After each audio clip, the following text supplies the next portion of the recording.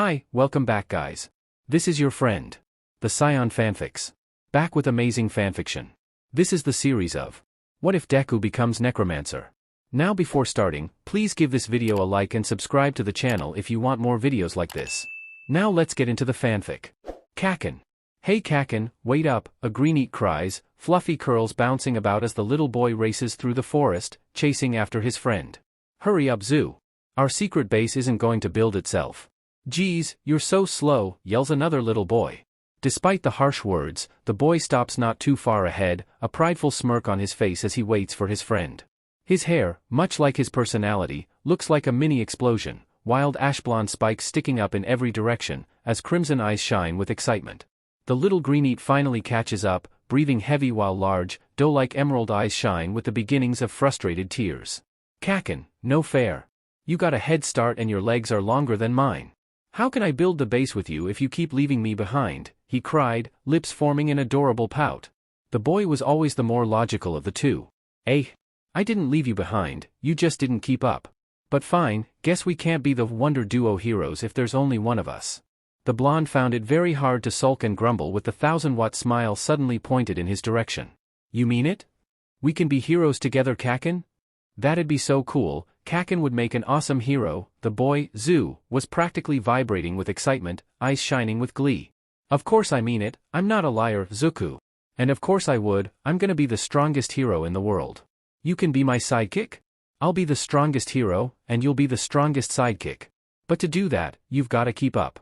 So you've got to get stronger and faster so that you don't get left behind. We'll be heroes together, pinky promise. Kaken boasts, holding out his pinky finger. Izuku reaches out, pinky extended, but then stops as something seems to pass through his mind, making him frown. Kaken was about to say something, but suddenly the look was gone, replaced with a look of fierce determination. Izuku quickly hooks his pinky around Kaken's. I promise. I'll get super strong and super fast, then we'll be heroes together, he says, 1000-watt smile back in place. Kaken grinned, grabbing Izuku's hand and taking off further into the woods, dragging the boy behind him as the two laughed. They continued running through the forest, gathering sticks, rocks, branches and leaves. They played and built their base for several hours, never once getting lost. As soon as the sun started to set indicating roughly 5 o'clock, the boys ran home. Bye Zoo, see you tomorrow. Bye Kaken. The two ran home. Kaken, or Katsuki Bakugo, arriving to the smell of warm, spicy curry and the sound of his mother's loud complaints over his constant need to slam doors and his father chuckling while he talks mile a minute about the day's adventures. While Izuku, or Izuku Midoriya, arrives home to a dimly lit house, 2 pairs of shoes in the entranceway, and a cold piece of toast on the dinner table. He remains silent as can be, quietly taking off his shoes and backpack, then sneaking behind the couch to his room with his piece of toast. He tries not to breathe in the smell of alcohol, smoke and ash. He ignores the tension only he ever feels in the house and his hammering heart, simply sitting down at his desk.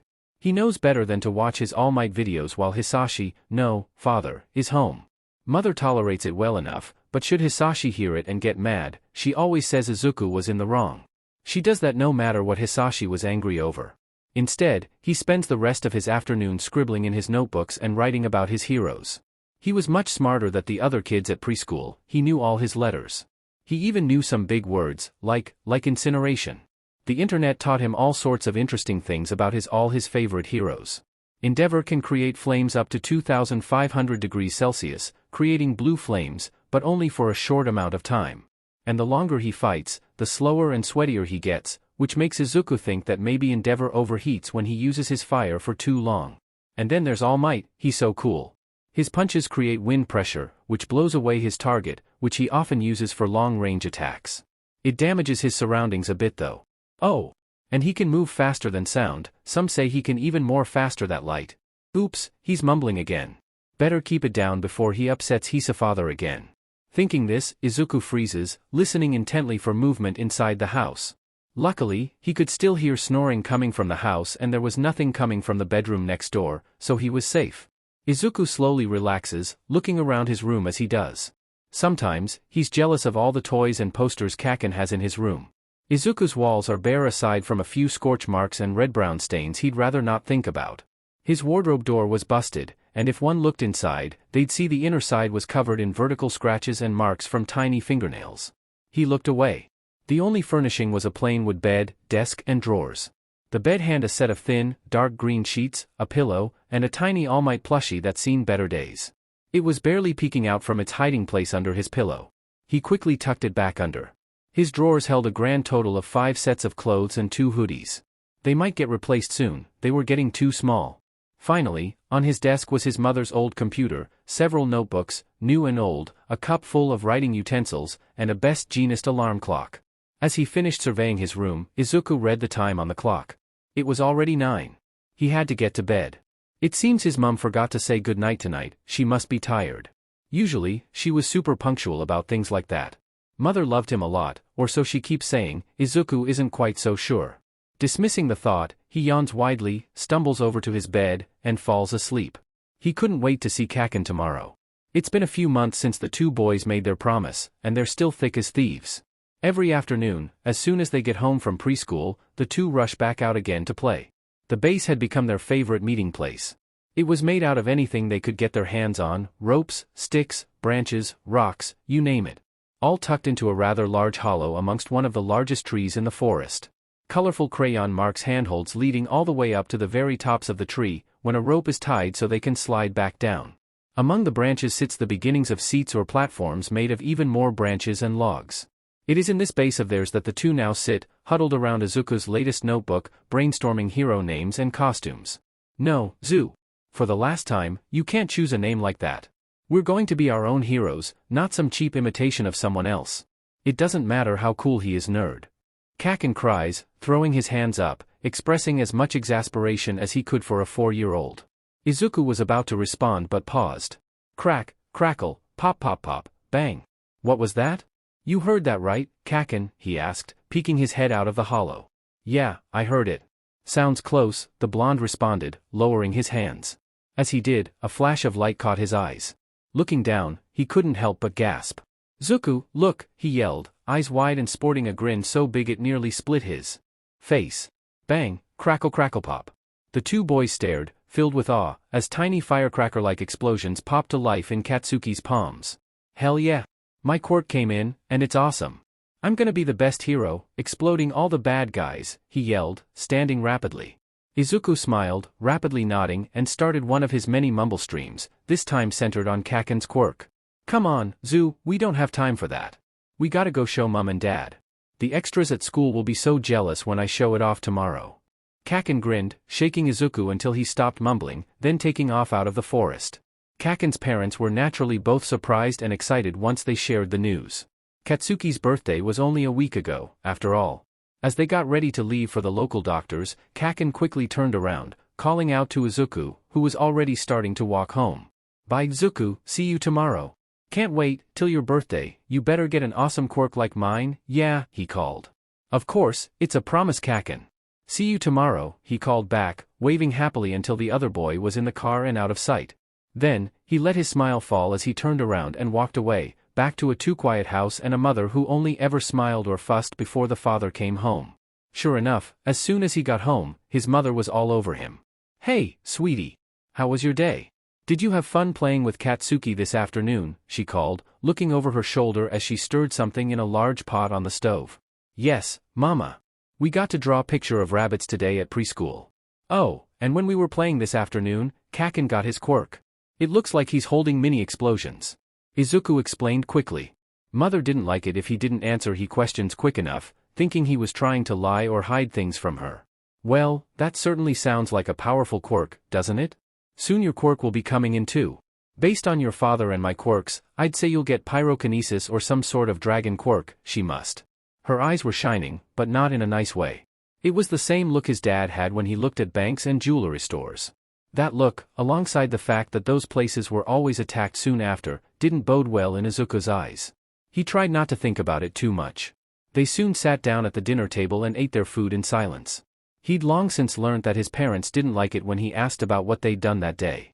Not long later, Hisashi came home, covered in soot and dressing in his usual black, armored-looking clothes. He had a sack of something in his hand and looked rather pleased with himself. Izuku decided to make himself scarce, but his mother decided then was the moment to mention Kaken's quirk coming in. Explosions, eh? Not too shabby. Too bad the annoying little runt wants to be a hero, I could make use of a quirk like that. No matter, I'm sure Izuku here is bound to end up with something strong, then we can finally make him pull his weight in the family business, he grinned, turning towards Izuku as he dropped the sack. A large pile of cash poured out as it fell over. Quite the haul you got this time, honey, Inko said, smiling as she approached the bag. No. I'm not going to be a villain like you, I'm going to be a hero. One that saves people, like the ones you keep hurting. Izuku cried, trying his hardest to stand tall, even though he knew what was coming. Hisashi snarled, a deep, menacing sound no human could create, not naturally, anyway. Inko frowned. As Hisashi stalked forward, throat beginning to glow, Inko spoke. Now, Izuku, you know better than to disobey your father like that. I haven't gone to all this effort caring for and raising my appealing son, just for him to turn his back on me and refuse to pull his weight, she scolded. Hisashi pounced, Inko turning away and heading to the couch, hoping to ignore the whole mess.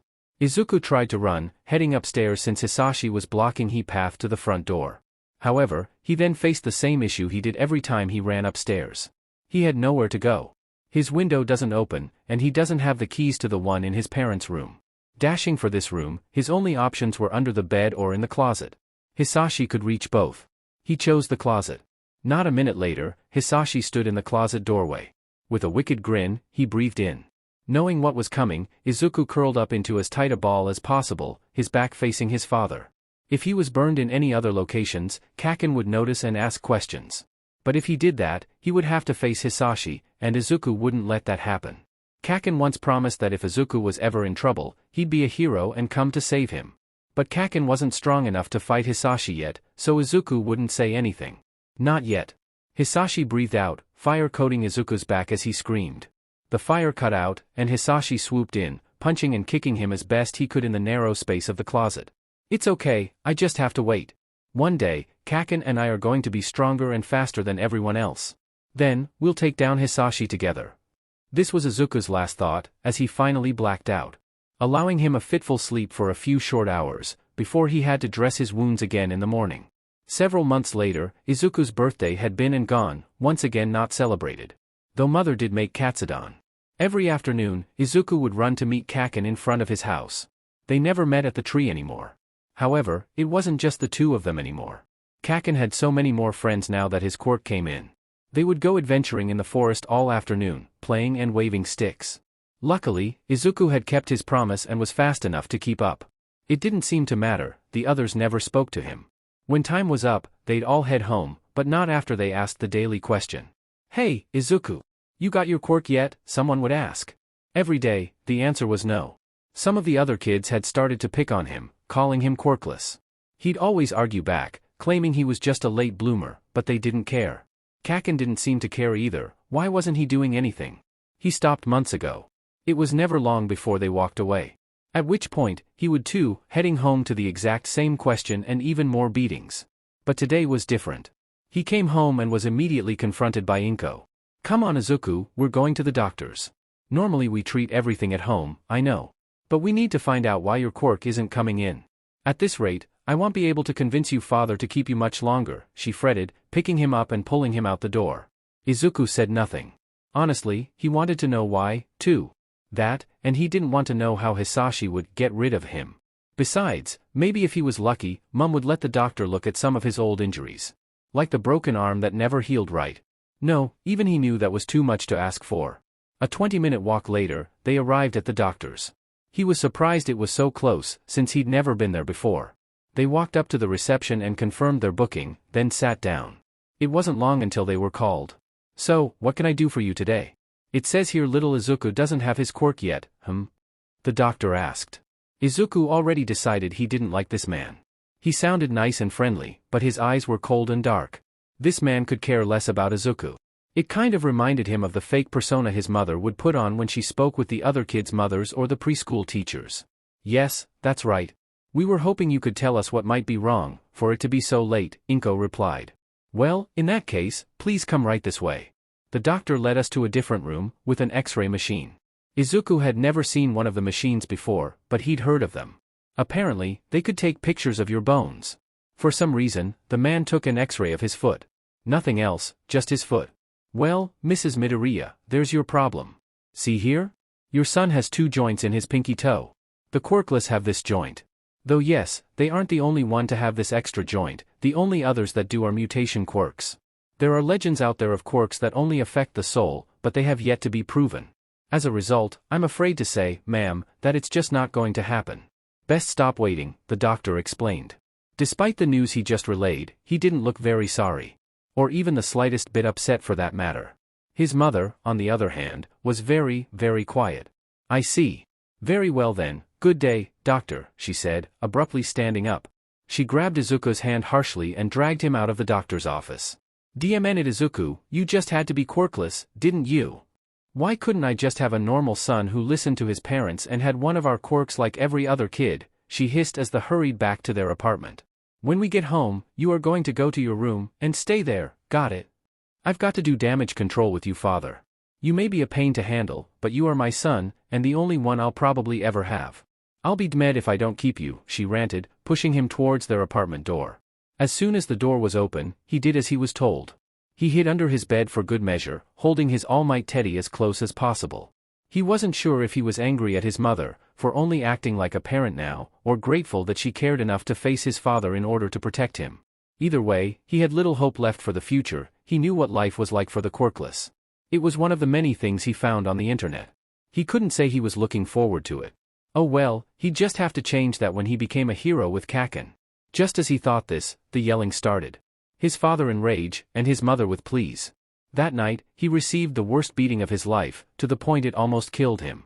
Not that he could remember much of it, he dissociated by then. However, it seemed his mother's pleas weren't entirely unheard, and the burn on her arm not entirely for nothing. He lived after all. It was 3 weeks before they deemed him well enough to go to school. As it turned out, the entire apartment complex was under Hisashi's control, and Mr. Noboru had a healing quirk, though not a gentle one. When he finally got to preschool again, everyone had a lot of questions. He gave them the same story mother gave him. He got a very bad case of influenza and had to stay at the hospital. The other kids didn't know what influenza was either, so they lost interest pretty quickly. Kaken didn't, though. He knew Izuku was lying, if the frown on his face was anything to go off. However, it seemed he had something else he wanted to ask. Hey Izuku, you got your quirk yet, or not? I'm starting to think it'll never show up, he asked. When did he stop calling him Zuku? That's because it's not, Kaken. The doctor said I'm quirkless. But that doesn't matter, I'll just have to get even stronger. Stronger than all the other kids with quirks, he replied quietly, so only Kaken would hear. But Kaken didn't look happy to hear that, in fact he looked furious. What? Quirkless? Stupid, you were supposed to get a quirk. The quirkless can't be heroes, they're too weak, he yelled, not caring that everyone else heard him. Explosions crackled in his palm. But Izuku reached out to him, but didn't get to finish his sentence. Kaken pushed him, explosions still going, causing Izuku to yelp and fall over, his shirt singed with small, star-shaped holes peeking through to burnt skin bellow. There was silence. Both boys stared at each other with wide eyes, Izuku's already filling with tears. Kaken looked shocked and slightly guilty, but didn't say anything. He was never good at apologizing, but he never needed to be with Izuku around. Suddenly, there was a sound. Someone laughed. Then another, and another. The kids in the classroom were all laughing at Izuku. They started cheering for Kaken, saying he was right that Izuku was weak, calling him names. The teacher walked over, hopefully to stop the children. But instead, Now, Katsuki. You know better than to hit the other children. Besides, Izuku doesn't have a quirk to protect himself like the other kids do, you need to be gentle. What if you hurt him, she scolded. Izuku knew better, though. That was nothing but another set of insults, not to mention that fact that he was hurt, burned, even. But she made no move to help him. Kaken knew this too. But, if the teachers were saying it, and all the other kids were saying it, then it had to be true. Right? So why did it feel so wrong? Did being quirkless change things? That had to be it. That was why everyone was different all of a sudden. It was all Izuku's fault. Kaken continued to reason with himself, never doubting the adults. He was still learning, after all. He ignored the part of himself screaming that this was wrong. That Izuku was his friend. He frowned and turned away, stalking back off towards the play area. All the while, Izuku sat there, watching him leave. Unlike Kaken, he knew adults could be wrong, but at that time, he truly had no idea what was going through Kaken's head. This wasn't the boy he knew. Kaken? You're still coming to save me, right? By the time Izuku was 5 and a half, he didn't have a single friend. Kaken was the worst of them all. His once friend now called him useless, or Deku, and used him as quirk practice with the other kids. The teachers had long since stopped pretending to care, letting them do as they pleased. He was almost always left out of the class activities. Part of him hoped things would be different next year, going into primary school, but he'd mostly given up at this point. He'd realized quite quickly, though life and the internet, that general social conventions and niceties didn't apply to the quirkless. They couldn't even go to most high schools and universities, let alone get a job. There'd never been a quirkless hero, either. Not surprising considering most didn't live to 18. That didn't matter though. He'd just have to be the first. Perhaps he could be one of those few heroes that would actually help people like him. Not that he'd ever met one, but he'd read about them before. Despite the best efforts of those around him, especially his parents, Izuku never gave up on his dream to be a hero, or his hero worship for that matter. As he started to spend more and more time alone in his room, he wrote more and more analysis in his notebooks, slowly but surely improving it until it was longer and more detailed than any that he read online. Which were wrote by professionals, but he doesn't know that yet. Quirk, personality, fighting style, strengths, weaknesses, support gear and theories, he wrote it all. He even listed ways he might combat a quirk like theirs. He knew that most kids his age weren't able to do this, that they hadn't even learnt most of the letters he was using, but he didn't care. People had always said he was weird for one reason or another. This was just one of the few that were actually weird.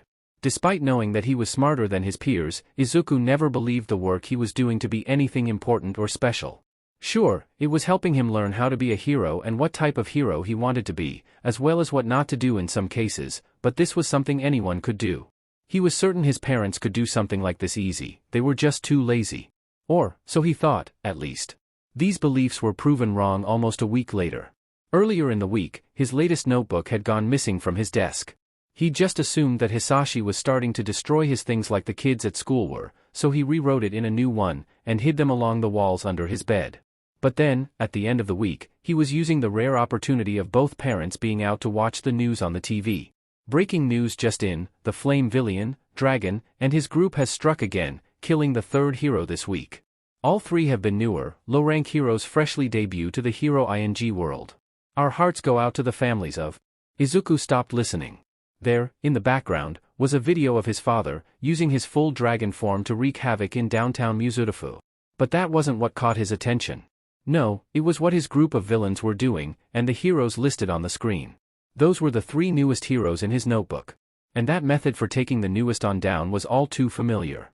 Suddenly, he had a feeling he knew where his notebook went. Quick as he could, he ran upstairs to his parents' room, straight to his father's bedside. Sure enough, there it was. Hisashi clearly thought him too cowardly to enter their bedroom. Obviously he'd forgotten just how stubborn Izuku could be. As quickly and tensely as possible, Izuku swiped the notebook off the desk, knowing full well he was going to pay for this later. Tears streamed down his face as he bolted back to his room. This was all his fault. His stupid notebooks got his heroes killed.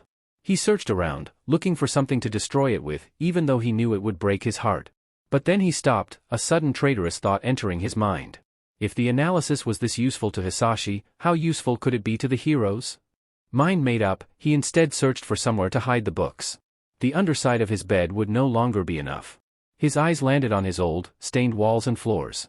His wooden floors and walls. Glancing at the time, he realized he had roughly half an hour to do what he needed to before his parents came home with their spoils. Continuing at his previous breakneck pace, he ran back downstairs and found their old hammer, sitting on the TV cabinet. Grabbing it, he returned to his room, using it to pry up the looser boards in the walls and floor. He then stuffed his notebooks in them, with the older and less useful ones in the easier-to-access ones. The more important ones went in the spots he made behind his desk and bed. Then with the little time he had left, he made a few more for future notebooks, then nailed all the boards back. As he finally sat back down, his time at his desk, pretending to study, he heard the front door open.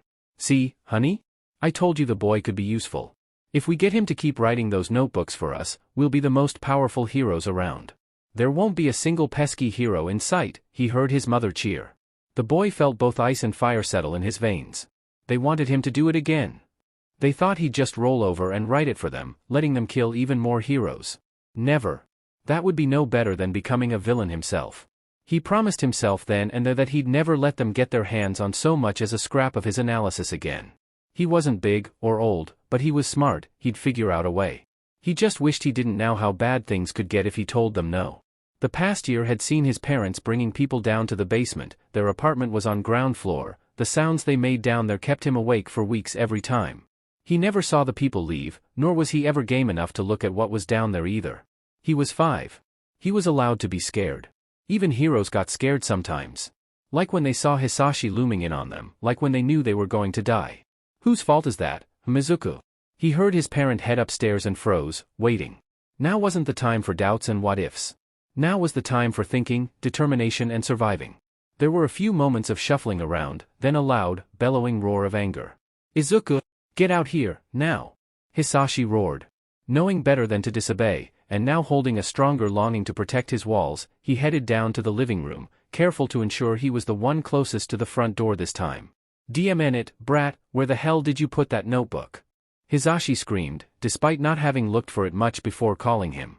As he said this, he stalked forward, lifting Izuku by his shirt collar. Dark, almost black scales started appearing on his neck and throat, irises becoming hot coals, with slit pupils. Izuku hadn't seen him this made since he first fought back about being a villain. Stealing his nerves and filling his face with stubborn determination greater than any 5-year-old should hold, Izuku lied, and lied well. For the first time in his life. They're gone. Every single one. You do leave a lot of lighters around, after all, Hisashi, he claimed, tone laced with bitter vitriol. To think, just this morning, he wouldn't have dared to so much as look his father in the eye. You what? You DMN brat. Those were useful, one of the only DMN useful thing about you. I'm gonna, Hisashi screamed, scales spreading and throat glowing. There was smoke leaving his mouth now. Now hold on, Hisashi. I know you're angry, furious even, and so am I. But if you kill him, there will be no chance of getting any of that analysis back. Unless you have some other analyst of his caliber we can use? Besides, he's 5, I'm sure we can. Persuade him. Our methods have always worked well before, haven't they? We just need to be a bit rougher than we used to be, that's all, Inko soothed. Though, soothe may not be the right word, considering the maniac grin now on Hisashi's face. How Izuku wished he didn't know what they were talking about. Izuku finally started struggling, trying to get out of his father's grip. He even tried biting him, not that it worked, his scales had covered his hands by that point. In the end, all he could do was whimper as he was carried towards the stairs, then thrown down the opened hatch to the basement. The basement smelt horrible, like iron and rotting meat. There were chains attached to every wall. Weapons, WHPs and tools hung above them. There were 2 metal beds, chairs? Sat in the middle of the room, the kind you see in horror movies. Even worse than that, though, was the blood. It coated every surface, every blade, he could even feel it in the air. And, apparently, the last guy never left the basement, if the skeleton in the corner was anything to go by. That must have been where the rot came from. It always felt strange to the young boy, being so weirdly calm over things like this on the inside, while having one of the worst panic attacks in his life on the outside. Alright then, brat. Where should we start first? Hisashi laughed, a mad glint in his eyes as he grabbed one of the cuffs. Sorry sweetie, Mama doesn't want to hurt you, but you need to learn to behave, Inko claimed, walking towards one of the chair tables. The next week for Izuku was nothing short of hell, filled with blood, pain and fear. The air rung with the sound of metal on flesh and screams. He quickly learnt that food wasn't to be trusted. He was quite certain it would have gone on for longer, had his school not finally decided to call about his absences. Weren't preschool teachers supposed to care more about their students? Their cute little 5-year-olds? Oh, that's right, he forgot. Things like that don't apply to Izuku. Not to the quirkless. There was one thing he could be proud of, though. After a week of that hell torture, it was literal torture, why don't you just give them what they want? He still hadn't said a word to them. Screaming didn't count. Now, though, he couldn't speak anyway. His voice was too hoarse from screaming. The 2 finally let him go the next morning, throwing him back upstairs to dress his own wounds. Whatever they'd fed him had worn off during the night.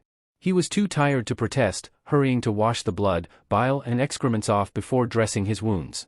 It was still far too early to go to school, but he just wanted to get as far away from that basement as possible. He put his preschool shirt and badge on, then rushed out the door. Once he was a few blocks away, he realized he had no idea what to do now. The sun was only just rising, so school hours were at least several hours away. Then, still on his path to school, he saw something. Oh my God, why didn't I think of this before? He rushed into the police station, quickly telling the officers everything he could. Really, he should have known better. As soon as the officer identified him, it was like all he could see was his quirkless status. You quirkless really are attention seekers, aren't you? How dare you try to claim such a thing of your parents? You're lucky to have any at all and a roof over your head, boy. If it was me, I'd have gotten rid of you immediately. Now get out of here, you disgusting null, go, he yelled, kicking him towards the door and knocking him over. Izuku looked around, hoping for another officer to help him. His eyes landed on what seemed to be the head of the station and froze. There, sitting around his neck, was something he'd hoped to never see on any law enforcer. It was a scale, so dark it was almost black. These people followed his father. That scale was proof of it. Every member had one. So, Izuku did the only thing he could. He turned around and ran. For the next few hours, Izuku wandered around the neighborhood, asking every hero he could find. But word travels fast around here, and almost all of them already knew he was quirkless or were told by passing citizens. None of them helped him. He knew there were heroes out there that didn't care about quirk status, but clearly there weren't enough of them. Not around here, at least. Nor were there any that cared about their responsibility as a hero enough to actually listen to what he was warning them about. The heroes from UA, or at least the ones that worked there, were said to be the kinds of hero that helped people like him. Yet, despite Muzutafu being practically on their doorstep, he hadn't seen a single one. There were rumors that they would start showing up in downtown to hunt for Hisashi, but he didn't know that area well enough to get there and back. Instead, he was forced to give up. Frustrated tears in his eyes, he finished his walk to the preschool, ignoring the pain that speared through him with every step. No one cares enough to ask him where he was this time. The only thing said was the teacher scolding him about missing so much school, claiming that he needed more time to learn things than his peers and should try harder. You'd think she hadn't seen his pages of perfect writing, far above the level of most middle schoolers. He could feel the angry glares of Kaken against the back of his head. He wasn't sure what he was angry about this time, but he honestly didn't have the energy to care anymore. Kaken had been mean lately. In fact, everyone had been mean for the last year. Why should he care if they glared at him? At least, that's how he wanted to feel, but he didn't think he could ever ignore Kaken. It had been a year and he still hadn't given up on him after all.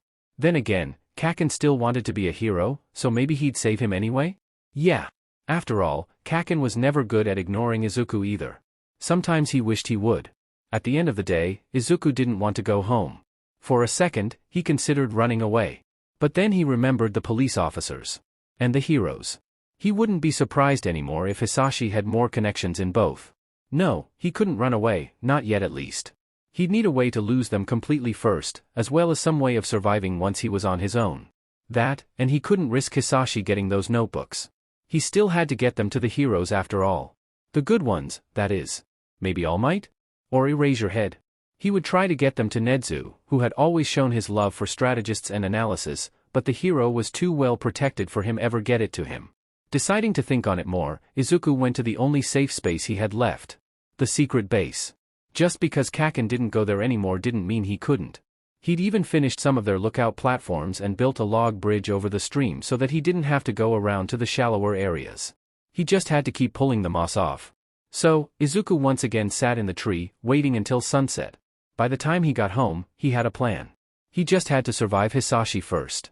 No doubt the police officer has already told him what he tried to do. But hey, what more could they do? It's not like they could kill him, after all. The next day, as soon as Hisashi was gone, he approached his mother. If he wanted his plan to work, it had to be his mother he asked, not Hisashi. The man would say no before he even opened his mouth. Hey mum? Yes, what is it, honey, she asked, looking up from her book. Since I'm ahead of my peers and studying ahead on my own anyway, could we sign me up for online classes for the weekends or after school? I don't have much to do other than read the news in my room, he pleaded, using his big round eyes to his advantage. Inko always jumped at the chance to do motherly things for him, and this was no exception. I suppose it couldn't hurt. It'd be quite beneficial to get you smarter after all. Not like you'd ever be strong, so. Very well. I will sign you up for one of those open study courses. The ones that let you study whatever you want. However, at least some of them need to be in analysis or quirk sciences, since we want that analysis as good as it'll get, she concluded, after what appeared to be much consideration. Honestly, the muttering thing wasn't just an Izuku thing, it seemed to be a Midoriya trait. He wisely kept his mouth shut about the analysis. Comment. He wanted to study topics like that anyway, so what did it matter why she let him study them? Okay, thank you mum. I'll start looking for one now, so you don't have to do the work, he claimed, running up the stairs. Truthfully, he already had one picked out, but that would seem suspicious. Instead, he could compile a list of what classes he wanted to study. He quickly grabbed out a pen and paper. First, there were the analysis courses. Analysis and strategies. Quirk science. Quirk history. Quirk biology, and prerequisites. The quirk biology would have to be last, as it no doubt it would be the most difficult to learn with his current knowledge. Then were the personal courses. Coding and encryption. Hacking and computer protection. Why is that a course? It should be illegal. Support courses. He could only study 3 courses and once, so for now he'd go with analysis and strategies. Quirk history. Hacking and computer protection. Originally, he'd considered taking coding and encryption first, but realized that Hisashi would most likely start monitoring his computer once he learns to code. In which case he should take the hacking class first, so that he can protect his computer against their monitoring systems as well as protect his identity once he starts giving out his analysis. Quirk history required the least knowledge beforehand to complete of all the quirk courses. On the other hand, analysis and strategies needed a great deal more talent, while being only a single large course instead of a prerequisite or one of several branches. Once he had his list, he headed back downstairs to his mother, showing her the school he found. "That's my smart boy, finding a school in 10 minutes. It looks like the school can teach you a few illegal activities, too. Seems I may not have to teach you things like that after all," she praised, smiling happily. He tried not to listen to it too much, instead focusing on his goals. Them, alongside the acing from he wounds, made the task quite easy. The sign-up process was much quicker than he'd anticipated. Then again, he shouldn't have expected much from such an illegal site. The process and payment was done within half an hour, so he quickly thanked his mother and practically skipped up the stairs with a blinding grin. He couldn't wait to get started. His parents only persuaded him in the afternoons after preschool, so he had about half an hour to learn before leaving. Now that his mother had done her good deed for the day and Hisashi wasn't home, he didn't have to worry about anyone disturbing him for a while. So, logically, he started with the course that none of them wanted him to take, hacking. A few years have passed, and Izuku is now 7. By now, he is on to his final courses, support and quirk biology, which should be done by the end of the year. He now writes all his analysis in a code of his own making, and he upgraded his mother's computer ages ago. So now, his plan is almost complete.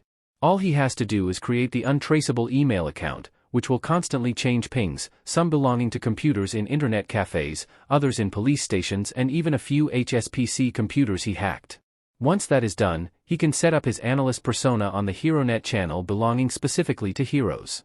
It took a lot of effort to get into said channel, and he only plans to use it to give his analysis to the heroes the analysis is on. Or, well, that was his intention. But, when he hacked those police computers, he may or may not have gotten access to their databases. And, well, if he happened to have analysis on the villains and cases they were working on, then what was the harm in giving that to them, too? And, done. HeroNet anonymous account created, untraceable email easily created. Now he just had to talk to the heroes. Talk to the heroes? Nope, nope, nope, nope. He couldn't do that. Even if they couldn't see him, they could still reply. Gosh, they would have so many questions, how would he answer them all? He'd have to lie to them. How do you even speak to heroes anyway? And he needed an analyst name. And then there's which hero to start with, mumble. Alright, nope. This isn't getting me anywhere, I need to calm down. People watching it is, he whispers. It's the weekend, and his parents were out for the day doing villainy things. So, he longs onto the security cameras in the city. Honestly, when he hacked them, he did so expecting to fail, but apparently their security is really weak. Once he did, he found that he quite enjoyed watching people do about their day and seeing what other kids his age get up to in their free time.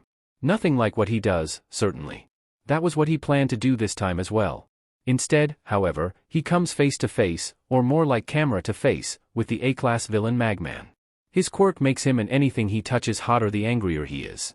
This wouldn't make him too dangerous if it were for the fact that if what he's touching touches something else while at the right anger level, it can spread to that object too. His max radius is half a kilometer, with temperatures reaching the melting point for concrete and steel. The man was radiating heat and heading towards Musutafo Hospital. CRP, he's got to warn someone. The heroes? No, he wants that to be an analyst persona, not an informant. Not that he couldn't do that, too, but it would probably be best to keep them separate. What could he do? The Hero Police Network. They had a network of comms connecting the heroes and police together throughout the city for easy communication and organization. He just needed to get into it. He still had that voice changer app in his phone, more like handheld supercomputer but details, from when he considered in-person analysis meetings, so he should be set there. 3 minutes later he was in. It was amazing what one could accomplish under stress. Now, who's on? It's 11 p.m. already, so it'll be all undergrounders? Eraserhead? Well DMN, he'll do, he muttered, connecting to the man's comms once he had his app running. Hey Eraserhead. I'm aware you have no idea who I am, but you could say I'm a new informant, he said. There was a growl on the other end of the line, surprise or anger he wasn't sure, but he didn't let the man say anything. I understand you may have questions, and I'll answer what I'm willing to later, but we don't have time for that. Magman's loose in Muzurufu, heading for the hospital. He's already hot enough that he's cracking glass and concrete, but not melting it. He rushes out, trying to give as much information as he can without rambling. Sheet. Fine, where? And how do you know where he is? Eraser asks, quickly realizing the situation and seeing no time for interrogations. Glad to see at least one hero has logic. He's 3 blocks west of the hospital, intersection of XXX and XXX Street. He's walking right in the middle of the road. As for how I'm tracking him, I've got him in the city cameras, but they aren't going to hold out for long before they short out. But I've got it covered. Idiot's got a heat-proof phone in his pocket. I'll track him with that, he explained. Where was all this attitude coming from all of a sudden? Oh well, too late now. Got it, on my way. Anyone else on their way? Everyone else is too far to see him, so no, but I'm patching them in as we speak. He hears a grunt from the other end, which he takes as agreement, as well as the sound of running. Okay, here goes. Hello undergrounders and policemen. This is the newest informant. I'm patching you in with Eraserhead, Hero ID XXXXXXXXX, who's about to engage Magman, villain rank A. The villain is eastbound to Muzurufu Hospital, current location approximately 65, XXXXX Street, he rattles off. He hears a cacophony of noise over the line as he instantly gets bombarded with questions and affirmatives. None particularly aggressive, but more wary. The underground hero world is a cautious and dangerous one, where information is one of the most valuable resources. No one wants to get on his bad side, but they don't exactly trust him either. Enough. They have promised to answer questions once the event is over, but as of right now, we have a job to do. Informant, update. Eraser snaps. Instantly, the rest of the line goes silent, the hero's clearly ashamed. Right, he's approaching the end of the block now, but he's slowed. Let me get some cameras on him, DMN. Eraser, you'll need to roof hop, proceed with caution. He's melted the road, slowing his progress but also putting the structural integrity of the surrounding buildings at risk, he warned, getting a round of swearing from the other line. Aside from the man himself, I see no civilians out whatsoever. He's mainly passing office buildings at the moment, but his range is increasing. There's a retirement home coming up, looking at roughly 100 residents. We need evacuation procedures, quick, he continued. The heroes quickly started forming groups and plans based on locations and specialties, while the police scrambled in the background, shouting orders while sirens blared. This is Eraserhead, target located. Preparing to engage. Good. According to the current water pressure in the underground pipes, the fire hydrants should have enough for you to make a safe path to land. There should be one to his left. Proceed with caution. The objects he heats take the normal time to cool even after the quirk is deactivated, however he cannot reheat something after it's cooled for 5 hours, he explains. There's shocked silence on the other side of the line. How do you know that? You know what, never mind, I don't want to know. It's the only bet I've got, so I'll take it, Eraser states. Now isn't that a shock? Izuku can't help but be filled with pride. In less than 15 minutes, he's assisted in the arrest of an A-rank villain and gained enough trust with the #1 underground hero for him to follow orders in a life-threatening situation. As he realizes this, there's a loud clang over the line and his compute pops up from an alert in the city's water system about a leak. Eraser must have had to break the fire hydrant from afar to get it going. A few seconds later sounds of fighting start up from across the line, the few cameras outside of Magman's range showing that the red glow surrounding him had stopped, with the objects slowly showing signs of cooling. In the background of the fight, fire engines could be heard approaching. The sound of fighting stopped. This is Eraserhead reporting, Magman has been captured. Retrieval is required. There were cheers and affirmatives around, but suddenly Eraser sighed. Of both the villain and me. It seems I don't have a way to get back up the way I came, he admitted. Was he imagining the embarrassment in his voice? Affirmative, Erasure. We'll see you soon, a policeman he hadn't met replied, mirth in his voice. Come to think of it, this isn't his area of Muzurufu, they aren't from his police station. Maybe he could trust these ones? He'll see. This is Nightmare reporting. We were just finishing the evacuation when you finished Erasure. We are beginning the process of returning the civilians now. The heat wave came close, but in the end it didn't enter the residential district. Over. Good, so the night was over then. Now, informant, I do believe you promised us answers, Eraserhead stated, a grin in his voice. Oh, maybe not then. He sighed, all right then. What are your questions? First, what is your name and pronouns? Eraser asked. Well, that was nice of him, though it's obvious he won't give his real name. Hermes. He him. As in the Greek messenger god? Interesting. How did you get a hold of all this information and contact us? Now, Eraser, you know an informant never reveals how they get their information, Izuku laughed. Eraser clicked his teeth in frustration as the other heroes laughed. Who do you mainly intend to work for, and will you charge for your information? Oh, now that was interesting. He definitely won't be working with villains, that's for sure, but the citizens who find him? No, too risky. On the other hand, payment does sound nice. If he gets the chance to escape, it'd be good to do so with a full wallet. If Kaken doesn't come to save him. But he doesn't want to charge his heroes for saving people. Maybe only when they ask him to look into things? Yeah, that sounds good. Hermes? Eraser prompts. Ah. Sorry, Erasure, just thinking. I only intend to work for heroes and police at the moment. Maybe vigilantes if they find me. As well as a certain someone I'll point your way later. No villains and civilians for me, so you don't need to worry about that. As for payment, I will only ask for payment for information if I am asked to find it, with the price based of the time and danger level of the information.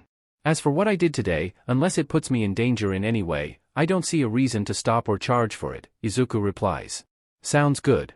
How do we contact you, and who exactly are you sending my way? I don't exactly enjoy disruptions, he questions. Eraser, you wound me. As if I'd ever send a disruption your way, he claimed in mock offense, the heroes in the background laughing. Eraser just let loose a long, loud sigh, expressing just how done he was with the conversation. But, to answer your questions, you'll see when they contact you. Feel free to pass the contact info to whoever you deem trustworthy. From what I can tell, you're a hero I can trust. Now, if that's all, good night, Eraser, bye, he continues in a rather jovial tone, hanging up before he can respond. On the other end of the line, Eraserhead just sighs, tilting his head to the sky dramatically. The detective that came to pick him up just laughs. He's quite the character, isn't he, Erasure? The other heroes were all laughing across the line, slowly hanging up one by one. Tsukachi, the hero greeted. The man was dressed in a long, light brown coat and matching hat. The former of which he took with him everywhere. Aside from this, the man was rather plain looking. Plain brown hair and eyes, roughly the same height as Eraser when he stood up straight. Come on, let's get you back to base so you can report. The two head off to the police car, ready to continue the rest of their long night. Meanwhile, a small, heavily scarred green child lay in bed, squealing in delight at the thought of the night he just had. Any and all thoughts of tomorrow's pain well and truly gone from his mind. The next day was the last day of the weekend. Izuku wasn't so fortunate this time around, and his parents were home. They were rather angry about something, too. As such, the poor boy didn't get back from their persuasion until very late that night. By the time he had the energy to move, let alone dress his wounds, it was technically 5 minutes into morning. Mr. Noboru had only healed enough for him to physically attend school a few hours from now, an activity he wasn't looking forward to. Despite the pain and struggle, Izuku refused to go straight to bed, even after patching himself up. He'd promised Eraserhead he'd contact him, after all. He quickly logged onto his computer and connected to HeroNet, making sure it didn't register to Hisashi's tech expert. At Eraserhead, ID no. XXXXXXXXX. Hey Eraserhead. So, to make things sort, a certain little messenger friend of mine decided to point me your way as a place to start off, so here I am.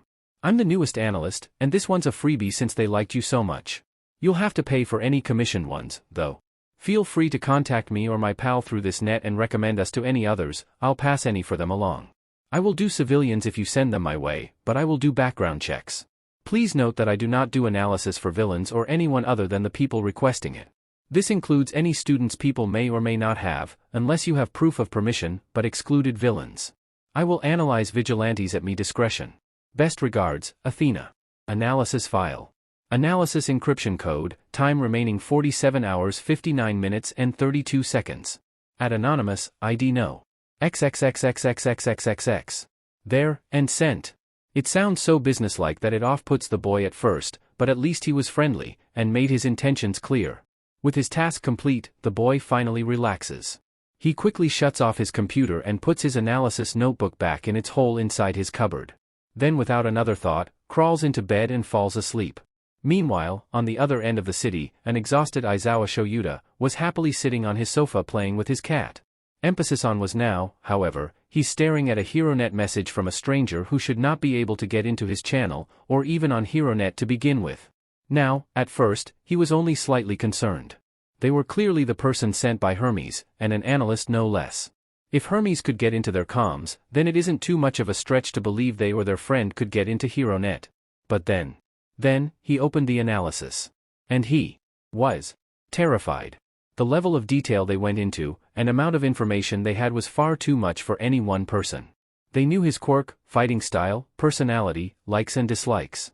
Even his other job. He knew much more than just Shuta's hero persona, he knew it all. If Hermes had this much information, and a mind like this had access to it, the two were dangerous on a whole other level. Suddenly, he was glad the two were on their side. Not one to disregard potent analysis of any kind, he had another read. Author's note: to skip the lengthy analysis, go to next bold writing. Eraserhead, Hero ID XXXXXXXXX. Quirk, Erasure. This quirk is focused in the user's eyes, and is a site-based erasure class quirk. It has a minor side mutation that created an inverted gravitational field around his head, at its strongest around his eyes. The activation of the quirk results in a red glow, making the eyes themselves appear red. This is most likely due to his erasure taking the form of radiation projected and controlled from his eyes. The radiation waves are inside that of light wave ranges and thus creates the red glow seen when using one's quirk. The quirk is unable to erase physical mutations or target more than one person at a time. If used against clone quirks, the clone will be unable to use their quirk, but will continue to remain until the original user is hit by erasure. The erasure quirk is not permanent, with the effects only lasting as long as the target is exposed to the radiation. The quirk side effects appear to be dryness, strait, and sensitivity of the eyes, which after extended use can cause migraines. The gravity field mutation appears to be the quirk's defense mechanism against debris and small projectiles, preventing excess damage to the eyes. Fighting style. Eraserhead is a melee and mid-range ambush fighter. He specializes in stealth and quick takedowns, using a scarf-like capture weapon alongside a personalized mixed martial arts style. This style focuses on agility and speed rather than strength or brute force, relying on footwork and grappling techniques as well as strong kicks over a standard punch. The pro has shown, however, that this is merely a matter of preference in style rather than a necessity. He is, overall, a well-rounded fighter. Support gear. This hero's support gear consists of steel-toed, shock-absorbent combat boots that go halfway up his shins, reinforced gloves with strong grips, for grappling, climbing and parkour, a capture scarf, 1, and a pair of goggles, 2. Capture scarf. This scarf was designed by the hero himself, made of carbon fibers and thin strips of special metal alloys, carefully woven together. Because of both the weight and extreme flexibility of the scarf, he is the only known hero to successfully train with and use the scarf. An older hero, known as Lariat, did have a similar quirk to the capture item, but unlike Eraserhead, he had full control of the quirk and what it grabbed onto. As a result of the metals woven into the scarf, it is extremely strong and durable, as well as slash-resistant. However, these metals also make it dangerous to use around fires and electricity. This issue could easily be fixed by weaving it with insulative materials, however that would then mess with the weight and flow of the scarf. It is because of issues like this that I designed Insu paint. Note, Insu paint has the same insulative properties of the materials I originally used, but now works as an easily applicable paint or dye. Please also note that I have not yet attempted to change the color of Insu paint. Goggles. Due to my theories on the nature of Eraserhead's quirk, these goggles appear to be highly ineffective. The slits in the eyes are designed to allow erasure to work through the goggles as it does not work through standard glass. However, the thick bars of the goggles block large portions of his eyesight while doing nothing to protect his eyes that his gravitational field doesn't already do, as the material is not thick enough to stop bullets, one of the few projectiles fast enough to not be grabbed by his gravitational field. They also nothing in them to assist with the side effects of his quirk. A more effective counter to this is listed in the suggestions section. Personality. Eraserhead is a hero who strongly dislikes social situations. The combination of his underground hero work and job at UA allow him little time to sleep, which often leaves the man with little patience. This, alongside his antisocial behaviors, sarcastic humor and strict demeanor makes him come across as a rather hostile, untrustworthy character. However, the true nature of this hero is better seen through his actions than his words. It is through these actions, and rare words, that he has proven himself to be quite the kind and caring creature. His has a soft spot for children and teens, despite their often overwhelming abundance of energy. He has quite the fondness for cats and coffee, yet is also often seen eating sweets when his diet allows. The hero is often spotted in cat cafes or drinking jelly pouches on patrol. And finally, the man is known to be fiercely protective of his friends, to the point some say that he is overprotective. The hero's physical and mental health would no doubt improve if he took more time for himself to sleep. Even if that meant less personal time with his friends or sharing some of his workload. I would say to cut down his nighttime hours, but from my study of his character, I conclude that he'd probably never do so. Honestly, I don't believe his area would survive without him, either. Strengths. Eraserhead's strengths in a combat setting are his stealth, speed, and agility. Should the hero get the drop on someone, it is an almost guaranteed win for the man. This is especially true if the target is alone or in small groups. He often uses the target's over-reliance on their quirk to win the battle, with villains often floundering once it is erased.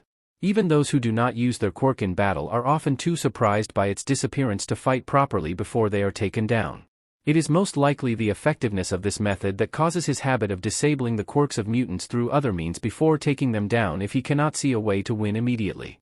Aside from this, the hero also has a great amount of maneuverability with his capture weapon, allowing him to easily scale buildings, even ones most other undergrounders would not be able to climb. The ability to rappel himself forward with it also gives him the upper hand in a chase. In a personal setting, Eraser's strengths lie in his strong set of morals and sense of justice, alongside his logical thinking. He is also said to be an excellent teacher. Once he finds someone worthy of teaching, that is.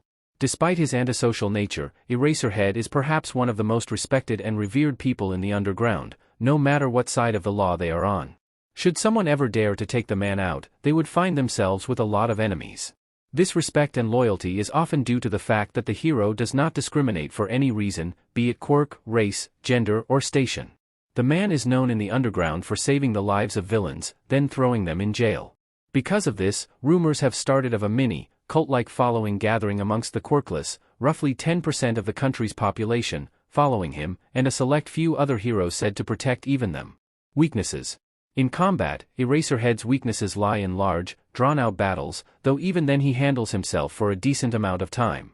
His scarf also currently makes electricity or fire dangerous for him to fight too close to, but emitters producing these effects would be useless against him.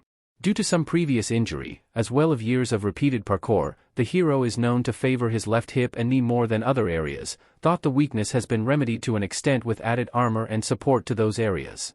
When it comes to his quirk, Eraserhead's greatest weakness is, in fact, a quirkless person. The quirkless are completely immune to his quirk, to the point of being unable to recognize his is using it on them without seeing his eyes.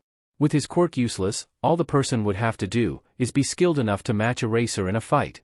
Sadly, such an event will most likely never come to pass, due to quirkless inability to find gyms that will teach them, alongside the fact that the quirkless population are too grateful to the hero to ever lay a hand on him.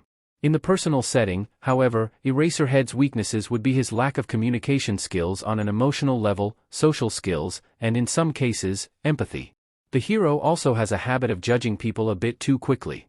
As a result, despite those who him always coming to like him, there aren't actually all that many that stick around to get to know him in the first place.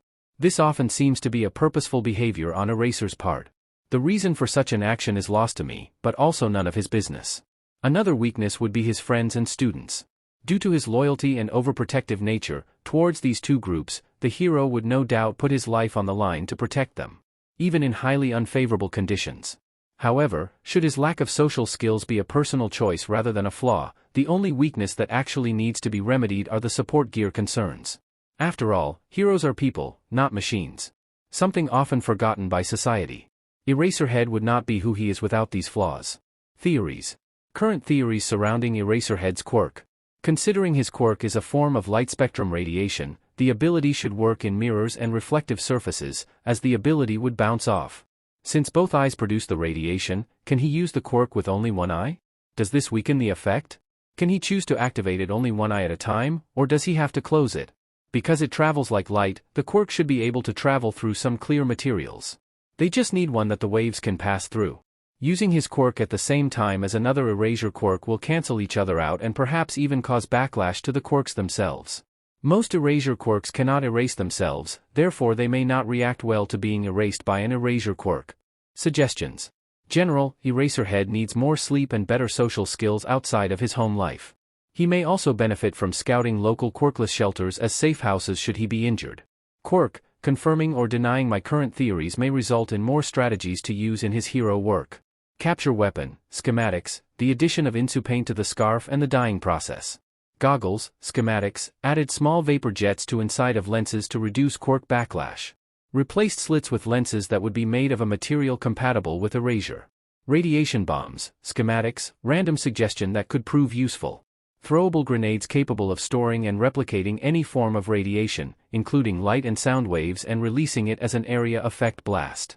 Note, end of analysis. Holly sheet. Who the hell did Hermes just send to him? Athena was starting to sound like a DMN good name for them. It seems he had something new to train for in the morning. Or, later in the morning that is. And what was that about the quirkless? Sounds like something to look into. As much as he dreads it, he's going to have to share this with Nezu, Nem, and Zashi in the morning, maybe a few others, too. Not too many, though. Athena's clearly decided to put a lot of trust in him to choose trustworthy people to hand analysis to. And with information like that, he can see why. But right now, that's a problem for future Shoyuta. He's too tired for this sheet right now. And with that thought, he promptly stands up, stumbles to his room and passes out on top of his bed. The next day, Shota tiredly stumbled into the staff room, chugging back the last of his coffee. The man took one last glance at the phone still sitting in his pocket before promptly collapsing face first into the staff room sofa. Was the night that bad, Shota?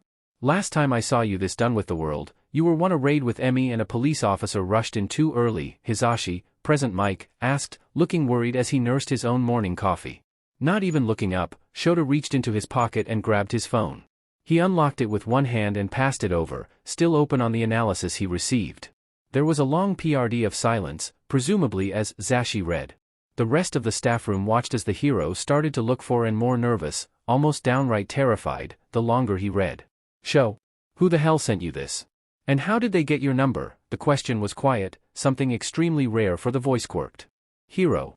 That caught everyone's attention, including Nezu's. Remember that new informant I told you about? The ones that got into our comms? Shoyuta said, in lieu of reply. Yeah, Hermes, right? The one that helped take down Magman. Well, this is the person he chose to send my way. They're an analyst that calls themselves Athena. It wasn't my number that got, Zashi. They sent me that to my HeroNet, and clearly have way more information than they should. They knew I work at UA, after all. And that I work as a heroics teacher, he explained. At this revelation, Nezu froze. So, someone got past my firewalls, huh? Impressive. Especially considering I have no knowledge of their entry. Shoyuta, if you could forward this Athena's message to me? Nezu asked, fur bristled. Sure, though I don't think we have too much to worry about. They've made it clear that they have no intention of working with villains. The two of them seem to trust me well enough, too. They entrusted me with sending trustworthy heroes their way, after all. Both for the analyst and the informant. They're on our side, seemingly willing to hand out some work for free, only charging for what is commissioned of them, he explained, forwarding the message to his boss. God, this is the most I've spoken to someone in months. I don't like it, the man thought. Interesting. Well, according to their message, it seems you are correct that they are on our side. Their offer to analyze our students is interesting, to say the least. What has caught my attention, however, is that they are in the HeroNet channel connecting us and our allies, yet seems to have only interacted with you. That, and the fact that I cannot find them, the rat explained with glee. After a few minutes of silence, there was a ping from the rat's pocket. Pulling out his phone, the rat's eyes widened at the message displayed. Not appreciated, Mr. Nezu. You may not have succeeded, but I would appreciate it if you didn't attempt to find me again. People remain anonymous for a reason, after all. Smiley face, Athena. Oh my, it seems Athena wasn't too happy with my curiosity. Seems I'll have to be more careful from now on, should I wish to keep such an individual on my side, the rat must. The rest of the staff shivered in fear. The rat's cyber defense system was one of the best in the world. And this person hacked into it in just a few minutes, just to send a message. So, now it's a matter of who do I send his contacts to? Shoyuta asks, sighing. Athena had made it sound like spreading their analysis was a harmless activity, and that they were the one at risk should he spread it. The work they have provided states otherwise. He instantly got a chorus of US from the rest of the staff. Well, that was obvious. But who outside of UA can we trust with analysis and information like theirs, he stated, rather exasperated. Himitaten, Night Eye, Edshot, Ryukyu, Gango Orca, Fat Gum, Best Jeanist and Mrs. Joke's agencies might do for now, Shoyuta. Mirko too, if you can. And only to the people themselves. They should be trustworthy enough to know not to spread this information, Nedzu suggested, turning back to his work. Following his lead, the rest of the staff started gathering their papers and resources for their first classes of the day. Shoyuta, not having a class this year, they ended up so small Vlad's class absorbed them, got straight to sending out the word. At Night Eye, Edshot, Mirko, plus 6 more. Eraserhead here. Sending out the contact for the newest analyst and informant. This contact was sent to you with the trust that it will not be shared without notifying me. Please note that they have ways of getting way too much information. Their analysis is the best I've ever seen. Do not PSS them off, they scare Nedzu and can get through his firewalls. You have been warned. They may send you random work for free, but commissions must be paid for. Current prices are unknown. Attached is their initial message minus the analysis. Attachment. Anonymous, ID XXXXXXXXX. From at Eraserhead, ID XXXXXXXXX. There, done. That should get the message across. He quickly sent the same to the UA staff, too lazy to change it. Now for Athena. At Anonymous. Your contact has been sent to the following heroes with the request not to share it, along with the message you initially sent me, minus the analysis. Night Eye. Edshot. Mirko. Fat Gum. Best Jeanist. Ryukyu. Ingenium. Mrs. Joke. Current UA staff. That is all. From at Eraserhead. With that task done, he gets up, grabs another coffee, and heads to his desk. Just because he doesn't have a class doesn't mean he doesn't have any other work to do. With a heavy sigh, he sits down and starts filling out the paperwork for the support upgrades Athena suggested. Meanwhile in Muzutafu, a little green-haired menace limps off to school for the day. Inwardly panicking about threatening Nedzu. Over the next several years, Athena and Hermes became more and more popular. The heroes were becoming stronger and stronger, while the police closed more and more cases. This had infuriated Izuku's parents. Hisashi at first believed that it was Izuku helping them, what with the first one Hermes took down, Magman, being someone that they were attempting to recruit, apparently. But Izuku was quick to point out that he had no way of contacting the heroes, nor would they care to pay attention to a 7-year-old child. The man was quick to drop the subject after that. At the same time, Izuku started analyzing Hisashi and his crew. They had flown through primary and most of middle school, now being almost 14. He'd realized a long time ago that his Kaken was gone and most likely wasn't going to come and save him. So, he decided he'd save himself. A group as large as Hisashi's would be dangerous to take down. For the area, the heroes and Izuku, so he was struggling to find someone who would survive the confrontation. Logically, he knew that UA would be able to take them down, but he had become attached to them over the years. Part of him believed that they were fond of him, too, especially Shoyuta, but that couldn't be right. No one liked Izuku. Anyway, he couldn't bother them like that, not with such a large risk of harm. That, and he'd rather not find out what their views on the young and quirkless were. He had a feeling that he already knew, but paranoia's a beach. So, he determined that he need to find a way out of their grasp first, then set the heroes on them. His plan was simple. Today, on his 14th birthday, he would pack his backpack. It was so reinforced and upgraded at this point that it doesn't really count, with the necessities and his notebooks, head to school, and just not return. Yes, today would be a monumental day for Izuku. For multiple reasons. You see, on their 14th birthday, every child gains their soul mark.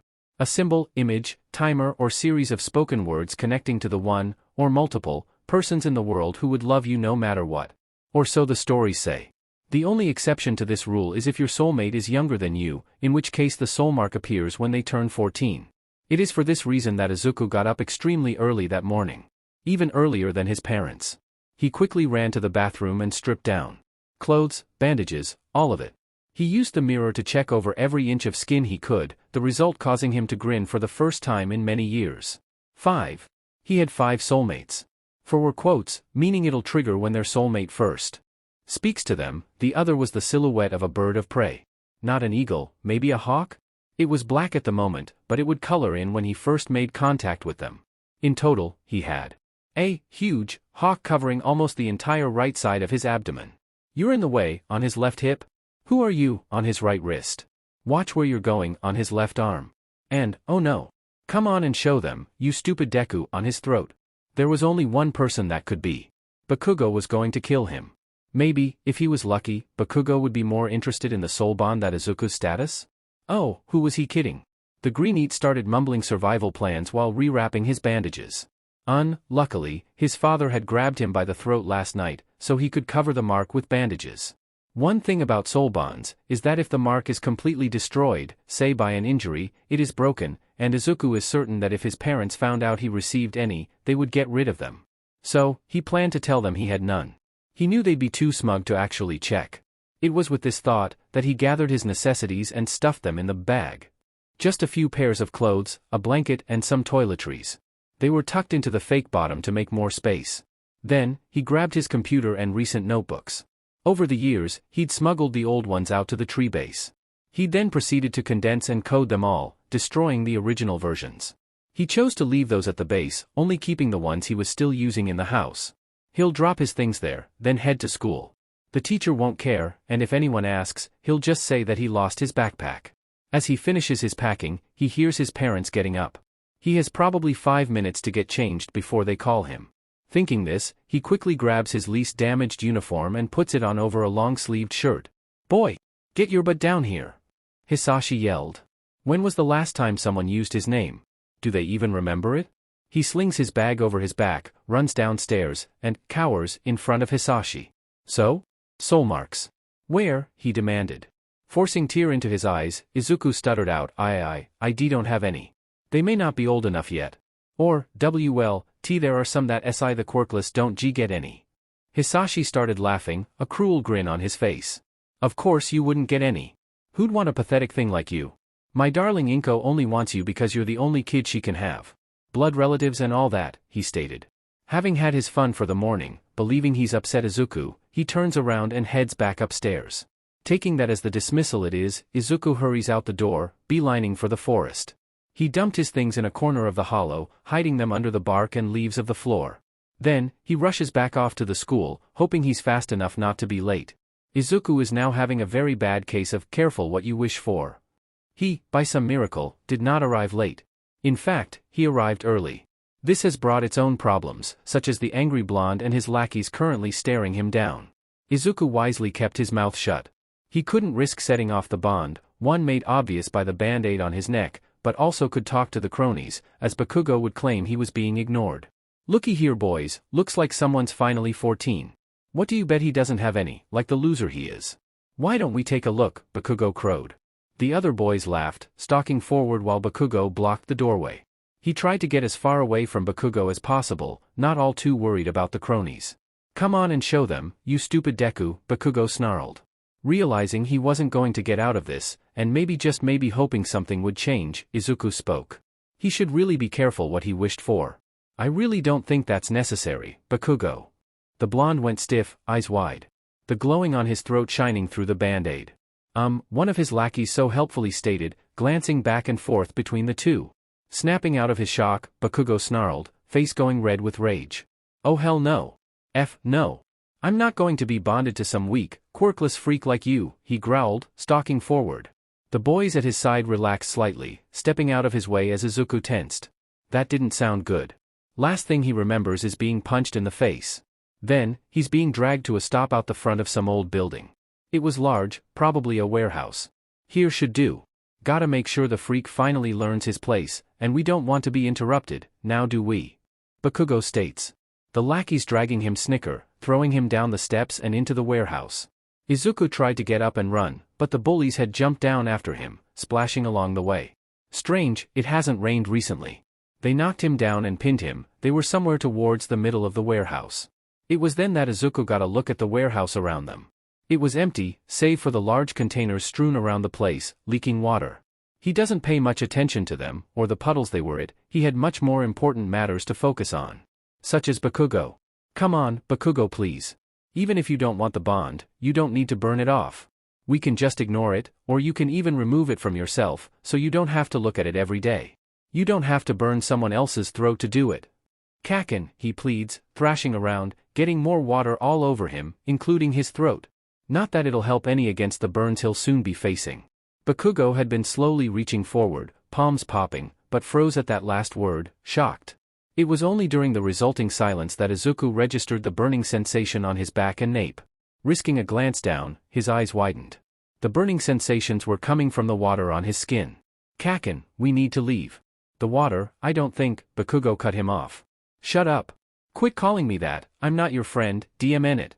Shut up, he snapped, bringing his arm down with a small explosion as his lackeys cheered. The water ignited, and Izuku screamed. The resulting burst of flames around him throwing the boys off. He could barely hear Bakugo swearing over his own screams.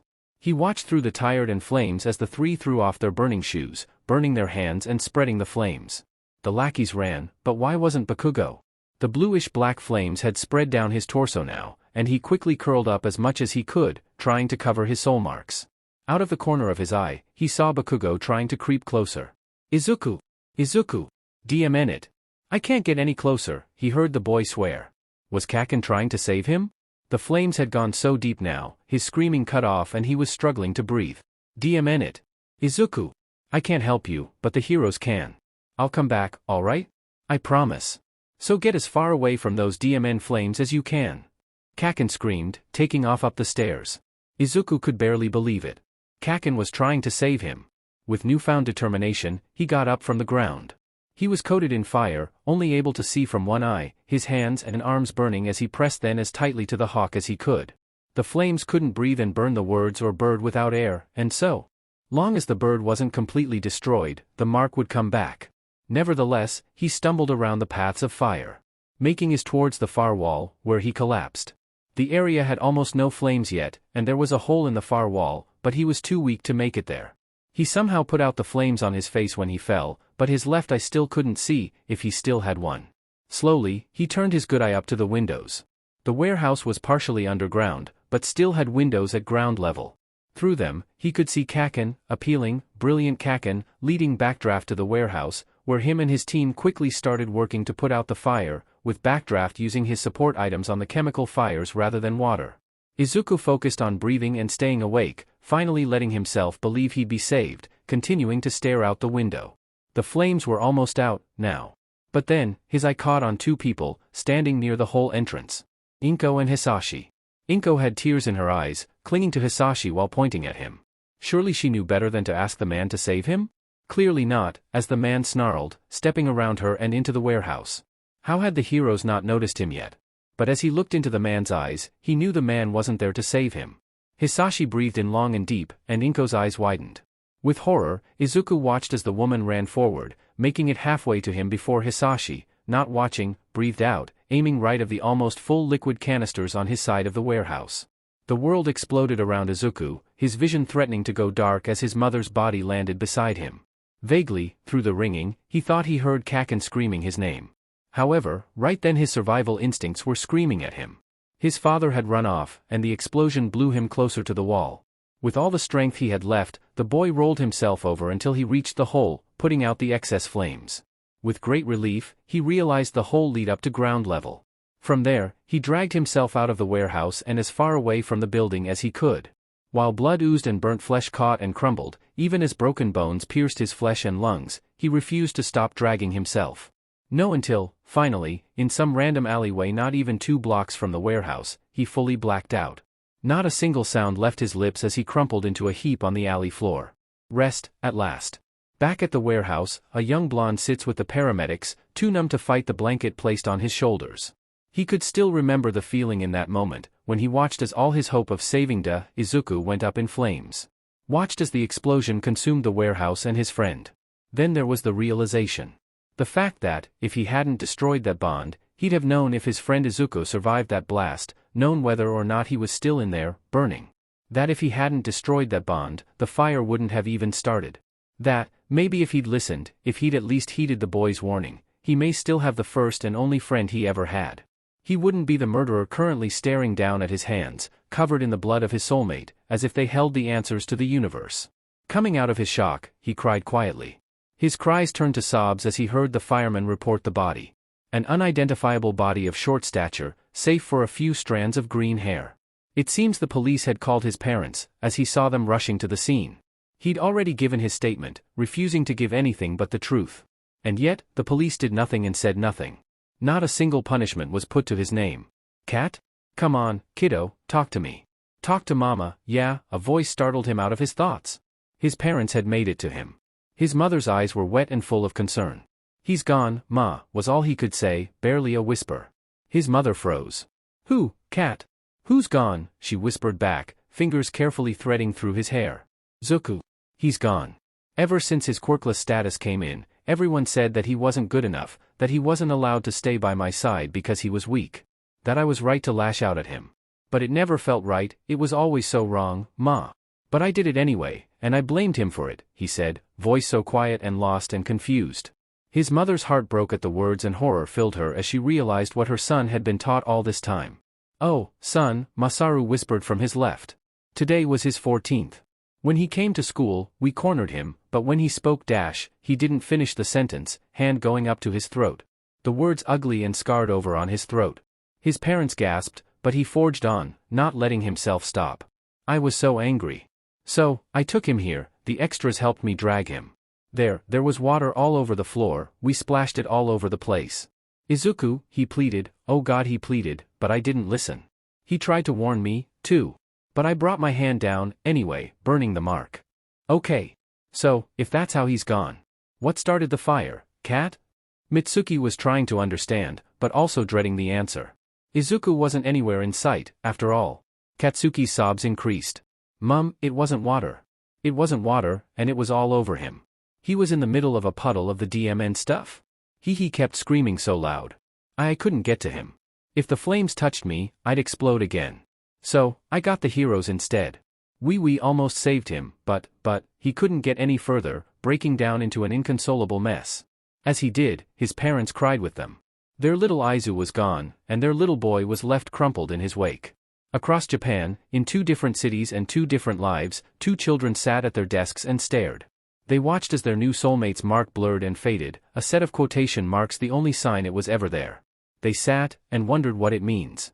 Over in UA, a tired hero feels his new soul mark itch and shift, but stubbornly refuses to look at it. Instead tugging down his sleeve. He doesn't need another soulmate, or his second one. His first was plenty, but he was dead. He refused to replace him. He was too afraid of losing another one. He wouldn't do that to them, either. In a completely different part of the country, a feathered young hero sat at home, watching with dread as all but the center of the wisp-like wings on his abdomen faded. He knew it would come back, but he worried for his soulmate's health. As well as his own once the commission no doubt sees it. According to them, soulmates are just an unnecessary distraction. Finally, back in a random alleyway, a stranger crouches, checking for a pulse and shouting orders to the group behind him. What on earth had happened to this person? There was more char than skin on this boy. But it wasn't too late yet. They could save him. Izuku sat, waiting in the darkness. He wasn't awake, that he was sure of. Something told him he wasn't dead either. Not yet at least. He sat there, staring into the distance. There, he could see a single, warm red light. Something in there was calling him, he could practically feel it standing there, reaching for him. And yet, no matter how hard he tried, he couldn't move from this spot. Whoever or whatever they were, he clearly wasn't meant to meet them yet, so he sat. And waited. When Izuku finally came to, it was to the sound of beeping and quiet murmurs. There was no light, but he could feel bandages wrapped around his head and face, so that made sense. There was also some sort of breathing apparatus on his face and throat. He left it be, with how strange and lacking those areas seemed to feel, he was content to let it do the job his body currently couldn't. The boy struggled to think straight. Not strange for him, considering what his parents often put in his food. No, what was strange was the fact that he couldn't feel any pain. Pain he should no doubt be feeling after the fire. Then again, that incredibly annoying beeping sounds like the machines from those medical shows. But if that were the case, he'd be in a hospital. Which is impossible, since he knows for a fact that the Muzurifu hospital doesn't accept quirkless patients. Or at least, they don't treat them, anyway. So that begs the question, where is he?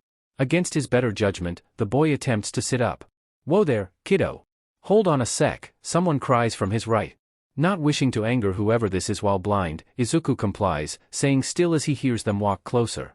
You're in no condition to be sitting up, young man. I know you just woke up, but we've barely finished healing your burns and replacing the muscles in the worse areas. Not to mention the surgery's wounds on your airways and surface areas that still need healing, the person, man? Scolded. A hand slowly guided him back down onto the bed. Now, as for where you are, you're in an underground clinic in Mizudafu. We found you all charred and horrible in an alleyway. Our healers have done what they can, but your injuries were severe. As for how long you've been here, it's been roughly 2 weeks. Do you want to hear your list of injuries or no? I won't sugarcoat it, just warning you. Tap once for yes, twice for no. Izuku was starting to get the feeling the man was used to things like this. That spiel was far too practiced. He tapped once with his left hand. The movement felt stiff and weak. Okay, well then, let's see. Almost your entire body is one big burn scar now. We're an underground, mostly illegal hospital-grade clinic, so we don't have access to fancy things like skin grafts. Even if we did, there wouldn't be enough for the damage you went through. We regrew the burn muscle fibers, but they're still weak, so you'll need physical therapy. The scar tissue will also need a few more treatments and therapy to prevent it from solidifying or tearing, which would prevent movement. You had several broken bones, too, some of which are still healing. We also took care of the old breaks that weren't treated properly. Now, onto the worst bits. Sorry kid, but we couldn't save your left eye or vocal cords. To be perfectly honest, there wasn't much left to save in the first place. You'll be glad you know, however, that the soul marks you were protecting did survive. Finally, there's your airways and mouth. The fire destroyed the airways in your throat, while the chemicals in the smoke and accompanying smoke inhalation did serious damage to your lungs. The chemicals in the smoke also corroded some of your tongue. We've done surgeries and healing on what was left of your airways and lungs. You'll live, but need to be on breathing assistance and feeding tubes for the rest of your life. He-Man sounded sadder and sadder the more he read. Presumably from his medical report. Sorry kid. Seems we'll need to arrange for someone to take care of you, he said. As he said all of this, Izuku's mind was racing. Honestly, he didn't expect to live in the first place. But now, the way he saw it, he had a chance. When he did his support courses, he was taught that medical support items were a thing, too. If someone could build themselves a new limb, then why couldn't he build himself a way to breathe? He quickly started tapping to the man, hoping he knew Morse code. Hold on, kid. I don't know what you're saying. But I might know someone who does. Hold on a sec, the man said, rushing off with a yell of, "Hey boss." A minute later, the sound of 2 sets of feet approached the bed. "Hey kid, I brought them. Be nice, they're the head of this clinic," he stated. Izuku really needed to learn his name. Quickly, Izuku started tapping out his question. Who knew Morse code could be so useful? I have an idea on how to fix my problem. I know a fair bit on how to make support technology. I could build something to help myself, but it need to see what exactly I need to fix. I was also hoping to know the state of my hands. The second person, male, but with a deeper voice, translated the message. The first man made a sound as if to protest but was cut off. Hold on now, Minato. We should at least hear him out. He wouldn't be the first genius I've met, the man chuckled. To answer your questions, yes, we can show you what has gone wrong and why, but your hands are in no state to be building anything yet, he continued. That's fine, I wasn't expecting to. I don't even have any materials. I was simply wondering if I could write and draw. This way I could at least get some schematics done. Interesting. Unfortunately, you cannot do so just yet. The scar tissue and new muscle fibers in your hands will need physiotherapy and treatment before you can move them properly. Especially if you want the fine motor control to create schematics. For now, I suggest following the treatment plan and letting everything heal more before you attempt such as task, the man explained. After a few seconds of sad silence, Izuku remembered to respond. Okay doctor. What do I need to do? And how am I to pay you? I don't believe any of my belongings were on my person. Even if they were, they all would have been burnt in the fire anyway, he tapped. For what you need to do, simply continue to follow the other doctor's advice and do any stretches given. As for payment, this item you plan to design sounds quite useful and a few of our machines need repairs. That should suffice. We aren't exactly worried about you skipping out on paying, we have a lot of connections as well as your identity and current appearance, the man stated. The doctor's warning was heard loud and clear. But Izuku had no reason to double-cross his saviors. In fact. Then allow me to add 2 connections to that list. Athena and Hermes, at your service, he tapped, hearing a sharp intake of breath from the doctors. The head doctor had been translating for Minato the whole time. And to think you were here the whole time, rumor has it the heroes of Japan have been looking for you. Ever since you dropped off the face of the earth a few weeks ago, the lead doctor chuckled. Izuku's eye went wide under his bandages. Oops. The rest of the night was filled with banter and checkups as he met the different staff of the underground clinic. A month of treatments and full-body therapy later, Izuku finally had a sketch of what he needed. For the airways, he had a throat piece that would funnel filtered air into them. This piece also had an inbuilt speaker. He intended to combine his voice changer app with one that translates Morse code and embed it into the speaker. It would run off a chargeable battery located in the face mask piece. The throat piece would be permanently affixed to Izuku, but he made sure to create a release mechanism in case it was ever damaged. For food and clean air, he had the mouthpiece. After confirming with Kotaro, the head doctor, he found that there were nutrient paste tubes available in certain marketplaces. So he designed a feeding system into the mouthpiece that would drain them and deposit it in his throat. There was also an air filtration system that connected to the throat piece, a charging dock, and the battery itself. Despite being called a mouthpiece, it also covered his nose, as the filtration system fed air through those airways as well. The speaker and mini-computer in the throat piece are also designed to warn Izuku when the filtration system needs cleaning. Because all of these functions need power from the battery, he has resolved to use the speaker function as little as possible. Dr. Kotaro seemed rather impressed with the throat piece, as it uses interlocking and overlapping sliding plates to keep the inner workings protected while still allowing full range of movement with his head and neck. His jaw couldn't move, but he didn't really have a reason to move it anymore, so he didn't care. Due to the lack of battery power, the masks would only last 12 hours, if he got the batteries he needed, so Izuku planned to have at least 2 of them, with one charging at all times. The masks could charge through USB and phone cables. Upon finishing the designs, the boy proudly showed them to the clinic staff. Everyone cheered, but couldn't help but notice that the boy seemed a little down. "What's the matter, kiddo?" one asked. "I made the design, but, well, I realized I have no way of gathering the materials. There's no point planning how to get them if I can't get out of bed to go get them," he tapped out. The staff all shared a look, seeming to come to a decision. "Well, who says you have to go get them? Go on, kid. You make a list of what you need and where to find them, and we'll go get them." "A friend of mine might just lend us the tools," Minato said, eyes full of determination. "Yeah, come on Izu. We'll get you back on your feet, just wait. That's what we doctors are for, right?" another spoke. Soon they were all smiling and voicing their agreement. Izuku looked at them all in wonder, filling with tears of joy. Who knew he'd ever have this much support? He didn't think it was possible.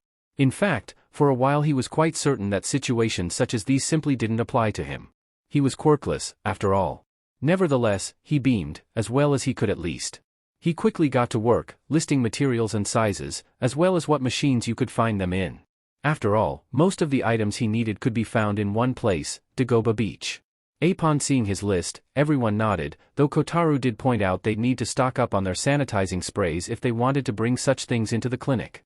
Minato had disappeared somewhere to call his friend about the tools. 2 weeks later, all the materials were gathered and a workspace had been cleared. It was now almost 2 months since the fire happened and Izuku was ready to build this item and be free. He'd missed the clinic, but he'd been trapped inside and wrapped in bandages for most of his life.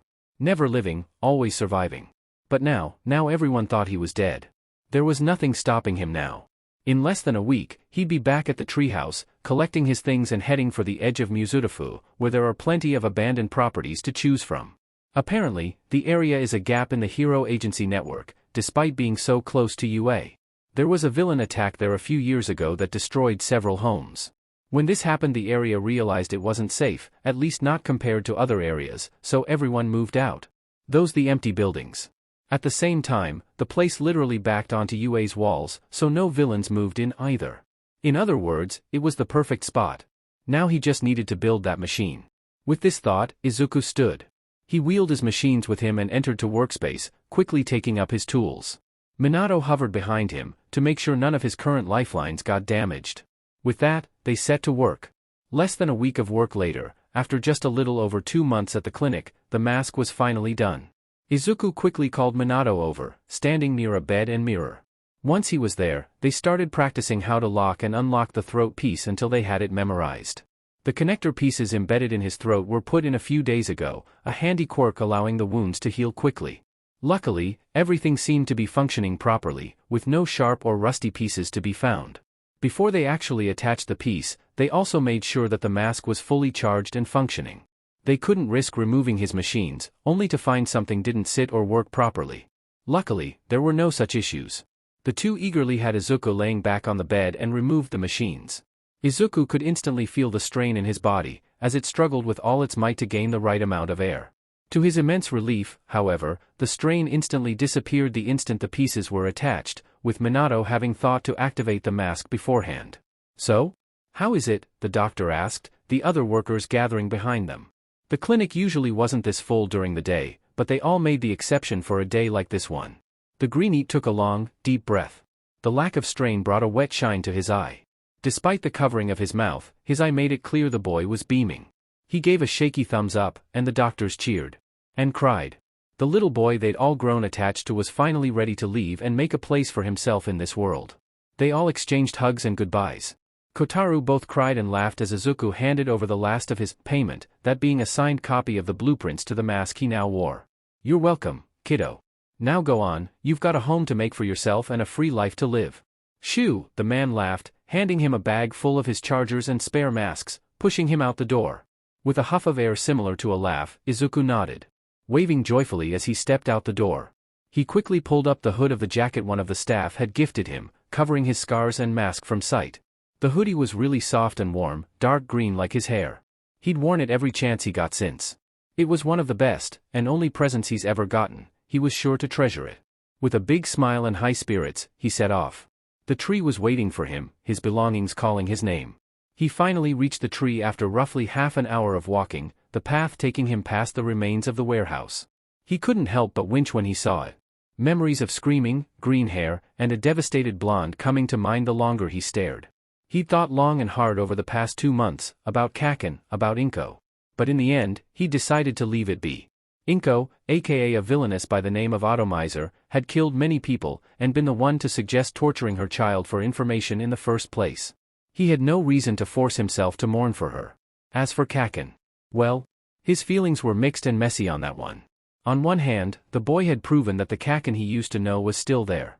That, even after all this time, he still cared for and wanted to save Izuku. On the other, the boy had clearly picked his side once before. He'd been adding to Izuku's abuse for almost a decade, broken his promises, and pushed the Greenite away. The boy had chosen to break their soul bond that day, refused to listen to his warnings, and started that fire. The fire that left him able to say the words that no doubt still sat on his other soulmates' bodies, struggling to breathe without assistance. In the end, Izuku decided he would leave things as they are. He would not forgive Bakugo, but he would not hurt or actively hate him either. Especially if the boy proved himself capable of change. Aside from that, he'd figure it out if he ever saw the boy again. He was legally dead after all, and Kaken had no way of knowing he was still alive. Maybe they'd see each other at UA. With these thoughts in mind, Izuku gathered his things from the tree, then swiftly headed for the ghost town at the edge of Mizurufu. Reaching the abandoned edge of Mizurufu wasn't as easy as it seemed.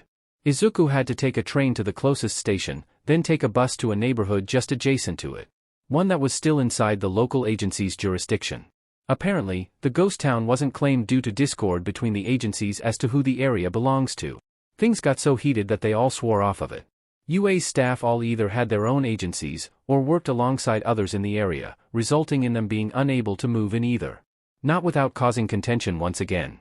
Rogue heroes will sometimes patrol the area, especially undergrounders, but they're only interested in things like drag deals and villains, not a random squatter. All of this is perfect for Izuku. So, once he finally gets there, he has little qualms about walking through the streets in broad daylight.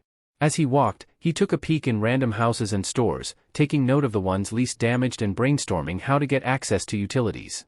The areas with the most destruction or on the edge of it were obviously left in a hurry, with furniture, appliances, and the like still in their homes.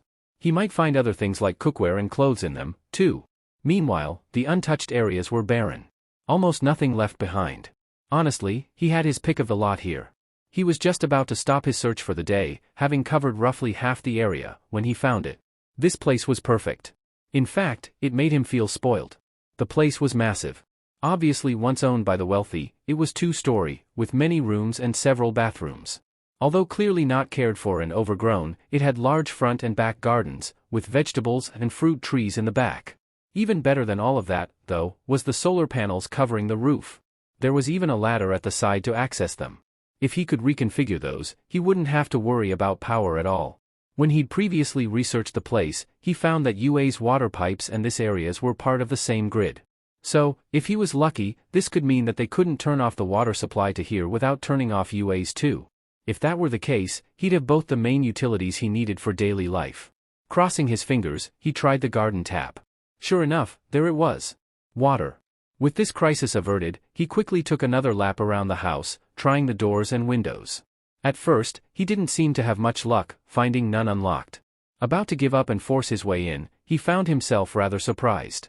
The previous owners had remembered to lock every entrance except the front door. Breathing out his huff of a laugh, Izuku dumped his things in the living room, wrapped himself up in his only blanket, and fell asleep for the evening. He'd grab food in the morning. Maybe from the vegetable garden out back, though he'd have to blend them first. The nutrient tubes were more convenient for him consumption-wise, but he could still have fluids instead if he wanted. He woke to his stomach grumbling and aches all over his body, not that he really noticed them. Pains like that weren't all too noticeable to him anymore. Maybe this is what people meant when they spoke about pain tolerance. Either way, it didn't matter. He was hungry. With food on the brain, the green-eat wandered out into the backyard. There were fruits and vegetables everywhere, all overgrown and messy, but still perfectly healthy. There was a greenhouse at the back, no doubt in the same condition, where even more could be found. It was spring in Japan, resulting in a large amount of fruit and flowers growing, along with a lot of bugs, even bees. None were harmful, however, and some of the fallen fruit was rotting. No matter. He'd pick what he wanted later, since unfortunately he lost most of his sense of taste in the fire, it didn't really matter. But first, to the cafes and shops. He'll hopefully find a blender or juicer there. The villain attack that caused the current state of affairs in the town actually started in the industrial area. Because of this, despite the damaged area being extremely large, it only reached the edge of the commercial districts. Granted, there was some damage, but not nearly enough to stop Izuku from entering and taking what he needed. First was a garden shop, sporting a large flatbed used to restock the shelves and carry boxes of garden furniture. He grabbed some garden shears, fertilizers and pesticides while he was there, checking that they were in date. Of course, he didn't want to harm his plants. Then there were the cafes and restaurants. He took what appliances he could use, coffee machines, pots and cups, a juicer and blender, straws, recipes etc., and left as quickly as he could. The off-produce in the fridges smelling too horrible to stay. Why couldn't he lose his sense of smell rather than his sense of taste? That would have been so much nicer?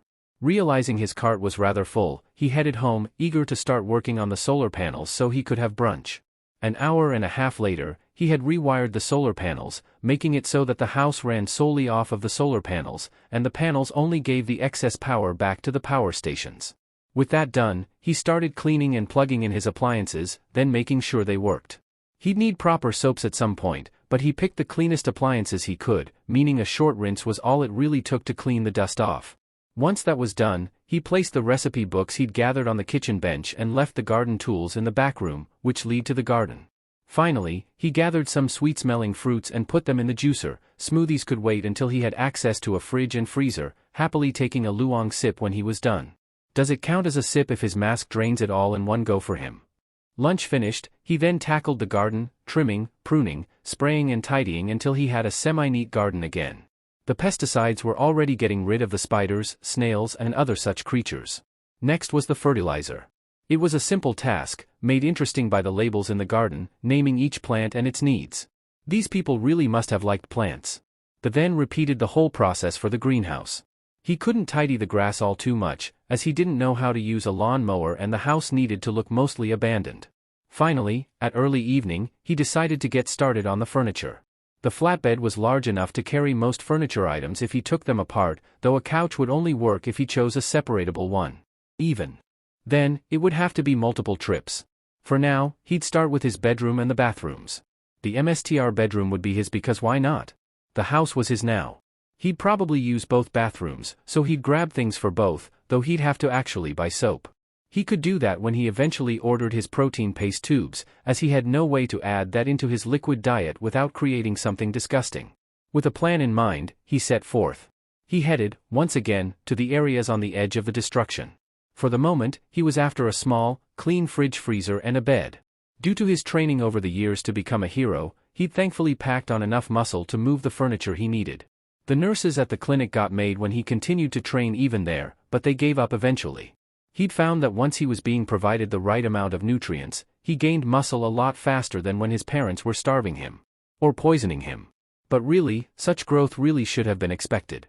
The fridge freezer was found in a house that seemed like it was being sold at the time, if the sign out the front was any indication. However, he didn't like much else of what was there, so the rest remained as is.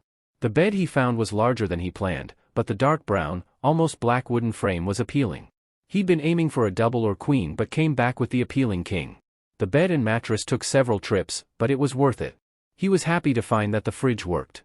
He took the matching bedsides and bookshelves, two items at a time. Thankfully, these could also be taken apart, so he had no issues lugging them up the stairs and assembling them. The bookshelves went into his study. With the immediate necessities collected, boy was more than happy to drink dinner and sleep for the night. In the morning, he'd get more. By the end of the month, Izuku's home was complete. He'd even set up his schooling. The name he put it under admittedly wasn't the greatest, being Izuku Akatani. But he was planning to head for UA, and Nedzu would probably figure him out either way. He got the Wi-Fi router from the abandoned electronics shop. He now had his kitchen, fully stocked with everything he will and won't need, but hey, he might have guests one day. He'd need to buy the place first.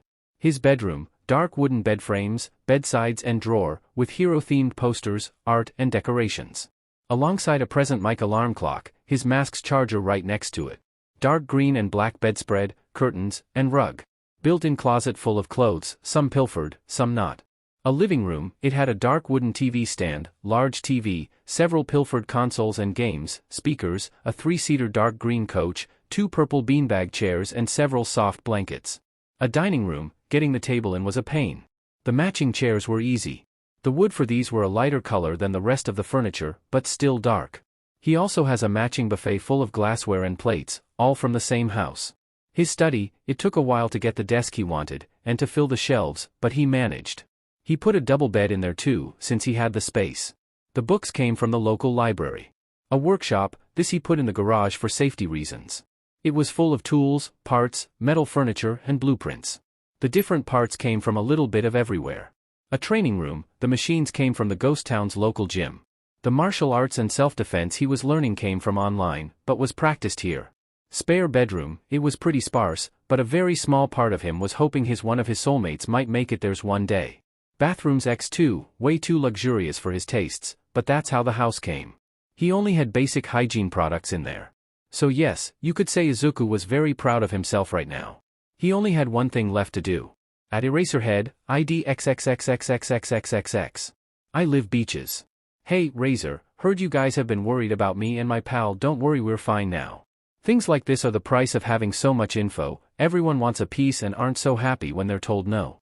We took a hit, and Herms won't be speaking live anymore, but we'll be fine. Look out for Morse on the comms for him, yeah? Anyway, Athena and Hermes are officially back in business. Your pal, Athena. From Anonymous. They're done. Now for training and sleep, he's got roughly 10 months until the entrance exams. The next day, Izuku woke up to find his phone's mailbox full of messages from the many heroes he's helped over the years. Every single one of them seemed relieved to know he was alright, some outright admitting that they were looking for him. It seems Aizawa simply forwarded the message to everyone, then sent his own welcome back. Though it seems the boy was now stuck with the title, Problem Analyst. The heroes of UA seemed to be the happiest to hear from him. The thought filled him with warmth. Sending out some friendly reassurances, he headed out for the day. Once a week, he'd head to the next town over and visit the library. He'd hand over the previous week's books, then borrow new ones. Technically, Izuku had already finished his schooling, but the online site wouldn't give him the certificate until the school year was up. Instead, he'd been filling his time with mock UA exams, training, and random research. His current plan was to apply for both the hero and support classes. Once Nedzu no doubt contacted him about his real name, he would offer up his analysis on a class of his choice in return for said identity and death being ignored. He knew Nedzu would see how useful his death certificate would be in keeping Athena's identity as secret, so he shouldn't have to worry too much. For the support course practical, he planned to show off his mask and the hero suit he designed for himself. He'd offer up a decoded notebook, but that would reveal his identity to someone other than Nedzu. He had the same issue with the Insu paint. For the hero course, he'd just have to hope his training was enough. He didn't have a quirk to defend himself, so he'd just have to wing it against the robots. He knew he was skilled enough to take down standard street thugs and villains, and his analysis would help him become a hero like Night Eye, so it wasn't a matter of whether or not he could. That's why he applied for the support course. He could transfer through the sports festival if he failed the entrance exam. UA wasn't the only thing he was planning for, though. Hisashi was still out there, and Izuku had analysis on every single one of his thugs, him, and his base, alongside a list of crimes for each and evidence of their abuse of Izuku Midoriya. He planned to give it to Eraserhead, but this felt too personal to hand over through an email. No, he'd give it to the Ma in person. Maybe at UA. With these plans floating through his head, he walked through the underpass connection the two suburbs. He'd always joked to himself and called it the gateway to Ghost Town. Then, there was a sound behind him. Gurgling of some sort, and angry grumbling. Deciding not to look back at whatever it was, Izuku ran for it. However, he didn't make it all too far before a thick, sludge-like substance engulfed him. Don't worry. I'm just hijacking your body. Calm down. It'll only hurt for about 45 seconds. Then it'll be all over, the villain chuckled. Warning. Filter needs cleaning. Filter. Is clogged. Air filter functionality at 1%, his mask repeated. Sure enough, he couldn't breathe. The sludge villain grumbled to himself as he struggled to get through the mask's filters, already realizing that he needed to mask intact to breathe himself, once he took over Izuku's body. He kept complaining about his luck, and how he didn't want someone to catch up to him. Just as Izuku's vision started to black out, he heard the slime shriek, and that one famous line. Never fear, for I am here. There was a sudden rush of wind, and he was free. However, the force sent him slamming into the wall of the underpass, bending his mask in the process. Did All Might seriously use such a powerful attack when a villain had a hostage? Ha ha ha, sorry to get you caught up in my hero ing shounen. I have signed your book for you, don't worry. Now I must be off, the hero exclaimed, preparing to jump. However, Izuku still needed medical attention.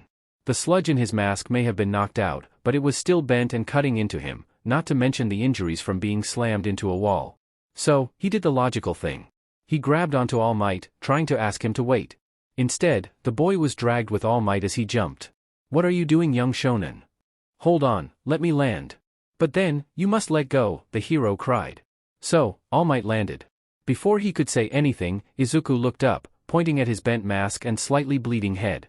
His hood had been blown off with the wind. Ah, I see. You could not call your own medical attention as you could not speak, the hero muttered. He was about to say something more, but suddenly there was a puff of smoke. All Might became Stick Might. Honestly, the man needed to hide his secret better. Izuku found out ages ago. All Might didn't know this, however, and his face shadowed over. You weren't meant to see that, my boy. Sometimes, I wish children could be trusted with a secret. However, since they cannot, I have no choice, the man stated, sighing and stalking towards him. All Might had never seemed so intimidating, especially when he realized where the hero was hurting him. This rooftop had no railings. Izuku's mind raced with possibilities, but he soon realized he had no chance against All Might. Especially an All Might that had no qualms about killing him in an attack. So, he came to a conclusion. Last time, he didn't get a chance to say goodbye to the heroes that cared for him and relied on him all these years. But now he did. Tapping out his message on his mask, he spoke. I don't stand a chance against you, I realize. And the police will probably put it as a suicide, so can I please at least say goodbye to my friends first, he asked. The hero stopped and thought about it for a second. Alright kid. I suppose that's fair. Glad you at least understand. Taking that as his cue, he pulled out his phone. At Eraserhead, ID XXXXXXXXX. Hey, Razor. I know I just got back, but it seems trouble's caught up to us again. I'm afraid to say we won't be getting out of it this time. Tell the others we're sorry, yeah? Let's just say I was right in claiming not all heroes could be trusted. Attached is all the analysis I've done so far, aside from the hard copies. Thank you, you guys were perhaps some of our only friends and we've come to care for you greatly. Good luck out there. Sorry I never got to be your student. Athena and Hermes. Attachments. From, Anonymous, ID XXXXXXXXX. There, it was done. Unfortunately, Hisashi's file wasn't in that analysis. But he'd done what he could. His phone was already buzzing with notifications, but he didn't answer any of them. Instead, he set the phone to delete all, and walked over to Stick Might. The man scooped him up and leaned over the edge. Sorry kid, I hope it's quick, he murmured. As he let go, Izuku felt the need to tell him one last thing. I already knew. I've known for years. The boy fell, and the hero's eyes went wide. Frozen in shock, the man was too late to fix his mistake.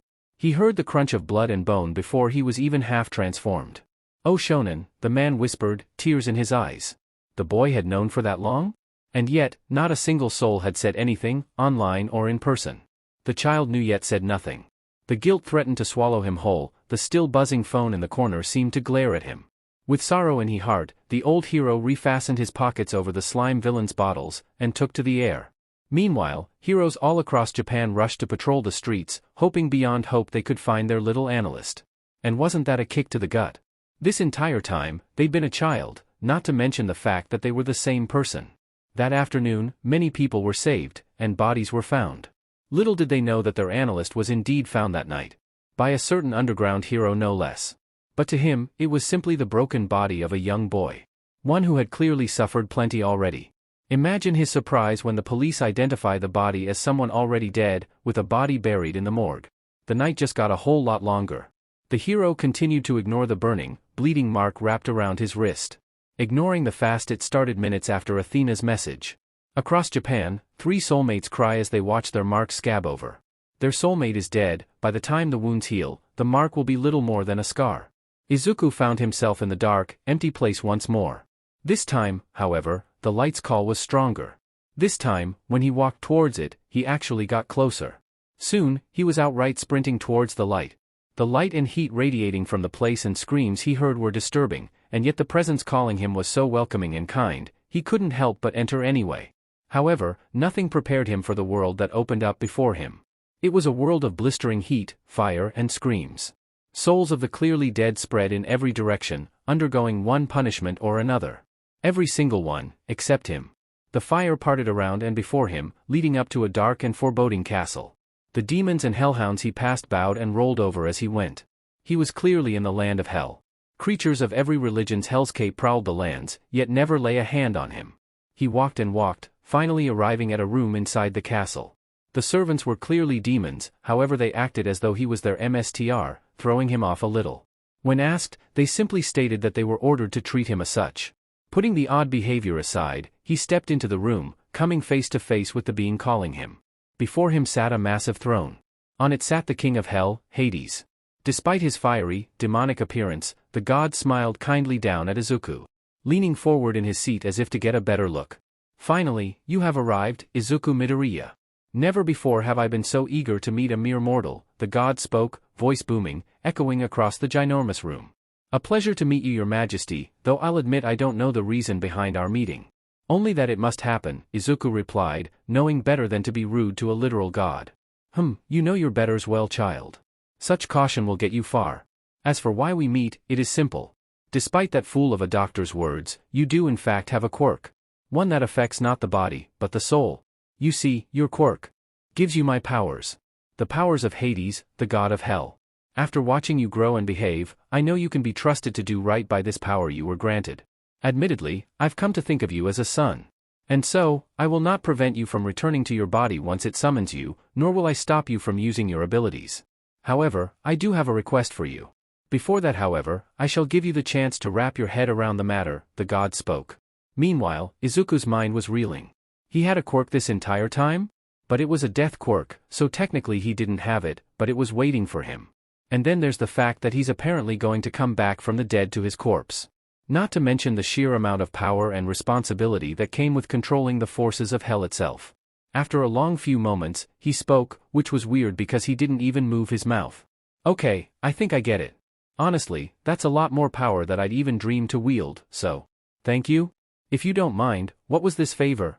And what abilities would I gain, since they are so many representations of Hades? He forced himself not to fall into a mutterstorm over the possibilities. As you are already aware, All Might was injured badly a few years ago. This was by a villain by the name of All for One. He has the ability to give and take quirks. A power which he has used to cheat death for almost 300 years. For reasons unknown, those such as All Might and All for One have the ability to kill people before their time, causing chaos in my realm. All Might will die with time, and the quirks gathering inside his main quirk, One for All, will return to the rest of their corresponding soul here in hell, where they belong. All for One, however, has no such limitation. His ability to cheat death and continual absorption of quirks, soul fragments that do not belong to him, is causing thousands of incomplete souls to gather in my realm, unable to be processed between here and Elysium without their missing pieces. Then there is the fact that most aren't meant to be dead yet, and must be sent back to the land of the living as children, but cannot do so without their quirks part of their souls. Because of this, I require you to train with your abilities and either slay all for one or take all of his quirks and allow the fates to do the rest. Since they are souls, you have the ability to do so. I cannot do this myself as I cannot leave hell, Hades explains. Izuku gets the feeling he's been wanting to rant about this for a while. I see, there's quite the task you've put on my shoulders. And a lot of information. But I'll do it. However, in order to train my abilities, I kind of need to know what they are. Could you explain them to me? He must. Of course, mortal. I do not expect you to be able to control the power of the gods on your own. That would be foolish. You have the ability to both become invisible to the eye, and to step into the in-between realm. The one you mortals call the Spirit Realm. Full of souls unable to pass on. You can control all the riches of the earth, as well as the earth itself. This includes jewelry, metals, and the like. You have complete control over the souls of the dead and, to a certain extent, those of the alive. Be it ordering the dead, raising them to life, stealing the souls of the living, collecting the soul shards, and draining the life energy of others. You can take my hellish form, the form of the Grim Reaper and, with training, a living form for up to 6 hours. The Grim Reaper with only activate in moonlight, for some reason. You can control all forms of fire, including those of hell, but they cannot harm you. You can speak with your soul if you focus, much as you have been with me. You cannot stay dead unless I were to hold you here, though your corpse will lie dormant if you run out of life energy, at which point you are sent here. You can also borrow Cerberus every now and then if you wish, should he take a liking to you, Hades rattled off, as though talking about the weather. Okay, fair enough. So, from what I'm gathering, I'll have to take the energy of the living in order to live and probably fuel my quirk, yes? Can this energy be taken from plants? Izuku responds, starting to catch on. Correct. Okay, I have a feeling we don't have much longer, so can I meet Cerberus? He asks, looking forward to meeting the giant dog demon. Hades simply chuckles, before summoning a whistle and handing it to him. Without further ado, the boy attaches it to his mask, which is still with him somehow, and breathes out hard, hoping it would work. To his surprise, it works. He soon hears loud booming sets of something bounding towards the door to the left of Hades. Cerberus bursts through the door and skids to a stop in front of Izuku, all three heads doing that confused puppy tilt. The demon bends down and sniffs at him. The sniffing proceeds for several seconds, before the dog promptly flops down and rolls over, wail wagging like mad. Laughing at his antics, Izuku pats what he can reach. The dog is twice his height, and scratches him behind the ears on each of his heads, much to the beast's delight. Hades chuckles from his throne. I take it you like him then, Cerberus? In that case, I may send you to him to help out every now and then. The beast stands up, tail going even faster, and howls in delight with all three heads. As they do, Izuku starts to fade, feeling a tugging sensation as his quirk pulls his soul back to his body. Goodbye, mortal. See you again, Hades calls. Eraserhead POV. Searching for Athena. Shuda's heart raced as he leaped across the rooftops. Searching every nook and cranny for Athena. He knew Hermes watched through the cameras of Muzudafu, so the chances were, this is where he was when the message was sent. The problem was, Muzudafu was huge. He had no way of knowing where the kid was in the middle of this sprawling city. And wasn't that a surprise? The kid was old enough to be his student his year, based on his wording.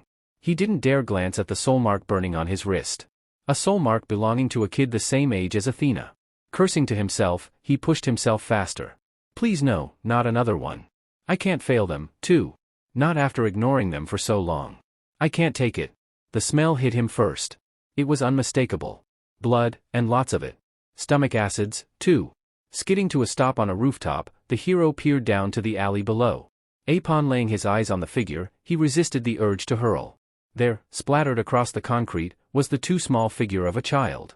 Limbs bent the wrong way, ribcage shattered, and head caved in. The sight was horrifying. They hit the ground back first, face set not with the usual disturbing relief, but resignation. What he could see of it, at least. Their mouth and throat were covered in a strange metal mask. What seemed to be air filters were slowly leaking blood. Kneeling down, Eraserhead ignored the splash of blood as he brushed dark green curls away from the contraption. He couldn't help but gasp as he saw the burns below. Dark, reddish-purple burn scars covered the left side of his face, swallowing where the boy's eye used to be. Suddenly remembering standard procedure, he tapped his comms, calling Tsukachi. Eraserhead calling in. Found a potential suicide, status successful. Individual has green hair, severe burn scars, and a strange metal mouthpiece. Looking roughly middle school age. Sending. Location, he reported. He didn't listen for a response. His mind was once again drawn to Athena, but he quickly dismissed the thought. Athena was attacked by a hero. The kid was too genuinely cheerful to do something like this to themselves. The sound of sirens was rapidly approaching his location, so he stepped out to meet them. Eraserhead, you alright? Things like this aren't easy to see, Tsukachi asked, glancing at the blood training down his breathes. I will be. Right now, though, I want answers. Something's not right. The kid doesn't have the same expression most do in this situation, and he landed parallel to the rooftops. That shouldn't have been possible if he jumped. I've never seen that support gear he's wearing before, either, the hero replied, leading the detective into the alley. The detective simply blinked at him and followed. The man gasped when he saw the body. It wasn't the first time he'd seen something like this, but for the person to be so young? He took some photos, then inched closer to have a better look at them. When he did, his eyes went wide. Eraser, this may be insensitive, but are you sure the child died here? Nowhere else, the man whispered, looking like he's seen a ghost. Yes, detective. Look for yourself, the boy is literally still bleeding. Albeit slowly, since he's deceased, Shoyuta snapped. What kind of question was that? Well, in that case Eraser, this case just got a whole lot more complicated, Tsukachi stated, still not taking his eyes off of the body. What the hell is that supposed to mean? Eraser. This kid died 3 months ago. He burned to death in the Muzutafu warehouse fire. Heck, his body is lying in its grave right this moment on the other side of town. This shouldn't be possible. Hell, I can't even blame it on a quirk because the kid was quirkless, the detective ranted, looking seconds away from pulling at his hair. Well, obviously one of those isn't the case anymore. If the body hasn't been unearthed, then chances are you've buried someone other than this kid in that grave. If the kid now has a quirk, then we need to watch his body in case he does it again. But if that's the case, why is the kid covered head to toe in burns, like he survived the fire? Option 1 seems more plausible at this moment, Shoyuta reasoned. The detective took a few long breaths, calming himself, before nodding. Right. Well, let's take a look at that mask then, shall we, the said, crouching down and pressing 2 buttons on either side of the mask. It took a bit of work to get the battered thing off, but he managed. It sparked for a second, then spoke in a robotic voice, starting the 2 men. Warning. Air filtration system damaged. Warning, power source damaged.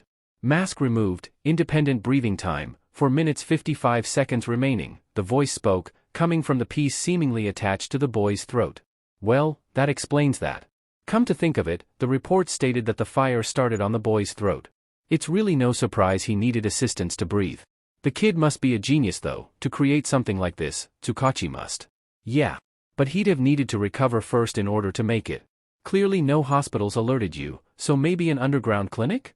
Shoyuta suggested. Maybe. You'll have to look into that, though. We all know they don't trust the police.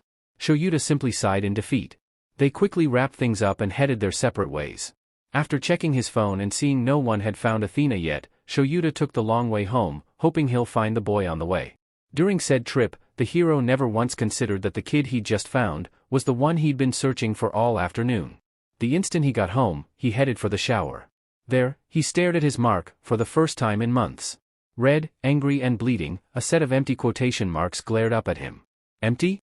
What does that mean? I know that's not normal, it didn't happen with Oboro. Did I fail them more than once? Or is it because I've lost more than one, this is my punishment? Ignoring his thoughts, he finished his shower. Part of him knew that this wasn't his fault, but emotions were never logical. He's once again feeling the pain of a soulmate being ripped away, and he can't take it. In less than a week, the wound would scar over, and he'd be forced to move on. He can't stand the thought of losing someone else, soulmate or not, so he'll just have to make sure there isn't anyone to lose. In his mind, this was the only way. At least, the only healthy way. With these thoughts in mind, Shoyuta turned off his personal phone and went to bed. Little did he know that week will pass, and the mark will not heal. Leading to many a curious question. Hawk's POV. Worn and weary, Hawks lands harshly on his balcony, fighting his keys to open the door. He'd been working himself to the bone the past week. To the point even the commission was telling him to take a break. They never did that. And yet he couldn't bring himself to stop. Because when he stopped, he came home. And home was little more than a dark and empty apartment he almost never used. One he just got? One with enough space for 3. Whenever he came home, the reason he bought the place would slap him in the face, reminding him of the burning in his side. Of the soul burn that still wouldn't heal, and the corresponding soul that still couldn't bring itself to move on. Kigo had to force himself not to pick at the scabs, knowing full well that they'd just start bleeding again. Instead, he beelined to the fridge, grabbing a can of beer just as he'd done yesterday, and collapsed onto the backless couch. He'd rest for a bit first, then figure out dinner. With this plan in mind, he downed the beer and passed out for the rest of the night. In 2 different locations, across Japan, 2 teens stare at their soul burns, which even now still refuse to heal. In their anger and their grief, they grow even colder than before, yet their determination shines brighter than ever before. They shall continue on their paths and prove the world wrong. Meanwhile, in Mizurufu morgue, a week-old body comes to life. Izuku slowly sits up, hissing and clenching his teeth, allowing himself to adjust to the pain. Hades did say he'd come back to his corpse, but he didn't expect his nerve endings to still work. Maybe it was so he didn't cause unnecessary damage to himself? Either way, he'd adjusted to the pain well enough now. Looking around, he realized that his body had been left out. From the clipboard next to him, they'd been researching why his body showed no signs of decay. There were also notes of a police investigation. Reading the notes, it showed that they'd identified his body and his mother's, which they'd believed to be his. They'd also realized that he probably wasn't a suicide result and had not feasible way of accessing the rooftop he fell from. So Eraserhead found me, huh? Poor guy. Seems the clinic won't give a statement on me, on the premise that said clinic doesn't release information on any people they treat. Smart, I'll have to visit them. Deciding it was time to leave, he stood. Not having any other ideas, he focused on the feeling of going intangible, staring at his hands. Surprisingly, it worked, his hands becoming see-through. With that issue solved, he walked through the doors and walls in a random direction, until he eventually made it outside. The instant the moonlight hit him, shadows seemed to bend and shape themselves, wrapping around him until they formed a cloak of sorts, his body now nothing but bone. Izuku's wings flared out behind him in surprise. Wait, wings! Looking behind him there were indeed 2 pitch-black wings coming from his back. The feathers seemingly made from the same shadow wisps as his cloak. Turning to his reflection in the morgue's window, he saw he had horns as well. They were black and shiny, shaped similarly to ones depicted in drawings of dragons. His eyes were a pair of glowing green orbs, like some sort of flame. His final observation was the aura he seemed to be emitting. He couldn't see it necessarily, but he could feel it there. With a few seconds of concentration, he was able to pull whatever it was in.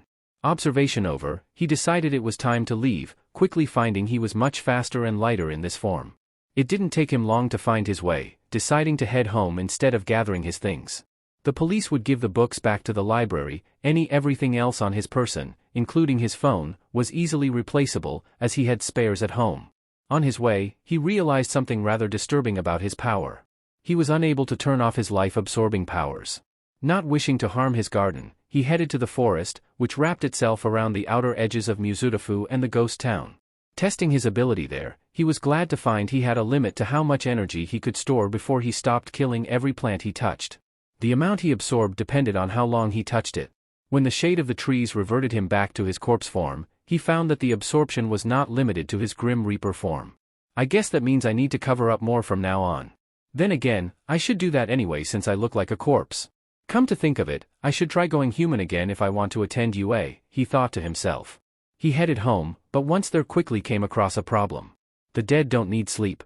With nothing better to do, he decided to put together some outfits that covered his skin, then zipped around the abandoned stores and homes gathering what he needed. After that, he got a head start on his training. The invisibility was as easy as entering the ghost realm, which he found he could take objects into. Summoning fire was fun, but he needed better control. He didn't want to burn his clothes every time he used it after all. He didn't necessarily want to play with necromancy yet, especially as there weren't any corpses just lying around, aside from him of course. He didn't need to raise a legion from hell either, so he put it aside. Controlling minerals was more difficult than it seemed, taking a lot of focus to get it to bend as he pleased. Summoning it, however, was easy. His Hades form was massive, making him glad he chose to experiment among the taller buildings. It drained his energy rapidly but boosted all of his abilities. His human form took the most effort and focus to maintain and would only activate during the day or early morning. He still had his death scars on top of his old ones and needed his mask to breathe. If he did not focus on doing so, he would not blink. His breaths and heart pumping would only ever be at a rate high enough to keep him alive, which seemed to be all he needed. Thankfully, he could still eat if he wanted to, but only in his human form. At the moment, he could only hold that form for a maximum of 20 minutes. His Reaper form was extremely light, strong, and fast. This allowed him to jump extremely high, crush metal objects, and run across or under water. Unfortunately, he was not extra durable. However, he automatically repaired himself, with energy drainage only restarting after his energy levels dropped below a certain point. This, coupled with the fact that he couldn't stay dead, meant he was practically immortal, unstoppable. He wasn't quite sure he wanted to know what happened if Eraser used his quirk in him, though. With the sun now risen, Izuku retired to his study for the day, deciding to make plans for the future and for quirk training, something he never imagined he'd have to do. By the time it reached nightfall, he'd set up a plan for himself. When it came to energy, he would continue to use the forest for his main supply, but if he hasn't used his quirk, the fruit from his garden is enough to top him back up. During the day, he'd work on maintaining his human form as he walked around town, while also practicing his fire and metal manipulation. He needed to be able to use his abilities when he attended UA after all. At night, he planned to use the hero suit he'd been putting together to become a vigilante. Normally, he never even dreamed of doing such a thing, but he physically could not sleep, couldn't commit a crime because he's dead, and needed to train his quirk. The nighttime vigilantism would allow him to gain combat experience, practice with his Reaper form, and the opportunity to test his necromancy. He could use the legions of hell to fight and capture villains, and his necromancy to save those no one else could. Apparently, Hawks had been seen in the Muzutafu area doing night patrols. His information network supplying that he was sent there by the Commission as both a mission and forced rest. He'd be lying if he said he wasn't curious. He knew no soulmate would want him, what with the condition he's in. He wasn't even wanted when he was alive, but he at least wanted to know what the hero was like. That, and he may be having more trouble learning how to fly than he'd like to admit. He'd also recently learned that he could control his feathers much like hawks, and could send them through shadows or into the ghost realm. Aside from training, Izuku had already filled in and sent off his UA application, now waiting for Nedzu to no doubt contact him. He'd decided against coming back as Athena to the heroes, though he'd still make his offer to Nedzu. He'd finally handed over the analysis he'd been protecting for years now, and should he get into UA, he'd have too much on his plate to do that much analysis anyway. He still needed to hand over Hisashi's analysis though. Hopefully he'd meet Eraser on patrol one time and be able to hand it over. With this thought in mind, he started working on the final touches of his costume. The materials may have been sourced not so legally, but the results were worth it. He had laughed to himself when he realized just how similar the suit looked to his Reaper cloak. The suit was all black, as he'd always intended to be an underground hero. Made from a material resistant to most elemental attacks, it was also slash-proof. It consisted of a pair of long breaths that weren't loose, but also didn't restrict movement. A tight, long-sleeved shirt with armor built into it. He'd recently painted it to look like a skeleton. It looked realistic enough that many wouldn't think it was 2D. A utility belt to hold zip ties, medical equipment, grappling ropes, and his mouthpieces. The throat piece seemed to disappear with his transformation. It will also hold his phone. The belt was reinforced to prevent the contents being damaged. Shock-absorbing combat boots. His bones were strong, but he'd broken them upon landing before. Reinforced gloves with brass knuckles. Each finger had a zipper on it to allow access to the draining ability of his quirk. And the necromancy. And finally, the cloak over the top. The hood concealed his face and provided the same protection as the rest of the suit. There were holes in the top for his horns. The cloak itself held a few small knives and, much like the shirt, had holes in the back for his wings. Donning his vigilante gear, Izuku checked the time, then headed out for his first patrol. He'd circle the outer edges of Muzutafu and end in his ghost town. The night started peacefully enough, with the only sounds coming from bars, BRTHLS or rats. Then, about an hour into his patrol, a scream pierced through the night. He quickly raced across the rooftops, his quirk allowing him to move faster than most. Peering into the alley below, he saw two young girls dressed in party wear being accosted by a man with a reptile mutation. Considering the man was using a knife to threaten the girls, he'd say it was purely aesthetic. Jumping down, he landed a kick to the back of the man's head. The speed of the jump allowed him to knock the man over, but the scales prevented him from knocking the man out. Unable to speak, Izuku relied on hand signals to wave the girls out of the alley. Thankfully, they got the message, shouting thank yous as they ran past. The man underneath him snarled, whirling around to throw him off. He landed gracefully, deciding what to do next. First, he pulled the knife out of the man's hands, reshaping it just enough to be useless. Then, deciding to attempt non-violence, released his aura. He'd noticed earlier that whenever he let it slip, the people and animals of the area seemed terrified, running away as fast as they could. To his surprise, it worked. The man seemed terrified as death seemed to radiate in waves from the small figure before him. Stumbling backwards, the man tripped over himself, landing flat on his butt. The man stumbled and stammered over his words but went pale and silent as the moonlight finally illuminated his face. Or, his skull more like. Using the situation to his advantage, Izuku stepped forward, holding the zip-tie cuffs out expectantly with one hand, the other summoning a ball of flame. He refused to show how much focus it took to contain the small flame to his hand. Okay. I surrender, please don't kill me. Please don't take me, Reaper, the man pleaded, shoving his hand into the cuffs, letting Izuku fasten them behind his back. Nodding to himself as he completed his work, Izuku then pulled out his phone and dialed Tsukachi. The man supplied his usual greeting, then listened as Izuku tapped out his message, knowing the man knew the code. Hermes had worked with him often, after all. Great, another vigilante. And more Morse code, because why not, the man sighed, before confirming and starting to read clearly practiced questions. Izuku didn't let him finish, though, before handing up. With the call over, he sent one last glare to the criminal, who'd sat as far away as Izuku would let him, before taking off. The rest of the night went much the same, another 5 villains following the first. Izuku got his practice in, finding he could command the dead that he summoned, and they could draw energy to repair themselves just as he did. They sent themselves back as soon as their orders were completed. Summoning them was as easy as summoning minerals and treasure but required more energy. He decided to use the ability sparingly. He was getting an idea of what he needed to do for his manipulation abilities, too. For the minerals, he had to imagine the metal folding and melting into the shape he wanted, not just the shape itself. For the fire, it was like using a limb. Rather than forcing it to go somewhere by controlling the flow, he had to tell it no, go somewhere. Much like reaching for something, the thought and intent meant nothing if you didn't actually tell your limb to grab the item. With the sun now rising, Izuku was almost home. He switched to human form and spent the next 20 minutes walking the rest of the way home, playing with his fire and the knife as he went. The next evening, Eraserhead woke to the sound of his work phone going off and groaned. Tsukachi. What? No one ever said Shoyuta was a morning person. If they did, they were lying. The kid's body is gone, and we have a new vigilante that scared the shit out of every villain they've brought in. Oh, and they use Morse code, the detective stated, sounding just as tired and done with the world as Shoyuta was most days. Sheet. Did the cameras catch what happened to it? And why would I care about a vigilante? No, all we saw were some shadows starting to move before the cameras fritzed.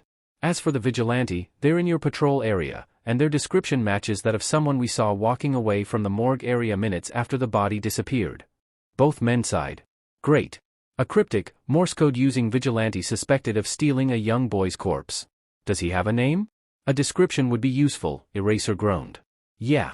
Dresses in a black cloak and breathes, a living skeleton with green eyes. Rather short but apparently exudes a death-like aura. Range unknown. He doesn't speak and everyone he's caught is terrified that the Reaper will come to collect them, thus earning him the vigilante name Reaper. There was one account claiming he could raise the dead, Tsukachi rattled off, clearly reading from notes. Screw being professional right now, they were both too tired. So, we've got the mother's corpse in the son's grave, the father claiming he thought the mother ran off in grief, the son that presumably lived, died again and now disappeared as a corpse, and now a potential corpse-stealing skeleton Reaper vigilante that speaks via Morse. That right? Eraser asked, unable to believe the words coming out of his mouth. The sigh on the other end of the line was quite telling. Right, well. In that case, I've got a vigilante to find and question.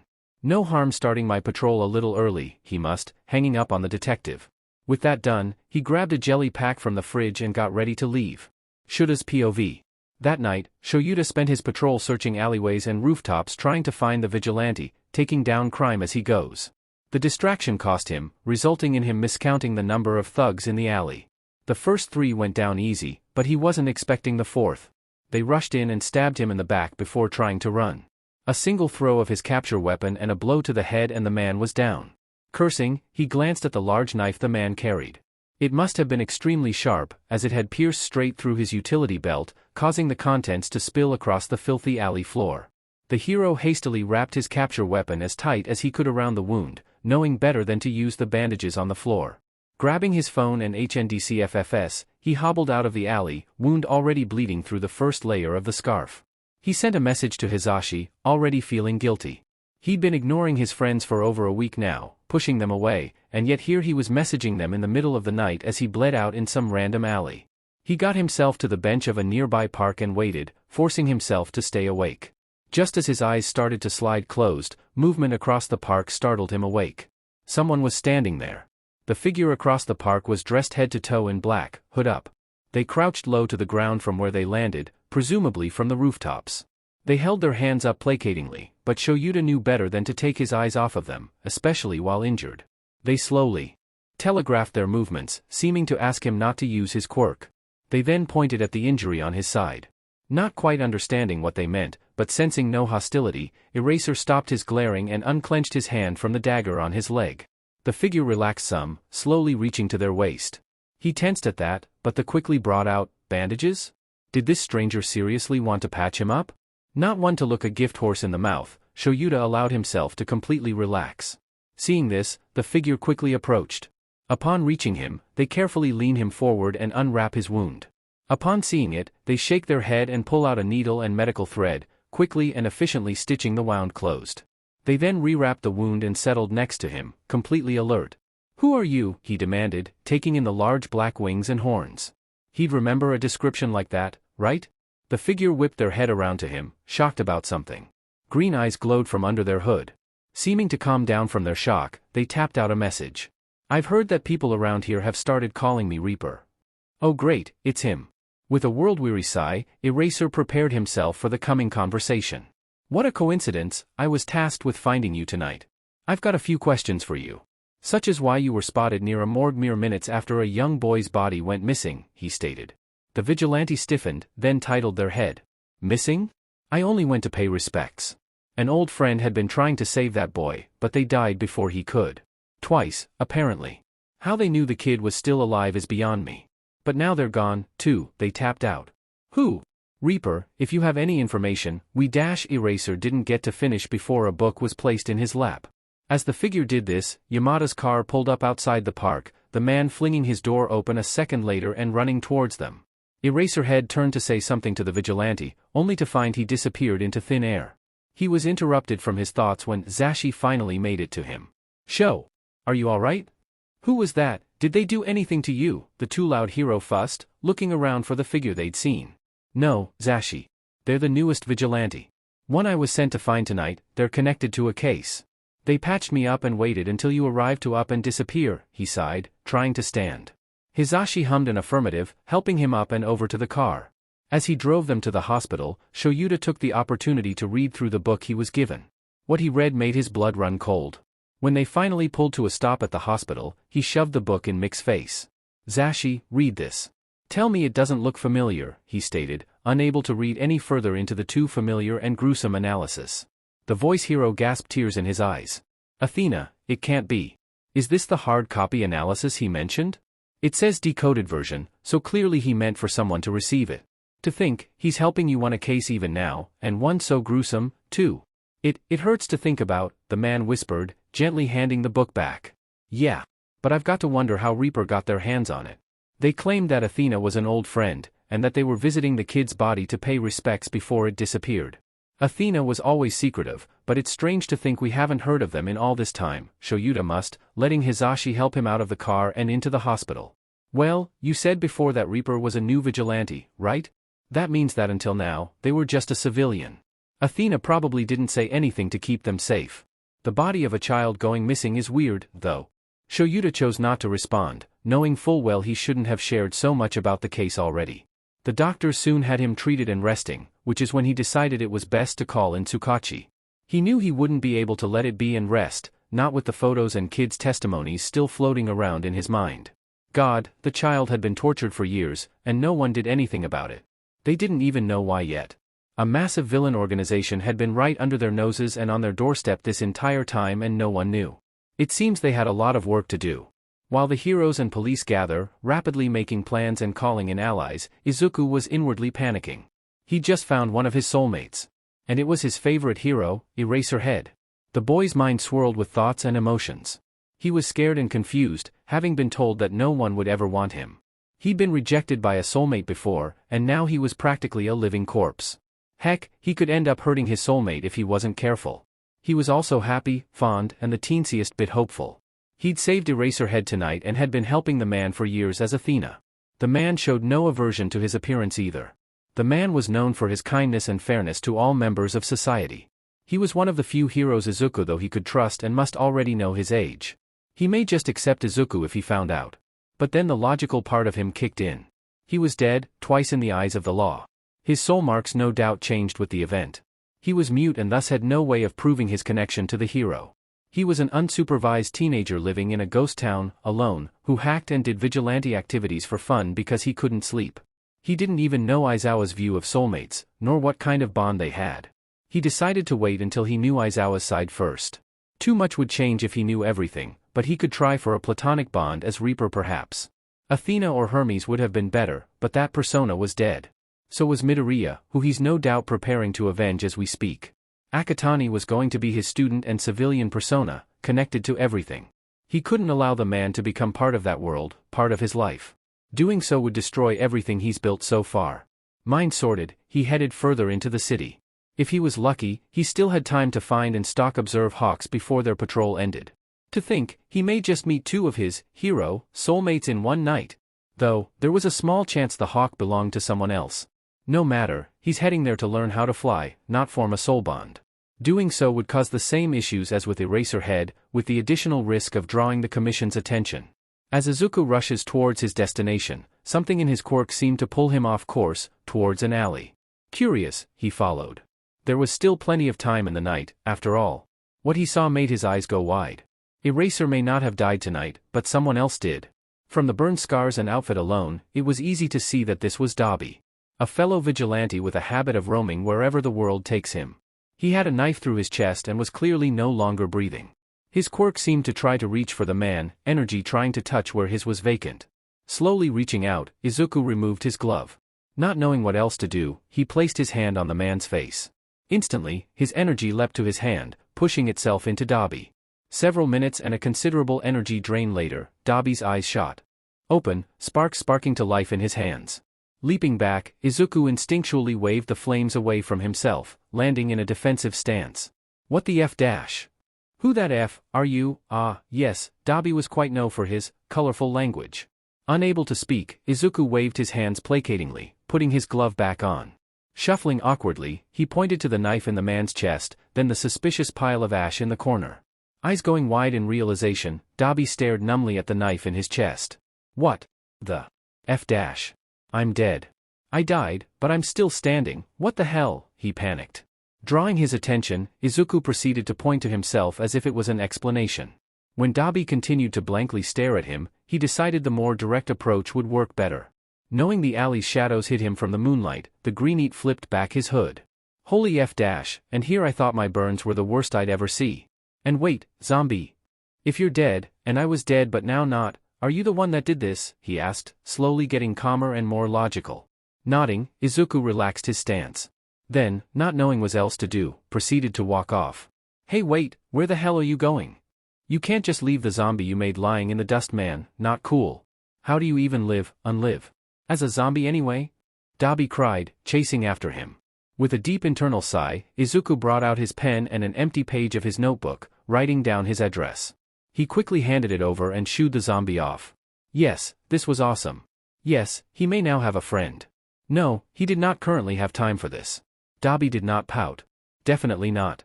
He did, however, notice that the boy seemed to have somewhere he needed to go. So, being the merciful creature he was, he relented and headed towards the ghost town. Sighing in relief, Izuku put his hood back up, then entered the ghost realm, quickly taking off towards Hawk's patrol route. Finally finding him, he then proceeded to stalk the hero, watching his wings and taking notes. He was thankful, for once, that he was dead. As, despite clearly sensing he was being watched, Hawks was unable to use his feathers to locate him. The dead don't create vibrations. As long as he sits still when the feathers come out, Hawks would never find him. Whenever the hero got too close, he'd move. He didn't go ghost or invisible even though he could. Being unable to catch a glimpse of him at all would likely spook the hero too much, making him either leave the area or call in unnecessary reinforcements. This process continued for the rest of the night, becoming somewhat of a game for Izuku. Hawk seemed to be enjoying himself, too, always pleased when he caught sight of the vigilante, quick to chase him down, but not skilled enough to keep track of him. Though, Izuku was pleased to notice the hero wasn't foolish enough to drop his guard. As the sun finally began to rise, Izuku positioned himself in front of the sun, casting a shadowy silhouette over himself, hiding any defining features. Hawks caught sight of him and swooped in, but Izuku simply waved and entered the spirit realm. He couldn't help but giggle at the hero's indignant cry as he watched his prey disappear into thin air. As the hero scanned the rooftop, Izuku dashed away, suddenly remembering he'd invited a fire-wielding stranger to his house and garden, then left them completely unsupervised. He arrived home to his thankfully intact house, and Dabi staring at a handful of berries in his palm. Looking up, He-Man instantly asked his most pressing question. Am I physically capable of eating these? Thinking for a long minute and remembering his own inability to digest things, Izuku slowly shook his head no. DMN, they look so good, though. This time the man did pout, looking forlornly at the berries in his hand. Shaking his head at the vigilante's antics, Izuku led him inside, pulling out his phone for easy communication. The man whistled appreciatively as he walked in. DMN, you've certainly made yourself at home, haven't you? Looks good. Izuku puffed his chest out at that, proud of the home he'd managed to put together. Tapping out his message to his phone, he introduced himself. Hello, my name is Izuku Akatani. You may know me as Reaper. My quirk gives me the power of Hades himself, the phone translated. Dabi's eyes were as big as saucers. Right, suppose that makes sense, anything's possible. Anyway, I don't see any other zombies around, so I'd say this is a first for you, yeah? Izuku nodded. Right, well, from what I know necromancy quirks tend to have a certain amount of control over their spawn. Meaning that I probably can't hurt or defy you. Some have a limit to how far the host and zombie can travel from each other. Do you have anything like that for any of your other abilities? He asked. He tilted his head, thinking. Concluding that he simply has no idea, he reached down to the floor and summoned a skeleton, ordering it to head to the next town over without being seen. The two watched it go, running full tilt out of the suburb. 20 minutes later, it successfully completed its mission and returned to Hell. There does not appear to be a limit. It reached the far side of Muzurafu and had no issues, Izuku explained. Cool. So in that case, I take it you have no issues with me continuing my path as a vigilante?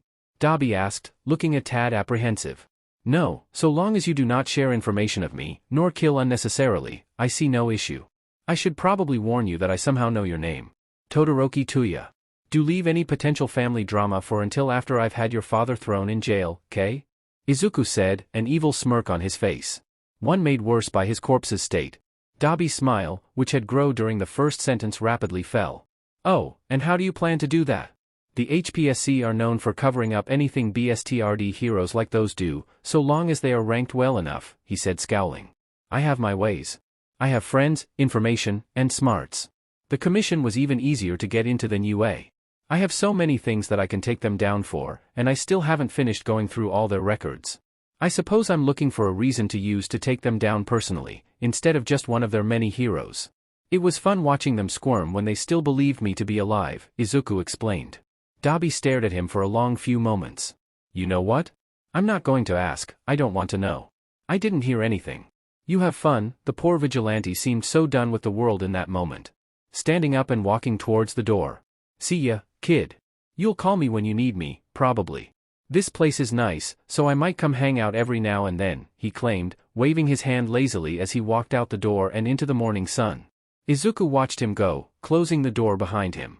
2 days later, Shoyuta was back on his feet, a rather irritated recovery girl yelling at him as he shoved out her door. With no time to dawdle, he hurriedly gets in his car and drives to Tsukachi's police department. There, he greeted a room full of other heroes and police officers. They were preparing to raid an entire apartment complex full of villains, in the middle of the day while in a well-populated city. Thankfully, it was during work and school hours, so there were a lot less civilians that they would have to evacuate. There would be 3 main teams.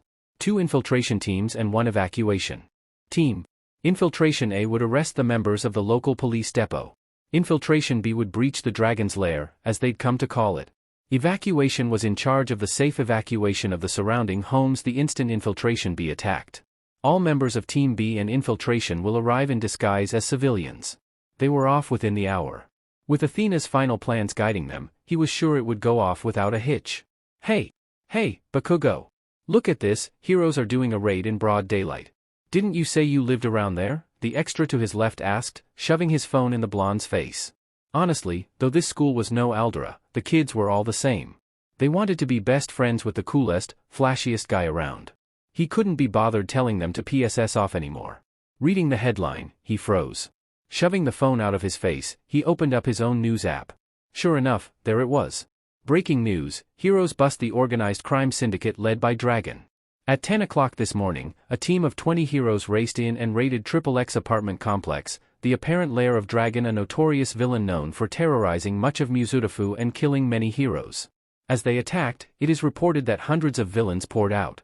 It is much to our and the locals' shock to find that almost every single inhabitant was in fact a villain under the rule of Dragon, also known as Hisashi Midoriya.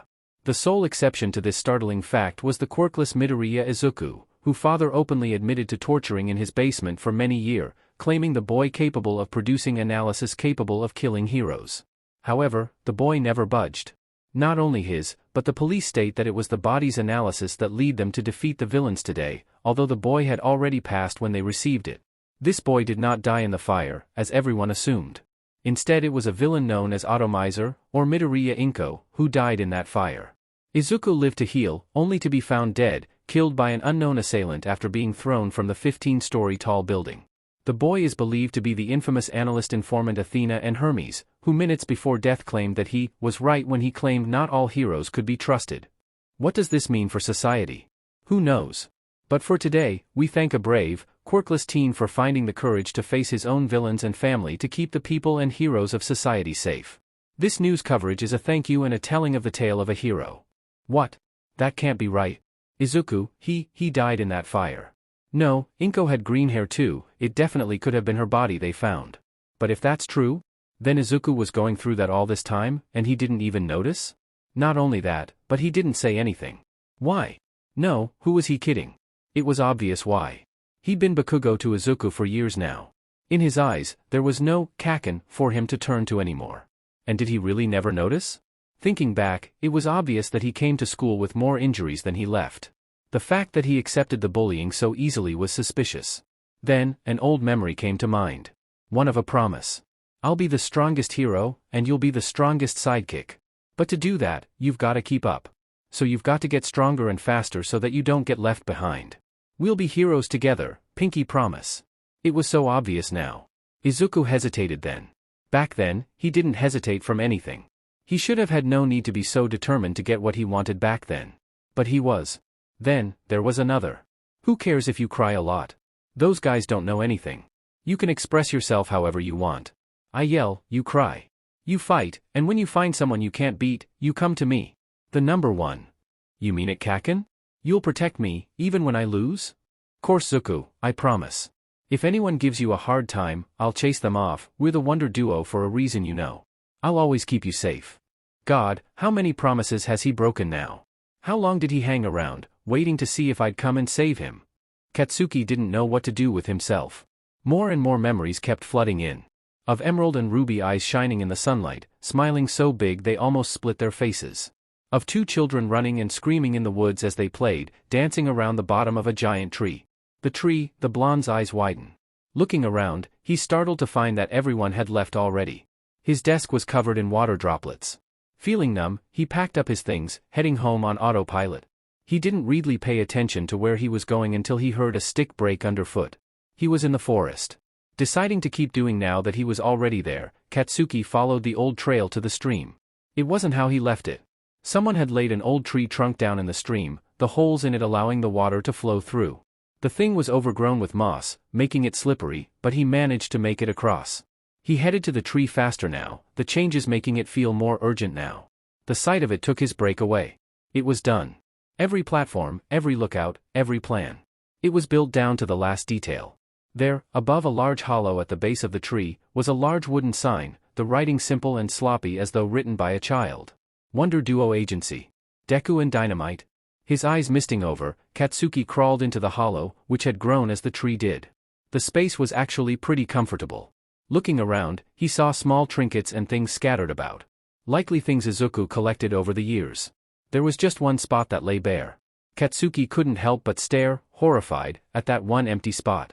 That one area of the tree soaked a disturbing red-brown, the dried substance flaking away on his fingers as he touched it, only to reveal even more dried and caked-up layers of it underneath. The blood coated the wall and floor of that corner, the owner long since giving up on washing it out, and now no longer able to. And by that stain on the floor, was one word, written in the same red-brown.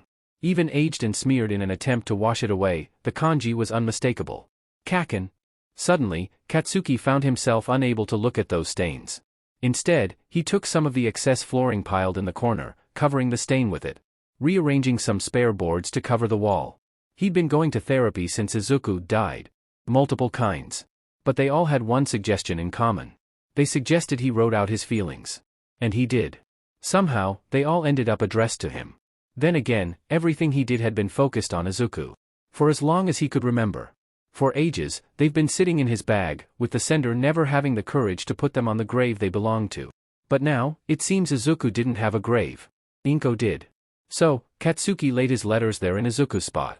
He promised he'd set up a proper memorial for him here. With these thoughts in mind, Kaken left the treehouse for home. For the first time in years. Several days pass, with Izuku and Hawks continuing their game of hide and seek. He'd run into Eraserhead a few times, too. The hero wasn't hostile, claiming Athena was a friend of his and that he owed the vigilante his life. The man's voice sounded strained whenever he spoke of Athena, making Izuku feel a little guilty. The man most likely put together that Athena was his soulmate when he died, but Izuku wasn't sure if that meant the man would want Athena.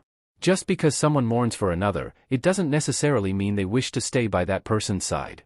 However, in the morning 3 days later, all thoughts on the matter were swiftly put to the side. Nedzu was contacting him. Hello there. Am I a mouse, a dog, or a bear? It doesn't matter, because I'm the principal of UA. Would I be speaking to Izuku Akatani? The stoat asked, sounding rather cheery. Hello principal, that would be me. I have a feeling I know what you are calling for, and I wish to set up a meeting, as this explanation will be a long one. His phone responded to the creature. Very well then, Midoriya. Shall we meet at lunchtime this afternoon? I'll have one of the staff lead you to my office, he cheered, sounding quite happy. Perhaps the stoat had come to care for him after all. He'll admit he did enjoy the debates they got into in the past, limited as they were. See you then. I ask that you do not invite your staff to this meeting, I have my reasons. With the conversation over, the two said their goodbyes and hung up. Deciding he may as well explain everything at once at the meeting, Izuku prepared his vigilante gear for the meeting. Now, if anyone saw him, it would simply be Nedzu meeting with the local vigilante. As lunchtime approached, Izuku put on his gear, went incorporeal, and walked to the edge of the ghost town. There, he followed the walls of UA to the entrance, only to find Eraserhead waiting for him. The man seemed off, somehow. He-Man usually contained his emotions well, but sadness seemed to radiate off his figure. Appearing before the man, Izuku tilted his head. The hero startled, entering a defensive stance, before recognizing him. Shaking his head, at the silent question or himself was unclear, the hero passed him a visitor badge and lead him through the gate. So, Nedzu calls meetings with vigilantes now? Why am I not surprised? The hero grumbled. Izuku just shrugged. He stuck close to the man's side. Closer than he usually would.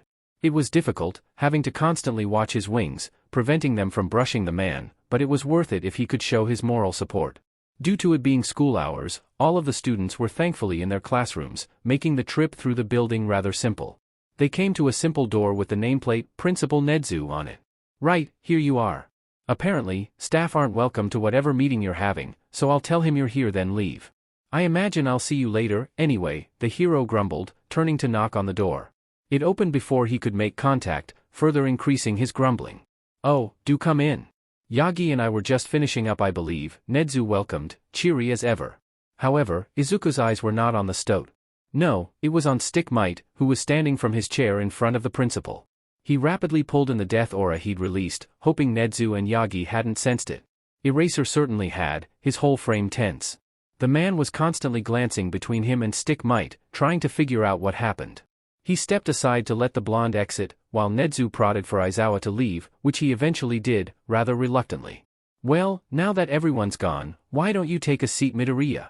I feel we have much to discuss, the stoat said, not quite human grin on his face. Izuku did so, sitting at the coffee table Nedzu indicated, as the creature went and sat tea on the table. Unfortunately, despite being in human form, Izuku was unable to consume such a heated beverage. And so, the tea was left to cool. Not one for tea? Nedzu asks. Usually, humans drink it anyway as a sign of trust or a lack of hostility, and he sees no reason why the boy would be angry with him. Assuming that this is the Athena he knew. In lieu of response, the Greeneat lowered his hood, revealing his mask and pointed to his throat. Ah, I see. I imagine hot beverages wouldn't mix well with metal and burn scars.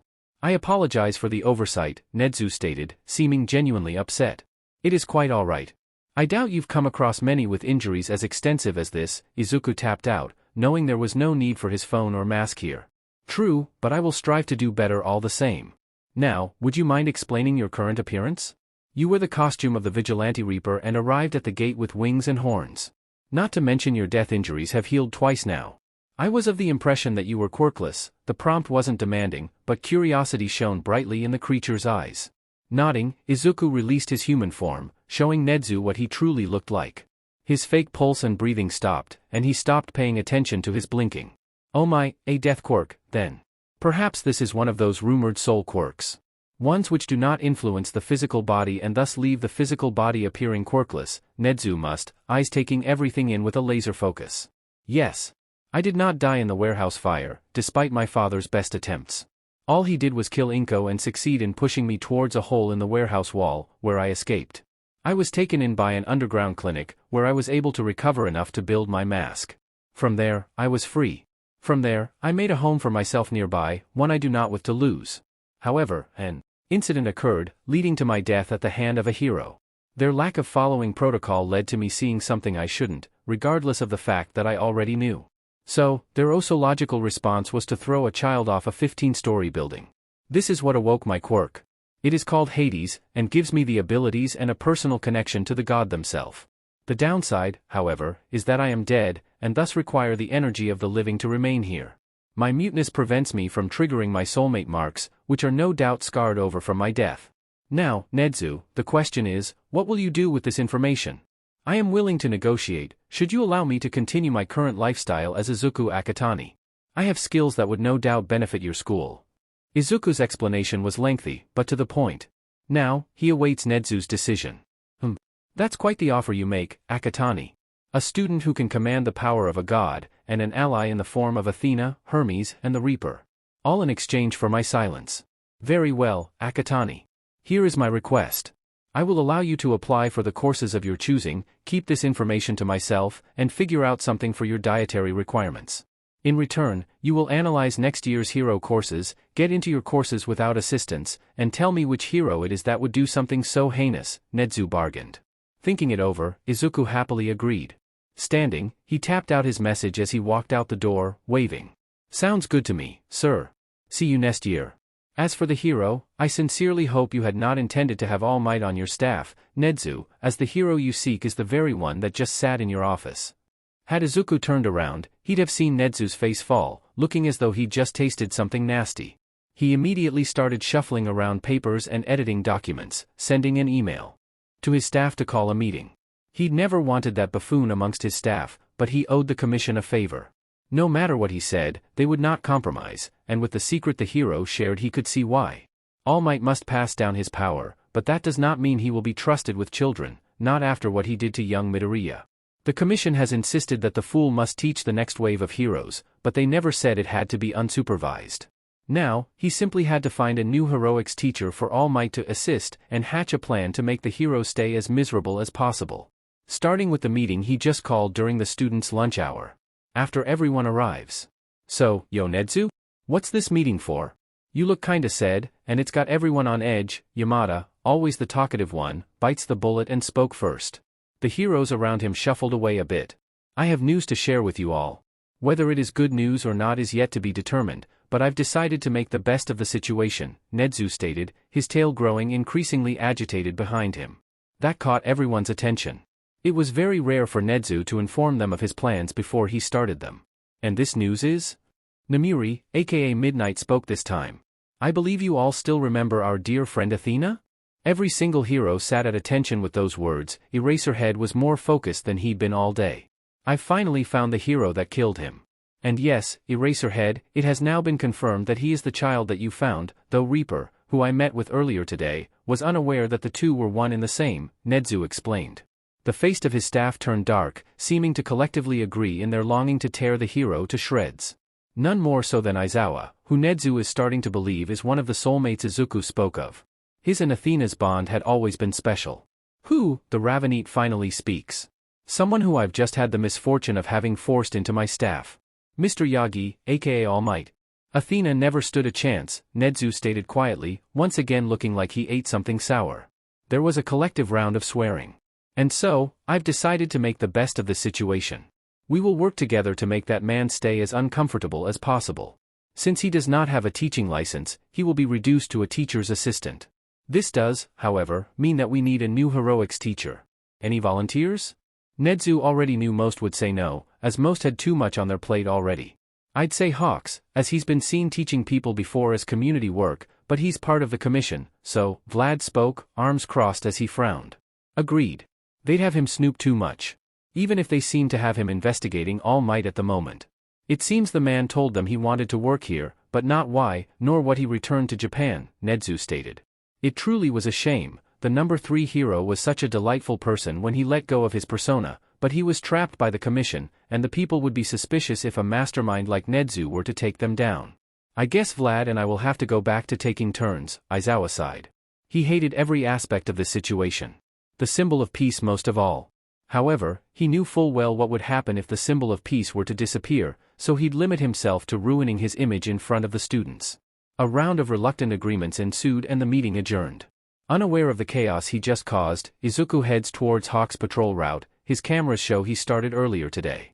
He wasn't meant to be patrolling at all. This meant that there was more daylight. Maybe the hero would finally recognize who he is. And so, Izuku started their game. However, Hawks didn't chase him this time, instead landing and trying to peer into the shadows at him. So he didn't want to play today? Fine, but he at least wanted to show he wasn't a villain. Thinking this, Izuku decided to finally show why he'd been following the hero. Stepping forward, he stretched out his wings and took to the sky. He was barely keeping himself off the ground, so he didn't notice at first when Hawk's eyes went wide. The hero surprised him by suddenly diving forward, aiming for him. He stumbled onto the roof and went incorporeal less than a second before the Birdman flew into him. He watched, confused, as the hero seemed panicked upon his disappearance. Wait! Come back! Sheet, I didn't mean to scare you off. The hero looked quite funny, turning around in circles, talking to the air. Despite knowing it could be a trap, Izuku reappeared in front of the hero, head tilted. Was Hawks crying? How is this possible? You're dead, and yet, the words had him tensing. Hawks had no way of knowing he was dead. Not unless. Sure enough, Hawks lifted his uniform's top to reveal the scabbed-over silhouette of his own wings, each feather its own shadowy wisp. Slowly, knowing he was still in his corpse form, Izuku raised his own shirt, revealing the giant mark of a hawk. The hero gasped, not at the hawk, but at the wounds, discolored flesh, bones and burned scars that made up Izuku's torso. The only skin that hadn't scarred was the outline of an arm and a hand, pressed flat against the hawk. Izuku tapped out a message on his mask. Yeah, I'm dead. Death quirk. I tried to protect the marks to best I could, but yours was too large to cover completely, the mask repeated. It's fine kiddo. I'm just glad you're still here at this point. But, how? The blonde clearly didn't want to finish the sentence, believing it rude. Waving for the hero to follow, Izuku lead the man home. When Izuku leads his towards the ghost town, Hawk starts to look a little nervous. Hey kid, when you started leading me somewhere, I'd assumed it was home. You do have a home, right? Izuku rapidly nodded his head, motioning again to follow. Shrugging to himself, Hawks continued to follow. The look on the man's face when they arrived was priceless. Home sweet home. Technically I don't own this place, but I've saved up the funds to do so if I ever need to. Feel free to take anything from the garden out back. Unfortunately I don't have meat, Izuku tapped out. With a grin, Hawks darted around the back, returning with a handful of berries and an apple. They headed inside to the living room, lounging across from each other on the beanbags. Waiting for the hero to get settled, Izuku removed his cloak. Hawks froze. You. Well Sheet, he whispered, recognizing him instantly. Yeah, your bosses don't like me much, but consider, battery low, the mask cut him off. Sighing, Izuku held up a finger asking Hawks to wait, then went upstairs to fetch his other mask. Instead, the hero chose to follow him, peeking his head in the different doors as he went. The hero seemed pretty excited when he peeked his head into the empty bedroom, and when he saw the massive bee Izuku had, but the boy refused to get his hopes up. That's what happened with Bakugo. Hawks watched him like a hawk, as he changed over the mask, observing how it worked. The sad cooing sound he made when he saw the damage to Izuku's mouth was adorable. Sitting down on the bed, Izuku explained his story to Hawks. The whole story, not just bits and pieces like he had with everyone else. By the time he was done, Hawk's wings had ruffled to twice their usual size and he'd made quite a few hissing screeching sounds, not that Izuku could blame him. It was just a little strange having anyone actually care. He'd had to dodge several attempts at hugs as well. Not that he didn't want the hugs, oh how he wished he could remember what a hug felt like. Honestly, he was probably touch-starved. But the fact of the matter was, getting a hug right now would hurt Kigo. He let him call him by name, and he couldn't allow that. Hawks finally stopped his pacing back and forth across the room. Alright then kiddo, I suppose it's my turn, it's only fair.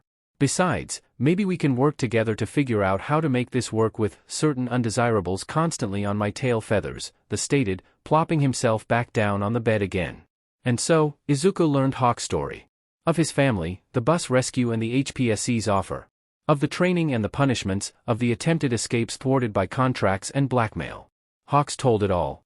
Through it all, Izuku held Hawk's hand, gloves on.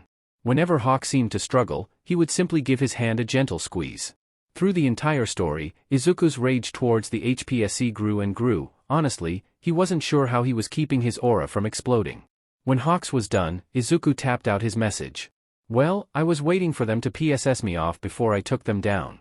Now they've succeeded in giving me one. Don't worry Kay, they'll be out of your way soon. You'll be a free bird. Hawks looked at him like he'd grown 2 heads.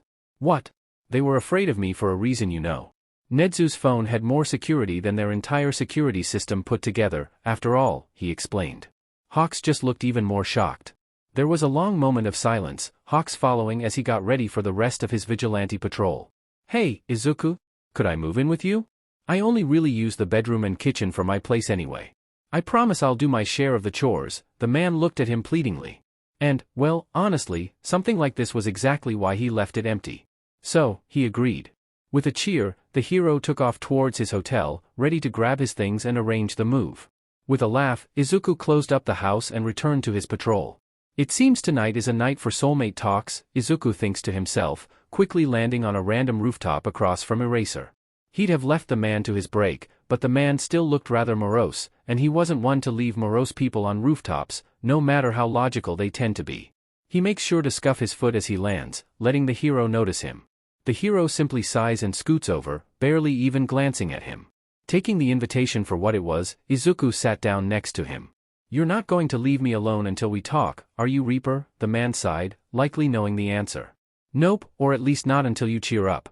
I won't force you to talk, just as you haven't for me, he tapped in response. There was a long PRD of silence, before the hero finally decided to explain. It's the anniversary of a soulmate's death.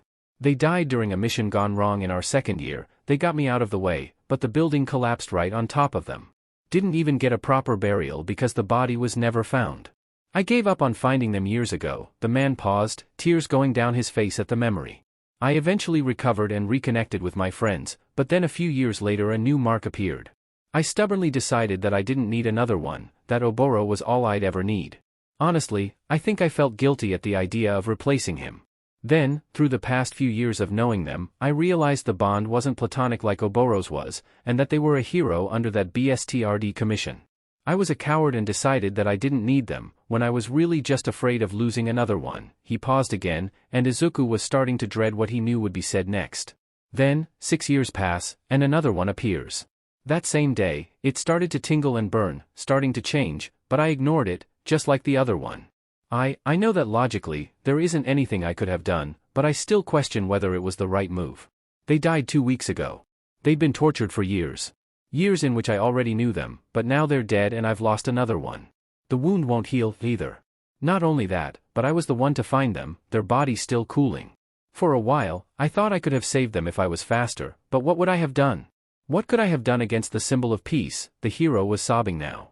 Using the skin coverage of their suits to his advantage, Izuku hugged the hero.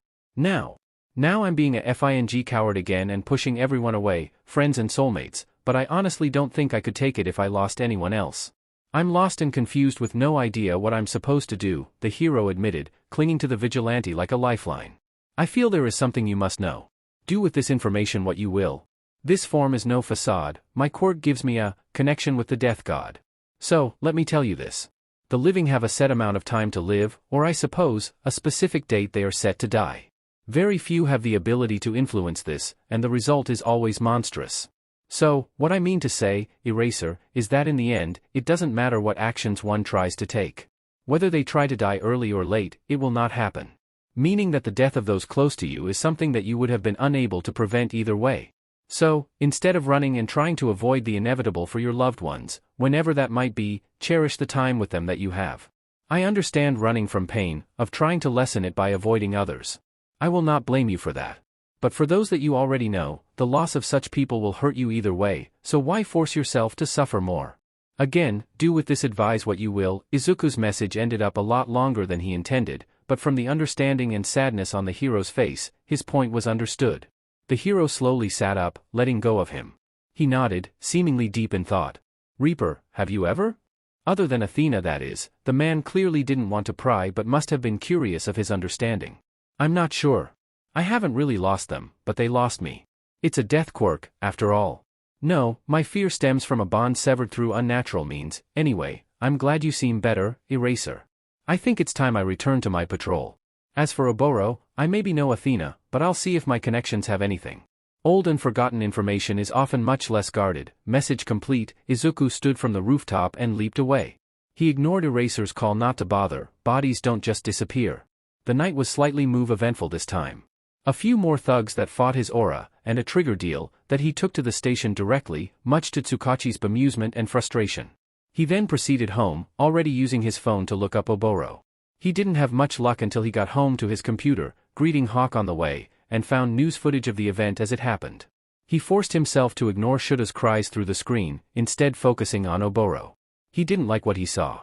Oboro was certainly injured by that rubble, but he wasn't crushed. It may look like that to the untrained eye, but Izuku paid much more attention. No, Oboro didn't sink to the floor under the weight of the rubble. He sank into the floor, which appeared to be made of some sort of mud. The blood found on scene was the result of a red capsule the mud spat out before fading away. Considering how Eraser mentioned that specifically Izuku's mark hadn't scarred over, it's safe to say Oboro's did. This meant that Oboro did indeed die that day, but not in the building. The mud appeared near Eraser's head, too, but evidently missed. It didn't form quickly enough before the intern, because that's all he was at the time, was rushing into the rubble to find his friend. A deep search of the quirk registration network showed no such mud quirk existing, or at least not that had been registered. Sighing, Izuku resolved to give a copy of the footage to the hero when he next saw him. Then, after a moment's consideration, he sent a soldier of hell to Hades, asking if Oboro was among those killed too soon or missing a quirk. Not expecting a quick response, the flow of time between hell and earth was constantly fluctuating. He stood up and put his gear in the wash, then made some food for Kigo. The avian was strangely ecstatic, clinging to him every chance he got. Then again, the man had been basically alone his entire life, much like Izuku. Perhaps he just showed his happiness more openly than the Greeneat did. The man pouted when Izuku had to leave for his dinner, but was easily bribed with offers of hugs. He wasn't even sure why the hero was still awake, considering it was 3 a.m. in the morning, but if it meant the hero was awake to complete their bond when he got back, Izuku wasn't complaining. So, you could imagine his surprise when, upon returning from the forest, he arrives home to Tuya and Kei at each other's throats, feathers and fireballs flying everywhere. Standing behind the two and crossing his arms, he released the tiniest bit of his aura. Instantly, the two of them stiffened, head whipping around to look at him. Raising an eyebrow at them, he waved for an explanation. This guy just busted in here yelling and smoking. So, I'm defending the house from the intruder. Hawks explained, looking frazzled and on edge, but proud. Intruder? You're the hero here to catch Izuku, clearly. As if I'd let that happen. You're the one intruding. Dabi responded, just as frazzled and on edge as Hawks. Releasing a deep sign, Izuku tapped out his response on his mask. Kei, meet Tuya, my vigilante zombie. Tuya, meet Kigo, my hero soulmate, the mask spoke. Both eyes went wide, looking at each other with fresh eyes. Slowly, ever so slowly, they lowered their guard, deactivating their quirks. Once they were done, Izuku pulled in his aura and lead them inside. So, Dabi. I don't mind you showing up, but why exactly did you do so yelling and smoking? He asked, now sitting at the dinner table with his two troublemakers. I admit, I may have very slightly overreacted, considering it was old news. But what did you expect me to do after seeing what you went through as a kid? Even my childhood wasn't that bad. Dabi cried, using his eye to scan for injuries that were no longer there. Only death wounds remained now, but the vigilante had gotten used to them over the years. Kigo was learning to accept them, to accept him, for some reason but no longer looked nauseous whenever he laid eyes on him. Ah, you saw the dragon takedown. Fair enough. Well, anyway, you are welcome to stay and fuss. Kay and I have hugs to exchange and a bond to form. Then after Kay has some coffee to help stay awake, you can join him in watching me destroy the commission, Izuku stated, completely changing the topic. Hawks perked up at that, chirping happily. The noise was so cute, Dabi decided not to tease him on it. Tuya, however, seemed stunned by the thought of him going through with his threat, but determined to stick to his not going to ask, don't want to know mindset. The trio then headed up to his study, where Kigo proceeded to hug and cling to him while Tuya took the spare bed. As expected, the hawk mark turned red, while the wispy wings on Hawk's stomach turned a dark metallic black. With the mark complete, the two disentangled their wings and limbs, then turned to the computer, which had now finished pulling up all of the HPSC's files. They sat in relative silence while Izuku read through the last of the files. Hawks had retrieved a cup of coffee at some point. Then, finally, the time had come. So, how do you plan to take them down with this?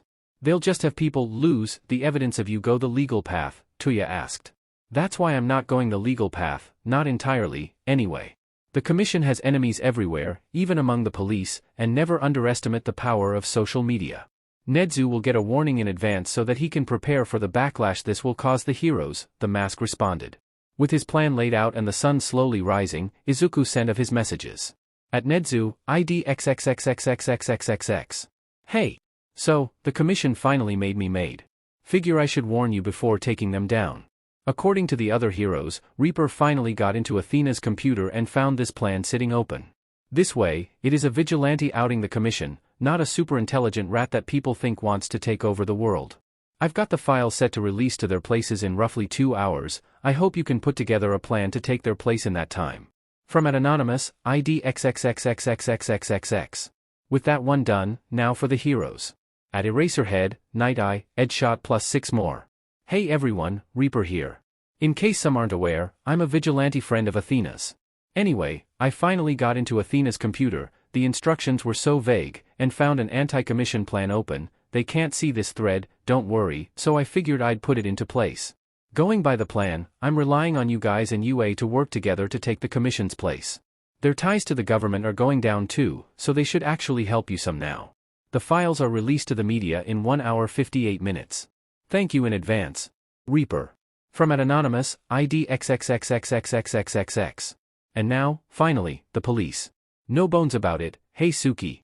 Heads up, I'm enacting a plan I found on Athena's computer. The commission's going down.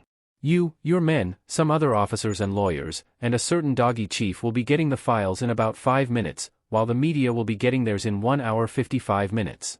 Enjoy. Tongue sticking out. RL lie detector, DMN it, Reaper.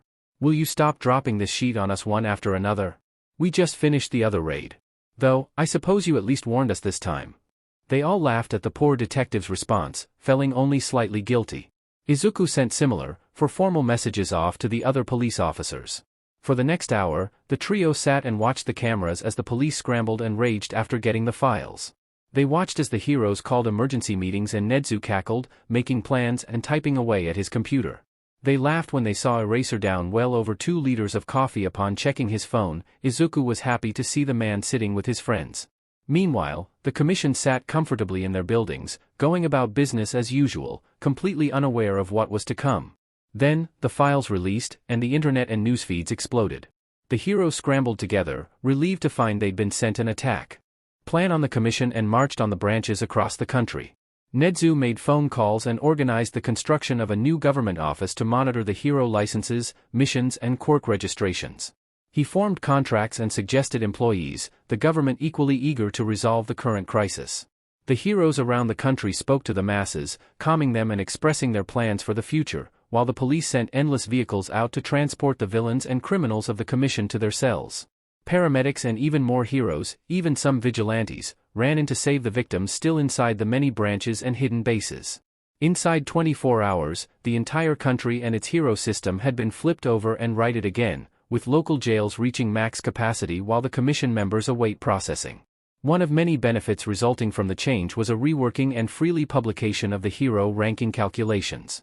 Though the underground heroes weren't included, they were still calculated in their own secure rankings, allowing for a fairer payment system. The new system was incredibly complex. It factored in collateral damage, death tolls, level of violence, public relations, successful saves versus unsuccessful saves, community service, missions and more. Due to this, Hawks ended up being the #1 hero, much to the Avian's pride. Endeavor caused too much property damage and casualties, both villain and civilian, and lacked in the community service and public relations. All Might caused excessive property damage, didn't follow protocol properly, didn't engage in missions, and had very little saves or public relations in recent years. Izuku also had a feeling that Eraser was the top underground hero. At least for the area, anyway. He didn't know much about the ones outside of Muzutafu. After several days, things were finally starting to calm down. Tuya had long since left and Hawks was settling in nicely. All his things had been moved in and assembled, the hero even offered to buy the house, which was tempting. However, if residents were to officially move into the area, the police station would need to be restaffed and there would be more pressure put on the heroes to cover the area again. So, for now they left the situation as is. There was one offer he took the hero up on though. An offer for training for the upcoming exam. Just as they were creating a training plan and organizing the changing of location for the hero's main agency building, he couldn't work in Fukuoka if he lived in Muzutafu. The Avian received a phone call. "Hello, Hawks speaking." "Hello. Am I a dog, a mouse, or a bear?" "It doesn't matter because I'm the UA principal." "Good morning, Hawks, how are you today?" the stoat stated, using his usual introduction. "I'm well, thank you Nedzu. But I get the feeling that's not why you're calling me for, is it?" Hawks asked, avoiding the age-old question like the plague. "Straight to the point I see. Very well then. I'm calling you to ask if you'd be interested in a teaching position here at UA. You have previously shown during community service hours that you are an excellent teacher, and we found ourselves needing a teacher for our heroics course. The previous person we found is not fit to be teaching children but has been forced into my staff. They will be your assistant," Nedzu explained. As he said this, Izuku logged into UA and found the staff member he was speaking of, face instantly going sour. Turning the phone around, he showed Hawks. Kigo got a scary grin upon seeing the name. "A certain someone has previously informed me of but Might's position in your staff. I assume he is the person you speak of? If I were to take this position, I can't say I'd work well with the man. A certain little analyst we both know is the reason for my freedom after all." "We both know what that buffoon did," Hawk responded, trying to scope out Nedzu's position in all this. If it turns out to be unfavorable, despite Izuku's reassurances, well, Nedzu is a prey animal after all. He thinks. "Oh, that is perfectly fine Hawks. We aren't fond of him either. Everyone here was very fond of Athena and wished to make All Might stay at our facility as uncomfortable as possible. The people do still seem to need him after all, even if the Hero Rankings publication has weaned them from him a bit," Nedzu stated, sounding absolutely delighted at the news. "In that case, I accept. I can't wait to meet this year's fledglings. I can come by sometime tomorrow to sign the papers and get everything in order." Thankfully, I'd already begun the process of moving into the area for personal reasons, so accommodation won't be required, Hawks responded, flipping through his planner. With a confirmation from Nedzu, they said their goodbyes and hung up. Hawks then sat down and proceeded to excitedly chatter back and forth with Izuku about teaching, possibly even teaching Izuku himself, and what he still needed to organize. It seemed they had a lot of work to do, and they wouldn't have it any other way. A week later, Hawks had finished all preparations for moving his agency. Much to the frustration of the surrounding agencies, he chose to build at the edge of the ghost town, using the excuse of it not being covered and close to UA. The hero's old building would become a branch office, while the new one would cover the entire suburb. The large area to cover made the choice of location less suspicious, as any other area would result in the hero and his employees encroaching on other agencies' territories. This wasn't helped by the fact that the majority of the agency had avian quirks that allowed them to patrol larger areas. Because of this, people and police were now preparing to move back into the ghost town and begin repairing the suburb. This was good for the area, but it also meant that Hawks had to buy the house for Izuku, since the boy was still a minor. Izuku was happy for his soulmate, but just a little frustrated with the fact that his house now legally belonged to someone else, even if it was his money used to pay for it in the end, much to Hawks' frustration. Now, Izuku sat at his desk going over his new training plan while Kigo commandeered the dinner table for lesson plans and teacher resources. He had his normal fitness training and studying while Kigo was at work, flight and aerial combat training from Kigo when the man returned, then his nightly, quirk training. This left his early mornings free, which he was hoping to fill with quirkless combat and stealth training. He knew just who he wanted to ask. It was just a matter of whether or not they'd agree. Especially with Hawks in the picture. Eraser wasn't the #1 underground hero for nothing after all. Plus, he had to get the Oboro video to him, too. Speaking of that, the Hell minion he'd set to Hades had returned earlier. He just wishes it was with better news. Neither Oboro's quirk nor his body had been returned to Hade's clutches, even for processing. His soul still had life left in it, too. This meant just one thing: All for One had Oboro. Now he just had to tell Eraser while also convincing him not to do anything about it. Suddenly he wasn't so eager to find the hero. So sue him. So what if he didn't want to argue with his scary underground friend and soulmate? That was perfectly normal. But he knew it had to be done. And so, that afternoon Izuku left to find the hero, dreading the encounter with every step he took. Eventually, he found the hero on yet another random rooftop. Does the man ever patrol on the ground, watching as the police drove off with his catch? Hey Eraser, he tapped. Reaper. Not here to flip Japan on its head again, I hope, the hero said in lieu of greeting. No, not this time. Instead, I have info on that soulmate of yours, though I'm not sure you're going to like what I have to say, the vigilante hedged. The hero froze for a second. Was he even breathing? He didn't have time to figure it out because the man was suddenly whirling to face him, sole focus now on Izuku and nothing else. It seems Reaper would have to be the vigilant one in this conversation. Sighing, Izuku sat down on the rooftop, beckoning for the hero to join him. Once the hero did, he opened his phone and played the video, pointing out the sludge at Oboro's feet. Shoyuta went deathly pale as he watched his friend be swallowed, growing paler still as he watched himself narrowly escape the same fate, all while remaining completely oblivious. Explain. It came out more as a demand than a request, but the man was too emotional for Izuku to really blame him. First thing I checked was the quirk registry. No dice, no such quirk exists. Second thing was for similar disappearances. None matching for back then, but there are a fair few more now. The warp methods are completely different though. Third, I used my connection to death. That is what gave me results, though I wish it hadn't. Eraser, the people who took your friend are not to be trifled with. They're dangerous enough that the death god themselves has sent me after them, and even then, they don't expect me to succeed for several years.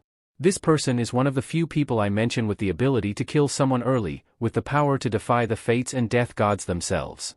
I'm sorry Eraser, I can tell you who it is and what they did, but only if you promise not to go after them, Izuku pleaded. He could see the rage in Eraser's eyes at the request, but the man remained silent. After a long few moments, the man's logical side seemed to win out, and he nodded. Fine, who are they? And why does the god think you can do anything about them? The hero asked, glancing over him. Who could blame him? In Eraser's eyes he was just the winged skeleton of a teenager and a vigilante lacking combat experience. All for One, also known as the boogeyman of the underground. The BSTRD has the ability to give, take, and manipulate quirks. Quirks, which are part of the soul. The man has cheated death many times, now being well over 300 years old. With his power, he kills people before their time and takes their quirks, resulting in incomplete souls flooding the land of the dead. These souls cannot be processed because they are both incomplete and, in the eyes of fate, still meant to be alive. As for how I'm meant to beat All Might's mortal enemy, that's my little secret. Can't have you knowing too much, Eraser, Izuku explains, lightly teasing the hero at the end. Oboro's not the only one he's done this to either, is he? And if he's after All Might, then the chances are the BSTRD's going to go after UA, too, Eraser hissed, pacing back and forth along the rooftop, unable to sit still any longer. Probably. It doesn't help that the buffoon thinks AFO's dead. It's all a massive pain in the butt, considering I plan to attend said school, or at least a hero school if not UA.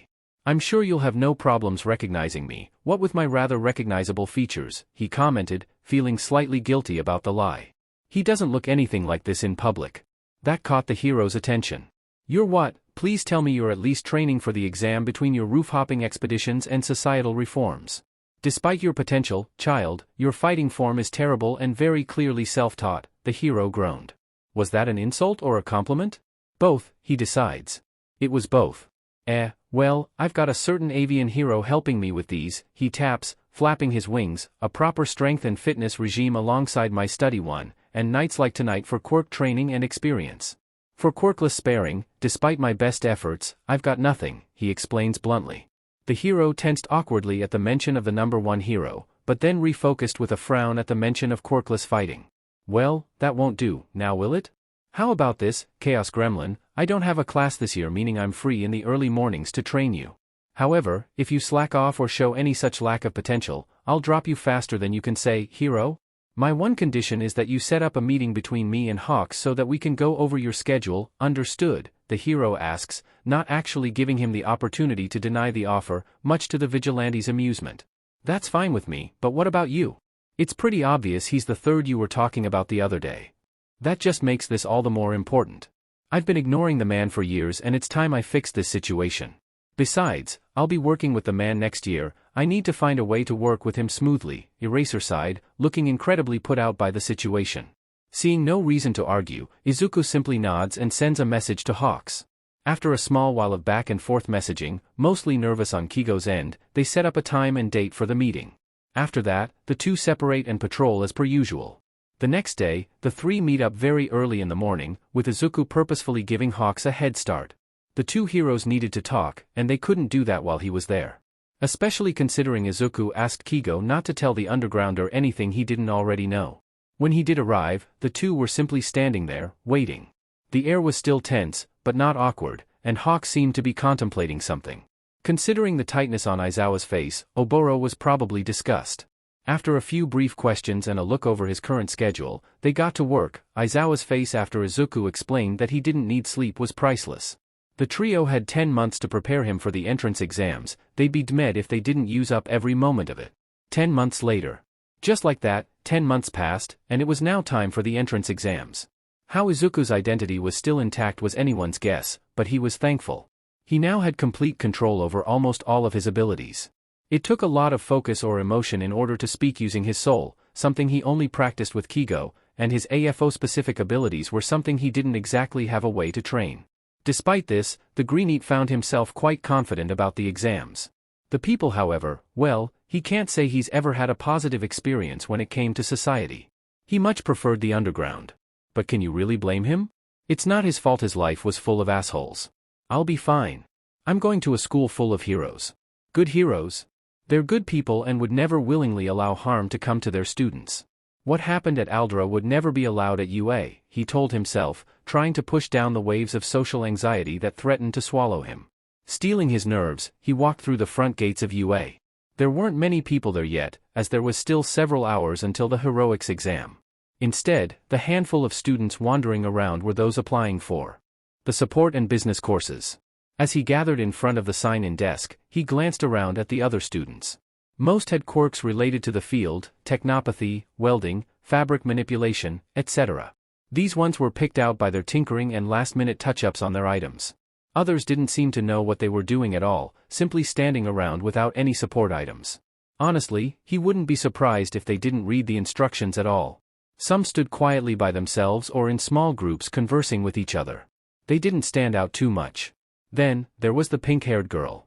The girl was practically vibrating with energy, cross-haired eyes glinting with the familiar glow of genius, tinged with a small amount of insanity. The girl seemed rather passionate about her field. Izuku wasn't quite sure what to make of her. He decided it was better to steer clear for now. Soon enough, ectoplasm arrived and registered them all, leading them into the testing hall.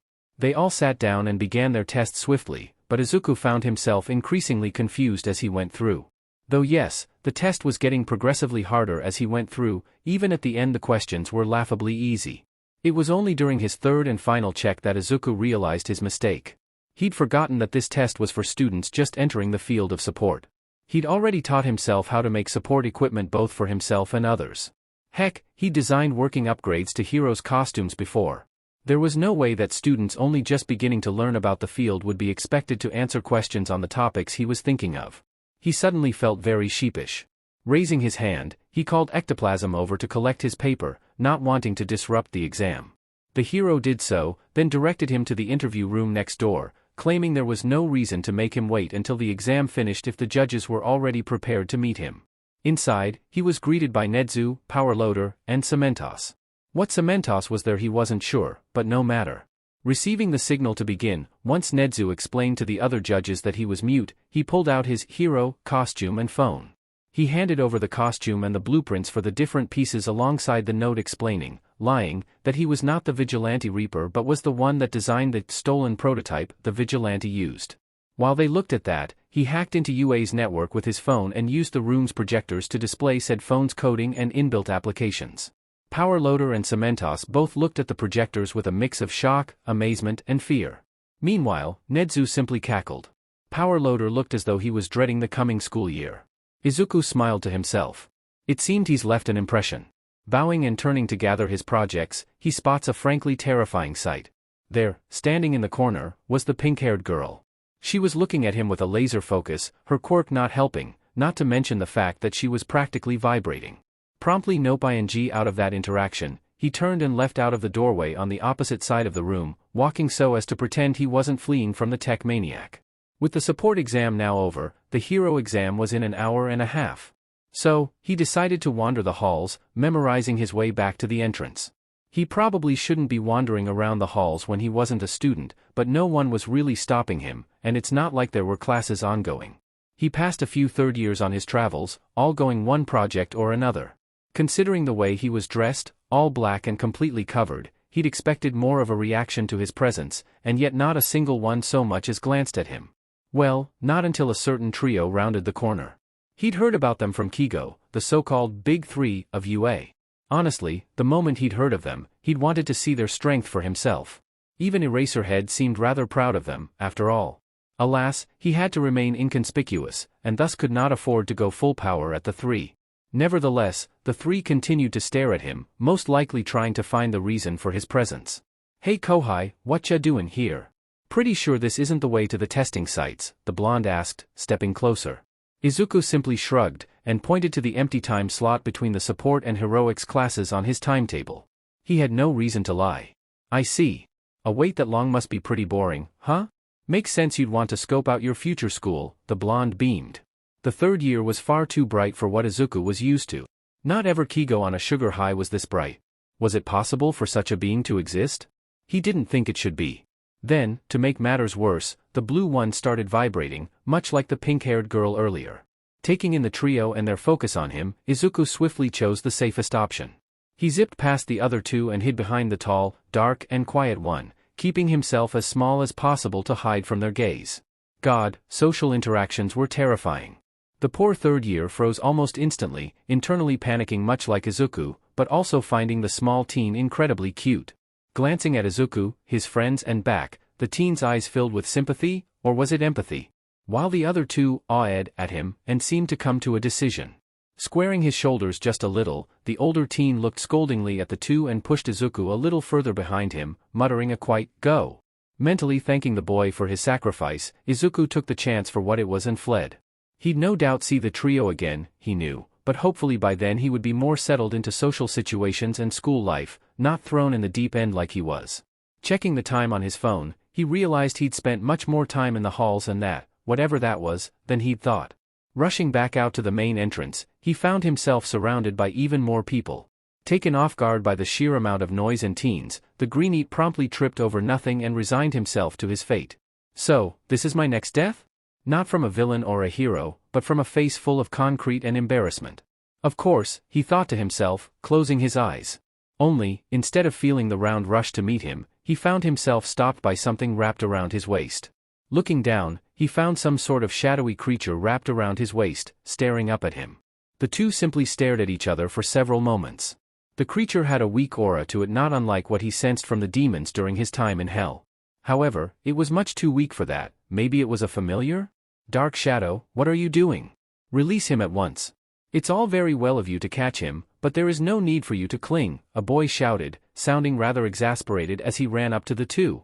The boy had the head of a raven or crow, and the being seemed to be emerging from his chest. "But Fumi. He's different." "Good different, I like him. Maybe Fumi and Hooded Boy can be friends," the beast cheered, head perking up. It, too, was vaguely bird-shaped. A sentient quirk, rare, but oh so interesting. The two banter back and forth a bit, and the shadow creature eventually unwraps itself from his waist. Once released, he turns to face Fumi properly. "My apologies for Dark Shadow. They are usually much shyer around strangers, yet deemed fit to cling to you in such a way," the boy sighed, bowing to him. Izuku waved his hands in front of himself, trying to dismiss the boy's concerns.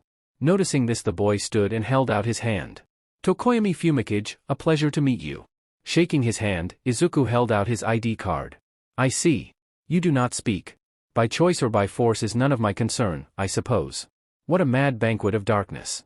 I do not mind quiet ones such as yourself. Perhaps you would allow me to accompany you to our destination? I believe we are short on time," Tokoyami asked. His way of speaking was strange and elaborate, but not indecipherable. He wasn't bright or overly enthusiastic like the senpais from earlier either. Nodding his head, Izuku led the way through the crowd to the front desks, showing Tokoyami what papers he'd need on the way. The sign-in process was much quicker this time around, with everyone rushing to finish before the proctor arrived. Ectoplasm once again led everyone to their destination. This time to a much larger exam hall. He and Tokoyami parted ways to find their seats. The exam starts, and everyone gets to work, with Izuku finding it much like his previous one. He was done within the hour, even after checking his work. This time, Ectoplasm was too busy to notice his raised hand, so he had to stand and walk to the front with his papers. Everyone stared as he walked up, most seemed rather wary. Tokoyami, however, simply nodded at him, muttering once again about a mad banquet of darkness, whatever that meant.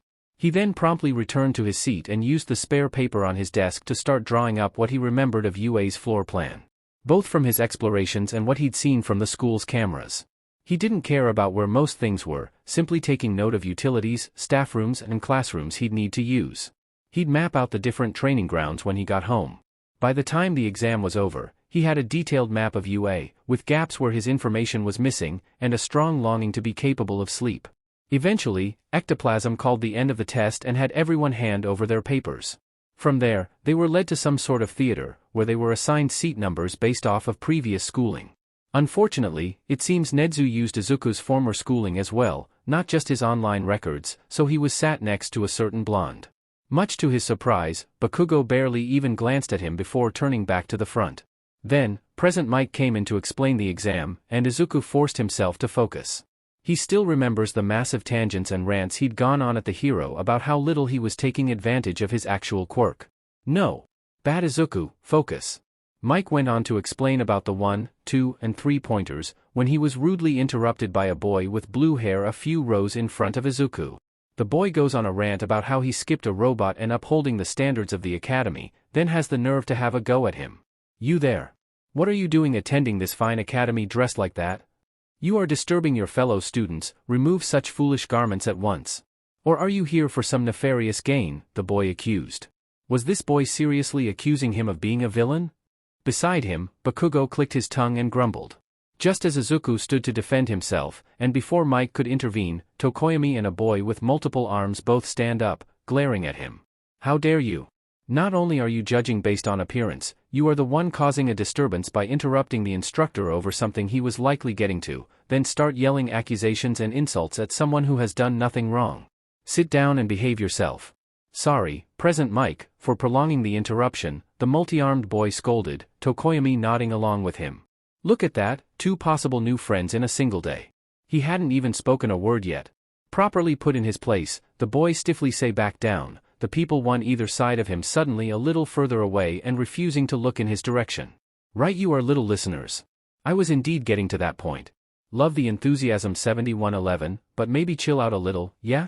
The 4th bot is worth 0 points and is only really an obstacle designed to get in the way. It tends to thrash around in enclosed spaces though, so be careful. Mike finished, quickly blowing over the incident with the same level of enthusiasm as before. The presentation ends and Mike jumps off stage, the kids start filing out of the theater. POV Mike. The hero chooses to hover out of the way, observing the 3 kids as the hooded one waits for the other 2. The hooded one bows deeply to the other 2, then motions for them to walk together. The sight nearly broke his heart. The kid was so young and already couldn't speak, not to mention the obvious lack of communication skills. The kid probably didn't have any friends before today. The hero was more observant than he let on, he knew the body language of social outcasts.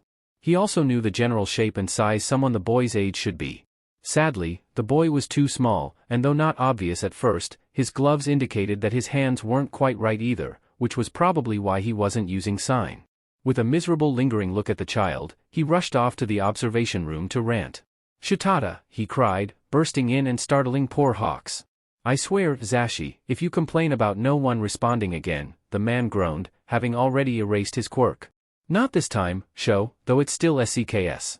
Tensei's little bro was so mean earlier, surely our friend didn't raise him like that, he sulked. That caught the Ravenette's attention. What do you mean? Sure, Tenya can be strict and a stickler for the rules, but not mean. What happened? Not only did he interrupt me to ask about something when I wasn't finished, he then accused some random kid of disturbing students and having malicious intentions just because he was covered up. Hood on and the like. Some other students defended him, but to top it all off, if he hadn't the kid can't speak. He wouldn't have been able to defend himself at all. Why does life have to be so mean to the little listeners? Hisashi ranted, sounding more and more upset. The other heroes in the room all grimaced. Okay, I get it, but couldn't you have translated for the kid, politely, or something? It's not like the kid can't converse at all, right? Shota pointed out, trying to be the logical one, once again. Usually, yeah, but not with the state those hands were in. I could tell there was something wrong with them through the gloves. He can probably use them for everyday life, but they're too crooked to comfortable sign, he explained sadly. Another round of grimaces. Though I agree with your worries about the kid, I must ask. How was the kid allowed past the gate without showing his face? Power Loader asked, remembering the kid from earlier. The security system should have stopped him. Ah, that would be because of me. You see, young Akatani has an extremely dangerous touch-based quirk extending across his entire body, including any connected hairs. To counteract this, he wears as much cloth covering his body as possible. He also does this to hide the rather disturbing visage the mutation part of. This quirk gives him. The mutation heavily mixes with the touch emitter part of the quirk, meaning that this child is, under no circumstances, allowed to have his quirk erased, understood? Such a fascinating study that was. Nedzu explained, seeming rather gleeful despite the mostly negative news. Nonetheless, all teachers gave their affirmative, with Recovery Girl and Eraserhead making notes about the boy. The underground hero went to the effort of looking up the boy amongst the exam goers, only to find the quirk file locked by Nedzu. Whoever this kid was, he was no ordinary student. Ah, it seems they've all arrived. Mike, if you would. Nedzu prompted. Mike was already excitedly running out the door and up to the roof. That man enjoyed this part far too much. All the other teachers focused on the screens in front of them. It was time to release the children. The bus ride to the testing grounds was mostly peaceful, despite the nervous aura hovering over them. The trio were rather surprised when they found themselves all lining up for the same bus. They had briefly considered teaming up but dismissed it upon realizing that the students were separated from the schoolmates specifically to counter situations like this. Instead, they sat in comfortable silence for the ride, allowing themselves to rest while they could before the battle ahead. Once the bus stopped, they all filed off, the trio splitting up to stand in their preferred starting points. While most chose to hang about in the middle of the waiting area, Izuku started making his way to the doors themselves, intending to wait there and move the second the doors opened. If UA was using robots and cityscapes to make realistic villain invasions, then he was willing to bet there wouldn't be a countdown either. Just as he reached the doors, planning on starting some stretches, his human body needed them, unlike the dead one, a hand landed on his shoulder. Instantly, he was whirling around in a battle-ready stance, swinging a fist on instinct. A fist he barely stopped millimeters from Glasses Boy's nose. With an exasperated huff, Izuku relaxed from his stance, lowering his fist. Then, when the boy seemed too frozen to do it himself, he forcefully removed the boy's hand from his shoulder. Such violence, the boy muttered to himself, do tell, what were you planning on doing with the gates? Surely, you weren't planning on heading in early. Cheating is unbecoming of any aspiring hero, let alone a hero, he boy once again accused. Did he learn nothing from last time? Sighing and shaking his head at the teen, Izuku turned around. Only to see that the gates were opening. Start! Mike screamed from on top of the observation tower.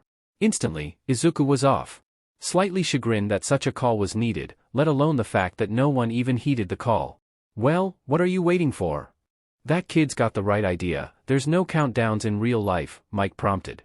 Only then did the kids finally move, by which point Izuku had already destroyed several robots. He was only using his fire and metal manipulation for the exam, and most of UA, as everything else could be tied back to Reaper. And yet, against the robots, this was more than enough. The fire melted steel and fried circuit boards, while the metal manipulation crushed anything else. It was heading towards the end of the exam when Izuku saw them. A tall boy with gravity-defying purple hair and massive eye bags was backed into a corner by three three-pointers. The boy was resourceful, using a broken pole as a weapon, but was still severely outclassed. Rushing over, Izuku blasted the robots and helped the boy to his feet. Knowing he had little time left, he pointed to the weak spots on the robots, then handed back the pole the boy had dropped in surprise. He then rushed back into the fray. Meanwhile, the purple-haired teen was left confused and frustrated. The kid had saved him, sure, but they also stole his points. And what was all that pointing at the robot supposed to mean?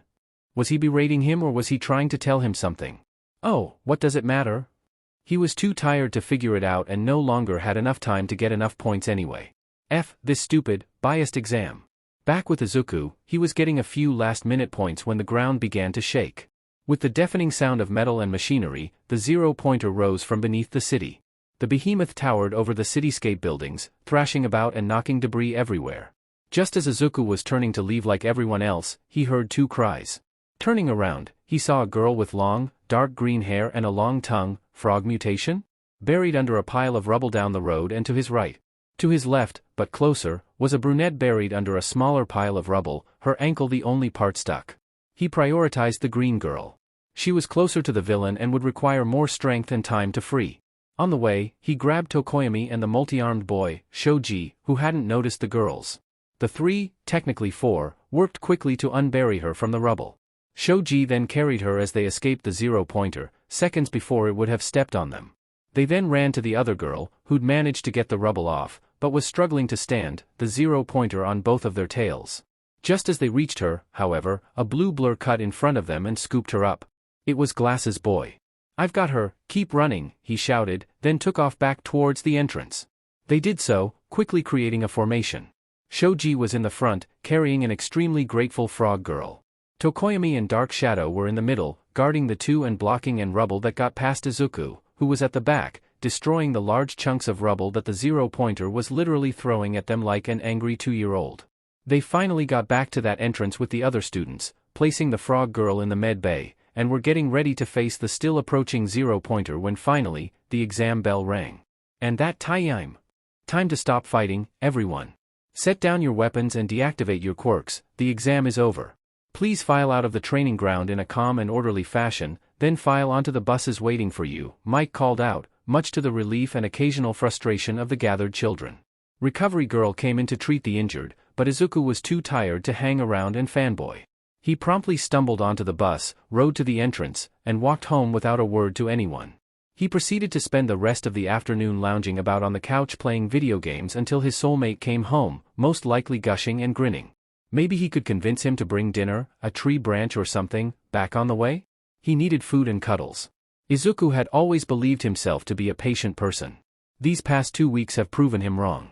Hawks refuses to tell him whether or not he passed and continues to cackle at his phone because Eraser still hadn't found him yet. The man was actually starting to sulk at this point. Is it wrong of him to think it's cute? Anyway, Izuku was itching to find out his results. He'd spent the last year and a bit training and preparing for this day. He'd gone through fire, flames and hell to get here, literally. Eraser was getting just as much of a kick out of his misery as Hawks, if not more so as payback for hiding his identity. Part of him thinks the man is upset about the lack of trust, which stings, because he does trust the man and more. So much more. But the fact of the matter was that he couldn't do it. Even if he now had someone to look out for him and who owned his house, there was still Eraser's soulmate issues to consider.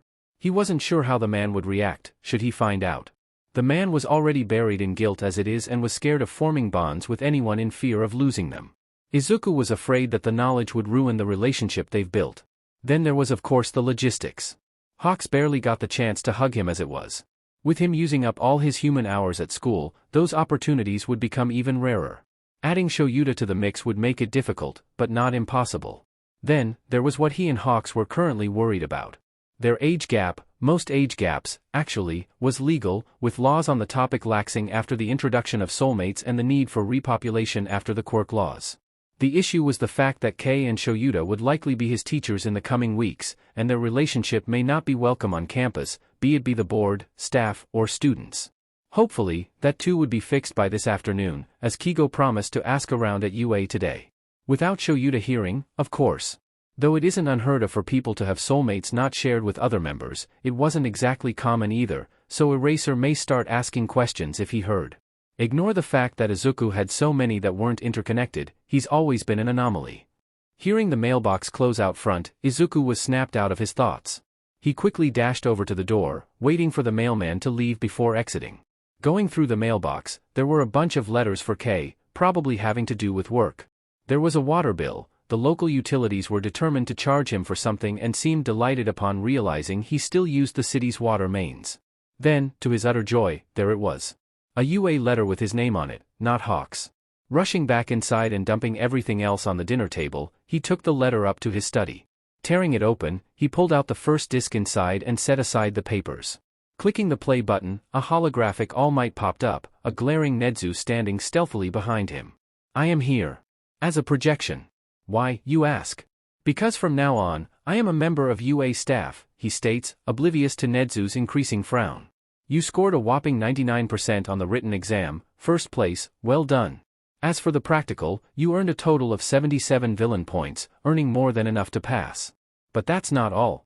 No heroic actions go unrewarded here at UA, and as such, the background changes to videos of the people he helped and worked alongside in the exam. You gained a bonus 80 rescue points for your courage and correct prioritization of civilians, as well as the construction of a working plan to save both civilians. Beating my top score and earning first place in the exam. Congratulations and welcome, Akatani, to your Hero Academia, the hero crowed, as Nezu beamed at him through the camera, clapping. The video then powered down. Izuku puffed his chest in pride, proud of his accomplishment. He couldn't help but chuckle at Nezu's antics though. He has a feeling All Might's in for a rough year. Remembering the other disc he had in the envelope. Assuming it was his support results, he pulled it out and hit play, much like the other one. A holographic power loader came on screen. Right. Akatani Izuku. You're the hooded kid, right? I'll be frank, you are terrifying. If you didn't need this course's certifications, I'd tell you to go pro right now. Anyway, you impressed all of us judges and got a mark of 100% on the written test. Congratulations, this is your support academia, or whatever, he droned. The man sounded exceptionally tired and stressed, likely not looking forward to this year's class. Then again, when you've got a kid who already knows most of the curriculum and likely a girl like pink hair, he could understand the man's preemptive exhaustion. With the 2 courses passed, he pulled out the papers tucked into the envelope. First was a letter from Nezu, congratulating him and inviting him to a hybrid course between heroics and support, with mathematics and science classes being swapped for support, as he'd more than passed them. He also had the option of opting out of history but decided to keep it. If he skipped too many, he wouldn't be with his class much. He figured it would be better if he got to know his future peers and possible friends rather than avoiding them. The letter also promised that any information he filled out for dietary requirements and medical history would not leave the lips of Lunch Rush or Recovery Girl. Finally, there was the starting date and his classroom. The rest of the papers were medical files, NDAs, and the like. There was also a form for a hero suit design. After a moment's thought, he filled out all of the information, choosing to trust Nezu. For the dietary requirements, he mentioned his need for life energy and explained that he could absorb it from large quantities of fresh vegetation and raw meats. He also explained his otherwise liquid-based diet and protein pastes. For the medical history, he put down the list of medical procedures and operations done to repair his human body, as well as the fact that he is dead. He explained how he healed, the dormant state when under quirk exhaustion, aka when he runs out of energy, and why quirk suppressants were a very bad idea. Finally, for the hero costume, he just made a copy of the design for his current costume and wrote a note offering to bring the costume he used for the support practical. Having now signed all of the documents and supplied the necessary information, he packed everything in their envelopes along with an answering letter to Nezu, then went down to UA, putting the paper in one of the many postbox slots. That afternoon he and Kigo celebrated his success, going down to a cafe that had opened up downtown. They spent the afternoon with casual chats, snuggling and small pecks on the cheek, while lounging on the beanbag chairs playing Animal Crossing. A week later, Izuku once again stood before the towering UA gates. He didn't pause or trip as he went in this time, passing many other students wandering in without so much as a glance. He reached the door to his classroom swiftly, but stopped just as he grabbed the handle. 2 very familiar voices were arguing on the other side. Both of which were people he'd have gladly never meet again for the rest of his unlife. "You're in the way," a voice said from behind him. His hip tingled. "Well sheet, there's another one." Quickly moving out of the way, he let the two-toned boy pass him. He sure was lucky, huh? For heroes or hero potentials, all of which were unbelievably pretty. Yes, even Shoyuta. The man would be absolutely stunning if he put in the effort. He hurried through the open door, letting his short stature and lack of presence hide him as he walked behind the boy. Nobody noticed him until he sat down. Of course he was behind Bakugo. Why not? Just as he was lamenting his luck in life, 2 shadows fell over him. Looking up, he saw the boys from the entrance exam. "Greetings Akatani, it seems we have both triumphed against the darkness in order to make it to this fine academy. To be in the same class must be fate. Shall we form a bond of friendship and revel in the dark together?" Tokoyami greeted. He was asking to be his friend, right? Yeah, he was. Izuku nodded, then turned to Shoji. "Good morning Akatani. I would also like to be your friend. I hope we get along as part of this new class." His greeting was much more standard, and Izuku quickly agreed. "Oh, it's you guys. Got room for one more, Karo?" They all turned to see the green-haired girl they saved in the exam walking over. "Thank you for saving me, by the way." Izuku waved and nodded rapidly. 3 new friends already. He saw the door slide open from the corner of his eye. There lay Aizawa, crawling in with that horrible sleeping bag of his. He gestured for his friends to take their seats. Shoji, having heard the hero enter, complied. The other 2 were confused but did the same. Several long moments passed, and when it was obvious no one else was going to notice him, Shoyuta spoke. "If you're just here to socialize, I suggest you leave now," he droned from the floor, scaring the nearby students. Izuku forced himself not to laugh when someone muttered about a giant caterpillar invasion. "I've been here for over a minute and only 2 of you noticed me. We'll work on that. It also took you 8 seconds to settle down, do better." "I am Aizawa Shoyuta, your homeroom teacher," he stated, finally climbing out of his sleeping bag. He dumped a pile of gym uniforms onto the podium. "These are your gym uniforms, put them on and come out to training ground A," he stated, then walked out the door, leaving the students to find their own way there. Not wasting any time, Izuku and his friends headed to the front. He was pleased to find that his uniform covered just as much as his usual outfits, though they didn't have the magnet strips for his horns and wings. It's not like he'd need them at UA anyway. He then headed off to the change rooms, everyone else rushing to follow him. They kind of reminded him of a like of ducklings gathering behind their mother. The thought made him laugh. Everyone quickly got changed, some of the more energetic boys looking disappointed when he headed to a private stall. He ended up being the first one out, everyone else taking their time and chattering. Was this seriously how they behaved during class? And after just meeting their clearly strict teacher? Fools, the lot of them. "Akatani, good, you're the first out. At least one of you is logical. You will stand next to me during practical classes until it's your turn, understood? My quirk in an eraser type and we don't want you caught up in it," he stated, staring expectantly at the changing room exit. Izuku simply nodded and moved to stand on his left. Soon, more students started arriving. First was the two-tone kid and a kid with the head of a rock, then a tall black-haired girl, then Bakugo and Glasses Boy. The rest trickled out slowly. Aizawa-sensei frowned, looking at his watch. "It took you all more than 10 minutes to get out here. When it comes to saving lives, every second counts. I expect you to be faster next time. Now, today we are doing a quirk apprehension test. You will be doing the usual fitness tests, but with your quirks to give me a proper idea of where you stand," he grouched, tossing Bakugo a ball. "What was your throw in middle school?" 67 meters I think, Bakugo answered. This new Bakugo was unnerving. He was still grouchy and rude, classic Bakugo, but he wasn't as explosive or violent as usual, be it physically or verbally. He'd known since the fire that Kaken was still there, but he'd never really believed he'd see the boy again. From the looks of things though, it might just become a reality. And he didn't know what to do with that information. He was pleased, don't get him wrong, but what did this mean for him? Nothing, he decided. He stopped waiting for Kaken a long time ago. He was broken out of his thoughts by a loud battle cry and an explosion. Aizawa-sensei held up a screen, reading 705.3 meters. There was an excited murmur through the class, when some poor fool decided to say that this would be fun. He tuned out Aizawa's rant. If the fools thought that heroics was something fun and easy, they were in for a rude awakening. Aizawa threatened to expel the lowest student, where they proceeded to dig their holes deeper by saying it wasn't fair. Since when was anything fair? Just look at him and his life and his body. Nothing in the world is fair. Aizawa went on a similar rant and Bakugo looked at them like he wanted to murder someone. In the end, the tests finally started. The first test was the 50-meter dash. He got a decent time, but it was nothing compared to Glasses. His name was Ida apparently. Ajui did well, too. Grip strength was next, where he used metal manipulation to crush the machine. Aizawa simply put down the max strength for the machines. Shoji also did well, with his 6 arms. After that was the long jump. He used a burst of fire to launch himself further. Ajui did well with this one too. Then were the side steps. No one did too well on those aside from the great boy. He kept glaring away from the girls. Izuku didn't do too badly either, thanks to his training.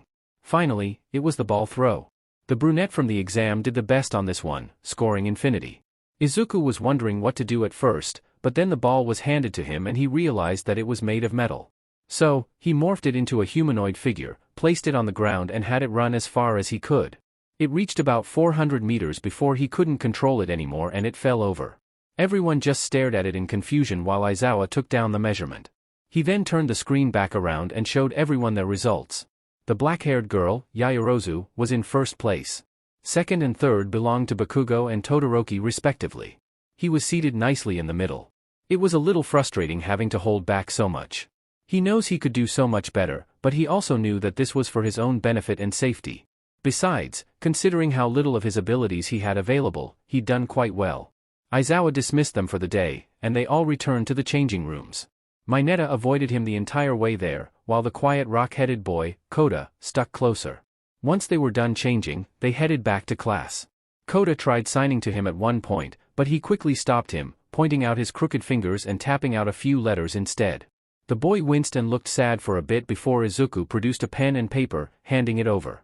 The two wrote back and forth for a bit, exchanging greetings and talking about the test and Izuku's other friends. He assured Koda that they were quiet people and wouldn't startle him too much. Once they got to the classroom they grabbed their syllabus and parted ways, their half-day over. The next day at school was decidedly normal for most students. English passed normally once the excitement over Mike wore off, with Izuku and Yaoyorozu knowing most of the answers. After that was maths and science. Everyone looked extremely confused when they saw Akatani start packing up his things. "Yo, Akatani bro? Where are you going? We don't move classes, remember?" Kirishima called out from his seat.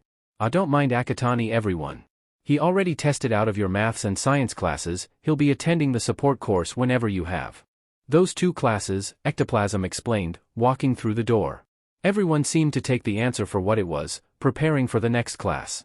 A few people looked at him enviously, though he wasn't sure why.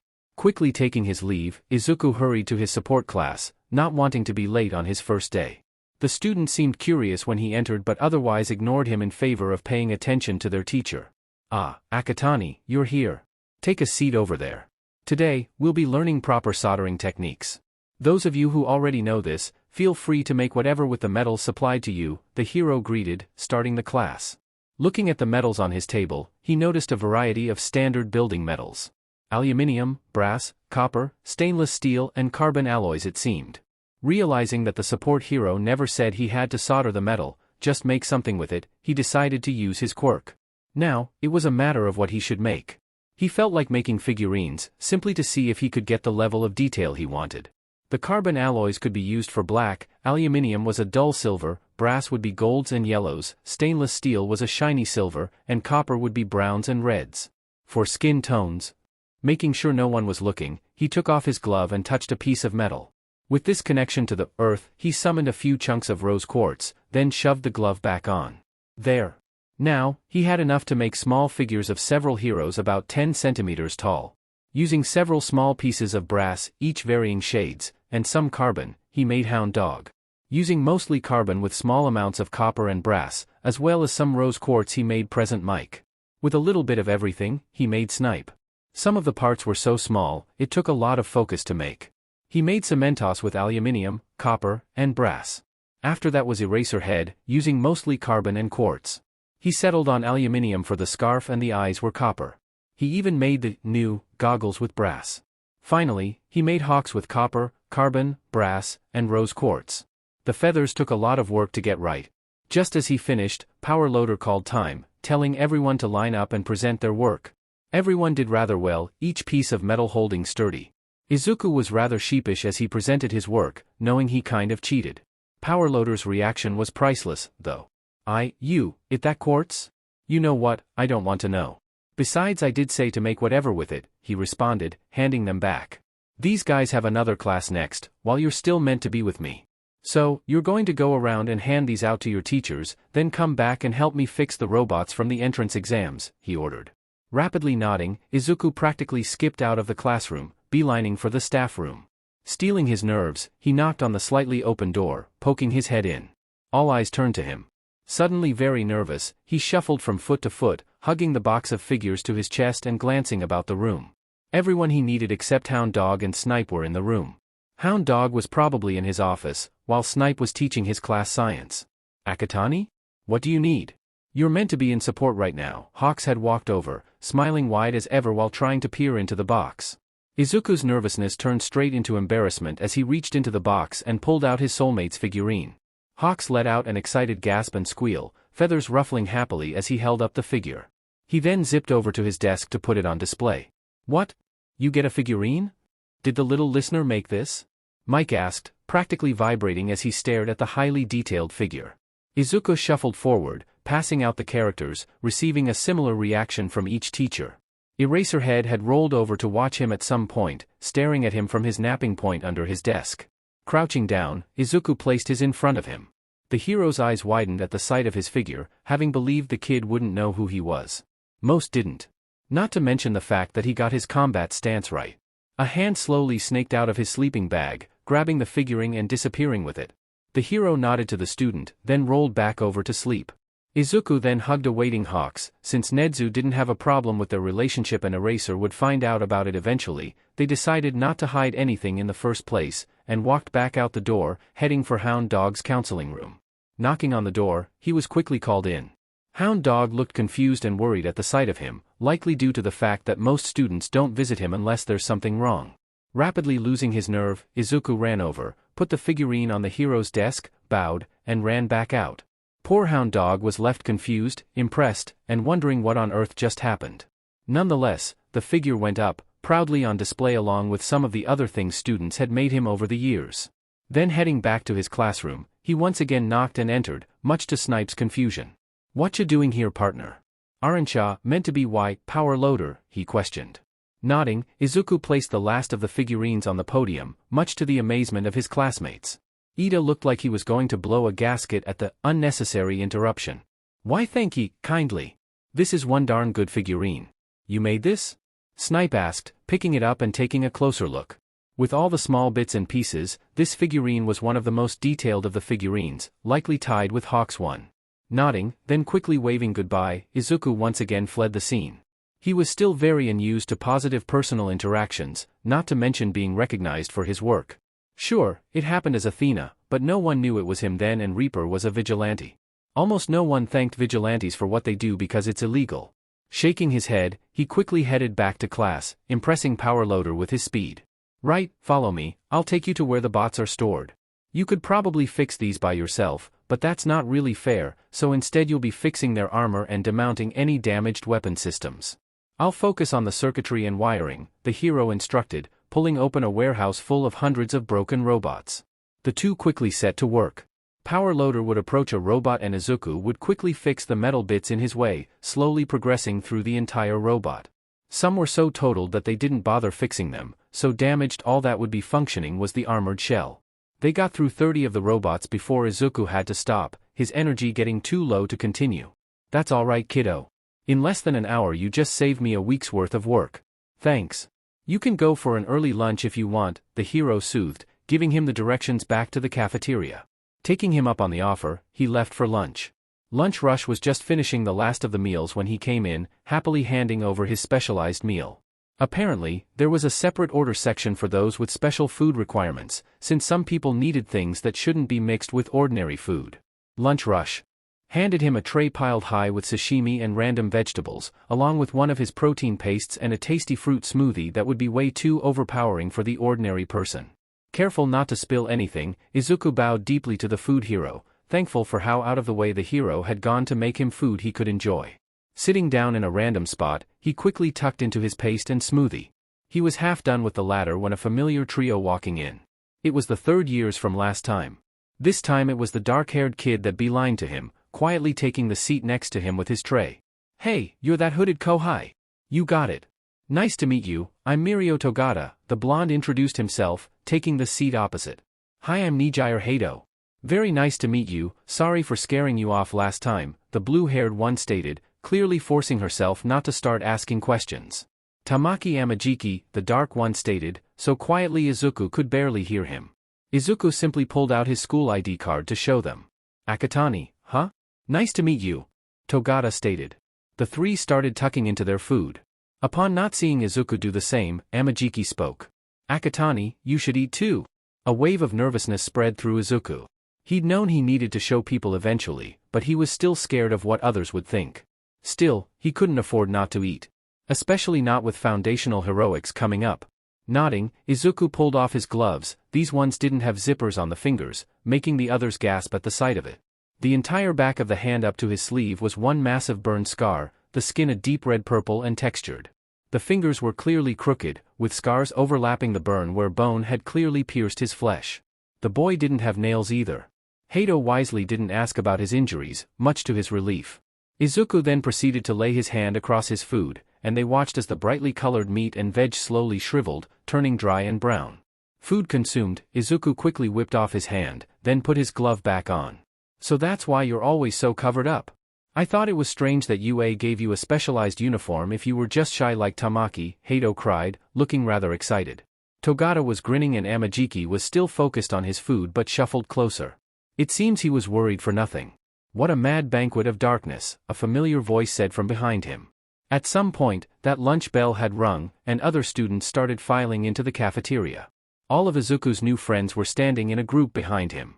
Not knowing what to do, Izuku simply waved at them.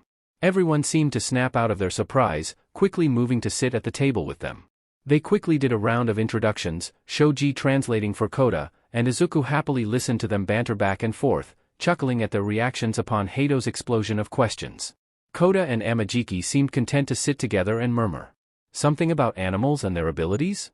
Despite being unable to speak, Akatani never found himself left out of their conversations, instead being asked yes or no questions or being passed the occasional piece of paper to write down his thoughts. Eventually, the bell rang to head back to class for modern art history with Midnight. The class was certainly eventful. Ms. Midnight was very passionate about art and fashion design, it seemed. She also apparently really liked the sculpture he made for the other teachers, and all the other teachers were jealous they didn't get one, which had the class laughing. Finally, it was time for the final class of the day, Foundational Heroics. Unfortunately, just before the class was set to start, Izuku received a message from Kigo. Apparently, there was someone with a falcon quirk running around terrorizing their area dressed as him, and he was called to deal with it. Usually, this wouldn't be a problem, but this time, Hawks was meant to be supervising All Might. The hero had sent a message to Aizawa, but there was no way of knowing if he would see it, as the man was sleeping last time either of them saw him. While Izuku started going into panic mode about having an unsupervised All Might teaching children, heavy footsteps echoed down the hall. "I am here." Coming through the door like a normal person, the buffoon yelled, entering in a decidedly not normal fashion. If his volume didn't deafen poor Jiro and Shoji, then the class's yelling and screaming sure did. Once the class settled down, the hero then not so stealthily chucked a bunch of papers in the bin and claimed they were doing battle trials, with an upside-down card no less, and told them to put on their hero suits. Because yes, it was totally normal to put untrained, quirked teenagers in untested support gear and weaponry against each other for their first heroics assignment. And then, to make it worse, once they were dressed and, in many cases, dressed in dreadful, dysfunctional costumes, he led them to a cityscape where they've already proven their ability to bury themselves in rubble against robots that were designed to avoid serious injury. Something these children were not. He wouldn't even be in the same building as them. Izuku was fuming. He quickly sent a message to Nedzu explaining the issue and Hawks to tell him what happened to his well-thought-out plans. He was looking forward to those two ripping him a new one. As he did so, All Might had everyone draw lots for who they were with and what team they were on. This wasn't necessarily a problem until he didn't think to redraw lots for those whose quirks wouldn't mix well together. Did he even look at their quirks? Actually, considering how much attention he was paying to who walked up when he called their name, he probably didn't look at their files at all. Files he would be updating with analysis by the end of the week. He had Shiro and Ida, heroes, versus Kirishima and Yaoyorozu, villains. Shoji and Sato, heroes, versus Akatani and Ishido, villains. Hagakure and Kaminari, heroes, versus Ochako and Jiro, villains. Bakugo and Mineta, heroes, versus Tsuyu and Todoroki, villains. Mashireo and Aoyama, heroes, versus Tokoyami and Koda, villains. Most of them weren't too bad. However, he has the ice user with the frog mutation, a potentially deadly combination. He also had himself, who speaks through Morse and cannot allow skin exposure with the overexcited socialite that shoots acid. If he was right, the heat from Bakugo's explosions would also melt Mineta's quirk. And if the ice from Todoroki and heat from Bakugo collided in large amounts, it would literally explode. Izuku wrote this out on paper, but All Might just pushed him away saying he didn't have time for autographs. The vanity. The showed his message to Tokoyami, who also tried to warn All Might, but the man told him to settle down and stop interrupting the lesson. Finally, Izuku resorted to sneaking around, showing the warning to his affected classmates. Bakugo scoffed, saying, "Good riddance," about the great boy and stating that Todoroki wouldn't be able to match him.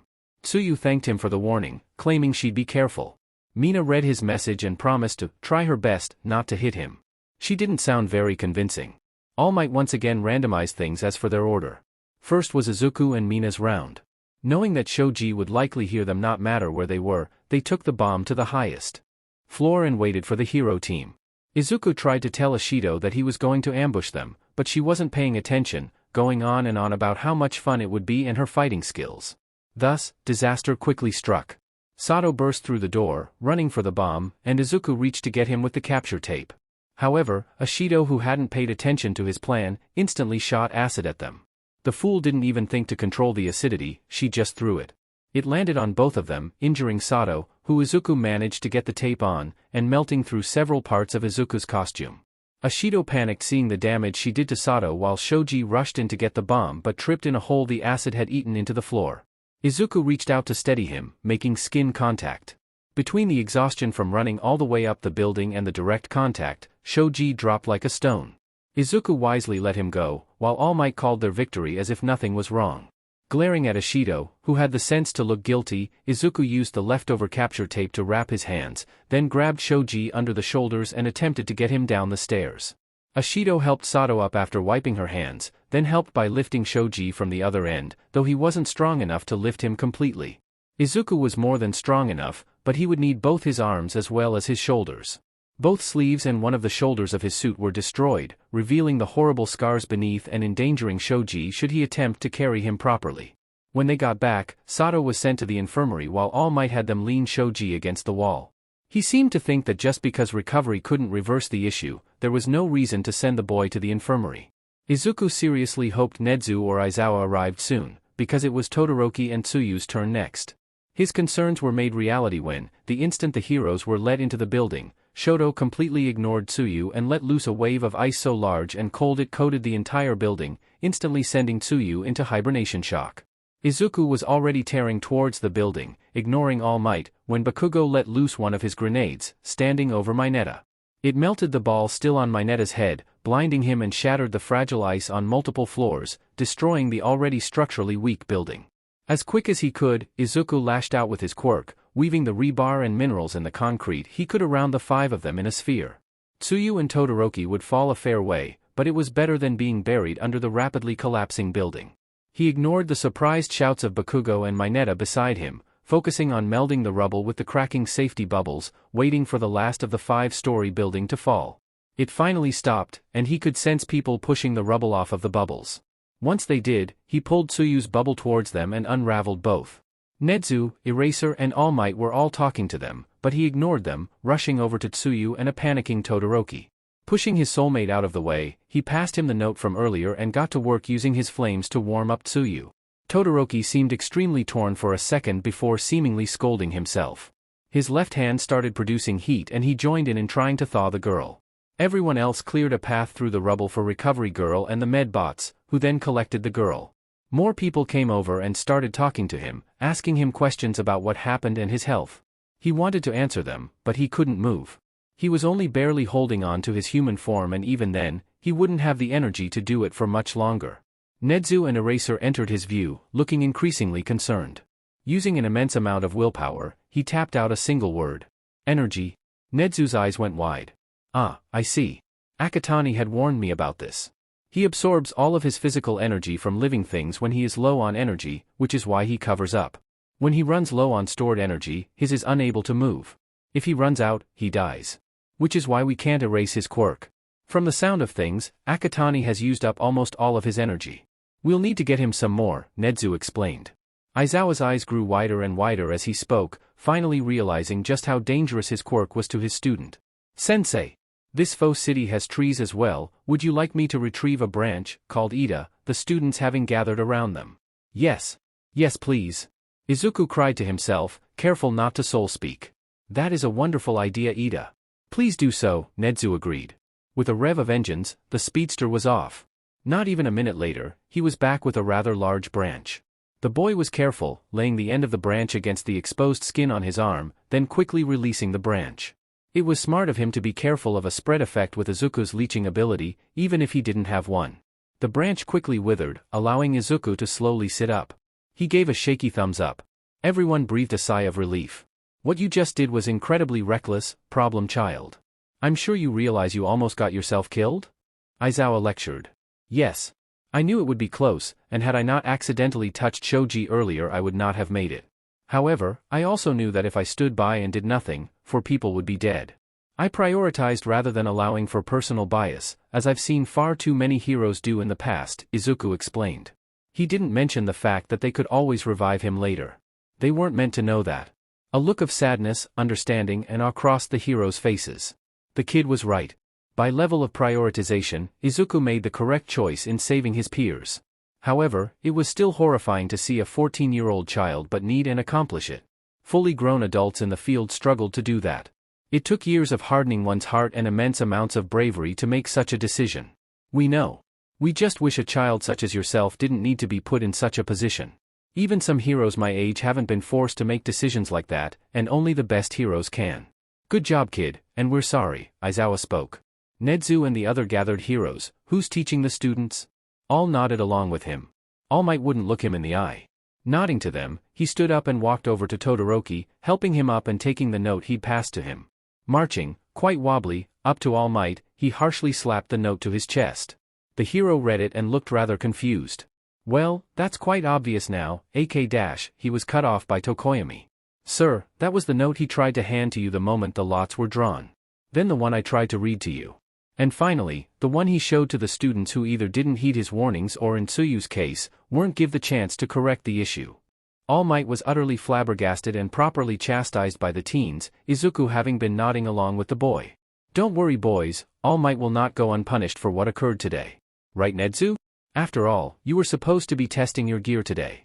A lesson plan that my assistant should have been following instead if literally throwing it in the bin and going with a lesson plan we strictly prohibited, a familiar, extremely sad yet polite voice spoke from behind them all. Everyone gasped and cheered in excitement at the arrival of the number 1 hero. All Might gritted his teeth, glaring at the hero, but said nothing. Akatani. I'm sorry I didn't listen. I honestly didn't believe Todoroki or my gauntlets were capable of this much damage, and you almost paid the price for it, Bakugo spoke. Izuku's mind was left reeling. Bakugo actually apologized? He really has changed. Then again, he'd lost someone before because he didn't listen. He'd already proven that he cared about what happened to Deku, so maybe this wasn't a stretch. Unsure what to say and unable to do so anyway, Izuku simply nodded and proceeded back towards the ground's entrance, glancing back at everyone. Catching on, Nedzu ordered the students and teachers back to their classrooms, claiming he'd handle contacting parents to come pick up the injured and ensuring that they all had a way home that afternoon. Hawk offered to walk him home as Izuku was still quite wobbly and the hero had no more classes for the day. It was a daily rotation between school years, each year having heroics twice a week. In reality, they both went home together. It was funny watching Hawks try to both hover and not look as he changed into his school uniform. The man refused to believe Izuku wouldn't fall over. Izuku ignored the fact that he was right.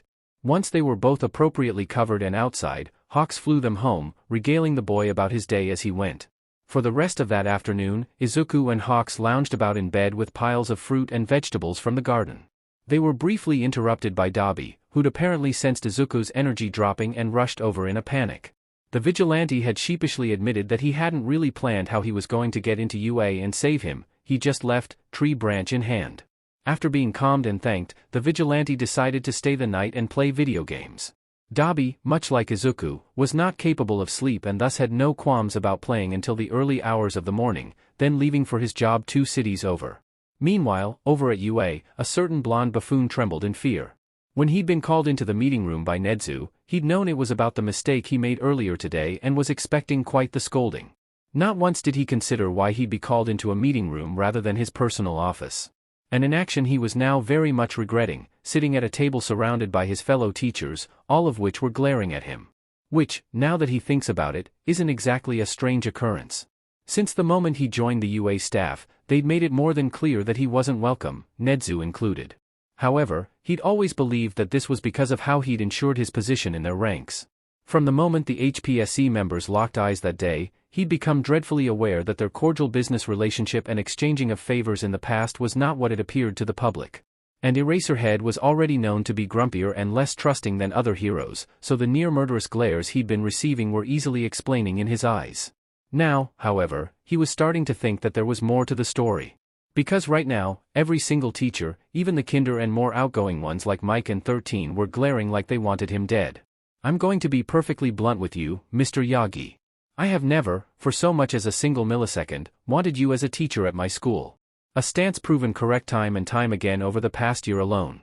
What you've done today has now given me the chance to finally remove you from my premise, one I will take. Nedzu spoke, nothing but sheer, animalistic hostility on his face. The hero made a noise as if to protest but was cut off. No, don't you dare even start. You aren't getting out of this one, Eraser snapped, voice raised and very close to yelling. If there was one thing Yagi had learning in the past few months of knowing the man, it was that he was quiet. The man was built and trained for stealth and refused to put any effort or energy into anything he saw unnecessary. Nedzu, much to his dismay, waved a hand around the table, gesturing for the staff to continue. Surprisingly, it was Mike who started. For one, since the moment you started here, you have been unapologetically careless and unorganized with your important paperwork.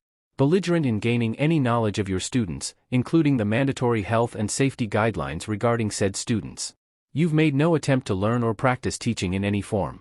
Then, there is the lack of respect towards authority figures and seniors in the workplace. Trying to overrule the lesson plans for the teacher you were meant to assist and designing dangerous lesson plans barely fit for third years. And finally, the fact that the instant you were left unsupervised, you actively destroyed the lesson plans given and defying direct orders by using a dismissed and dangerous plan that had been forbidden from use, the hero ranted. All Might wilted with every word. They weren't done. Next, it was Power Loader. You also went against health and safety guidelines, against weapons and firearm safety guidelines, and breached a contract between UA and the support department, as well as the affiliated companies. All because you ignored clear warnings that specific parts of the costume were not to be used before proper testing in the support labs, proper training, or field work. In fact, the pieces of gear I'm referencing even had clear instructions on the cases, which you removed, to remove those pieces of gear from the costume cases before use outside of a testing scenario or when training to use that specific weapon, he seethed. All Might went pale, while Nedzu made a note to contact and apologize to their support companies about the incident. And that's ignoring the incident itself, in which you ignored the warnings and worries of your students, failed to properly supervise them, got them injured through ignorance and lack of proper observation, and then proceeded to get 5 of my students almost killed. Not to mention the fact that one of said students was tasked with saving his peers and prioritizing who to save, having to risk excluding himself from the list, while you just stood there like a DMN idiot. Eraser roared, everyone around him nodding along with him, hound dog growling in the corner. All perfectly good points. And yet all of them still ignore one thing you did, which labeled you unable to teach or be around children, in any capacity, long before you forced yourself into my staff, Nedzu stated. He could feel the murderous intent in the room, so thick it was hard to breathe.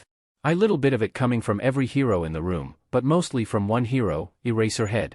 I'm not sure I understand what you're talking about, Nedzu, he admitted quietly. Eraser snarled, Mick's hand on his shoulder the only thing stopping him from lunging across the table at the man. All Might was suddenly very glad he was on the opposite end of the table. Nedzu pressed a button on the remote next to him, causing a projector screen to slide down behind him. The projector turned on, showing a clearly preloaded image, and Yagi's blood went cold. Midoriya Izuku. You've met him before, All Might. But were you aware of the other names he went by? Athena the analyst, Hermes the informant, and recently Deku, hero of Mizudafu. He was a dear friend of all of ours, several heroes across Japan, including your sidekick, the downtown police of Mizudafu, a few vigilantes, and likely more. Even after his death, he saved people by directing a friend to his computer, resulting in the end of the hero commission. He was also, as we found out the day you killed him, the newest soulmate of the underground hero Eraserhead. So, Yagi, what do you have to say for yourself now? Nedzu explained. For the hero's sake, the room pretended they didn't see the tears on Eraser's face. All Might felt something in him shatter when Nedzu finished, suddenly well aware of what he'd become. He started to wonder if his injury was the only reason One for All was dwindling so quickly. I have nothing to say on the matter of the students, nor those who came before Midoriya, though now I wish I'd seen what had become of myself sooner, but I do wish to say one thing on the matter of the boy. The instant I realized he'd already known the secret he'd seen, I regretted my actions. However, I allowed my emotions to get the better of me. By the time I lurched forward to grab the child, he'd already met his end on the alley floor. I cannot justify my actions, nor would I, even if I could, but I can tell you that I regretted every action that led to this meeting and that I have not forgotten a single person, child or otherwise, that came to an end by my hands. He spoke, body and voice trembling as he refused to look the other heroes in the eyes. He didn't wait to be told to leave, he saw himself out. As he did, he sent off a message to Night Eye. At Night Eye, ID XXXXXXXXX. Hey Night Eye. I'm contacting you about that successor you mentioned. If you truly think him worthy, then I will trust your judgment, as I no longer trust my own. The necessary materials will be sent by tomorrow. A list of bad decisions and worse behaviors a mile long have come back to slap me in the face, and I think it's safe to say it's time for the symbol of peace to take his leave, though I don't think I could really be called that anymore. As for why now, and what on earth I'm talking about, I'm too cowardly to say. Nedzu would probably explain better than I anyway. My team and I will speed up the retirement plans, no need to get yourself involved. Regards, All Might. From at All Might, ID, XXXXXXXXX. Message sent. Toshinori Yagi walked home, knowing he had a long night of phone calls and planning ahead of him. Part of him felt so guilty, because not only had he done such horrible things to all those people, but now that he was facing the consequences of it, he found himself relieved. Relieved because, after almost 50 years of supporting the weight of an entire country's peace, he was old and sore and tired. Because being the tired, dying old man that he was, such a burden on his shoulders only had one result. Something had to fall, something had to break, and it did. He's just glad it wasn't his beloved country. That day, though just a normal Tuesday for the citizens of Japan, was the beginning of the end of their symbol of peace.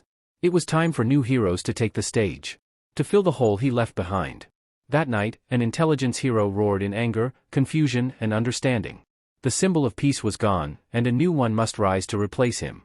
As he fought and raged inside his training room, he remembered the words of Athena, sent by Reaper just days ago. He never got to know either of them as well as he'd hoped but considered them friends all the same. He didn't let just anyone in on his cases, after all. The fourth holder of One for All, unlike All Might, had a quirk beforehand, called Danger Sense. He died a natural death of old age at 40. This does not bode well for the next wielder, should they have a quirk. In Japan, the quirkless population sits at 3%, 2% of which are the elderly. By next generation, there will be no more quirkless being born in Japan, making the next holder or two will be the last holder of One for All. The way things are going, All Might may never find a suitable wielder. It does not help that he's looking in the wrong places and ignorant of this information. What he doesn't realize is that one such holder has been at his side for a long time. The child of his best friend. A child who grew up watching and admiring the symbol of peace. Who once wished to be a hero just like him, I bet. Whether that is still the case remains to be seen. Should they not want it, the DNA of any creature can be stored and preserved in the attached blueprint. So long as he had the will to pass the quirk when the DNA was collected, I believe that the quirk will remain in the sample. As for the title, Symbol of Peace, I am of the belief that another is unnecessary. Though yes, the might of One for All is required, especially considering its nemesis still lives, building his army as we speak, the symbol is not. Society has become too dependent on heroes as it is. No longer feeling to drive to do what's right as it once did. The presence of the symbol of peace made the entirety of Japan's sense of peace and safety revolve around a single person. The fame he gained and peace he generated gave BRTH to heroes who were in it for the wrong reasons, money, fame, etc. Those that did it for the right reasons no longer felt the need and urgency to fight and protect. To put their lives on the line for the innocent. Because they somehow believed that All Might, a single man, would come to save that person if they didn't. Everything was peaceful, so there wasn't anything to risk their lives for. Because Japan no longer felt the drive to uphold and fight what was right, others were doing it for them, people stopped helping each other, being kind to each other purely so that they were not sad. Quirkism, sexism and racism rose, people started turning a blind eye to the hurt, injured and alone. Someone else will save them, All Might will help them. The creation of the symbol of peace was like putting a band-aid on a knife wound. It covered it up, stopped some of the bleeding and prevented infection. Japan didn't die. But it's still slowly bleeding, dying slower as the blood pools inward. It festers from the inside now. Japan still needs saving. But this time, the heroes need to step up their game. Why one pillar when you could have hundreds? Why a single band-aid when you could have stitches, weaving in and out of the wound, crossing the expanse and holding everything together until it heals? Japan doesn't need a symbol of peace. It needs heroes. Imagine what the next wielder could do with heroes like that supporting them, helping them. Heroes to lend a helping hand as they build a land of peace brick by brick and pick up the slack when they inevitably go to fight the next big bad. All fighting for one, while one's fighting for all. This is the peace that I imagine, that I fight for with every ounce of my being. This is a future I will fight and die for, alongside every friend I make along the way. I've been told that such a dream is impossible, by heroes, villains, and civilians alike, that such peace is something no man, no people could ever achieve. That's why I chose the names Athena and Hermes, all those years ago. If a man can't do it, I'll take the name of a hero, and if a hero can't do it, then I suppose I'll have to take the name of a god, no matter how presumptuous it may be. By the time these notes make it to the heroes that matter, my initial advice may be far too late. Heck, I may no longer be part of the fight. But I'm sure my message will make it, because in the past several years as Athena I have met many wonderful, trustworthy people worthy of the title hero. With people like them fighting for this country, I know that the future I fight for has a fighting chance. Athena and Hermes, October 26, 21XX. The level of conviction and emotion put behind that journal speech alone had moved the hero greatly, while the information presented blew his mind. On top of all that, there was the future the boy spoke of, one that he was so certain existed for Japan, which had treated him so horribly. Thinking back, Night Eye considered the heroes Athena had introduced him to. Heroes that had already helped rebuild Japan in the wake of the Hero Commission's fall. Heroes who all dropped everything they were doing to go on patrol, searching the country for a person they'd never met and barely gotten to know, just because they knew they were in trouble. Yes, he believed he could get behind such a belief. That was certainly a future he'd fight for. Ending his training for today, Night Eye went down to the support department, asking them to build the blueprint DNA device. He'd talk to Melissa as soon as he could reach her, and if she disagreed, well, there were thousands of quirkless out here in Japan. Surely one of them had the heart of a hero. Then, he thought about Athena's wish, and the other heroes. He knew UA was aware of All Might's quirk, and he'd assured them that he would find a successor without filling a position among their staff. Initially, he'd been thinking that they were informed and involved for nothing. However, now that they already knew, perhaps he didn't need to keep this message to himself. Besides, if rumors are to be believed, not only is UA on speaking terms with Reaper, who, when sending the translated journal piece, explained that he became a vigilante in the first place in order to finish what Athena started the only way he knew how, but a member of their staff, Eraserhead, was Athena's soulmate.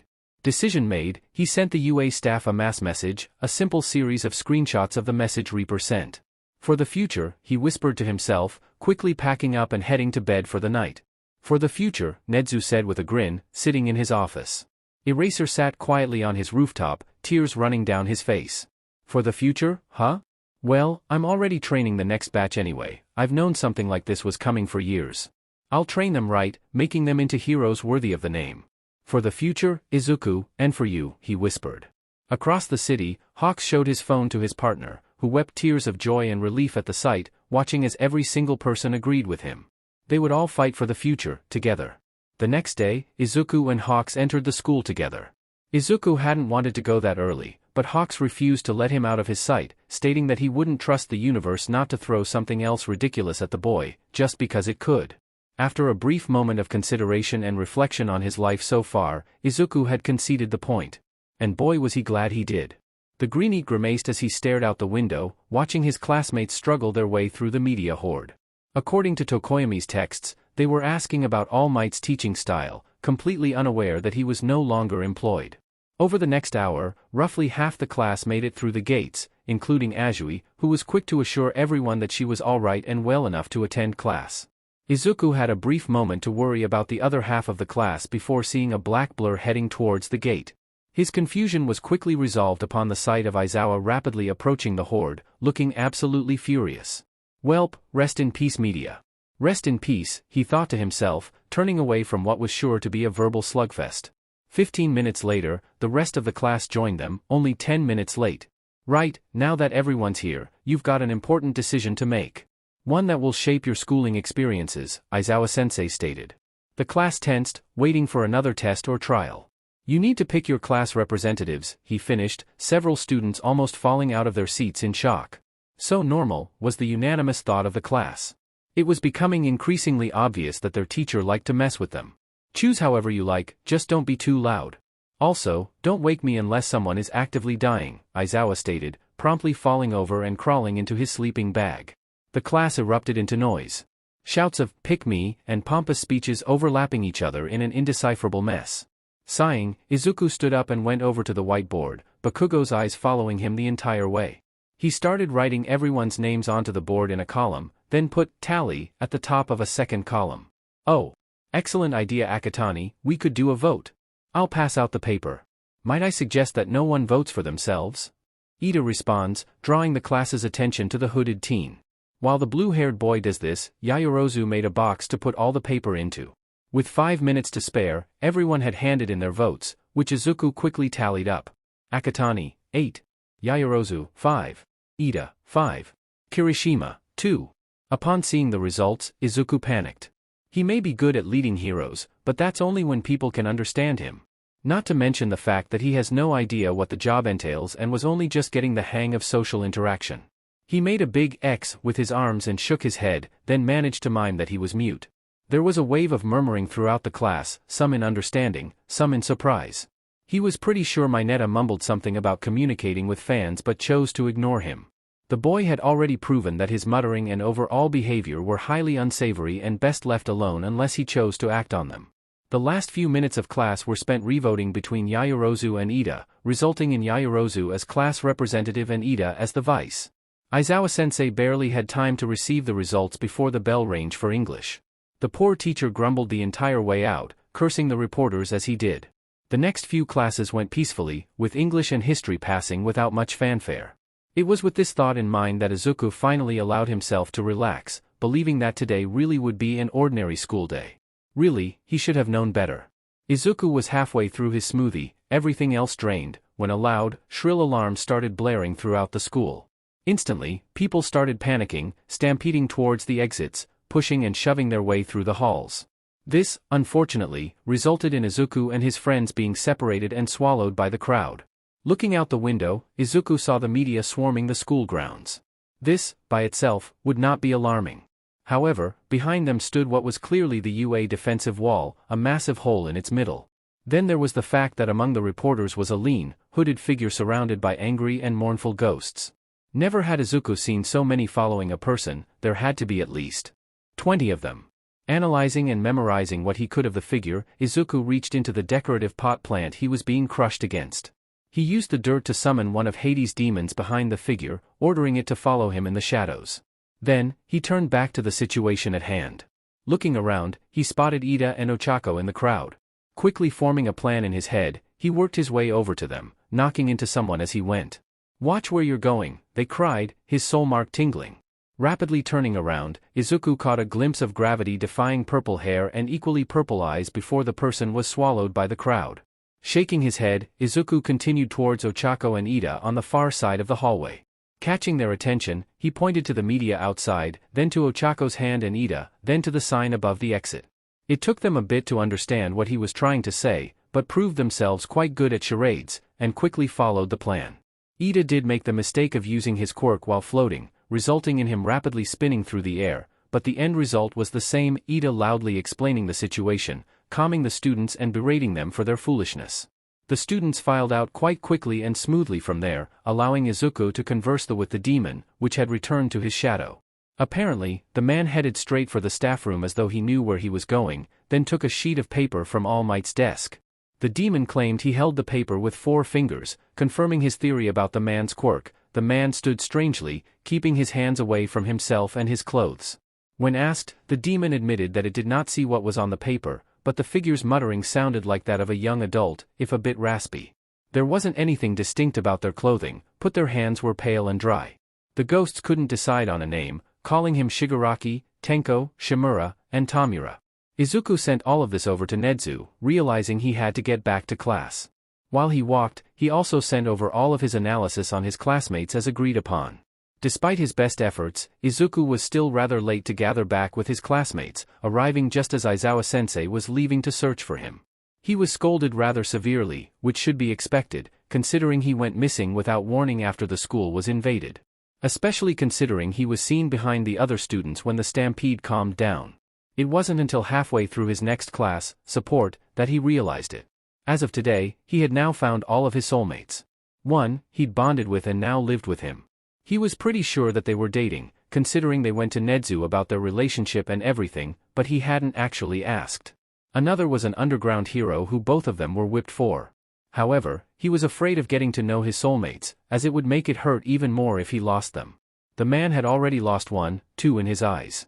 Izuku trusted the man, but was afraid of dragging him into his mess, not to mention he had no idea how he'd react to his dead but not dead status. Yet another had shattered their bond. Shattered him, within a day of the bond appearing.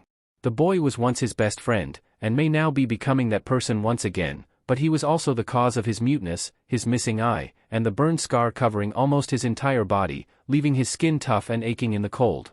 Even if the boy regretted his actions and was back to being Kaken, Izuku couldn't bring himself to return to the boy's side. There was too much trauma surrounding the boy for that. Besides, he wasn't sure what he'd do if Kaken asked about Zuku. Then, of course, there were the other two. Shoto Todoroki, youngest son of Endeavor. Dabi had told him about what was going on with that family and he'd been gathering bits and pieces of evidence ever since. Something remarkably easy when most of it was in the HPSC's files. The boy had his own issues to figure out first and had been taught that soulmates were unnecessary distractions. Whether the lesson stuck or not was yet to be determined. Besides that, he was still a child, much like Izuku. He was yet to see death or injury as gruesome as Izuku's. His appearance and baggage would likely be too much. The same could be said for the other boy. The scars were covered up, but he could see the indents from a muzzle on the boy's face. Those eyes were rather cold and guarded, too. Yet aside from this, the 2 occasions they'd met, he'd shown no signs of any more serious injuries. No breakages, burns or scarring in sight. This was relieving, but also likely telling of the level of injury he has seen. He'd be worse off than Todoroki at the sight of Izuku. Reflections and considerations over, Izuku concluded that while yes, he'd found them all, he'd continue to protect them from the shadows. He'd protect them from both enemies and himself. One soulmate was plenty, he reminded himself. Shaking himself out of his thoughts, he continued his mindless bot fixing, his classwork finished ages ago. He continued fixing the bots until home time, where he headed back alone. Kigo still had work to do, something about a class trip and rescue training. That night, Izuku went on patrol as per usual, completely unaware of just how soon he'd be making good on his internal promise. A week later, the class gathers for homeroom as per usual, only to find that instead of normal classes that day, they were going on an on-campus field trip. Izuku tried his best to seem surprised, only to realize no one could see his face anyway. Nonetheless, he was still extremely excited for the trip. Kigo had refused to tell him where they were going, so all he knew was that it was for rescue training. That alone had his spirits up, however. In his time as a vigilante, he never got to be part of the rescue heroic side of things. Sure, he'd help coordinate the heroes, but he never actually participated in the rescue itself. Now, he got to learn something entirely new. As soon as Aizawa-sensei opened the costume drawer, he pulled his case to himself, doing the same for his friends. They seemed quite glad to avoid the stampede of classmates. Once everyone had their cases, they all headed down to the change rooms. By now, they all remembered where they were, but continued to wait for each other out of habit. Despite this, Izuku was still one of the first out of the change rooms every time. He stood silently next to Eraserhead, trying to quell his excited fidgeting, an action which drew an eyebrow raise from the man. The teacher wasn't used to his student showing so much emotion. Soon everyone boarded the bus, with Ida looking rather forlornly at the interior layout. The boy had attempted to have them sit in order of seat number, but ultimately failed. Izuku initially tuned out the conversations around him, preferring to stare out the window, but was drawn back in when the redhead, Kirishima, asked him as question. "Hey dude, I've been wondering, what exactly is your quirk? I've seen you summon and bend metal, concrete and fire, but it runs off of life energy of all things. So, yeah, what is it?" he asked, causing the rest of the bus to turn to him out of curiosity. Even his friends were staring. Mind racing, Izuku realized that he had no way of explaining his quirk without giving himself away. So instead, he resorted to blankly staring at the boy until he started looking uncomfortable. Akatani? You good bro?" he asked, shuffling uncomfortably. Izuku simply shrugged and turned back around in his seat. After a few minutes of awkward silence, someone scolds Kirishima for asking the mute kid to talk and conversation starts again. Aizawa briefly scolds them for creating label for flashy and non-flashy quirks, telling them all that quirks are just tools. Not long after, they finally arrive. Aizawa warns them to behave, then leads them off of the bus, where 13 and Hawks were waiting. Uraraka has a fangirl meltdown at the sight of 13, while the hero had to explain to several of the students that no, this was not Universal Studios Japan. The space hero leads them inside, where several natural disaster zones could already be seen. They begin speaking in length about the dangers of quirks and the importance of learning to use them to save, but Izuku was quickly distracted. There, in the middle of the plaza, he could sense something unnatural forming. Mere seconds later, he saw the beginnings of a portal rather similar to when his demon had described. He instantly took up a fighting stance in front of his fellow classmates, drawing the attention of the heroes. Villains begin pouring out of the portal, a man covered in hands loudly complaining about how All Might was meant to be there, threatening to kill Izuku's classmates to make the man show up. Kirishima daftly asked if the exercise was beginning while Izuku tried shoving them all towards the door. No, those are real villains, evacuate immediately. 13. Protect the students. Hawks, inform the main campus, Eraser barked, orders flying left and right as he dove down the stairs. Watching, Izuku panicked. He couldn't leave him down there on his own. The portal villain was bad enough, but the bird-headed things was dangerous. He had roughly 4 quirks from what Izuku could tell, a product of him no doubt. Forcing himself to think logically, Izuku knew he had to prioritize the students. Promising himself that he'd go back for the man, he turned back to follow the students, who were finally moving towards the exit. Hawks had already flown out the closing doors. The first few were just about to reach said doors when they were blocked by the portal user from earlier. Greetings. We are the League of Villains. Forgive our audacity, but today, we've come here to UA High School, this bastion of heroism. Ton the life. Of All Might, the symbol of peace, the creature spoke. That beach got fired a week ago, F off. He barely got to finish his introduction before 2 blurs of color launched themselves through his body, disappearing completely. Doing a head count, Izuku found them to be Bakugo and Kirishima. Of course, why wouldn't it be them? 13 then made the mistake of trying to SCK the villain up with their quirk, which was promptly turned back on them. It had barely been 5 minutes and things were going to sheet.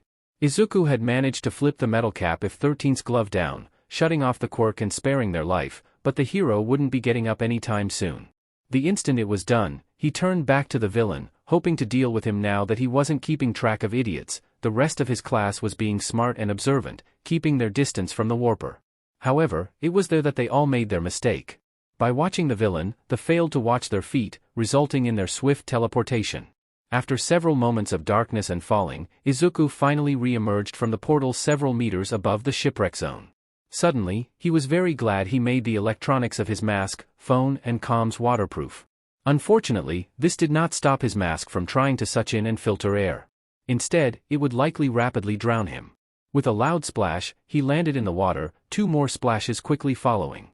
He barely got time to pull his hood back up and start swimming before a shark-headed villain tried to bite him in half. Imagine both their surprise when instead, the villain gets what looked like a torpedo to the side while Izuku gets yanked to the side and then out of the water. It wasn't until he was thrown onto the side of the deck that he realized the torpedo was, in fact, Azui. The other splash he heard turned out to be Mineta, who was hiding and panicking like a coward instead of helping anyone. Turning away from Azui, Izuku quickly removed his mouthpiece, leaning forward and painfully, coughing, up all of the water. Which was really just his lungs having a conniption fit while his airways felt like they were on fire again. Eventually, with a bit of leaning forward, he got all of the water out. He quickly reattached his mouthpiece, already close to suffocating, then turned to look over the side of the ship. The villains were just floating there, likely afraid to board the ship. If Azui was here, then they likely didn't know their quirks, resulting in them being cautious of approaching. I could jump most of the way to the shore, but only half that if I was carrying you too. Not to mention the fact that the villains would shoot at us, Karo, Azui stated. Izuku rapidly shook his head. She didn't need to do that. He pointed at the top of the boat, then lightly nudged her towards it, doing the same for Mineta. Surprisingly, they followed without question. Then, mentally apologizing to the thugs in the water, he summoned a large ball of white-hot flames. Instantly, the villains in the water started panicking trying to swim away. Some of the braver ones shot water at it, hoping to put it out, but quickly gave up upon seeing their attacks evaporate. He threw the fire into the lake, trying to tune out the screaming as the villains boiled. He hadn't thrown it directly at them, so hopefully they'd live, but they certainly wouldn't be fighting anytime soon. The temperature of the hull rapidly rose, and he was quick to climb to the top of the ship, Azui helping him up. You are terrifying, Karo. I know they were villains trying to kill us, but I still feel sorry for them, she said, eyes wider than usual as she stared at the bodies floating in the water. Izuku simply nodded and sat down, waiting for the water to cool, still anxious over the state of his teacher. As soon as he deemed it satisfactory, the lake seemed to have a heating-cooling system. He jumped into the water and started swimming, Azui soon outpacing him and dragging him with her tongue. Upon reaching the bank, his blood ran cold. There in the center was their teacher, arms shattered, and head driven into the ground. Blood was rapidly pooling around him, the hulking beast from earlier pinning him to the ground while the hand BSTRD laughed. Izuku snapped. Knowing the students took priority, he pushed them towards the stairs where the teachers would eventually arrive. Why was Kigo taking so long? It didn't matter. His soulmate was in danger, possibly even two of them, and another was late getting help if he even made it. It hurt, and made his anxiety spike, but Izuku knew he couldn't afford to hold back and hide any longer. With a mental roar, Izuku let his human form drop and took to the sky. Using fire at the tips of his wings for a burst of speed, he rocketed into the monster, knocking it off balance. The creature clearly still had some level of instinct, as his aura was enough to have it jumping away from him. He landed in front of his teacher, wings spread defiantly. He heard movement and a quiet whisper behind him. "Reaper," his teacher groaned, failing to get up. Knowing his gig was up, Izuku finally allowed his soul to reach out to the man and speak. "Don't worry, sensei, I'll protect them." "Save your strength," he said, watching the hero's eyes go wide as words appeared on his wrist, their quotations healing over. "How?" the man whispered, but his eyes were already slipping closed. Izuku's rage intensified as he watched his soulmate finally black out. He turned back to the villains in the plaza, who had been silently observing him until then. "DMN it, what are you doing, Numu? This isn't the time to glitch. Get him!" Shigaraki screamed, his voice and itching hands identifying him as the man from the staff room. The creature bursts forward, only to stop inches from Izuku and fall to its knees. Shigaraki looks as though he's about to say something, but Izuku speaks first. He steps forward, placing a hand on the Numu. "You dare to try and command the dead in my presence? Fools! Do you know why? Because I am Hades," he roared, taking his full Hades form as the Numu collapses, multiple colored orbs bursting out before sinking into the ground. The villain grunts try to run, only to find a Hell Legion chasing after them. Shigaraki curses and turns to Kurogyri, only to find him completely frozen. Even his mist wasn't moving. It was like someone had hit the pause button. Izuku advanced upon them, but just before he reached them, they started spitting up gray mud, not unlike what swallowed Oboro. His giant fingertips wrapped around the air they occupied a second too late. He let loose a roar of rage, shrinking back to his original size. He wobbled precariously, having expended way too much energy. He wasn't done yet though, his wrist burned with pain as his soulmate left the world. He would not allow it. Distantly, he heard the sound of the doors bursting open and the heroes call their arrival, but he didn't care. All that mattered was getting over to Shoyuta. He saw present Mike kneel down at Shuta's side and wail, recognizing the lack of breath for what it was. Finally making it over, he pushed the man out of the way, much to his protest. Slumping down next to the man, he knew what he had to do. He refused to force the man to be bound to him in any way, so the normal resurrection method would not work. However, he had another form of life energy he could use. One that wasn't tied to his quirk. Aizawa still had some too. He knew that his quirk didn't touch his life energy because it was part of the state of his soul. He knew using it would change the state of his soul and temporarily sever the connection with his soul. Heck, if Hades wasn't there to hold on to him, he quirk may lose track of his soul altogether. And yet, he couldn't bring himself to mind. Instead, he simply took off his glove and reached out to the man, touching his face.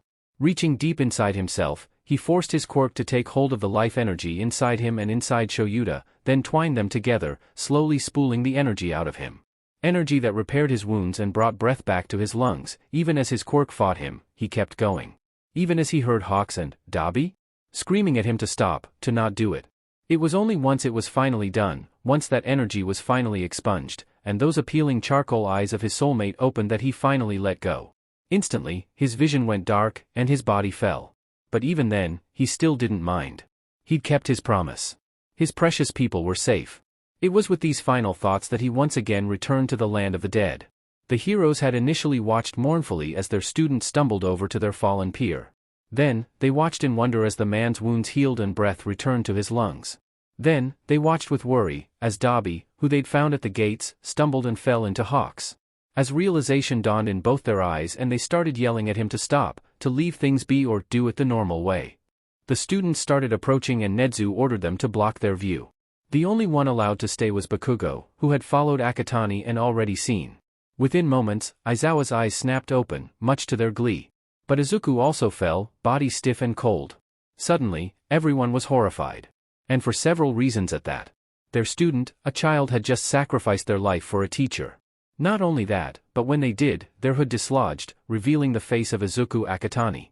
Also known as Izuku Midoriya. Shoyuta and Bakugo started screaming, crying, yelling. Honestly, it was a bit of all three. Nedzu ordered someone to get vegetation from the forest zone, but Hawk stopped him, now holding an unconscious Dabi. I know everyone is hurt and confused, but now isn't the time. I'm one of his soulmates and the only one who currently knows what is going on. I promise I will explain things soon, once the students, aside from Bakugo, are sent home and safe. For now, we'll bring Eraserhead, Dabi and Reaper to the infirmary for treatment, and get the villains squared away while Nedzu and the med team sort out the students. Sound good? Hawk said, half explaining, half ordering. Shoyuta and Bakugo both glared at him. One in betrayal from withholding information, the other in suspicion, pain, and a slew of other emotions represented by his ever-present anger. Wordlessly, everyone separated to complete the given tasks. The staff surrounded the students, blocking their sight and attention while Hawks, Bakugo and Shoyuta helped carry the injured to the med bay. Within an hour, everything was settled and the heroes plus Bakugo were all gathered in the closest meeting room to the infirmary. All right, spill, Bakugo demanded. He didn't give a shit about being rude right now. Izuku was dead. The police confirmed the body and sent it to the morgue. Not to mention he was quirkless. Aizawa growled his agreement, staring down his soulmate with barely concealed rage. And spill, Hawks did.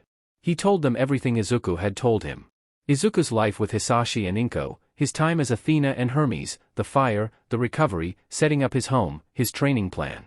All Might, Hades, his quirk, Reaper, Dabi, him, Aizawa, his deal with Nedzu, which got the rodent some glares, his time at school, his emotional confusion over Bakugo, his decision surrounding Aizawa and his other soulmates, and finally what happened today with the USJ. Hawks told it all, and by the time he was done, there wasn't a single dry eye in the room. So, from what you're saying, Hawks, Izuku's currently dead, because his quirk relies on its connection to his soul to be able to hold it in the mortal plane. When he used his leftover life energy from being killed early to revive Shoyuta, it changed his soul slightly, as it is no longer holding that energy. This resulted in his quirk's connection faltering. But you also believe that since the quirk is naturally part of the soul, it will reform this bond with time and pull him back to his body once more, provided he has enough energy at the time. Recovery Girl asked, trying to clarify the fact that the dead child on her infirmary bed would not be staying dead. That is correct. However, I don't know how long that will take. Especially considering the fact that an hour or so in hell can be anywhere between an hour and a year in our realm, with the exact measure constantly fluctuating. Which is why I suggest we bring him back home where he'll be fed and then wait however long it takes for him to come back. His body doesn't deteriorate, so that won't be a problem. What will be a problem is his position in school until then. On a separate note, Dabi will wake up as soon as Izuku returns to this realm, as he kind of died almost a year ago and Izuku brought him back, making the life energy Izuku feeds him every now and then his only way of functioning and remaining among the living. Which is why Izuku didn't want to resurrect Shoyuta, because then his life would be reliant on Izuku and he'd be unable to go against Izuku or his wishes, Hawks explained, looking sadly at the hero. Meanwhile, Bakugo was trying to wrap his head around the fact that his best friend and soulmate has been undead this entire time, had a quirk, had a zombie, and apparently the powers of the god. He's also supposedly destined to destroy a villain that supposedly almost killed All Might and likes to play with souls. Not to mention the fact that he's been in his class this entire time, watching him and seeing that he's changed, while not completely hating him or forgiving him. Shoyuta was trying to wrap his head around all of this while drowning in guilt. Izuku had chosen not to reach out to him, to not pursue the bond, because Shoyuta had said he didn't want it. After he'd already been violently rejected by his first one. Izuku had been keeping him out of his life, not because he didn't want him there, but because he felt the need to protect Shoyuta from his life, from his reality. He didn't think Shoyuta would be able to handle it, so he forced himself to stay away. Yet, even after all that, he still fought for and protected Shoyuta. He risked destroying his third chance, just to make sure he remained free. To ensure that Shoyuta still had the option to stay away like he'd presumably wanted. Shoyuta had been a coward again, and his soulmate had paid the price. The boy could potentially miss years of his life in the mortal realm, could miss his chance at achieving his dream, all because Shoyuta was too afraid to stay by his side and the boy was too kind to force him along. That afternoon, the heroes sat sad and defeated, even after their victory over the villains. They may have won the battle, but it felt like they lost the war. While Izuku lay dormant, his soulmates decided to take the opportunity to clear the air. For Shoyuta, that meant visiting Hawks and Izuku. If he just so happened to bring KFC with him as a bribe, no he didn't. It was pure coincidence and Hawks wasn't going to say otherwise. The younger hero led him to the living room, chicken in hand, while the Ravenet marveled at the sheer size of the place. "So, now you know," Kigo stated, looking rather awkward. "Now I know," he agreed. "What now?" "Izuku made sure you had your freedom for a reason. If you don't want to risk getting hurt again, we'll understand and leave you be," the avian stated, finally finding the words. In truth, that was the complete opposite of what he wanted, but he could understand Shuta's feelings. For an objective point of view at least. Besides, that last thing he wanted was to push the man into a relationship he wasn't comfortable with. "No."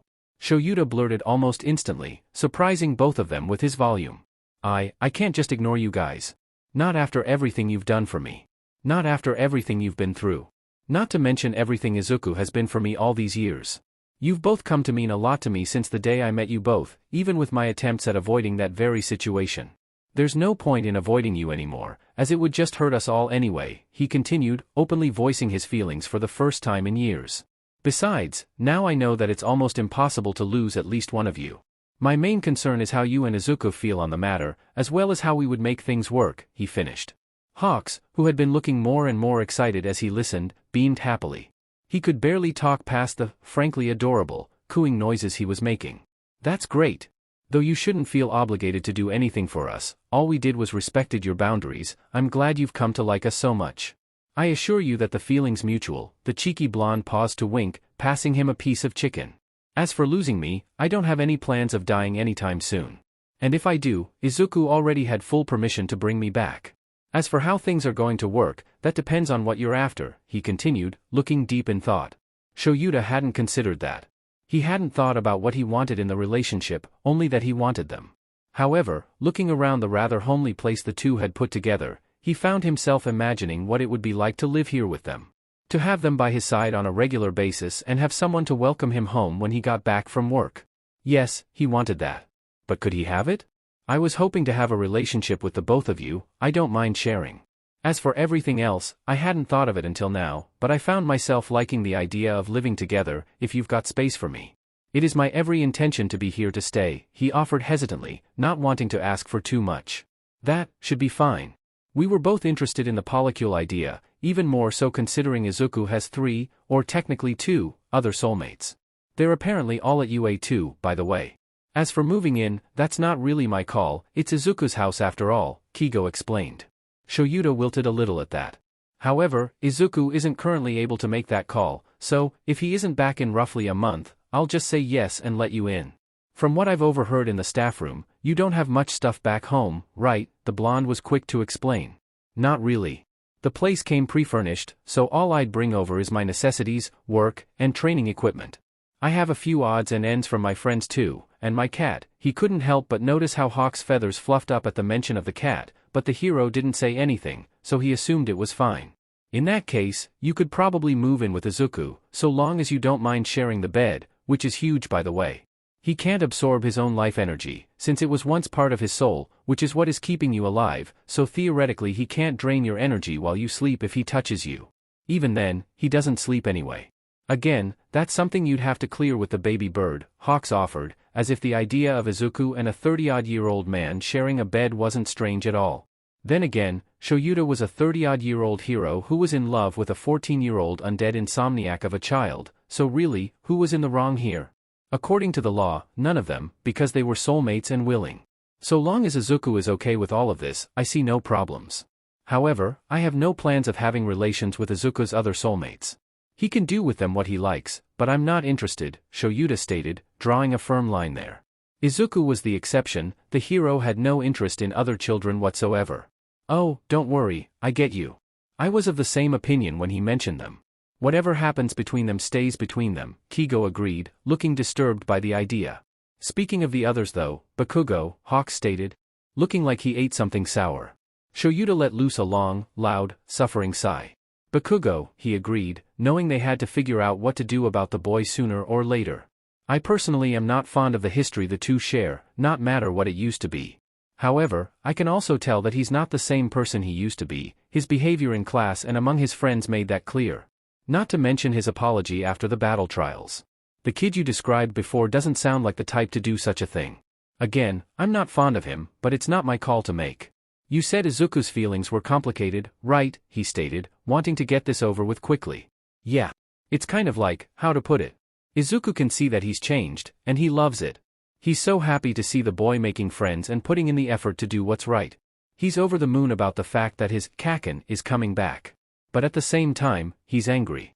Angry over what Bakugo took from him.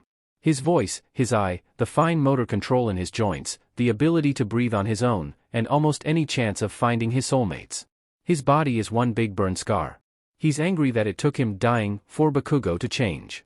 And finally, he's sad, because over the years he's changed from the Izuku Bakugo used to know, meaning things may never go back to the way they used to be. He's sad, because he was lonely for so long, missing his friend, and now that he's back it's probably too late, Hawks explained, thinking back on the many words and rants spoken or tapped to him over the past 11 months, all pertaining to the blonde boy. I'm not fond of the boy either. Honestly, I don't like the idea of the boy getting too close to Izuku, even if he's changed. Neither one of them need to relive their trauma and regrets. But at the same time, they need to move on, especially if the other enter the equation. You're right, it's not our call to make, he finished. The two sit in silence for a few minutes, thinking and chewing on their chicken. I think for now, we should let the kid visit. Let him see how much Izuku has changed and grown over the years. He should be allowed to see who Izuku is now, maybe that will help things along when they finally talk. Besides, if the emotion in his eyes yesterday was any indication, he cares enough to come and visit his bedside. He'd probably go nuts without that little bit of closure. I certainly would, Shoyuta proposed, staring at the KFC like it held the answers to the universe. Yeah, sound good. In the meantime, you want a tour? Hawks offered, standing up. With nothing else to do, and a desperate need to change the topic, Shoyuta agreed. DMN was he jealous by the end. Meanwhile, over in Mizudafu, Katsuki was staring confusedly at his phone. Somehow, Half and Half had gotten a hold of his number and was now asking to meet up and talk. Considering they spoke each other's words yesterday, this wasn't all too surprising, but seriously, who asks to meet up and talk without providing a time or location? The fucker didn't even introduce himself. He only knew who it was because he attached his school email. With a note of apprehension, Katsuki sent off a response, asking for the details of the meeting. Whenever he so much as thought about the boy in relation to his soulmate status, he was filled with a wave of panic, images of green eyes and fire flashing behind his eyes whenever he blinked. Shaking his head, Katsuki tried to pull himself together. He'd do it right this time, he would let anything like that happen again. Not by his hand or anyone else's. And, if he was lucky, he may still get the chance to fix at least part of his previous mistake. Well, he could hope at least. A loud binging noise snapped him out of his thoughts. Half and Half had sent him the details of the meeting, explaining that he was bringing another person with him. Bakugo swore under his breath. I swear, if he's bringing FING Endeavor along.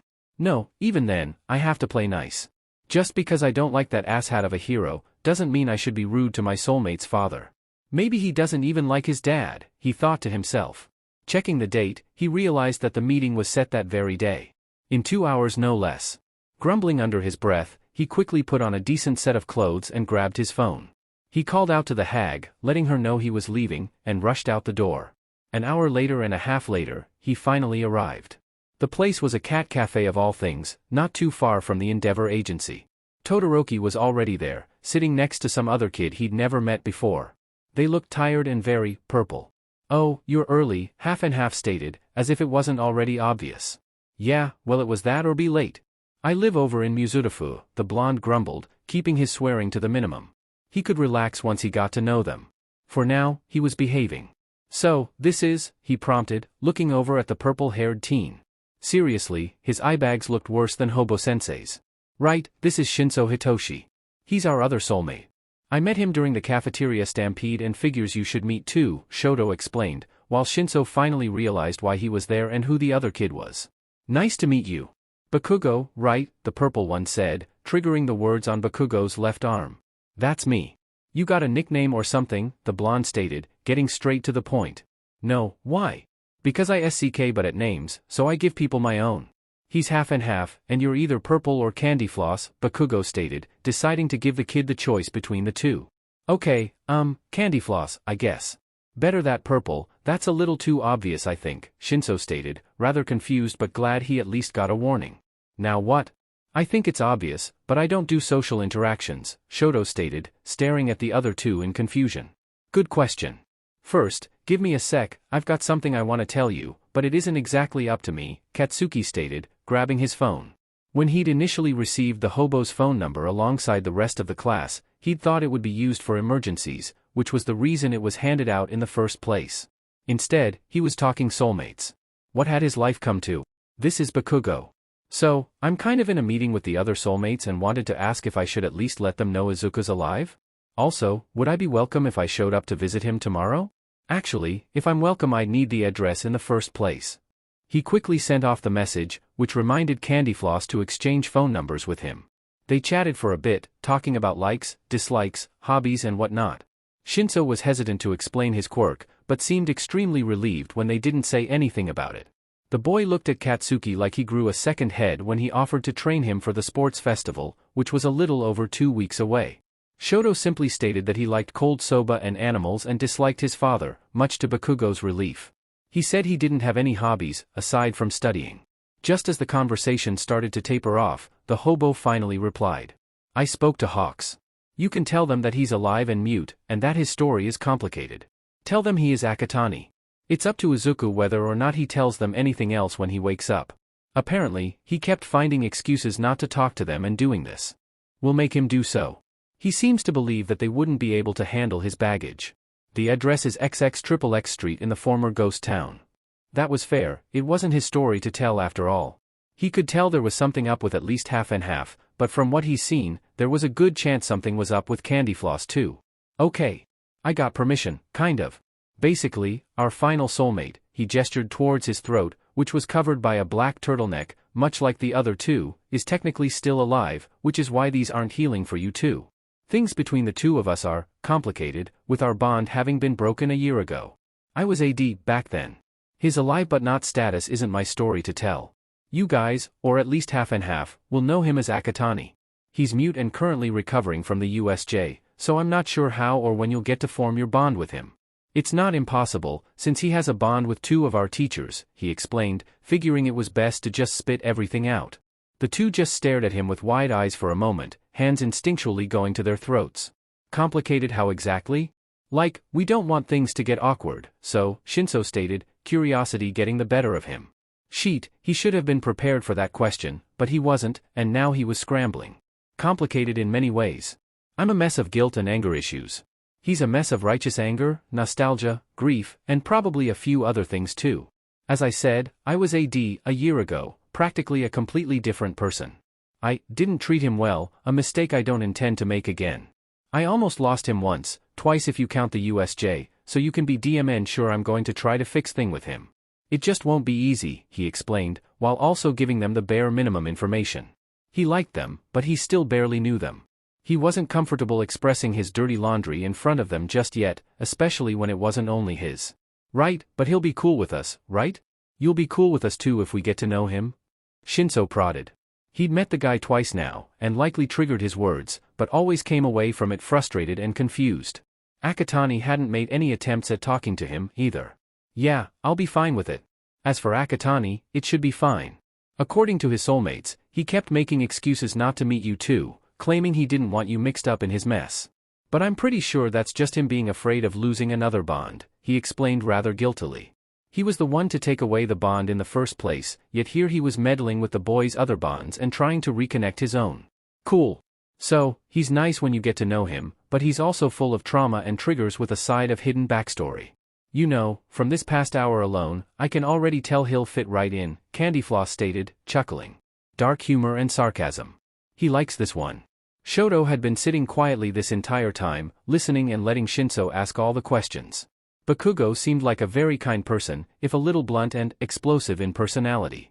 It was hard to imagine him as the horrible person he described himself as. On the other hand, Akatani had saved both of them, even with the complicated relationship between the two.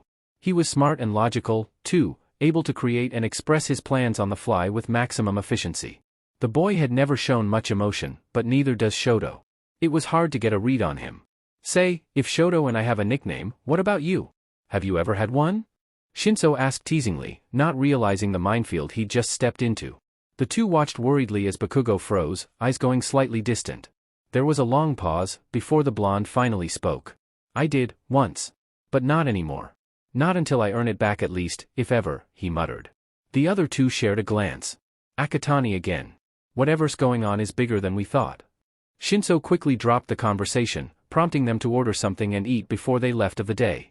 The food wasn't too bad, and the look on Shoto's face when he tried the chocolate pastry was well worth the trip. Apparently, his diet was very strict thanks to his father, so he'd never gotten to try sweets or junk food before. The other two decided then and there that they were going to introduce him to so many new things. Soon after, the three went their separate ways.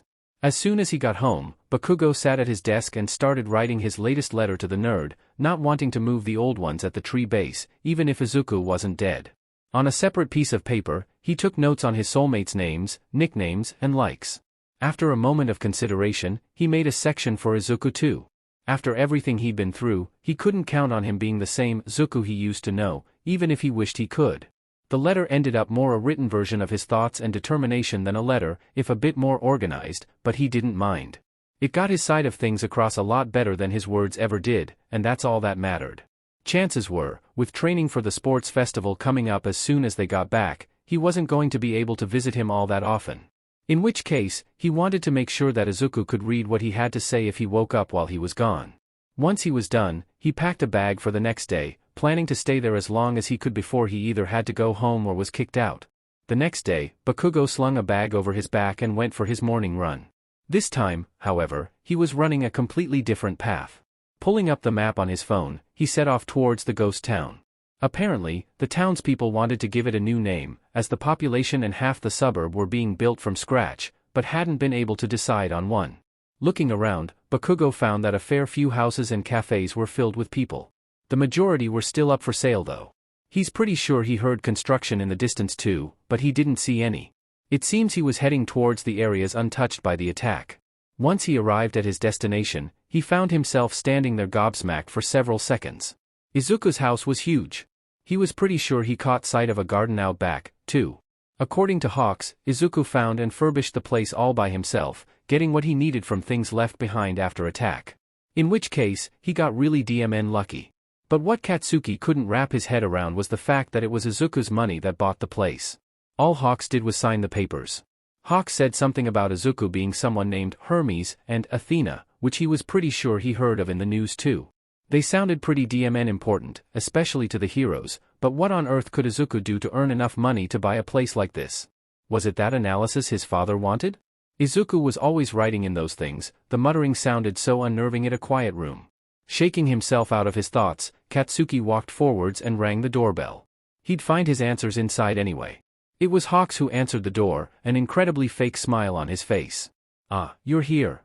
I'll bring you to him," the hero stated, letting him in and waiting while he took off his shoes. Katsuki steadfastly ignored the combat boots sitting in the corner. He'd deal with his terrifying homeroom teacher when he saw him, if the man even showed up from wherever he was hiding. Hawks led him through the house and up the stairs to the main bedroom. He'd thought the outside was impressive, but the house itself was something else. The whole thing was fully furbished, with kitchen appliances, gaming consoles, a TV, rugs, and more. It was hard to believe that Izuku had dragged all of this in here himself. Especially considering he was quirkless at the time. Hey Hawks? How did Izuku get all of this in here? There aren't any drag marks on the floors, and there's no way he was able to lift these things completely. He was a skinny kid from the day I met him. He still looks skinny now, he couldn't help but ask. There was a full couch and dinner table sitting downstairs for FS sake. Ah, yeah, I can see how that would be confusing. He used a flatbed he found to carry it all piece by piece back here. The couch separates into pieces. When he had to get things up the stairs, he just dismantled them and carried up the parts, the man explained. He's skinny, but that's because he has no fat. Even when he was with his parents, he'd work out in his room whenever he had the energy. He has muscle, it's just hard to tell when he's wearing loose clothing all the time, he continued. The man pushed open the door they'd been standing in front of, revealing the MSTR bedroom. A massive bed took up the majority of the room, 2 chairs pulled up either side of it, one occupied by his teacher. In the middle lay Izuku, still in the same clothes from the USJ. The hoodie was pushed back to reveal his face, red-purple scar tissue stark against his pale face, mouth twisted where flesh had melted and bonded together. Dark green curls spread out around his head like a halo, looking so peaceful you'd think he was sleeping. He had to force himself to tear his eyes from the boy, the sight of the back of his head threatening to make him ill. Realizing that the two heroes were still staring at him, he took a seat in the second chair. He didn't quite know what to say, so he just put the letter on his bedside next to the mask things he wears. Aizawa raises an eyebrow at him. I've never been good with words, actions were always my thing. Even when we were tykes, I'd rather run off and come back with food or something a few days later than say I was sorry. But food and ignoring the issue isn't gonna fix shit this time around, so I wrote what I want to say instead. This way, it won't end up in a one-sided screaming match, he explained, not looking the man in the eye. The man grunted in some sort of confirmation, closing his eyes. He doubted the man would sleep, not with him so close to Izuku, but the blonde kept his voice low nonetheless. So, Hawks, you seem to know him the best. What's he like now? His interactions in class, history and current lifestyle tell me he's changed a lot from the Izuku I used to know, he asked, dreading the answer. He'd missed his sunshine child, in his hag's words, for years now and was desperate to get him back now that he had the chance. Those extras that always followed him around were always more of an annoyance than any sort of friend. He'd been alone since he was 4, but instead of finding real friends he saw fit to take it out in Izuku. Honestly, he probably just didn't want to replace the boy. HEW wasn't sure such a thing was possible in the first place, there's no one like Izuku.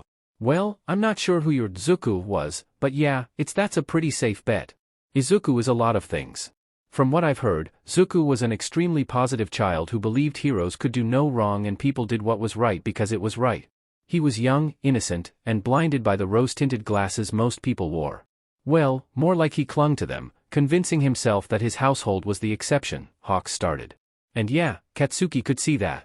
It was probably Izuku's only way of coping back then. Then, he was labeled quirkless.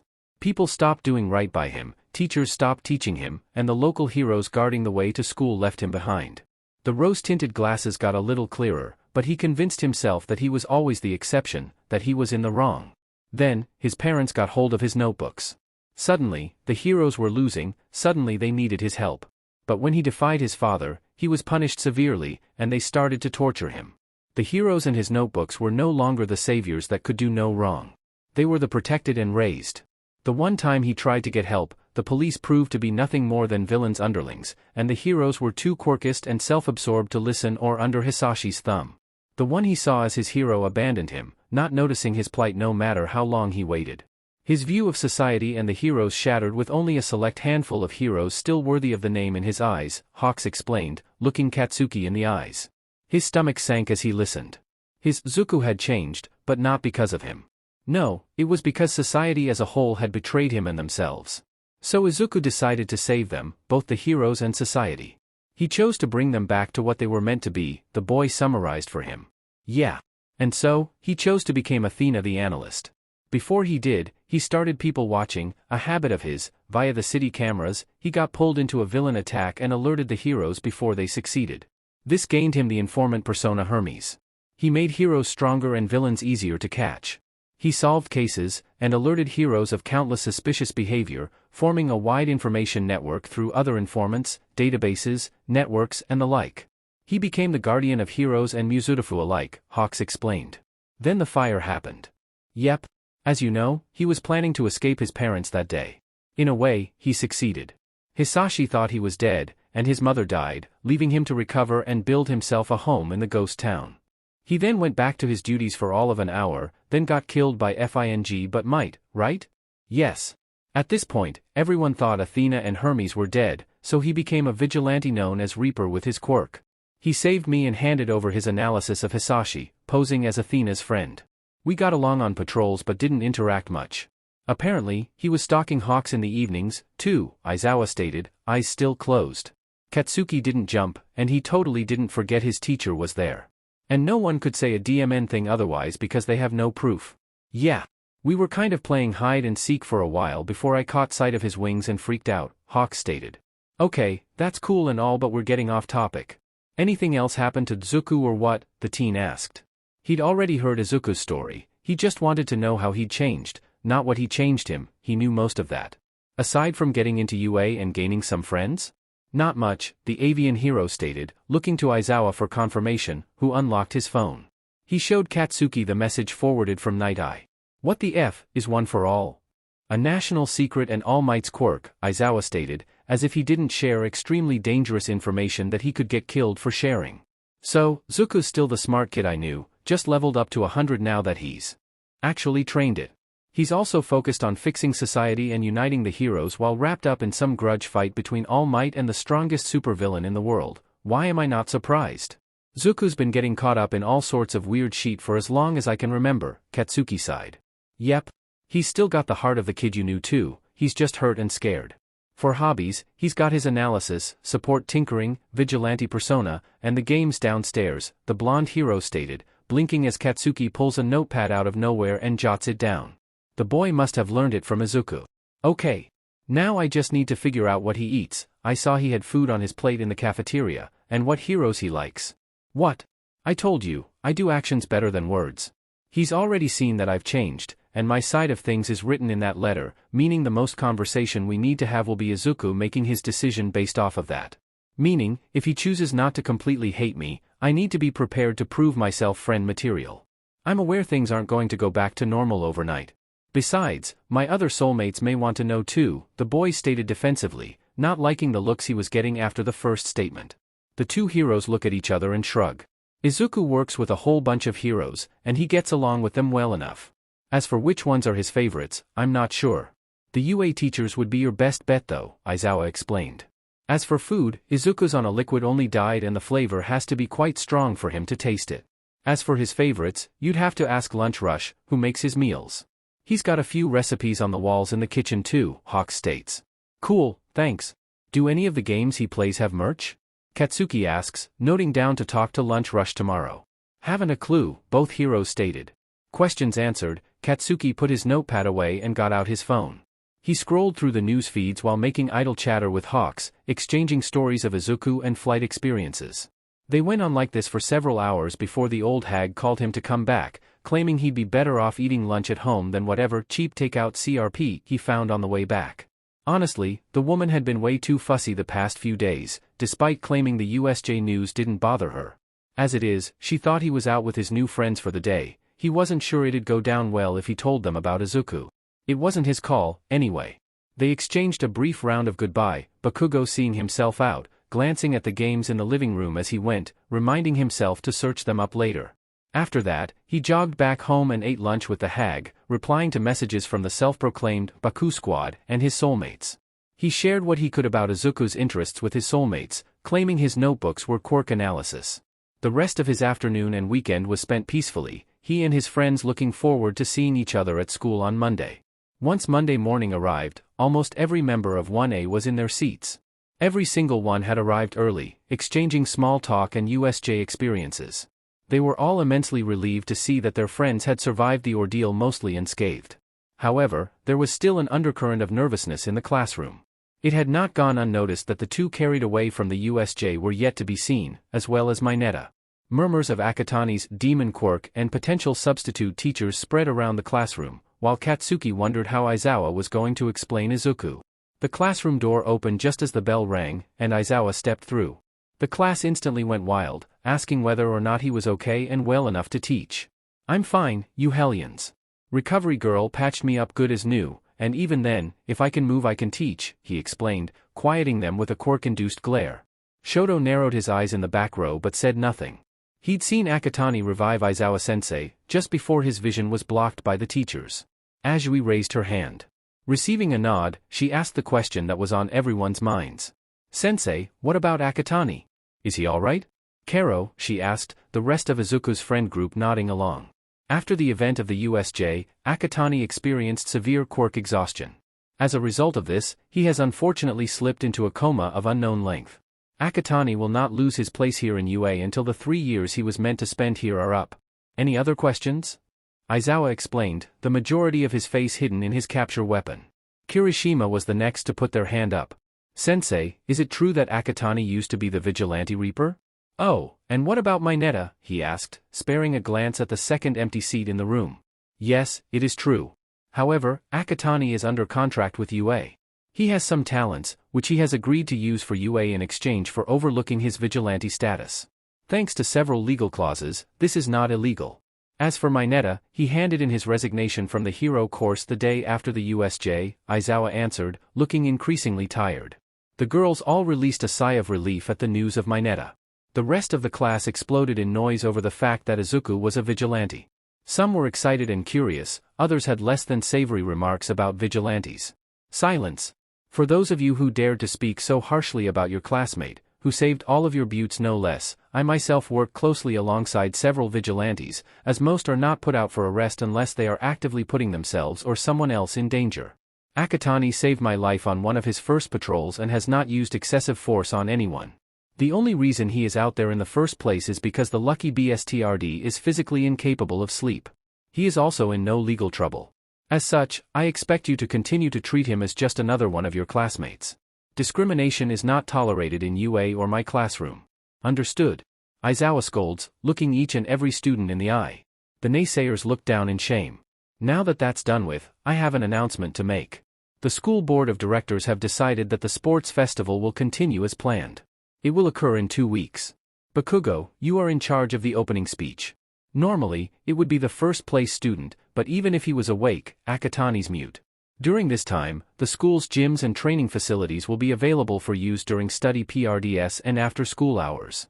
You must let a teacher know before using the facilities and are expected to share them with your sister class and upperclassmen when necessary. The sports festival is your chance to be noticed by heroes for your internships and future careers. You get 3 opportunities in your time here, use them wisely. Your ability doesn't mean anything if you can't get your foot in the door. However, it is also an opportunity for other classes. Should they do well enough in the festival, one of them may get the opportunity to transfer into the hero course. In this case, they would take Mineta's spot. The support course students are also known for using it as a chance to advertise their wares. Good luck, and plus ultra, he explains, just as the bell rings. Bakugo used the next 2 weeks of school alternating. Between training, finding Izuku's food preferences, lunch rush wouldn't share his recipes, and meeting with his soulmates. Then after school, he'd visit Izuku every other day or train some more at the quirk gym he'd signed up for years ago. Candyfloss had been determined to get in on his own merit, claiming he'd train by himself for the festival. The blonde would never admit it, but he was worried. His soulmate looked like he hadn't picked up a weight or eaten a decent meal in his life, and people could do serious damage to themselves if they weren't careful in how they trained. But that was none of his business. He'd promised to keep his nose out of it, so he would. Half and Half, on the other hand, had claimed his father was going to train him, though the sour look on his face, it was hard to tell at first, told him that wasn't entirely the case. But, once again, the boy clearly didn't want him sticking his nose in. It frustrated him to no end, being unable to help his soulmates again. If this frustration was taken out on a few now busted punching bags and his drumming set, then no one could say shit about it. If he couldn't take his anger out on the source, then he'd channel it into healthier options. It wasn't his fault the bags were weak, and the drums were gotten for exactly this reason. The wussy neighbors could F off with their noise complaints in his opinion. Besides, the gym was used to replacing those bags by now. The only reason he broke extra today was because the hag had insisted on meeting his soulmates today. That, and Izuku still hadn't woken up. There were 2 days until the festival. What the hell was that sheet nerd doing? Ping. Well then. Apparently, he is awake. But he couldn't see him because of the dinner plans and his older soulmates wanted time with him. Well, F them. He wasn't gonna go anyway. He had soulmates to inform and plan with and food to make for tomorrow. Besides, the nerd had his letter anyway. Shoyuta had been helping Hawks dusk the study when he heard the movement. Thinking it was the man's feathers sneaking up on him again, he turned around. But instead of a red feather, he met the blue eyes of a newly awakened Dabi. Dabi? Wait, but if you're up, his eyes went wide. Kigo! They're up, he yelled, running for Izuku's room and completely ignoring the startled Dabi. He heard swearing and 2 sets of footsteps following him as he burst into the room, coming face to face with a very awake Izuku. Izuku, who had the gall to wave at them without a care in the world. Oh, no. Don't you wave at me, mister. Do you know how worried we've all been? How guilty. You gave us all a heart attack. Hawks lectured, pointing at him. At least the boy had the sense to look guilty, refusing to look any of them in the eye. Wait, how long has it been? I don't remember anything past passing out on the USJ stairs, Dabi piped up, eyes still scanning Izuku for injury. The 2 undead stared at them expectantly. Sighing, Shoyuta walked over and sat down next the Hawks on the bed. It's been almost 2 weeks since the USJ. The sports festival is in 2 days. Oh, and Bakugo found out your identity at the USJ. There's a letter on your bedside since apparently he's bad with words. He realizes that you've changed and why and is now rather determined to set things right one way or another. Your classmates know you're Reaper, so you won't need to hide your abilities anymore. Your other soulmates know you're alive and Akatani Izuku. Bakugo and the UA staff now know the full story. I messages them all when you woke up. Other than that, I spoke with Kigo. I don't plan on avoiding my soulmates anymore. I don't think it would be possible for me. If possible, I would like a relationship and a part of this family you've built. Anything further would have to wait until you're older. Should you agree? Shoyuta stopped there, rather anxious now that the answer was upon him. Well, that's certainly a lot to process. Shoyuta, I've been more than willing to add you to the family for a while now. I'm assuming you and Kei have figured out how you'd fit? If so, we can put that into motion later. Welcome to the family. As for my classmates, I'll cross that bridge when I get to it. They're too crazy to plan for anyway. Can I still attend the sports festival? There aren't any lingering effects from the USJ. The staff are going to go nuts when they see me, I suppose. In that case, may as well let the other heroes I'm close to know. They're trustworthy enough to keep this to themselves. My other soulmates, I'm still not sure if I should tell them much. I wouldn't want to pile my trauma on top of the whatever they already have. Then again, I suppose it wouldn't be fair to learn about their trauma and try to help if I don't allow them to do the same. I'm just not certain they can help. I should probably go to Hound Dog first. I'd planned to meet him after our field trip, but anyway, I know I can't avoid them forever, but I need to put it off for a bit longer. Now, Bakugo, he tapped out. Bakugo, they all agree, even Dabi. Cautiously, as if waiting to be bitten, Izuku reaches out and grabs the letter. He moves over so that Kigo and Shoyuta could sit either side of him. His energy reserves were full enough that they could snuggle up and read over his shoulder. Dabi sat on the bed across from him. The letter was a bit of a mess, but it conveyed what it needed to well enough. Bakugo hadn't truly liked his own behavior towards Izuku this entire time. Instead, he tolerated it like many other annoyances around him, by taking it out on something else. It was why he kept getting progressively worse as time went on, even more so if Izuku actually got upset. It was why he called the ones that followed him lackeys and extras, not friends. Why he never let anyone else get closer to Izuku. But at the same time, everyone had told him he was right.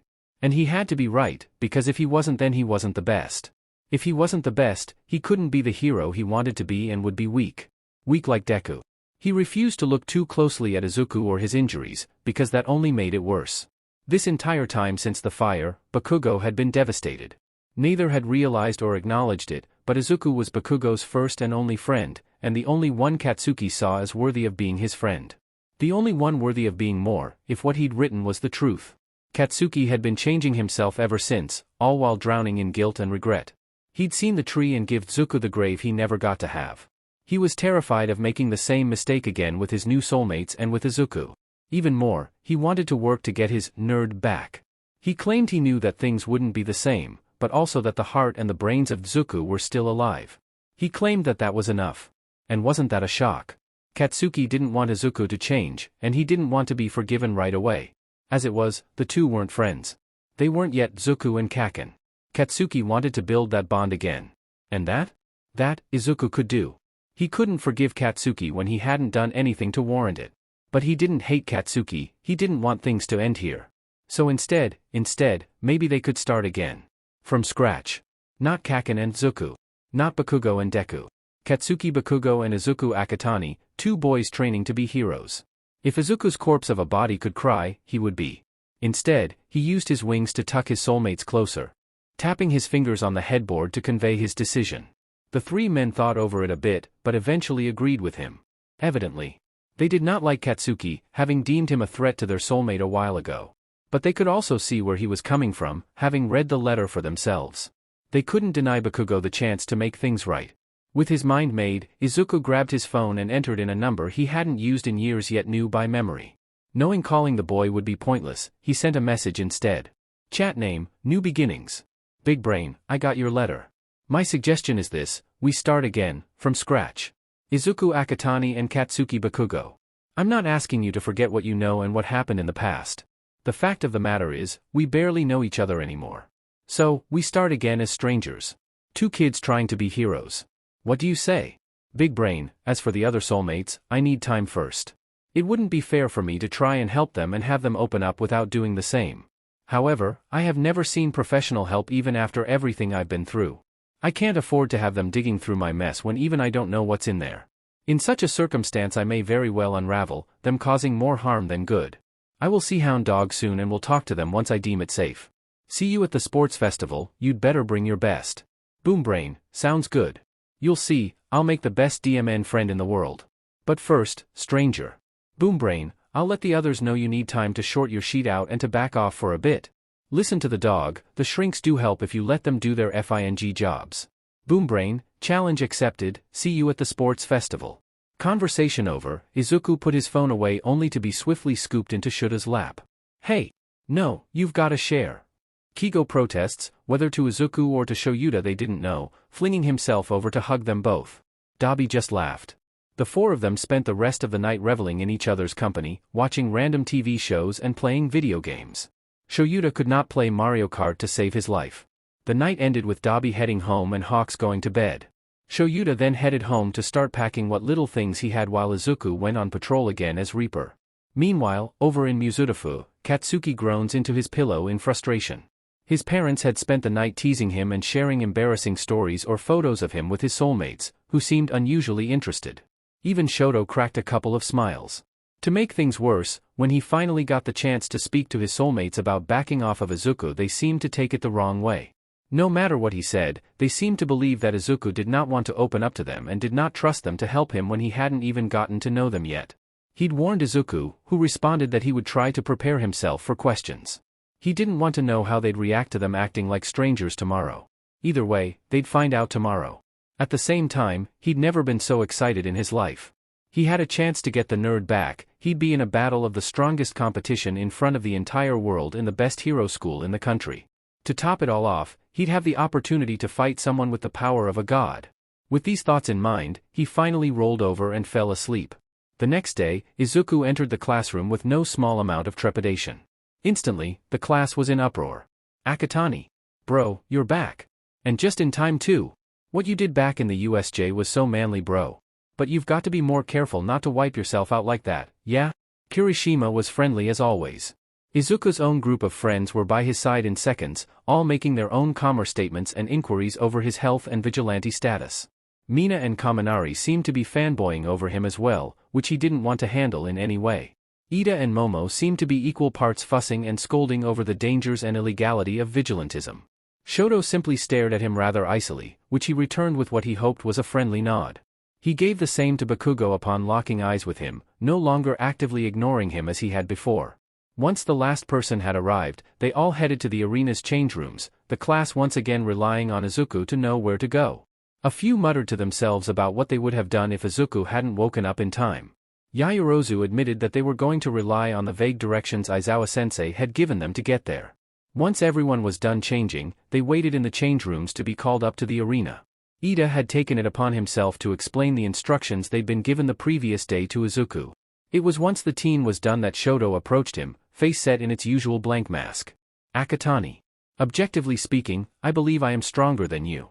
Your abilities are diverse, but your stamina has proven to be quite limited. Many of the staff seem to have their eyes on you, but why that isn't any of my business. Instead, just know that I plan to beat you, he stated, eyes flicking to Bakugo briefly. Ah, Izuku thought, he's mad about how little I've been interacting with Bakugo. He isn't aware of the decision we came to. His belief that I don't wish to talk to them likely isn't helping. Tilting his head to the side, Izuku chose to accept the challenge. He could talk to his soulmates when they were both ready, not when tensions were already high. He released his hold on his human form and double-checked his gloves before holding his hand out for a shake. Shoto seemed surprised for a moment before quickly shaking the offered hand. The class erupted in murmurs and conversation, commenting on what they had just seen. Baku bro, I kind of figured you'd be the one to make a war declaration, not Todoroki. Kirishima stated, slinging an arm around his shoulders. Nah, I already made mine. Besides, I've got an entire speech to do that, Bakugo stated, pushing the arm off of him. Ida started scolding them about encouraging hostility amongst classmates, but never got to finish, being cut off by the call to enter. At this, they all scrambled into order and headed for the arena grounds. For the entire walk, Shoto kept looking between Izuku and Katsuki as if they were some sort of puzzle he was trying to solve. Shinso would likely be hearing about the encounter later. They finally entered the field to the sound of thousands of voices cheering them on. Not long after, Mike started calling in the other classes, each with their own intro. Then, to the class's dread, Bakugo was called up to give the student pledge. Right, so I couldn't give AF about speeches, but know this, I'm going to make it to the top. The rest of the students here are likely planning the same. In that case, I expect you all to come at me with everything you've got. I don't care what course you're in. The festival is to prove who's the strongest, so bring your best. Plus ultra, he challenged, scanning the crowd of students below. He threw the mic behind him at midnight and promptly walked off stage. The crowd and students went nuts, cheering and hollering as loudly as they could. With this, the sports festival began. All right, ladies, gentlemen, and everything in between. Are we ready for the first round of the sports festival? Let's see what we've got this year. Midnight called from the stage, cracking her WHP and making Izuku noticeably stiffen. Bakugo shifted closer ever so slightly, having noticed the reaction. Shoto simply stared. She spun a wheel similar to those seen on game shows, with multiple different types of races showing up on the screen. It eventually landed on an obstacle course. Based on that and the fact that they did not have to wait before they headed to the course, Izuku assumed that the wheel was rigged. The instant they were led to the starting tunnel, Izuku realized that the test had already begun. He quickly made his way to the back of the crowd with the general education students, who all looked at him funny. Sure enough, as soon as President Mike called the start of the race, there was a rush of bodies as everyone tried to get through the small opening. It was like the cafeteria stampede all over again. This time, however, Todoroki was the one to literally freeze them in their tracks, with most of 1A and some of 1B quickly breaking their way out of the ice. Izuku wasn't hit with it in the first place, so he quickly took to the air and flew his way out of the tunnel, dodging the hands of those wishing to hitch a ride. He flew straight over the 0-pointers, who were too slow to swat him out of the air. By the time he was flying over the fall, Todoroki was freezing the 0-pointers, Bakugo hot on his tail. The two were trying their hardest to keep up with him and were almost succeeding until the fall, where they had to be more careful. He sped up his flying a bit, not bothering to use the flame boost. It would be a flashy waste of energy since he was currently in the lead.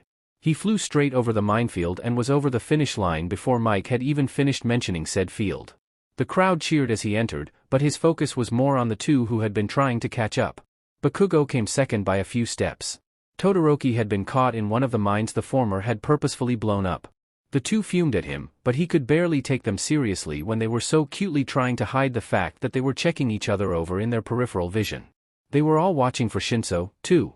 The boy made it in one of the last few spots available, out of breath and covered in mine glitter. Add the rope burns on his palms and the boy looked quite worse for wear. Izuku went and got items from the refreshment station for him. The boy glared at him as he approached, just as wary as Todoroki had been. He was quite shocked when he was randomly handed gauze and a water bottle. Even more so when two large wings sent a blast of wind in his direction. Task completed, Izuku returned to the front of the gathered students.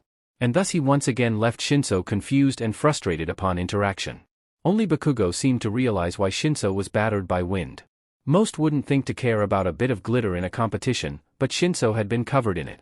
The cameras would not have been able to pick out his face among the glittering film that covered him, and the bits in his hair could easily fall into his eyes or be inhaled.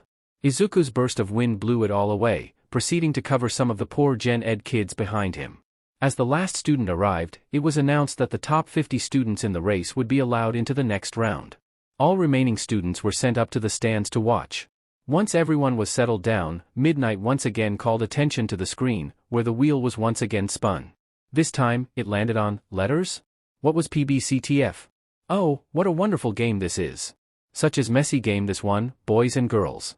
You'll be stealing more than hearts and spotlight in this one, kiddies, but you must play fair. The letters stand for paintball capture the flag. Here, each member is given a points value based on their rank in the previous round.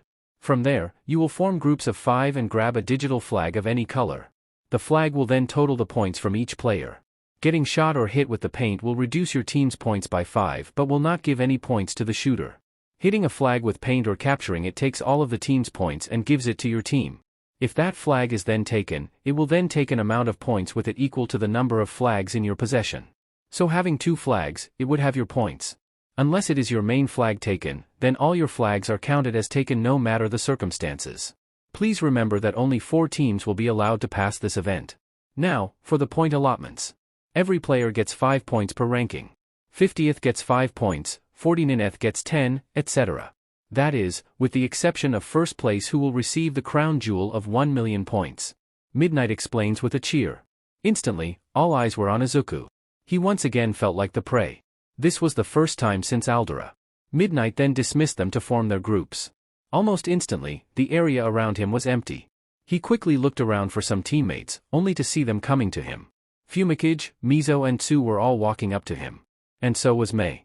Of course she was, he has the highest number of points and thus the most spotlight, after all. She'd never let go of the chance to show off her babies.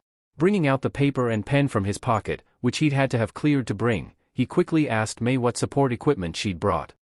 I have hover boots, a jetpack, a flamethrower, and a couple of other things I'm saving for the third round, she claimed, happily showing each one off. Izuku grinned the best he could under his mask. This would be perfect. He quickly laid out his plan, which quickly garnered the excitement of his friends. He would take to the air with his wings, carrying Tsuyu. Fumikage would fly with Dark Shadow lifting him from under his loose shirt. The avian had thought to wear a bigger one for his quirk to hide and grow in with all the light that would be around, something he hadn't known he was capable of. Mizo, after some instruction from Mei, would take the jetpack and use it to maintain the same altitude as the others. He would also be holding several weapons due to his multiple arms, including Izuku's. Mei would hold on to him to get to altitude, then use the hover boots to move at that one altitude. Her HRNSS was magnetic and would be holding their spare ammo, which would be surrounding the flag. They would use this tactic to play short games of keep away or to get to a defensible position, should UA make any. Just as they finished collecting their items and getting their gear on, the last team collected their flag, cueing Midnight to start the round. Alright, all our teams are set. Now, Cementos, if you would, she called. The students and crowd watched amazed as Cementos and 2 cement pourers entered the field, making walls, forts, shelters and platformed lookout towers all throughout the field.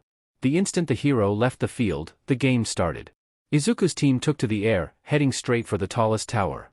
As soon as all 4 of his teammates landed, Izuku touched the platform and removed the cement ladders leading up the tower, which some were already trying to climb. They shot anyone trying to reach their defenses, happy to maintain their position. They didn't need more points, so they didn't need to seek out other teams. Bakugo and Todoroki on the other hand really wanted their points and to beat Izuku. Despite it being unnecessary from the points they'd already gathered on the way, the two tried to climb the tower. Bakugo had left his team in a fort and tried flying to the top of the tower, but it left him wide open, resulting in his hasty retreat as he was showered with paint. Among the 5 of them, they had 8 paint guns, 2 crates of paint bombs, and 5 paint-tipped fake knives. Todoroki had the idea of building an ice ramp to the top, his team following. It seems he was unaware that Izuku could wield fire. Lots of it. Izuku practically sublimated the ice ramp, leaving Todoroki, Ida, Momo, a vine girl from 1B and a blonde kid from 1B to fall to the ground below. He quickly used the tower's connection to the ground to soften the earth around the tower, turning it to sand. The sand lessened the damage as he'd hoped, leaving them with aches and injured pride rather than broken bones. Todoroki was simply staring at his hand for several moments, likely due to his own flames alighting during his fall. He'd never seen the boy use them before, and with what he knew about the boy's home life, he didn't blame him. After that, most teams seemed to collectively decide it wasn't worth it. Bakugo had tried to topple the tower but gave up with a glare when it just kept repairing itself with the earth around it and its own rubble. The rest of the round passed like this, with the end winners being Izuku, green, in first place, Shoto, blue, in second place, Bakugo, red, in third place, and finally, and rather surprisingly, Shinso, purple, in fourth place. Midnight then called for lunch break before the final round. As Izuku prepared to leave, Shoto called out to him asking to talk. The boy had brought some of the 1B girl's vines, perhaps as some sort of peace offering. Izuku happily took and consumed the vines as they walked to a secluded hallway, buffeting the boy with some wind to get the sand off of him. The boy simply nodded in thanks. They simply stood there in silence for several minutes before Izuku finally gestured for the boy to speak. It seemed the boy had been waiting, as it was only then that he started speaking. Your power and your actions, they are nothing like anything I've seen before. They are such a strange combination of abilities. I have to ask, are you like me? A product of a quirk marriage? He asked, seeming quite hesitant to ask that question. Hoping Todoroki could understand it, he tapped out his answer. No. Of the many things I am and was a victim of, as much as my parents wanted someone with a strong quirk, a quirk marriage was never one of my issues. I do, however, know some of the other pains you do. As for how I know, well, seeing Shoto's eyes widen and shoulders stiffen, he knew the boy could understand him. He looked to the left, where the man he'd summoned was just arriving. Hey there, little bro, Tuya said awkwardly, waving in greeting. Just like that, Shoto's mask broke. Tears slipped down his face, and he was in his brother's arms in seconds. The two talk for a bit, but Shoto soon turns back to Izuku. You made me use my father's fire, which I had promised myself I'd never use. It will not happen again, he stated. Dabi stiffened and Izuku shook his head. Izuku wrote his answer on another scrap of paper and handed it to Todoroki before heading back up to the cafeteria, where Lunch Rush was still serving those with special food requirements. The note read, "My name is Izuku Midoriya. And my father is Hisashi Midoriya, aka Dragon. With that and the Muzutafu warehouse fire, I do not have healthy experiences with fire. Yet, I still use it, and I will show you why. P.S. Don't worry, Enduhor won't be an issue for much longer. I'm sorry I forgot to clean him up with the commission." Suddenly, everything made a lot more sense to Shoto. He knew he couldn't tell Shinso about this. Katsuki was right, this wasn't his story to tell and Izuku likely needed time before he could tell it. He still didn't understand though. If the boy had that much trauma with fire, how could he so much as look at it, let alone fight with it? And could Izuku really take down his father? Tuya says he watched him take down the commission, so he guesses that maybe he can. He couldn't wait to be free. With the end of lunch break and a couple of fun games, came the drawing of the tournament brackets. This time, they were standard quirk battles. Last year they had been foam sword fights, much to the amusement of the viewers. The brackets were as following. Yaoyorozu Momo vs Kaminari Denki. Ida Tenya vs Mei Hatsum. Kirishima Ijiro vs Shoji Mizo. Bakugo Katsuki vs Shinso Hitoshi. Tokoyami Fumikage vs Kendo Itsuka. Shiozaki Ibara vs Todoroki Shoto. Azui Tsuyu vs Yururika Ochiko. Akatani Izuku vs Monoma Nito. Poor Kaminari was panicking over his match, well aware how little he could do to their president after the USJ. Bakugo looked relieved to see the names had faces with them, so he'd have an idea who he was up against. Tsu and Ochiko didn't want to fight each other at first but grew determined. Apparently, they found that they were platonic soulmates after the USJ. Tsu had been a little disappointed but not upset. She had a few other soulmates to find still. Ida was debating with himself the ethics of holding back against a civilian. He grew rather confused when Izuku simply patted his back in preemptive sympathy. The poor boy had no idea what he was in for. Personally, Izuku was worried about how Bakugo's match was going to go down. Would the blonde hesitate to fight his soulmate? What would happen if he lost? Putting the thought out of his mind, he walked over to the 1B seating area, quickly finding Monoma. Never before had he been so thankful that he'd researched his peers' quirks. The instant he arrived, Monoma started boasting and trash-talking, claiming he'd arrived to forfeit. Izuku let him finish and trail off before handing over his message. For your own safety, I suggest that you do not copy my quirk during our battle. I have a death quirk and do not wish to find out how your quirk would manifest such a thing, especially considering the quirk wears off. Monoma went pale after reading the note, equally afraid of finding the answer. Understood. Thanks for the warning, I guess, he muttered, his classmates looking at him rather confused at the change in tone. Message conveyed, Izuku returned to his spot in the stands. During lunch, he had retrieved his coded notebook on the school students from his locker. He had no doubt that after 2 weeks of training, new factors of his peers' quirks would show themselves. Especially now that they will be forced to use them in new and creative ways against their opponents. Mike called down the first contestants while Shoyuta complained about the hero's volume. His soulmate hadn't commented much so far, with only a few dry comments or explanations here and there. Kaminari and Yaoyorozu entered the field, Midnight explaining the rules. The instant the heroine called start, Yaoyorozu started making an insulated blanket. Kaminari tried to close the distance and stun her before she finished, but her training proved too much for him. She dodged every attack, never allowing herself to get too close to the edge of the field. Eventually, she finished the blanket and threw it over Kaminari. It was weighted on the edges, causing it to wrap around him like a net. Blinded and unable to release his electricity, Kaminari didn't stand a chance. After that, he was quickly picked up and thrown out of bounds by Yaoyorozu. With that, the first round of the finals was over. After that was Ida and Mei's match, which was honestly kind of sad. Ida was used as an advertisement for her support items and never got the chance to actually fight before the girl forfeited the match, recalling her babies. The first proper match of the finals was the third round, Kirishima vs Shoji. The match ended up being a matter of endurance. Shoji had 6 fists to attack with, while Kirishima hit harder and left small scratches in his wake. In the end, it was Kirishima that won the match. Though even he was tired and sweaty by the end. Next was the battle Izuku had been waiting for. Katsuki vs Shinso. The two calmly walked up to the stage, both looking completely serious. The instant Midnight started the match, Shinso said something. Bakugo, unable to ignore him, responded and ran forward. Instantly, Bakugo froze. Well DMN, that's an awesome quirk. Shinso ordered the boy off the field, ending the match. He then instantly let go of Bakugo, looking like he was preparing to be yelled at.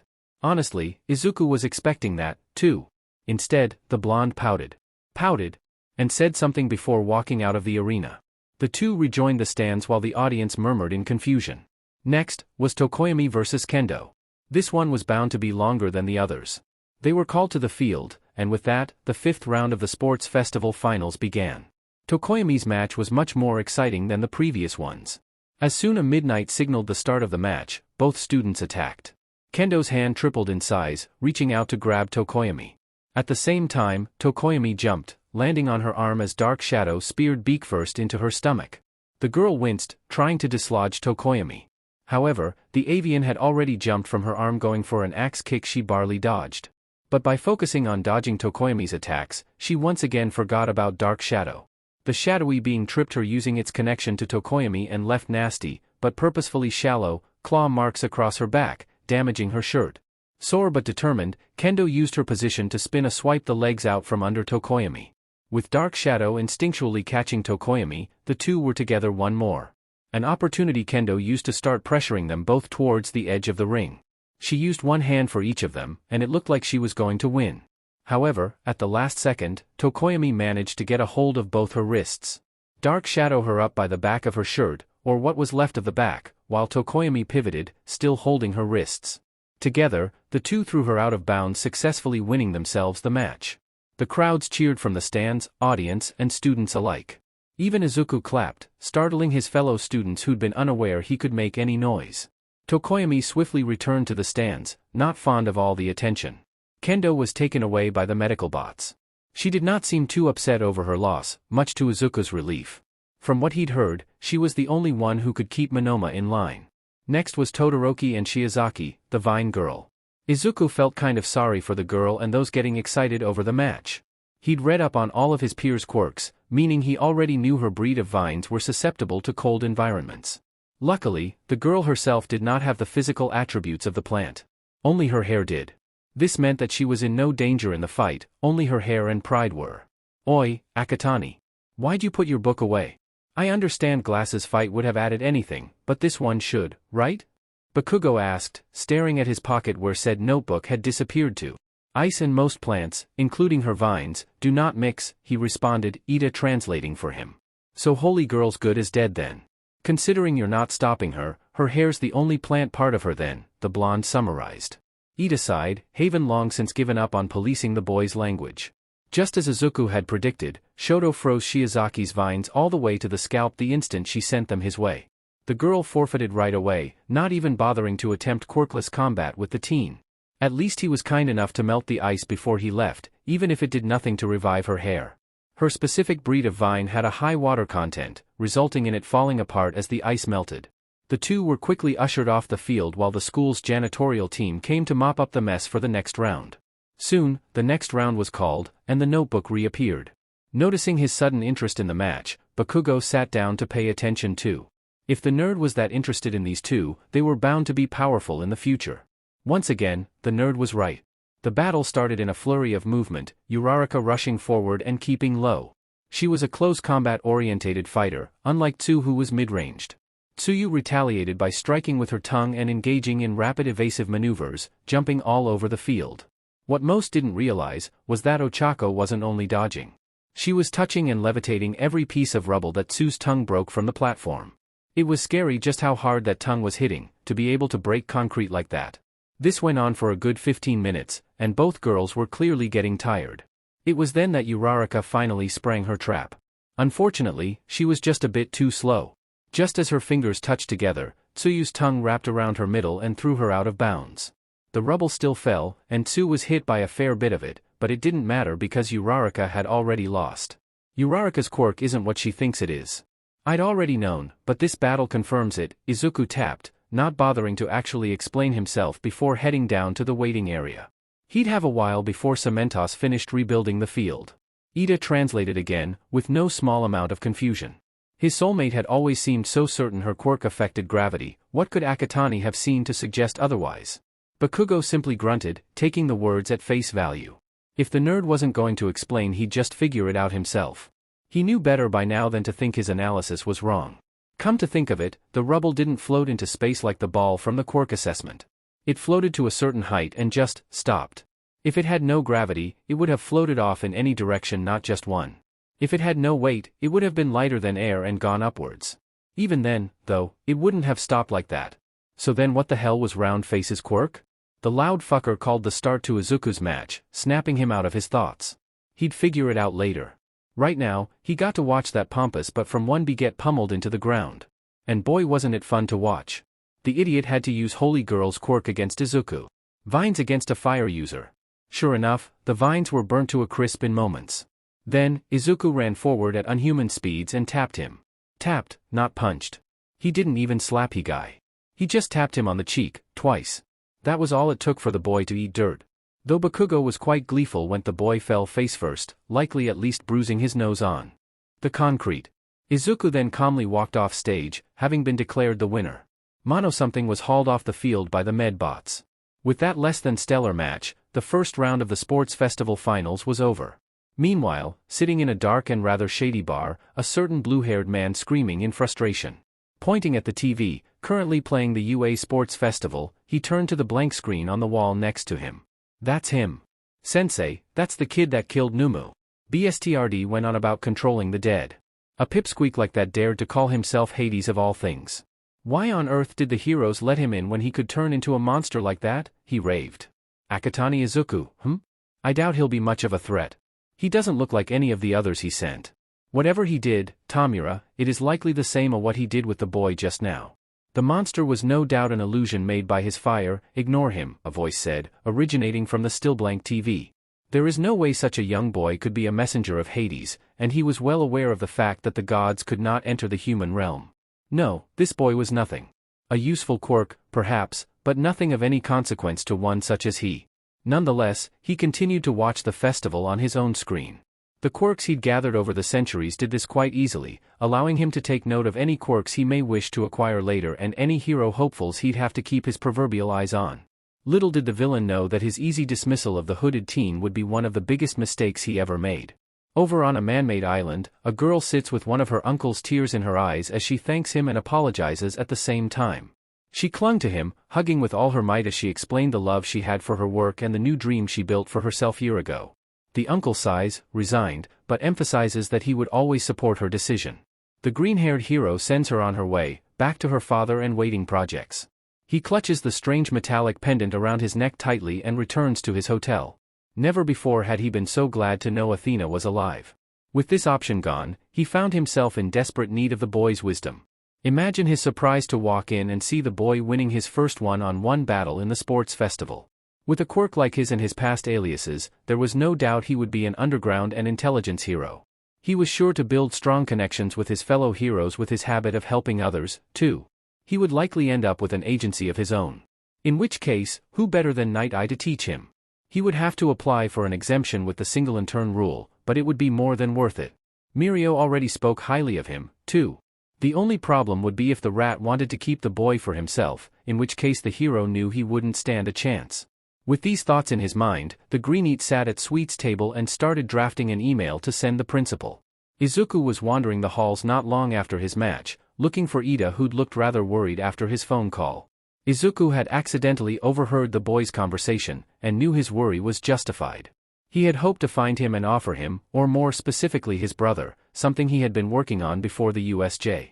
After building his mask, Izuku had grown interested in prosthetic technologies and how they function. Bionic limbs are controlled by the electric signals from the muscles and/or nerves above the level of the amputation. What Izuku had designed was similar in that the chip his designed would read the electrical signals coming directly from the spinal column, its calcium-infused alloy shell replacing the parts of the bone removed to connect the chip to the nerves above the injury. This would be an extremely dangerous procedure to be done by professionals. This chip would then connect to the docking point for the armor. The so-called armor was actually a robotic suit that would read the signals doing down the spine in place of the legs they encased and move accordingly. Prototypes of these were already built and the paperwork to get them tested could be filled while Ingenium's muscles and flesh healed from the injury. But first he had to actually find the boy and convince him to give the proposal to his brother. It seems both Stain and Endeavor were on his hit list tonight. He'd left Stain alone until now, knowing his heart was in the right place even if his mind and actions weren't. But now he'd started going after the good heroes, he couldn't just stand by and leave it be. Speaking of Endeavor, the flaming trash bag was wandering the hallways like he owned the place. He'd straight up bowled Izuku over rounding a corner and didn't even help him up. In fact, he was still silently glaring down at him as though he had done something wrong. Knowing the man would understand him, he tapped out his message. You aren't supposed to be back here by school regulations and the security clauses. I suggest you return to the stands lest you be labeled as trespassing and get your son removed from the festival due to breach of contract and possible cheating, he tapped out. Know your place, boy, it isn't up to you to scold your betters. You had better learn to watch your tone before I turn you in to the authorities. Your kind are no better than the villains you capture. Nevertheless, you are strong. You will make a good stepping stone for my son, make sure to put on a good show for my masterpiece, he growled, quirk flaring as he stood straighter. You realize you are only adding the charges of threatening civilians. I'm under legal contract with Nedzu, making me exempt from standard capture laws, abuse of power and attempt to tamper with competitive outcome to your list of offenses, right? I once again you suggest that you leave before you give Nedzu anything else to record. You already have enough crimes under your belt without these new ones, after all. Don't need anything else coming back to bite you in the butt later, Izuku continued to warn, unfazed. Endeavor froze at that, realizing what he was implying he knew. He-Man grew red with rage. Clearly the man didn't have any brain cells, as instead of backing off and leaving as was smart, he lunged forward with a flame-covered fist. Izuku caught the fist in his palm easily, frowning as the wind blew the fire onto his clothes, burning them. The hero grunted in surprise, unable to retrieve his fist. Still not backing down, the hero swung his other fist at Izuku only to stop short.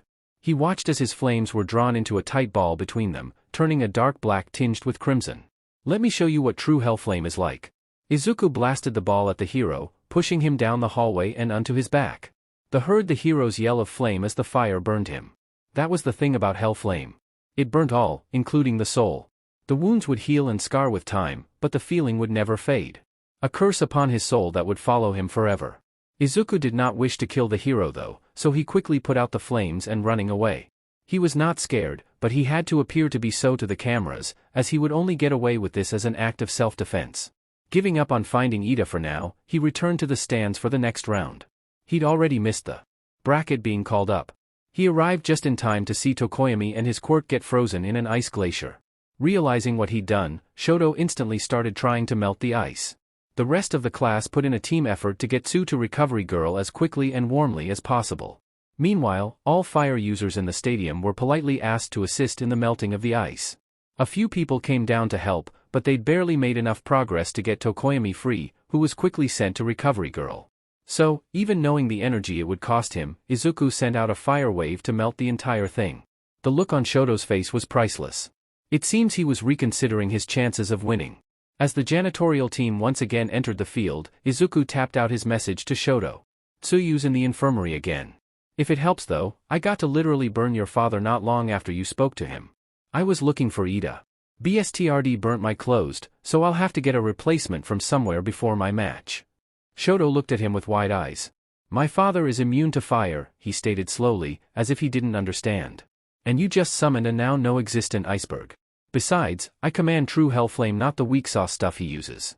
The warehouse flames were hotter than what he makes. If Izuku could scoff, he would. Shoto's eyes went even wider, the corner of his mouth twitching upwards just slightly. Thank you. They quickly made their way off the field and back to the stands once more. Todoroki was scolded harshly by the class, looking properly scolded for once. Izuku, on the other hand, was shoved into a seat by Bakugo and had an unknown bag dumped on his lap, then had a foldable sewing kit and colored cloth thrown at his head. So, you can fix your jacket, Yaoyorozu stated at the same time Bakugo stated eat. He fixed his jacket first, then opened the bag to find a fair number of vegetables and a smoothie. He quickly consumed the vegetable pile, wishing he had his mask with him to have the smoothie. Instead, he mournfully put it back in its cooler bag. Kaminari was kind enough to show him a photo of the brackets for the second round. They were Todoroki Shoto vs Tokoyami Fumikage, Ida Tenya vs Azui Tsuyu, Kirishima Ijiro vs Shinso Hitoshi, Akatani Izuku vs Yayorozu Momo. This meant that Ida was next, but he had not returned yet. With the janitors almost finished, thanks to the help of some water-quirked civilians, he was running out of time. Sure enough, not even 5 minutes later, Mike stated that Tsu automatically won. Apparently, Ida resigned from the competition due to family circumstances. Which was actually true in this case. Next was Kirishima and Shinso. Izuku already felt sorry for that talkative boy. Even Bakugo patted him on the back consolingly, much to the boy's anxiety. Once again, Shinso asked a question as soon as the round started. Kirishima replied quite enthusiastically, froze, and walked out of bounds. Shinso once again let the boy go right away, seemingly apologizing. Kirishima just waved it off with a laugh like most things and wandered off the field. Next was Izuku versus Momo. To say the crowd was excited was an understatement. Izuku planned on letting the girl show off some of what she could do before he took her down. You see, unfortunately for Momo, she could not make anything containing organic materials. In which case, everything she made would either be gases that Izuku couldn't breathe, flammables that would only harm his clothes, though the sight of him alone may cause issues in that case, minerals which he could manipulate or water which he could evaporate. Wait, not all acids were organic. She may be able to make those to harm him. He'd have to wait and see. They were called down to the field. Izuku was still in the stands, so he resorted to flying down. The crowds ate up the flashy entrance while Midnight reread the rules. She must be getting tired of it by now. Momo started making things as soon as the match started. Izuku dodged everything brought his way, staying aware of where everything landed in case there were traps. Once he'd been cornered at the edge of the ring, he activated his quirk. Much to his disappointment in the girl, almost all of her creations had metal components in them. Metal he then surrounded her with, capturing her. Midnight just stared at him for a moment, then sighed while the crowd cheered. He was once again called the victor, at which point he released Momo from her metal prison. I really should have seen that coming, she muttered to herself, straightening out her uniform. Izuku simply shrugged, heading back up to the stands, stopping by the locker to retrieve his mask. Taking his spot, he let the class's chatter wash over him as he changed back to his human form and took out the smoothie still in his seat. Bakugo stared at him for a moment, making him defensively shield his smoothie. If it wasn't meant for him, the boy should have said so. The blonde raised his hands defensively, shaking his head to himself as he turned away from the boy. The smoothie was quite tasty, which considering how few taste buds he had, was quite the accomplishment. He drained it quickly, then put the bottle back in the bag and handed it back to Bakugo with a bow. The boy's ears went red as he growled and snapped defensively, much like a grumpy chihuahua, quickly snatching the bag. Knowing the boy didn't mean anything by it, he turned back to the rest of the class. Tsu was back from the infirmary and plainly stated that if she got anyone other than Shinso for the next match, she would forfeit. And honestly, that was fair. Between Todoroki's ice and Izuku's fire, she was in for a bad time next round without Shinso. Sure enough, the instant the next round was called with Todoroki as her partner, Tsuyu was instantly declared to be medically exempt for the match, giving Todoroki the win. That just left Izuku with Shinso. Their match was called and Izuku could instantly tell that Shinso was a bundle of negativity. Anger, anxiety and fear poured off of him in waves. The boy wasn't going to take this well, especially considering the last of battle stance. Chances were, that boy had forgotten he was mute. His assumption proved correct when Shinso instantly started talking at the start of the match. So, you're Akatani, right? Our last soulmate, he asked conversationally. Izuku nodded, taking a defensive stance but not attacking. He wanted to give Shinso a chance. I know Katsuki said you didn't want to talk to us yet, but surely he didn't mean that literally, right? He asked, annoyance slipping into his tone. It seems Shoto was considerate enough not to tell his story to Shinso, even though he no doubt wanted to. Or is it one of your classmates told you about my quirk? Don't want to talk to the villain, is that it? Most would think you won, too, but I bet those flashy abilities of yours won everyone right over. Bakugo says you've got history, but I don't see him doing anything to warrant such treatment. Making him feel guilty and acting like you don't even know him, what gives you the right, he hisses. And there it was. There was the anger. Shinso was taking everything out on him as if he was the issue, blaming him for things that weren't his fault and praising the one that had abused him for years. It was always Izuku in the wrong and Bakugo on the highest pedestal. No one asked why he covered every inch of him possible, no one asked if Bakugo had cause to issue. No one wondered why he was so small and light, because there was no way someone like him could ever have a history. No way he could ever feel pain. He was too different to be the same as them. Suddenly, it wasn't Shinso who was talking to him. It was everyone else. His teachers at Aldera, the students and parents, the guy at the corner store, the police, the heroes, his parents and their people. What Izuku didn't realize was that these images and memories, the taunts and feelings, the pain, they weren't just in his head anymore. They were in the souls of those around him, pouring out of his own. Shinso and Midnight saw it all, and they were crying. It was the tears running down their faces that snapped him out of it. He pulled the cement of the field up to trap Shinso. Sorry, but there. Are you happy now? You pushed and you got your answer. My name is Izuku Midoriya, he soul spoke, turning around and walking away. He didn't release Shinso. He stayed in the waiting room, not bothering to leave since his battle with Shoto was soon. He was still determined to save the boy from himself, to show him just how wonderful this ability could be. He just had to make the boy understand that the power belonged to him, not his father. He returned to his human form for a moment, putting on the mask he left in the room. He ran himself through a couple of breathing exercises he'd taught himself when he was little, ignoring the burning feeling that came with doing it himself and breathing that deeply. He checked his phone, having received several messages from his soulmates and the staff, who were worried about his uncharacteristic behavior. Even more so when Midnight informed them of what happened. Bakugo in particular was quite sad at Shinso, having been the one to warn him in the first place. Apparently, as he'd left, Mike had commented about how Izuku was mute. That and the words that now lay on his arm would likely make the boy feel even more guilty than he already does. Izuku was frustrated and upset but had no plans on making anything worse for the boy. This would be punishment enough. Instead, he simply stated that he was emotionally recovering and needed space but would be better in time for his next match. Right now, Tsu and Shinso would be battling it out for the third place position. For now, he simply sat there scrolling through old text messages on his phone and recalling recent memories. He had people who cared now, he wasn't there anymore. He was making Japan a better place one step at a time, getting closer to the bright future he'd always dreamed of every day. Finally calm again, he took off his mask and returned to his natural state. He would be called for the final round soon enough. Shinso was announced the winner of the round. And now that third place is decided, it is time for the final match. Are you ready? Mike announced. You're too loud, Mike. You have equipment for a reason. The tired voice of his soulmate came over the speakers. Introducing the Ice Prince Shoto Todoroki versus the Silent Shadow Akatani Izuku, both of which are yet to have gotten so much as a scratch this round. Come on up, little listeners, he called, ignoring Shoyuta. There was the concerning sound of fighting transmitted over the speakers before Shoyuta rather suspiciously took over the announcing of the round. Izuku entered the field, the crowd the loudest it's been yet. He swears he heard Mirio and Nijire in there somewhere. Todoroki entered opposite him, looking calm as ever. There was apology in his eyes when their eyes met, though. Izuku simply shrugged, knowing it wasn't Shoto's fault. They both took their places on the field, already in battle-ready stances. For the final time that day, Midnight explained the rules to them. She signaled the start of the battle, and the chaos began. Shoto let loose an ice glacier, Izuku melted it with a wave of fire. This went back and forth for a while, until Shoto was starting to get covered in a layer of ice. It's your fire, Shoto. Use it. Izuku cried, the words filling in on the boy's hip. All his fire ever does is burn and hurt people. I don't need it to become a hero.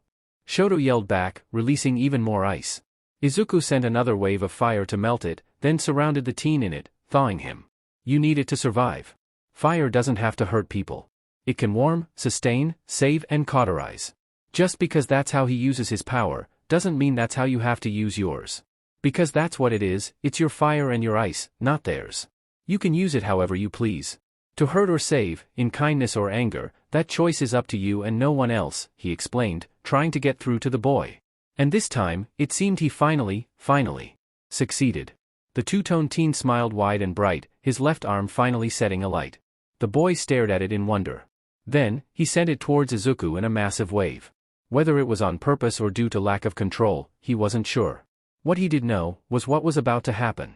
He wrapped concrete around himself and directed the boy's flames as high as he could, redirecting Cementos cement to trap down any rubble the explosion could throw. Had he left it as is, it would have added more to the mix instead of helping. And explode the air did, sending poor Shoto flying, the boy not understanding what was happening and thus not bracing for the impact. The majority of the explosion happened in the air above the stadium, but it still reached the field below and some of the stands, knocking several business studies kids clean from their seats. When the dust finally settled, Izuku was still just barely inside the lines while Shoto was slumped against the wall of the arena, groaning. There was a rather large, indented crack expanding from where the boy landed. It was no surprise the boy was in pain. The medbots quickly showed up, carting Shoto off to the infirmary. The crowd went nuts while Mike was back on the announcements, telling the crowd to take toilets and snack breaks while they wait for the award ceremony.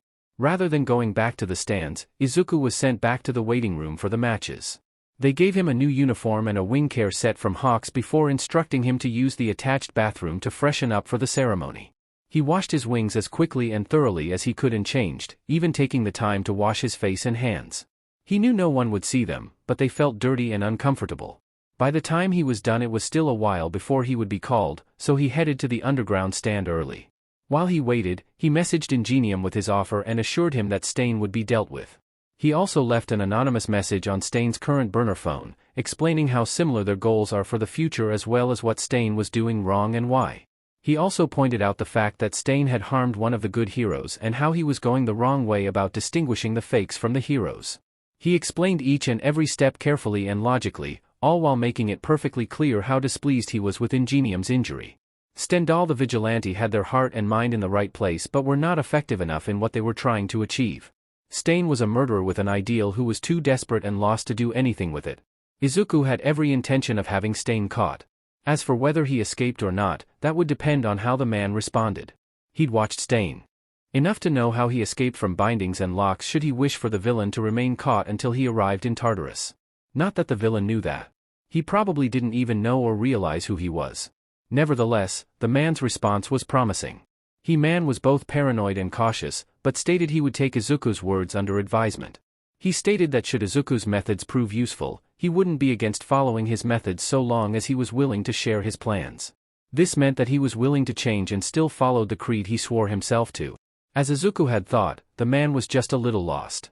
Should the man take on his advice, he would let the man go free once he escapes and gain a powerful ally. If not, he will stay imprisoned. He sent off one final message, this time to Bakugo, inviting the soulmates over for lunch the next day. They all needed to sort out their issues and clearly did not want to wait, and climbed the steps to the podium. Midnight and Nedzu came in with Shoto, Shinso and Tsu a second later, calling for him to head up. Nedzu simply chuckled when they saw him already standing there, while Midnight simply sighed again. Shoto took his spot on the second-place podium, as did Tsu on fourth. Shinso hesitated as second, looking like he wanted to say something to Izuku, but ultimately remained silent and took his place in third. Soon they were rising onto the field with cheers galore sent their way. Hawks swooped down to hand out the medals, politely ignoring Tsuyu's sudden discomfort. This was common for prey and predator mutations. He gave the medals and advice to each of them, whispering something in Izuku's ear that had him going red, despite knowing no one could hear it. With a speech and one final cheer that Izuku was too tired to listen to, the sports festival ended, and they all headed home. Aizawa and Hawks headed home before the other staff, having done their part for the festival, instead choosing to shower him in their attention for the rest of the afternoon. Even if Shoyuta fell asleep in the study's spare bed. It was cute how Hawks let him cuddle him in his sleep, something the undergrounder wasn't even aware he did. With that, the rest of the night passed peacefully. In the morning, Izuku would start his planning. He had 3 days until the internships were announced, after all. The next morning, Kigo and Shoyuta left early for the second-year sports festival. Once it was over, the two would grab the handful of boxes from Shuta's apartment so that he could move in that afternoon. Personally, Izuku was just glad that Shoyuta could cook. Contrary to popular belief, the man does eat things other than jelly pouches. The man instantly demanded control over the kitchen upon realizing Kigo got all his food from restaurants and takeout stores. Izuku had only ever let the avian in his kitchen once, and he'd vowed to never do so again. While the sports festival occurred, Izuku forced himself back up to the study and away from his endeavor research. The boy had missed 2 weeks of schoolwork and would need to catch up while he could, lest he fall behind his peers. He blitzed through most of the work in roughly 2 hours. Funnily enough, Power Loader had only given him an overview of what they'd been learning, which was mostly circuitry and more complex metalworking techniques. The hero stated that so long as he handed in a blueprint for something showing these skills, he'll mark off that Izuku has learned that fortnight's lessons.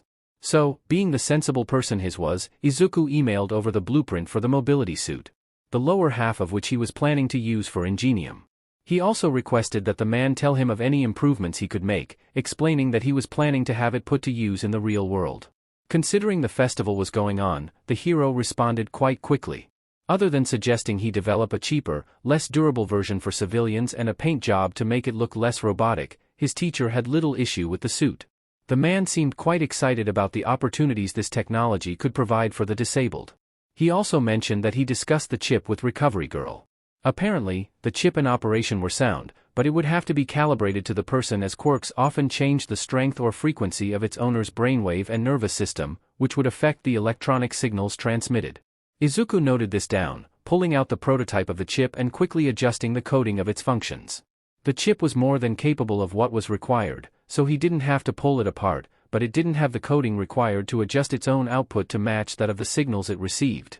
As it was, it would only transmit them and the speed and strength of an ordinary person. He had it fixed within the hour.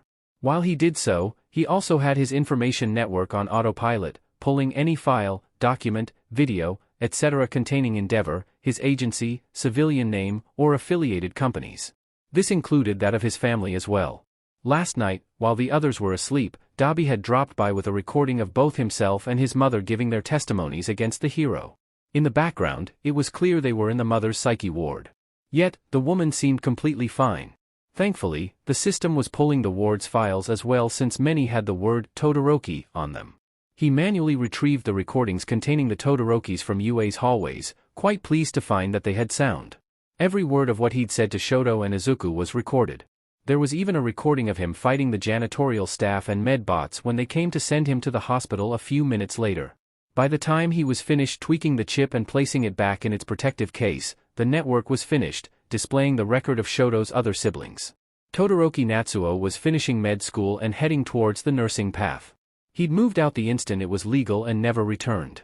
He paid frequent visits to his mother and met up with his sister every other week but had not seen Shoto in years. The sister was only around when her brother was home, sneaking him his favorite foods and medical supplies when their father wasn't looking. He made sure had access to their security cameras before he started the search. Other than that, she also frequently visited their mother and was working as a primary school teacher. She was a proper teacher, nothing like those monsters in Aldera. By the time the festival was over, Izuku had neatly ordered all the evidence and an analysis of the hero. The analysis contained the usual, alongside series of step-by-step plans on where and how to capture the hero. That were quickly sent off to his favorite detective with a smiley face, who promptly responded with a string of expletives and a promise to handle it. While the police department once again scrambled, Izuku started making dinner for 5 and a smoothie. He looked longingly at the roast meats, vegetables, stew and dumplings he'd prepared, longing for a taste. He hoped it tasted good, and certainly smelled nice. The desserts were in the fridge and freezer, consisting of fruit salad and homemade ice cream cake. Almost as soon as he finished cleaning up the kitchen and covering the food, his phone chimed. It was his classmate, Ida. Apparently, the class had created a group chat while he was away, and his phone number was obtained from there. The boy was contacting him in place of his brother, rather shocked that he was Athena and thus Midoriya, not Akatani. Izuku was quick to request he still be called Akatani, wanting nothing to do with his previous last name. Akatani, so, you said you were responding in place of your brother. I'm assuming he cannot type and is there with you? Ida, yes. He is very interested in the support item you have offered him and is requesting to know what extra details you can provide. All he currently knows is that you have designed something that works based off of prosthetic technology, which would allow him to walk again without replacing his limbs. I admit, I am also curious about such a device. Akatani, I see, you have excellent timing. I actually just finished running it by Power Loader and Recovery Girl. I plan to have the paperwork for a trial version done by tomorrow. Put in simple terms, it is a suit that encases the unresponsive limb area and moves the area for you, based off of the electrical signals it reads from a microchip connected to the nerves just above the damaged area. Akatani, this will, of course, require an operation. Recovery Girl has already stated that the procedure I detailed is sound, only containing the usual risks present in spinal surgeries. I am not forcing you to undergo such a risk, this is merely an offer. The chip is designed to adjust its output based on the signals it receives from your nerves, as many people with speed quirks such as yours have accelerated nervous systems, resulting in faster reaction times and better perception at high speeds. Akatani, the current model is designed to withstand hero work and is sleek enough to still fit inside standard clothing and armor, but as it is a suit you may have to go up a size. A civilian model is soon to be designed. Legally, I am to warn you that agreeing to this would mean agreeing to a previously untested prototype, The suit I've actually built being tested in mechanical simulations of reality and built mostly out of scrap metal. What you would be testing would be made of the proper materials. Akatani, I believe that should answer all of your questions? Ida, yes, it does, thank you. My brother says he will be happy to test this device for you once he is healed, as no design you have actively offered has failed before. He is talking to the nurses now, attempting to figure out a recovery time and whether or not the procedure would be done here. I personally find the fact that you have designed such a thing with only scrap metal at your disposal quite impressive. Thank you for helping my brother. Akatani, no problem, Ida. Your brother is one of the few true heroes I have managed to find, and I intend to protect all of them. As I previously mentioned to your brother, Stain will be dealt with. However, I should warn you that even if he is captured, he likely will not stay that way. And honestly, with how he responded last time I contacted him, I don't think he has to be. He is angry and lost, much as I could have been, and deserves the chance to change.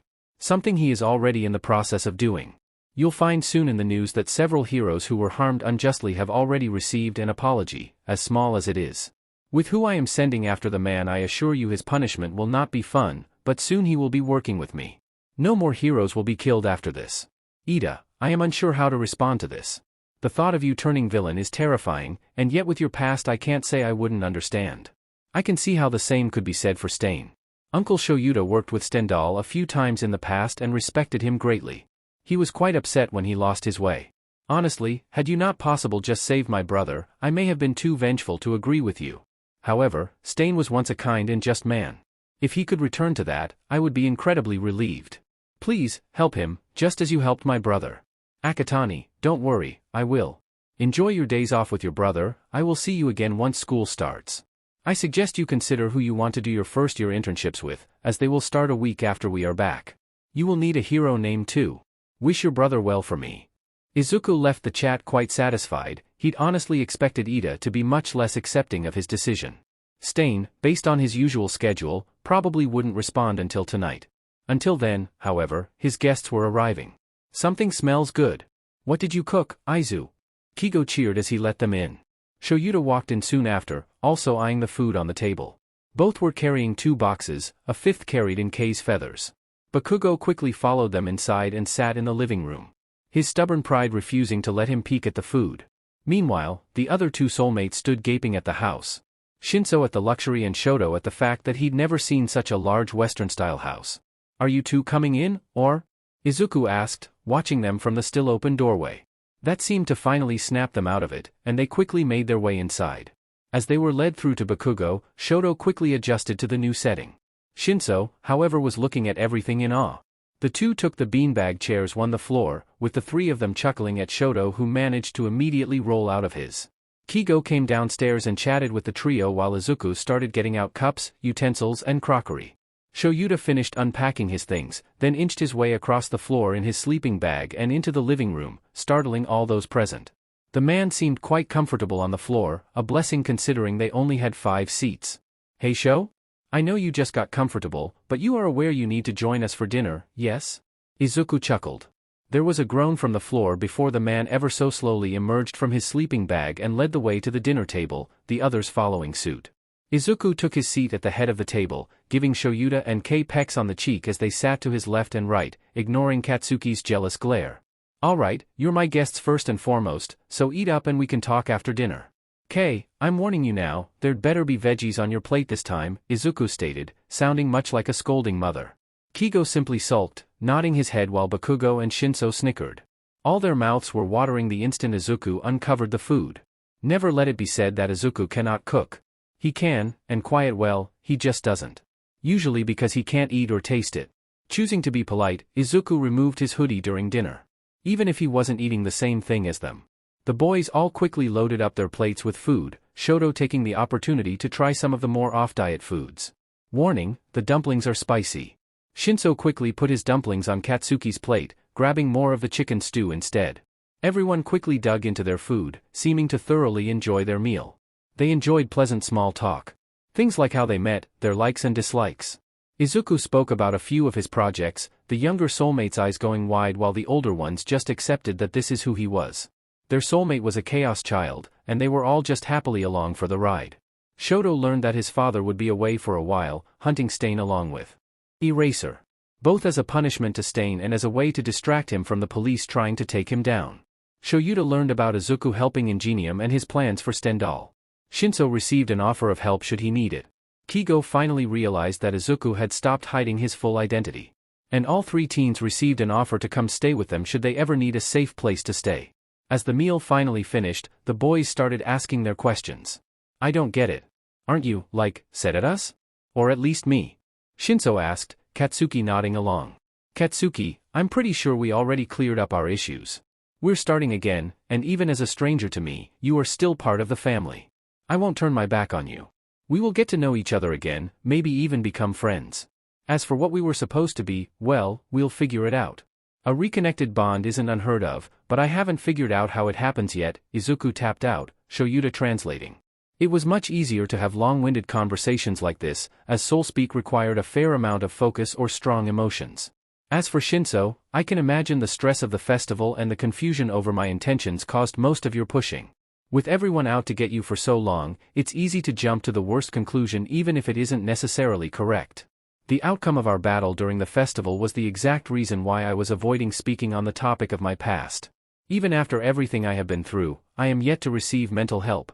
Something that was meant to be remedied after our field trip, but I think we all know how that went, Izuku explained. Shoto and Shinso winced at the thought. Yeah, that trip did not go well. Shoto. I have no reason to be mad at you, really. I told you my name and little else, and you figured the rest out on your own. It caused me no mental grief. In hindsight, I should have done the same with Shinso. You are now reunited with your brother, who yes, is the first and only true zombie I have made. Your father, rather than following the law and leaving the halls as I suggested, chose to attack me with fire of all things. As the saying goes, he played with fire and got burned. It just so happened to be true Hellflame, one of few that can hurt him, but not the only one. Soon, he will be behind bars, and you will be free to live safely with your family, he continued. What does Hellflame do, exactly? My father still has not returned from the hospital, Shoto asked. Hellflame is exactly that. It is the flames that burn in hell. Flames that burn everything, even your soul. That is why, even when that wound heals, which it will only do naturally and at a very slow pace, he will still be in pain, to the point that he feels as though the fire was never put out. Cruel, perhaps, but after he has done to you, your family, many others and me, I believe it was a just punishment. They all stared at him in shock for a moment, before Shoto simply smiled and nodded in thanks. Right, now that's over. Desert, anyone? Izuku asked, clapping his hands together. There was a loud chorus of agreement as everyone helped gather the plates and bowls, putting them in the sink while Izuku snuck the leftovers into containers, and from there into Shinso's bag. Shoyuta started the washing up and Kigo got the spoons and bowls out. Izuku then got out the desserts, with Katsuki giving the boys a tour while the ice cream defrosted. Afterwards, they all gathered in the living room once more, dessert in hand. They spent the afternoon watching old pre-Quirk hero movies and telling their own stories about their hero-ing adventures. If, near the end of the night, Shinso asked for assistance with his foster home, the others pretended not to notice. That night, the three boys headed back home in high spirits. One was on the way to getting his friend and possibly soulmate back. Another was soon to be free of his father and was becoming part of two families, when he'd never even had one before. And the final one was heading home forgiven, with a full stomach and a backpack holding more food than he'd eaten in a week. To top it off, he was soon to be free from a nasty home situation. His soulmates were already organizing a way to fit some room decorations into the study, so he'd have a room to himself.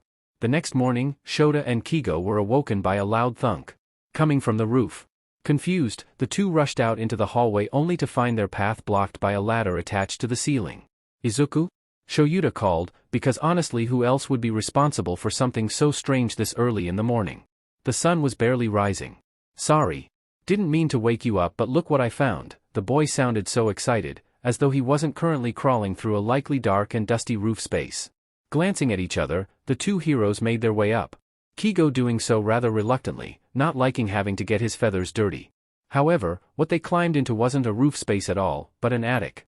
It had a full floor and slanted wall ceilings too. It was large enough that they could put up a divider curtain and turn it into two rather large rooms.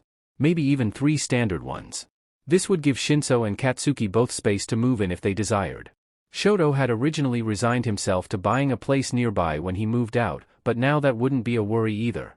Shoyuta did mutter about trusting three teenage boys to sleep with only a curtain dividing them, but Kigo pointed out that Izuku had been perfectly capable of keeping his hands to himself, much to Izuku's embarrassment.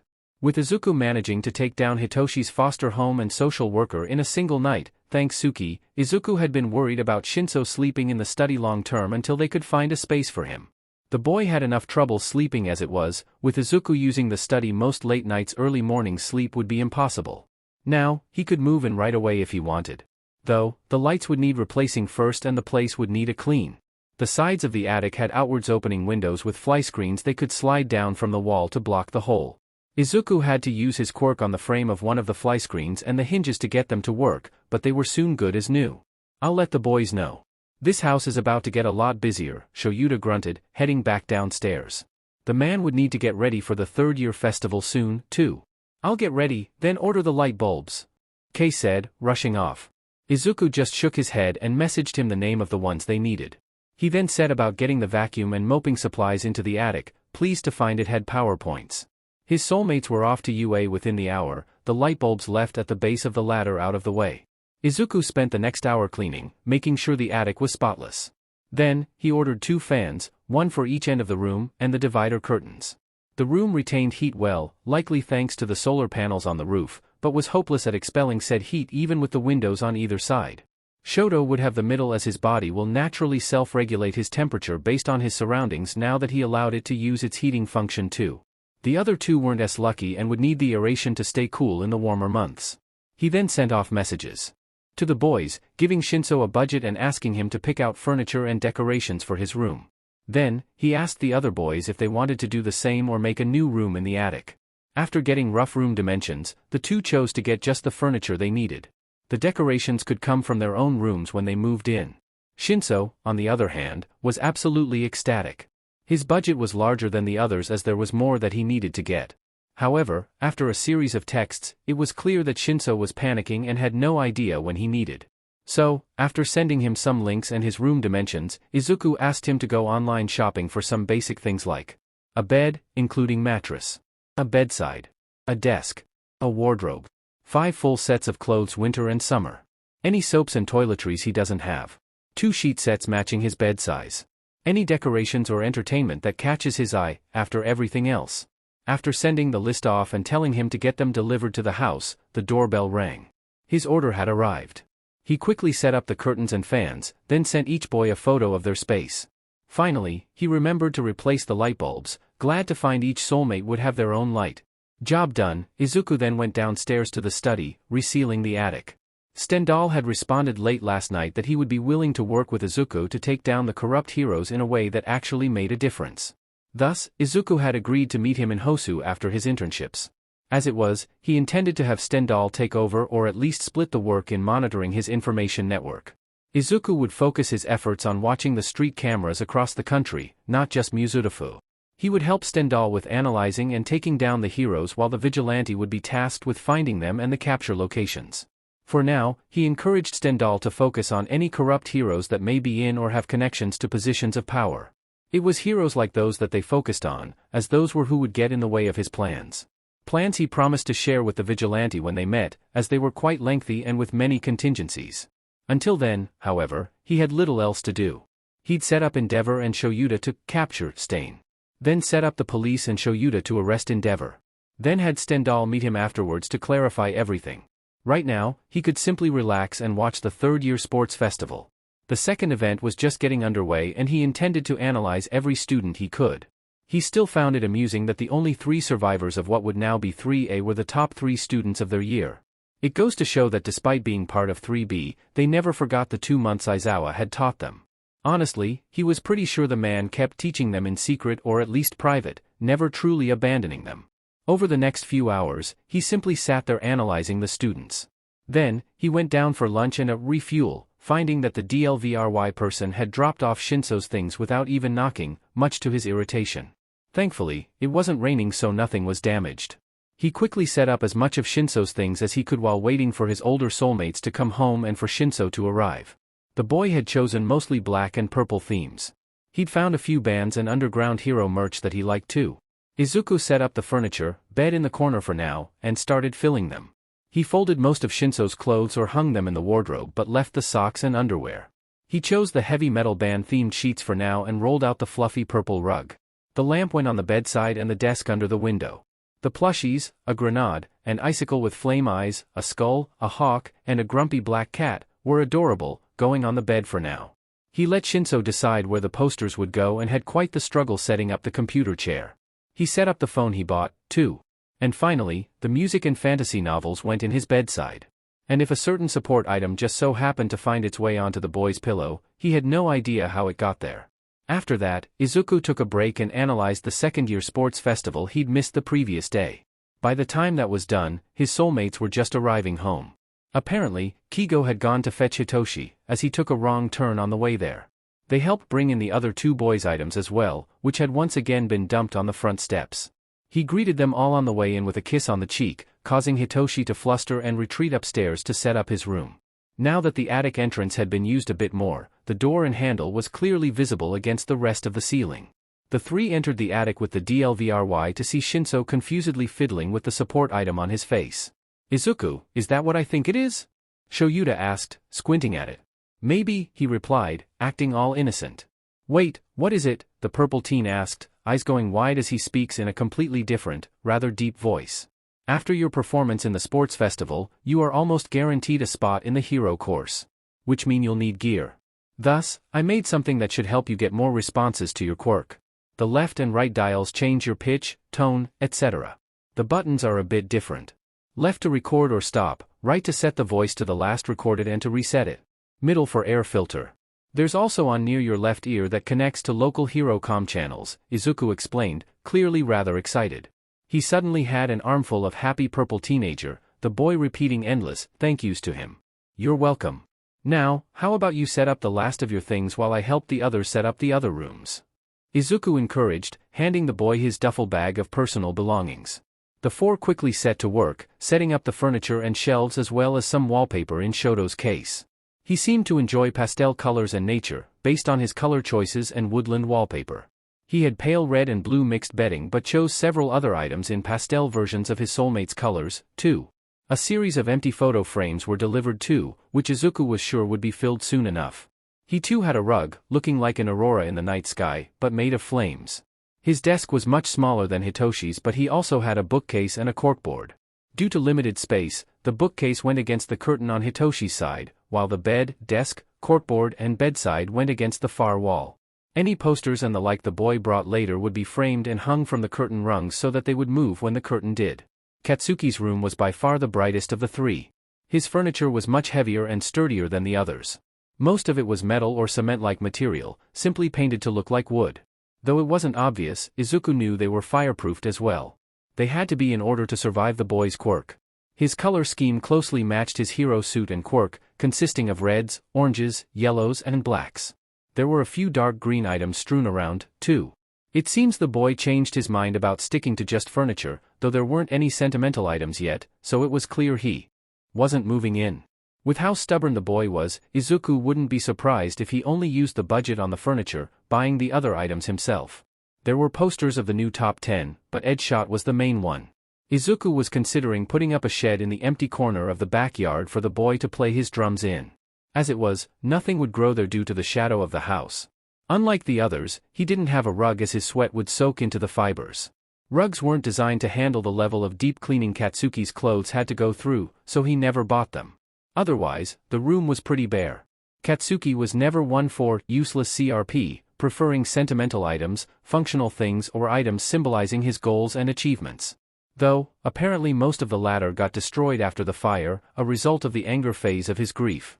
Nonetheless, the four of them were exhausted by the time they finished building and setting everything up. It didn't matter how fit you are, lugging around furniture was sore and exhausting work. They sent photos of their work to the boys, then ordered in for dinner. None of them felt like doing much, retiring to their rooms and relaxing until the food arrived. The night once again passed peacefully. The next day, Aizawa walked into the classroom, the class instantly going silent.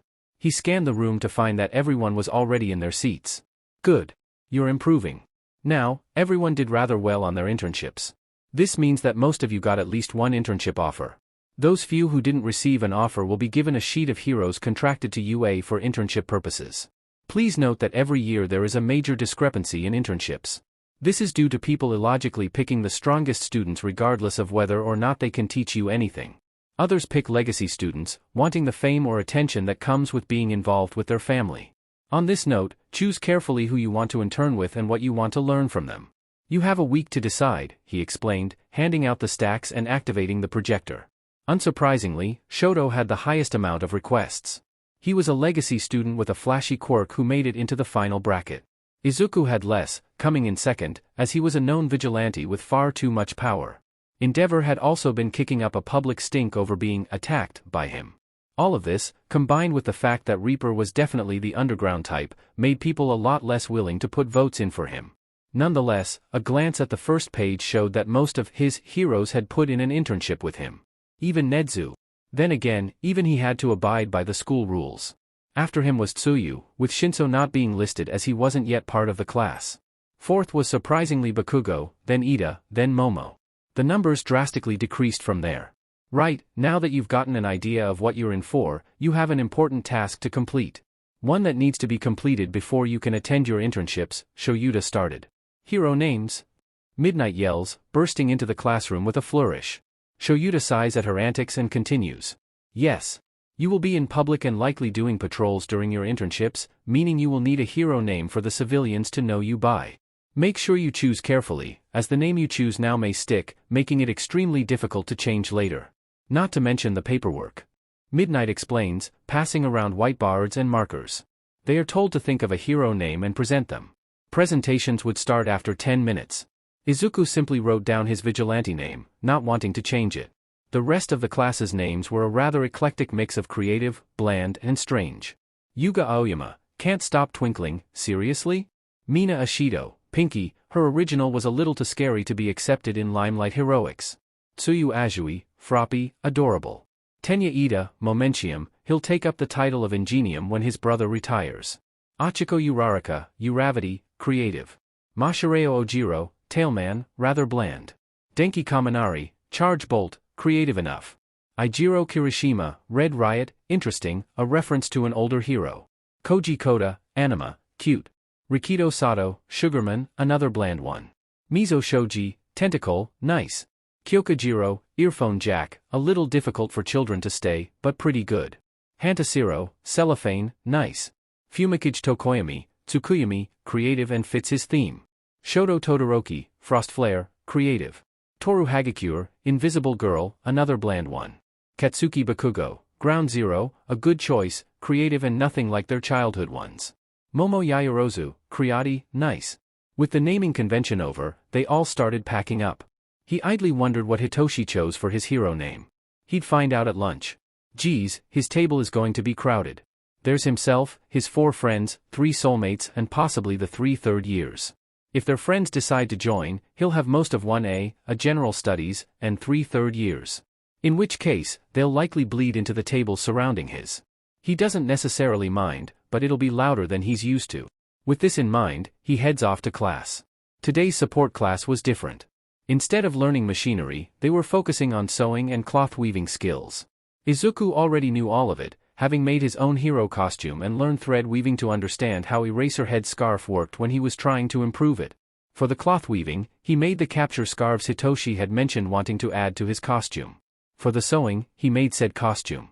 If Power Loader Sensei noticed him sneaking the design of said costume out of the draw, he didn't say anything. He had the utility belt and breathes done by the time class was up. He'd either finish it later today while 1A had science or he'd leave it to whoever usually did the costumes. He then had English, which he found rather easy. He had already learned most standard English words and spelling, but only a few of the grammar and punctuation rules. Then, it was lunch. Sure enough, his soulmates joined the table. Everyone was friendly enough, all rather curious about Shinso. The big 3 showed up, too, with Mirio practically begging for a chance to spar with Izuku.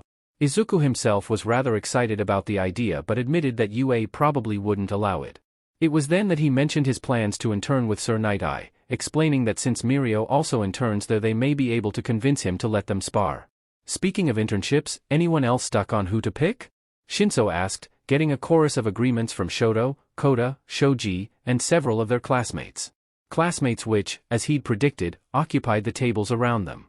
He wasn't sure they even realized that they'd done it, simply following the leaders of each of their groups and sitting nearby. Izuku tried to peek over at Hitoshi's sheet, only to suddenly have all three of his soulmates' folders sat in front of him. The three at least had enough self-awareness to look sheepish, or in Katsuki's case grumpy, while trying to avoid looking at him. Sighing, he went through Shinso's first. He crossed off all the limelight heroes and quirkiest assholes he knew of. Then, using a different pen, he crossed off the ones whose fighting style wouldn't match Hitoshi's. This left him with 3 options, including Shoyuta. He wrote his reasonings for crossing people out in their corresponding colors and handed the paper over. Next, he went through Katsuki's. He considered his friend for a moment, then started crossing off the few undergrounders and twilight heroes. After that, he started crossing off ones like Best Jeanist who wouldn't like his attitude. After a moment's consideration, he crossed off a bunch who wouldn't be strong or fast enough to keep up with the blonde. Then there were the ones that had nothing to teach him and the ones not worthy of being a hero. There were a lot of assholes out there. All of this really limited down the options, but there were still a fair few left. However, considering Katsuki's personality, he had a feeling he knew who would suit him best. The hero also hadn't ever chosen an intern before, so this was a golden opportunity. He circled Mirko and handed the papers back over. The boy grunted in thanks while Shoto looked between him and the literal stack of internships with near-pleading eyes. Slumping in defeat, Izuku reached over and grabbed the first folder of internships. Thankfully, Shoto's folders were sorted into their fields. The limelights were also sorted into villain apprehension, search and rescue, community service, intelligence and other. Labeling each, Izuku held up the twilight and underground folders.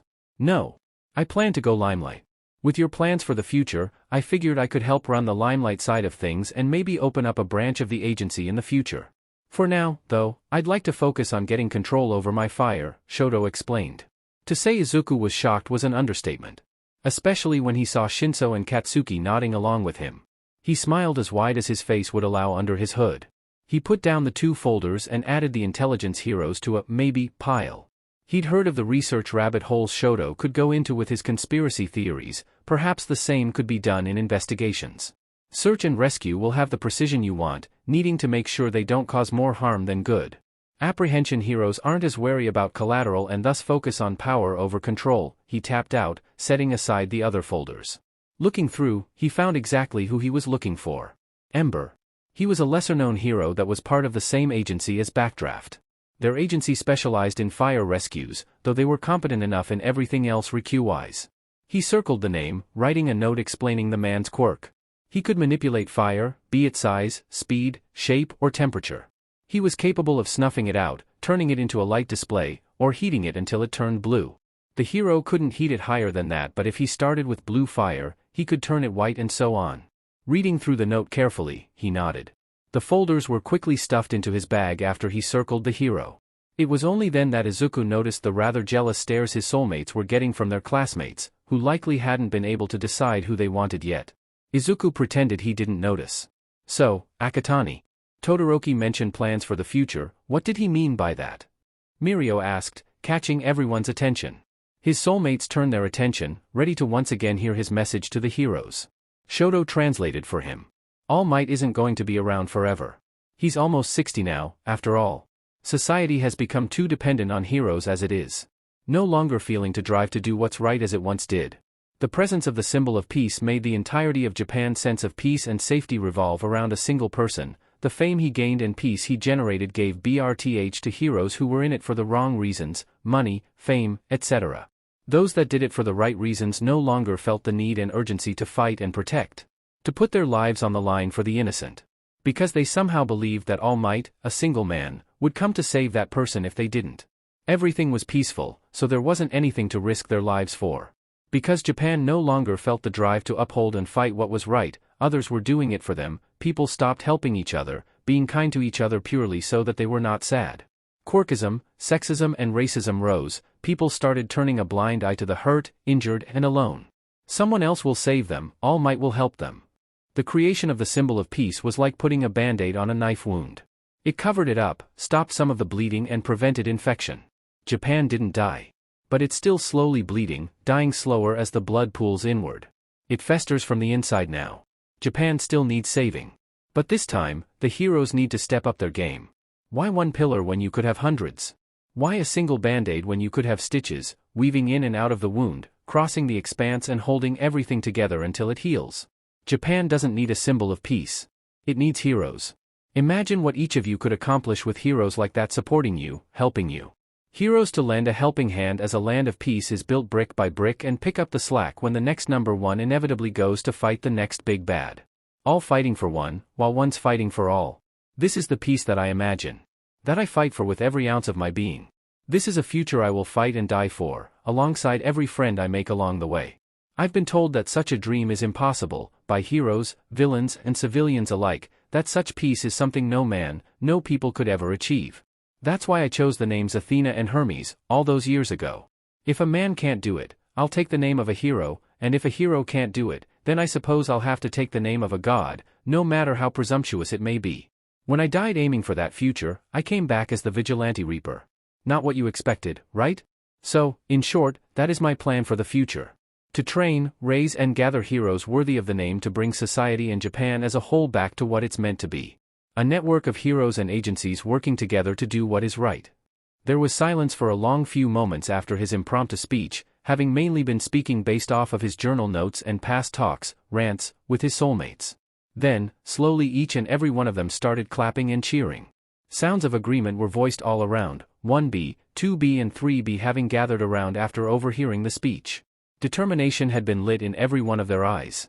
Shouts of plus ultra and for the future echoed across the cafeteria, while the teachers watched proudly, lunch rush having been recording the entire thing. Eventually, everyone settled down and went back to their lunches. A few classmates asking him about his comment surrounding Athena, Hermes and Reaper.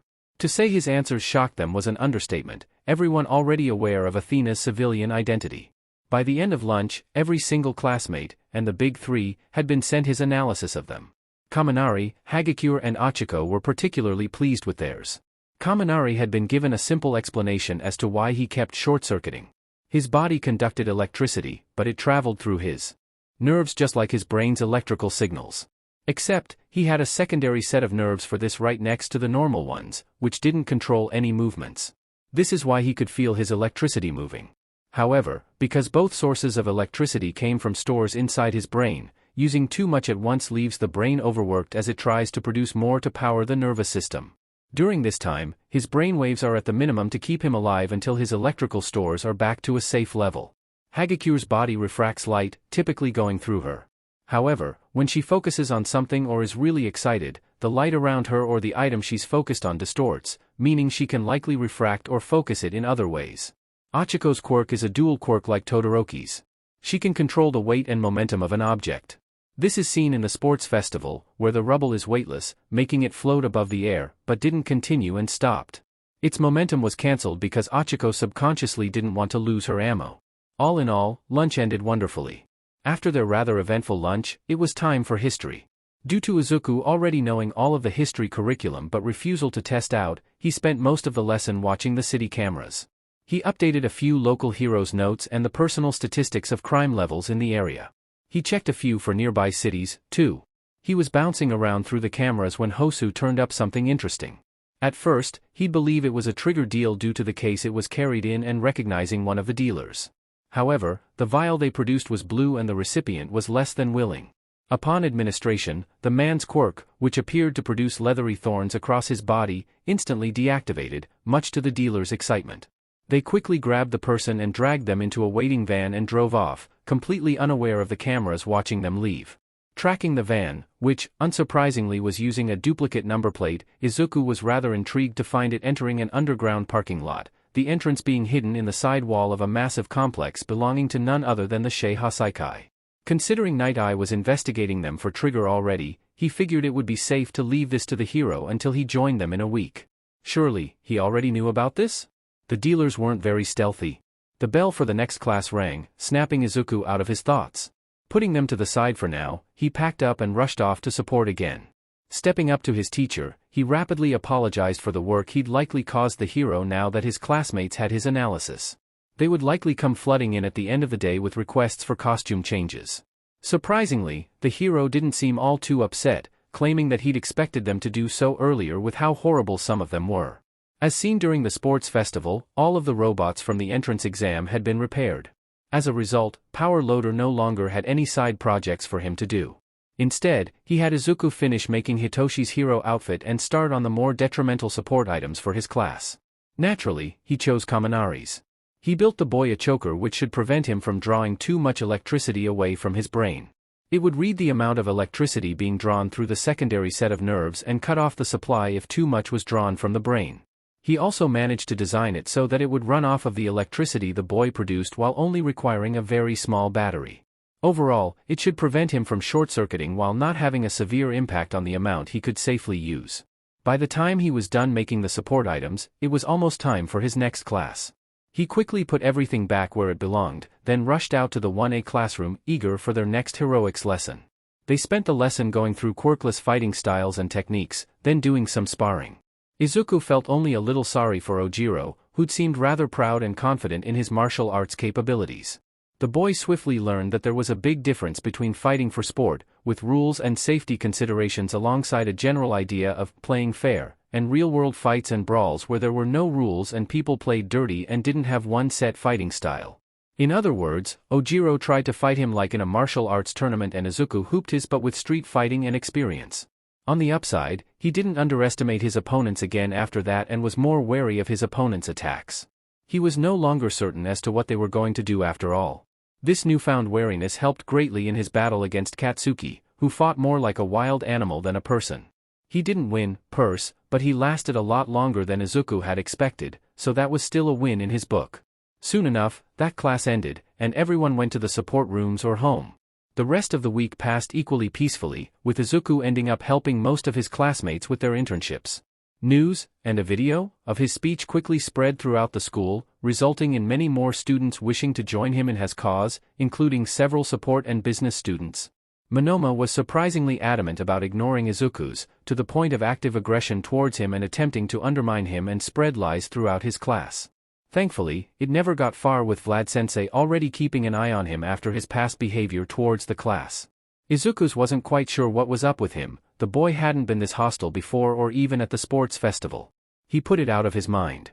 The video wasn't released to the social medias, despite several students' attempts.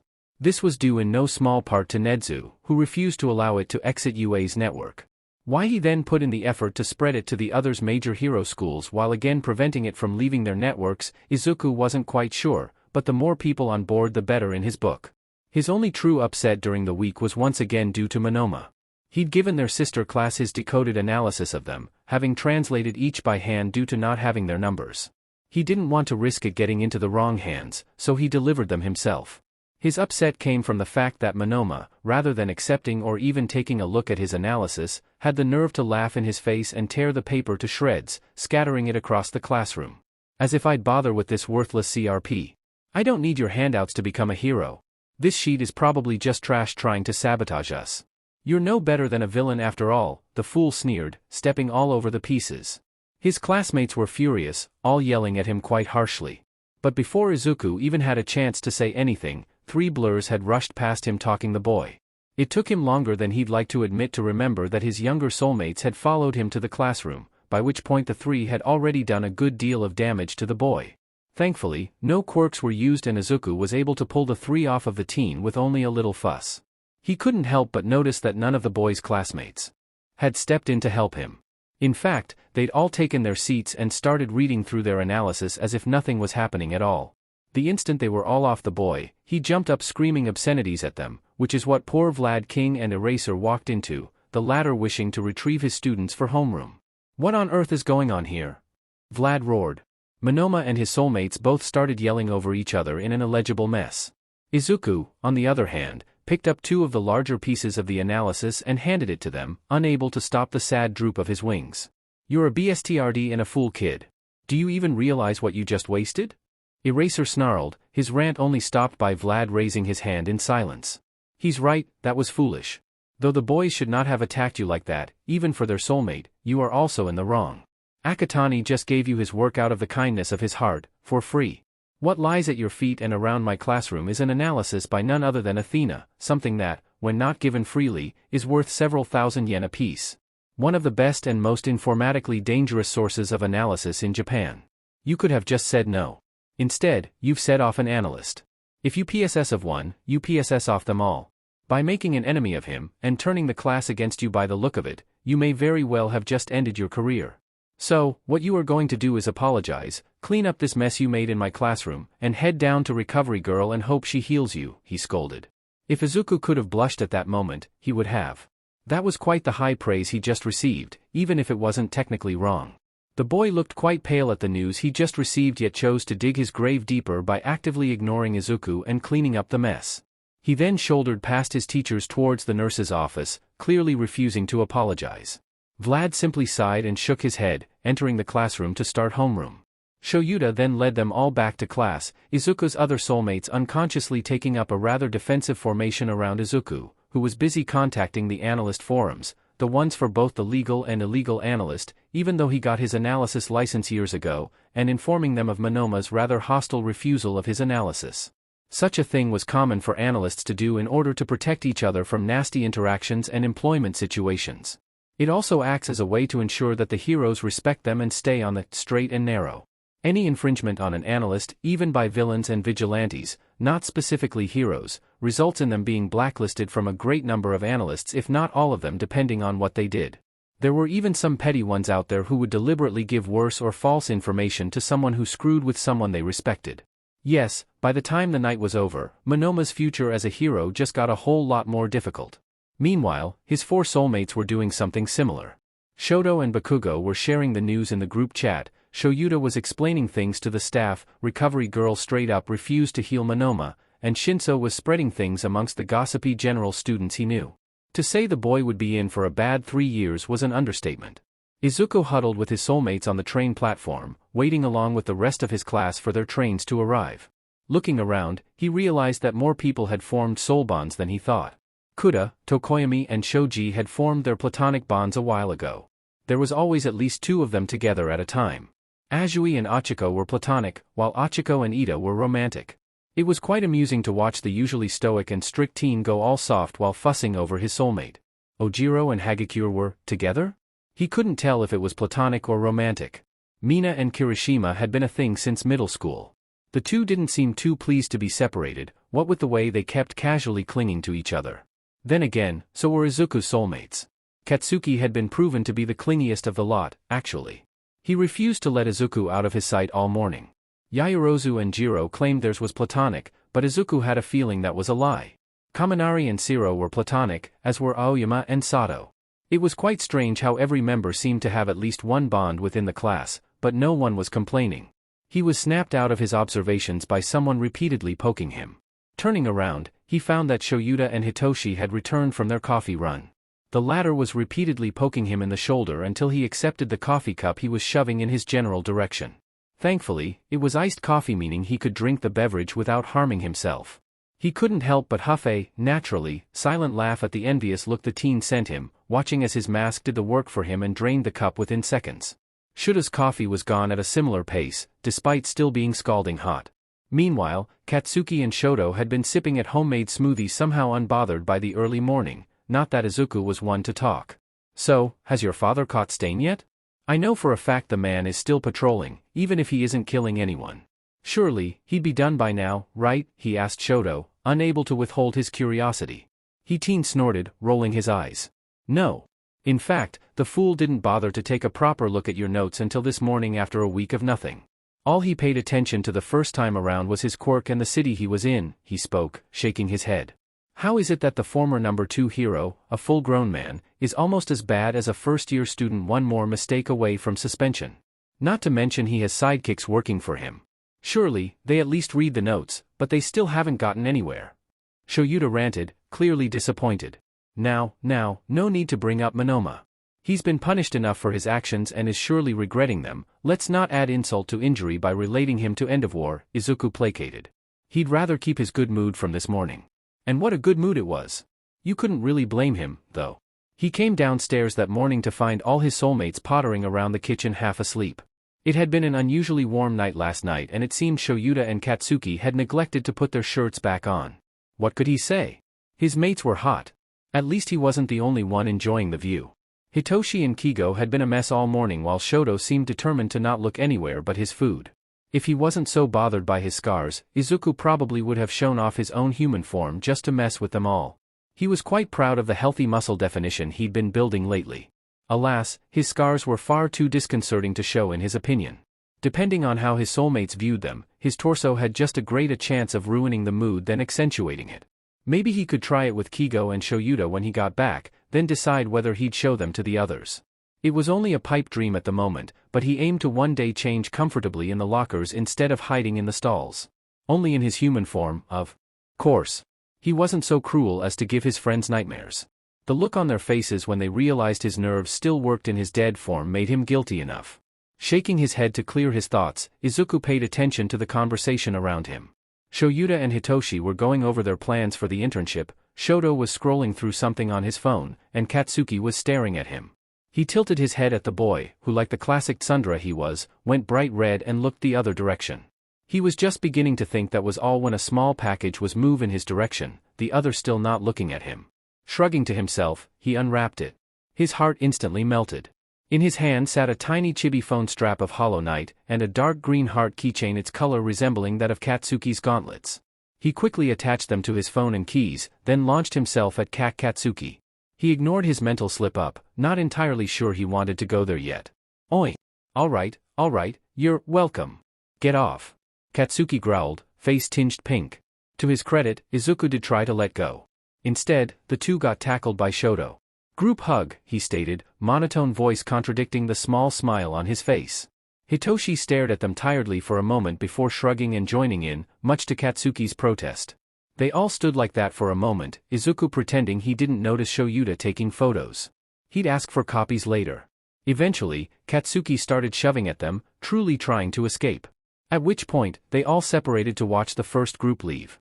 Slowly, one by one and group by group, they all hopped on their collective trains for their internships. Izuku left for Tokyo when there were roughly half of them left, Ida joining the train before his. The boy had chosen an internship in Hosu, knowing it was safe with Stain no longer hunting heroes. Izuku had briefly warned him about the trigger and eraser substances he'd seen in the area, promising him that Night Eye was already investigating the issue but telling him to be wary.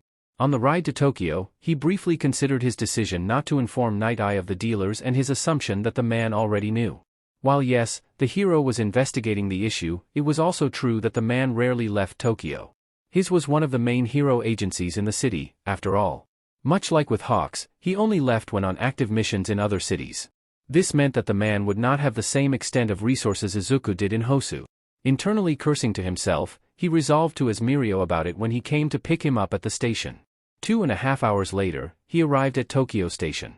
He'd compiled all the information and analysis he'd gathered over the past week on the Hosu case, making it easier to find and understand should he need to present it to Night Eye. He didn't dare translate it in a public space, but that could be done later. Right now, he had a very loud and bright third year calling him over and waving like an idiot. Kohai! You're here. I can't wait to show you the ropes. Oh, and spar, I can't wait to spar. With your nighttime persona, you probably know most of the patrol stuff, but I can still teach you things. What does your costume look like? He blonde rambled, practically vibrating as he led the way. A spar would be fun, and I know how to make and perform a patrol route, yes. I don't know the paperwork and how one usually coordinates their schedules with the other heroes in the area though. My costume is better suited for the underground, so, dark. Izuku replied, using the Morse to voice feature in his mask. He honestly forgot he had it sometimes, rarely needing due to having so many people that could translate for him. That's fair, he blonde stated, still leading him through the streets. By the way, Mirio. I came across something and kind of just assumed Night Eye knew about it. But, since it's in Hosu I figured I should doubt check, Izuku stated, trailing off when he realized he probably shouldn't share sensitive information in public. Hosu? No, we don't have any investigations going on in Hosu. Is it important? I suppose we can't look it out here, or you'd have shown it already, Mirio questioned, showing the sharp mind he often hid behind his persona. It's important all right, and dangerous. Related to a drag case you've been working on, he responded, purposefully keeping the details vague. Night Eye's agency was large, and no doubt had a variety of drag cases going on, but Mirio knew him well enough to know he wouldn't have mentioned it if it was a normal drag operation. Especially when it was out of area for their agency.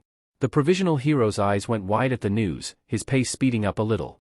He typed out something into his phone as he did. Well then, we'd best share the news quickly, he stated, looking pleased when Izuku was able to easily match his pace. They reached their destination roughly 10 minutes later, Bubble Girl greeting them happily and letting them up to Night Eye's office. The best way to get Sir to like you is to make him laugh. Though, he already likes you, so I suppose you don't have to worry, Mirio advised. The two entered the office, with Izuku and Night Eye instantly entering a staring contest.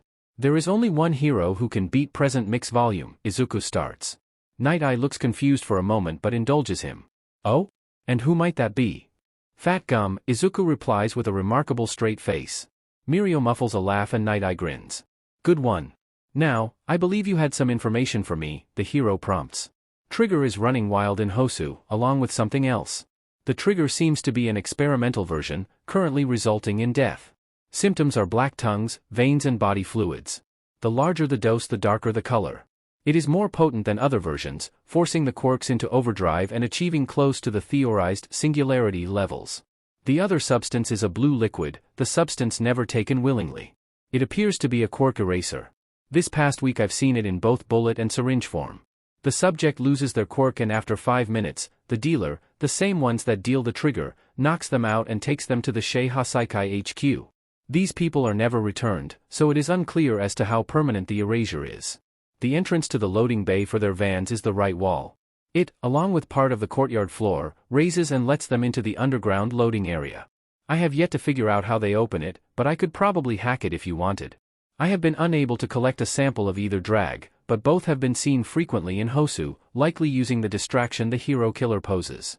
However, thanks to the plans I've put in motion, Stain will be captured, then escape and turn back into Stendhal after this, though technically he already has, and Endeavor will be arrested for his crimes.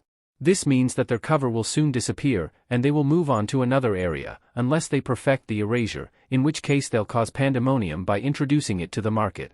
Likely by attacking a hero with it, he explained as clearly and precisely as possible. Night Eye's eyes went wide, as did Mirio's. This was much more than they'd been expecting. The Seiha Saikai, eh? We'll need a better idea of their production schedule and numbers if we want to take them on. Put your things in one of the spare rooms, Akatani, but only unpack what you'll use tonight. Tomorrow, we go to Hosu, the hero ordered, shuffling through papers and grabbing the phone on his desk. Mirio led the way to their sleeping quarters, walking him through procedures and paperwork for local and out-of-area patrols as they went. Izuku spent the rest of the night in his corpse form translating his analysis, sending it to Night Eye and preparing for patrol. He made sure his hero costume was as prepared and perfect as it could be, not how closely the dealer's preferred locations matched with Stain's patrol areas. He didn't want to be unprepared if he ended up being caught in their battle, especially since the vigilante villain didn't know his face yet. The absolute worst-case scenario would be if they ran into both at once, which would be unlikely but not impossible. The teen settled himself in for a long night, using his laptop to watch the Hosu cameras. So far, the dealers haven't been stupid enough to use the same areas twice, meaning he can cross some areas off the list before the night was over. And that was what he did, until he received a rather ominous message from Stendhal and the late hours of the night, almost morning. To Athena. Those fools that call themselves the League tried to recruit me. They know who you are, Athena. Both name and school. They asked me to catch you, boasting that their spy had never failed to give them the right information, despite failing to stay discreet. I'm unsure as to their meaning here, this was all the information I was able to gather on the spy. They crave your knowledge and abilities, believing they can succeed where Dragon failed. They fear the future you are building. I'd never work with such monsters but believed that you should be warned. They hunt you, and now their petty leader likely hunts me. Stendhal? Izuku forwarded this to his soulmates and Nedzu, as well as Sir Night Eye. Night Eye would need to know he was being hunted in case something happened on patrol. Nedzu needed to know their suspicion of a traitor was confirmed, and that it likely wasn't a teacher or the League would have known long before now, and his soulmates most definitely needed to know, as it pertained to his safety and painted bright red targets on their backs. Despite the very late, technically early, hour, every single one responded, be it with concern, understanding, or determination. Nedzu was already working on gaining evidence. They already had a pretty clear idea on who their traitor was, especially considering they were described as indiscreet. There was only one person in UA who had been actively against the plans Izuku and his friends were building for the hero world. They were also the only one to attempt to strengthen the rivalry between the hero students and push away supporting classes. Izuku and Nezu both hated thinking so poorly of a hero student, but Monoma was the only one that fit the bill for all of the information that they gathered, as well as the only one to take the exact path Shigaraki did from the gates to the staff room the day before the infiltration. Now, all Nezu needed was proof. The Stoat insisted that he did not need assistance in the gathering of said proof, so Izuku once again returned to his watch on Hosu. He spent the rest of the night on edge. By late evening the next day, the two teams that had been set up that morning arrived in Hosu, notifying the city's heroes. They then instantly split up to the north and south of the city, sweeping their respective areas for trigger and erasure bullets. Izuku's team in the north were quick to get their hands on the new trigger, with Mirio doing most of the work. They just finished their side an hour later, the process sped up by Izuku's flight and Mirio's permeation, when the screaming started in the center of Hosu. Flames lit up the night sky and the Izuku's team was called to help while Night Eyes continued the mission. Knowing that Bubble Girl's quirk still works against fire, it's little more than scented water, Izuku scoops her up and flies ahead to the center of the attack range, letting Mirio permeate through walls as he follows them. The rest of the team went on foot. To their horror, they find 3 Numu rampaging through the city. They were wildly attacking anyone in their path, while still searching every building. Izuku had a feeling he knew what they were looking for. Night Eye, this is Reaper, reporting in. We're in the middle of the attack. Good. What's going on? Night Eye was incredibly calm and collected compared to the pandemonium around them. Izuku dodged a car one of the Numus threw out of its way, landing on the roof of a nearby high-rise. 3 Numus like the one at the USJ, but considerably weaker. Flames are spreading through the city, too. Looks like it was caused by thrown cars, oil spills and down power lines. I can stop both of them, but preferably not at the same time. There are 3 heroes down and 5 civilians, he rattled off, surveying the situation. Night Eye swore on the other end and Mirio finally reached their rooftop. Okay, sadly the chapter is over, and if you enjoyed the video just leave a like, and subscribe with post notification, so when the next chapter is ready, you will be notified. Okay, see you in the next video. Bye.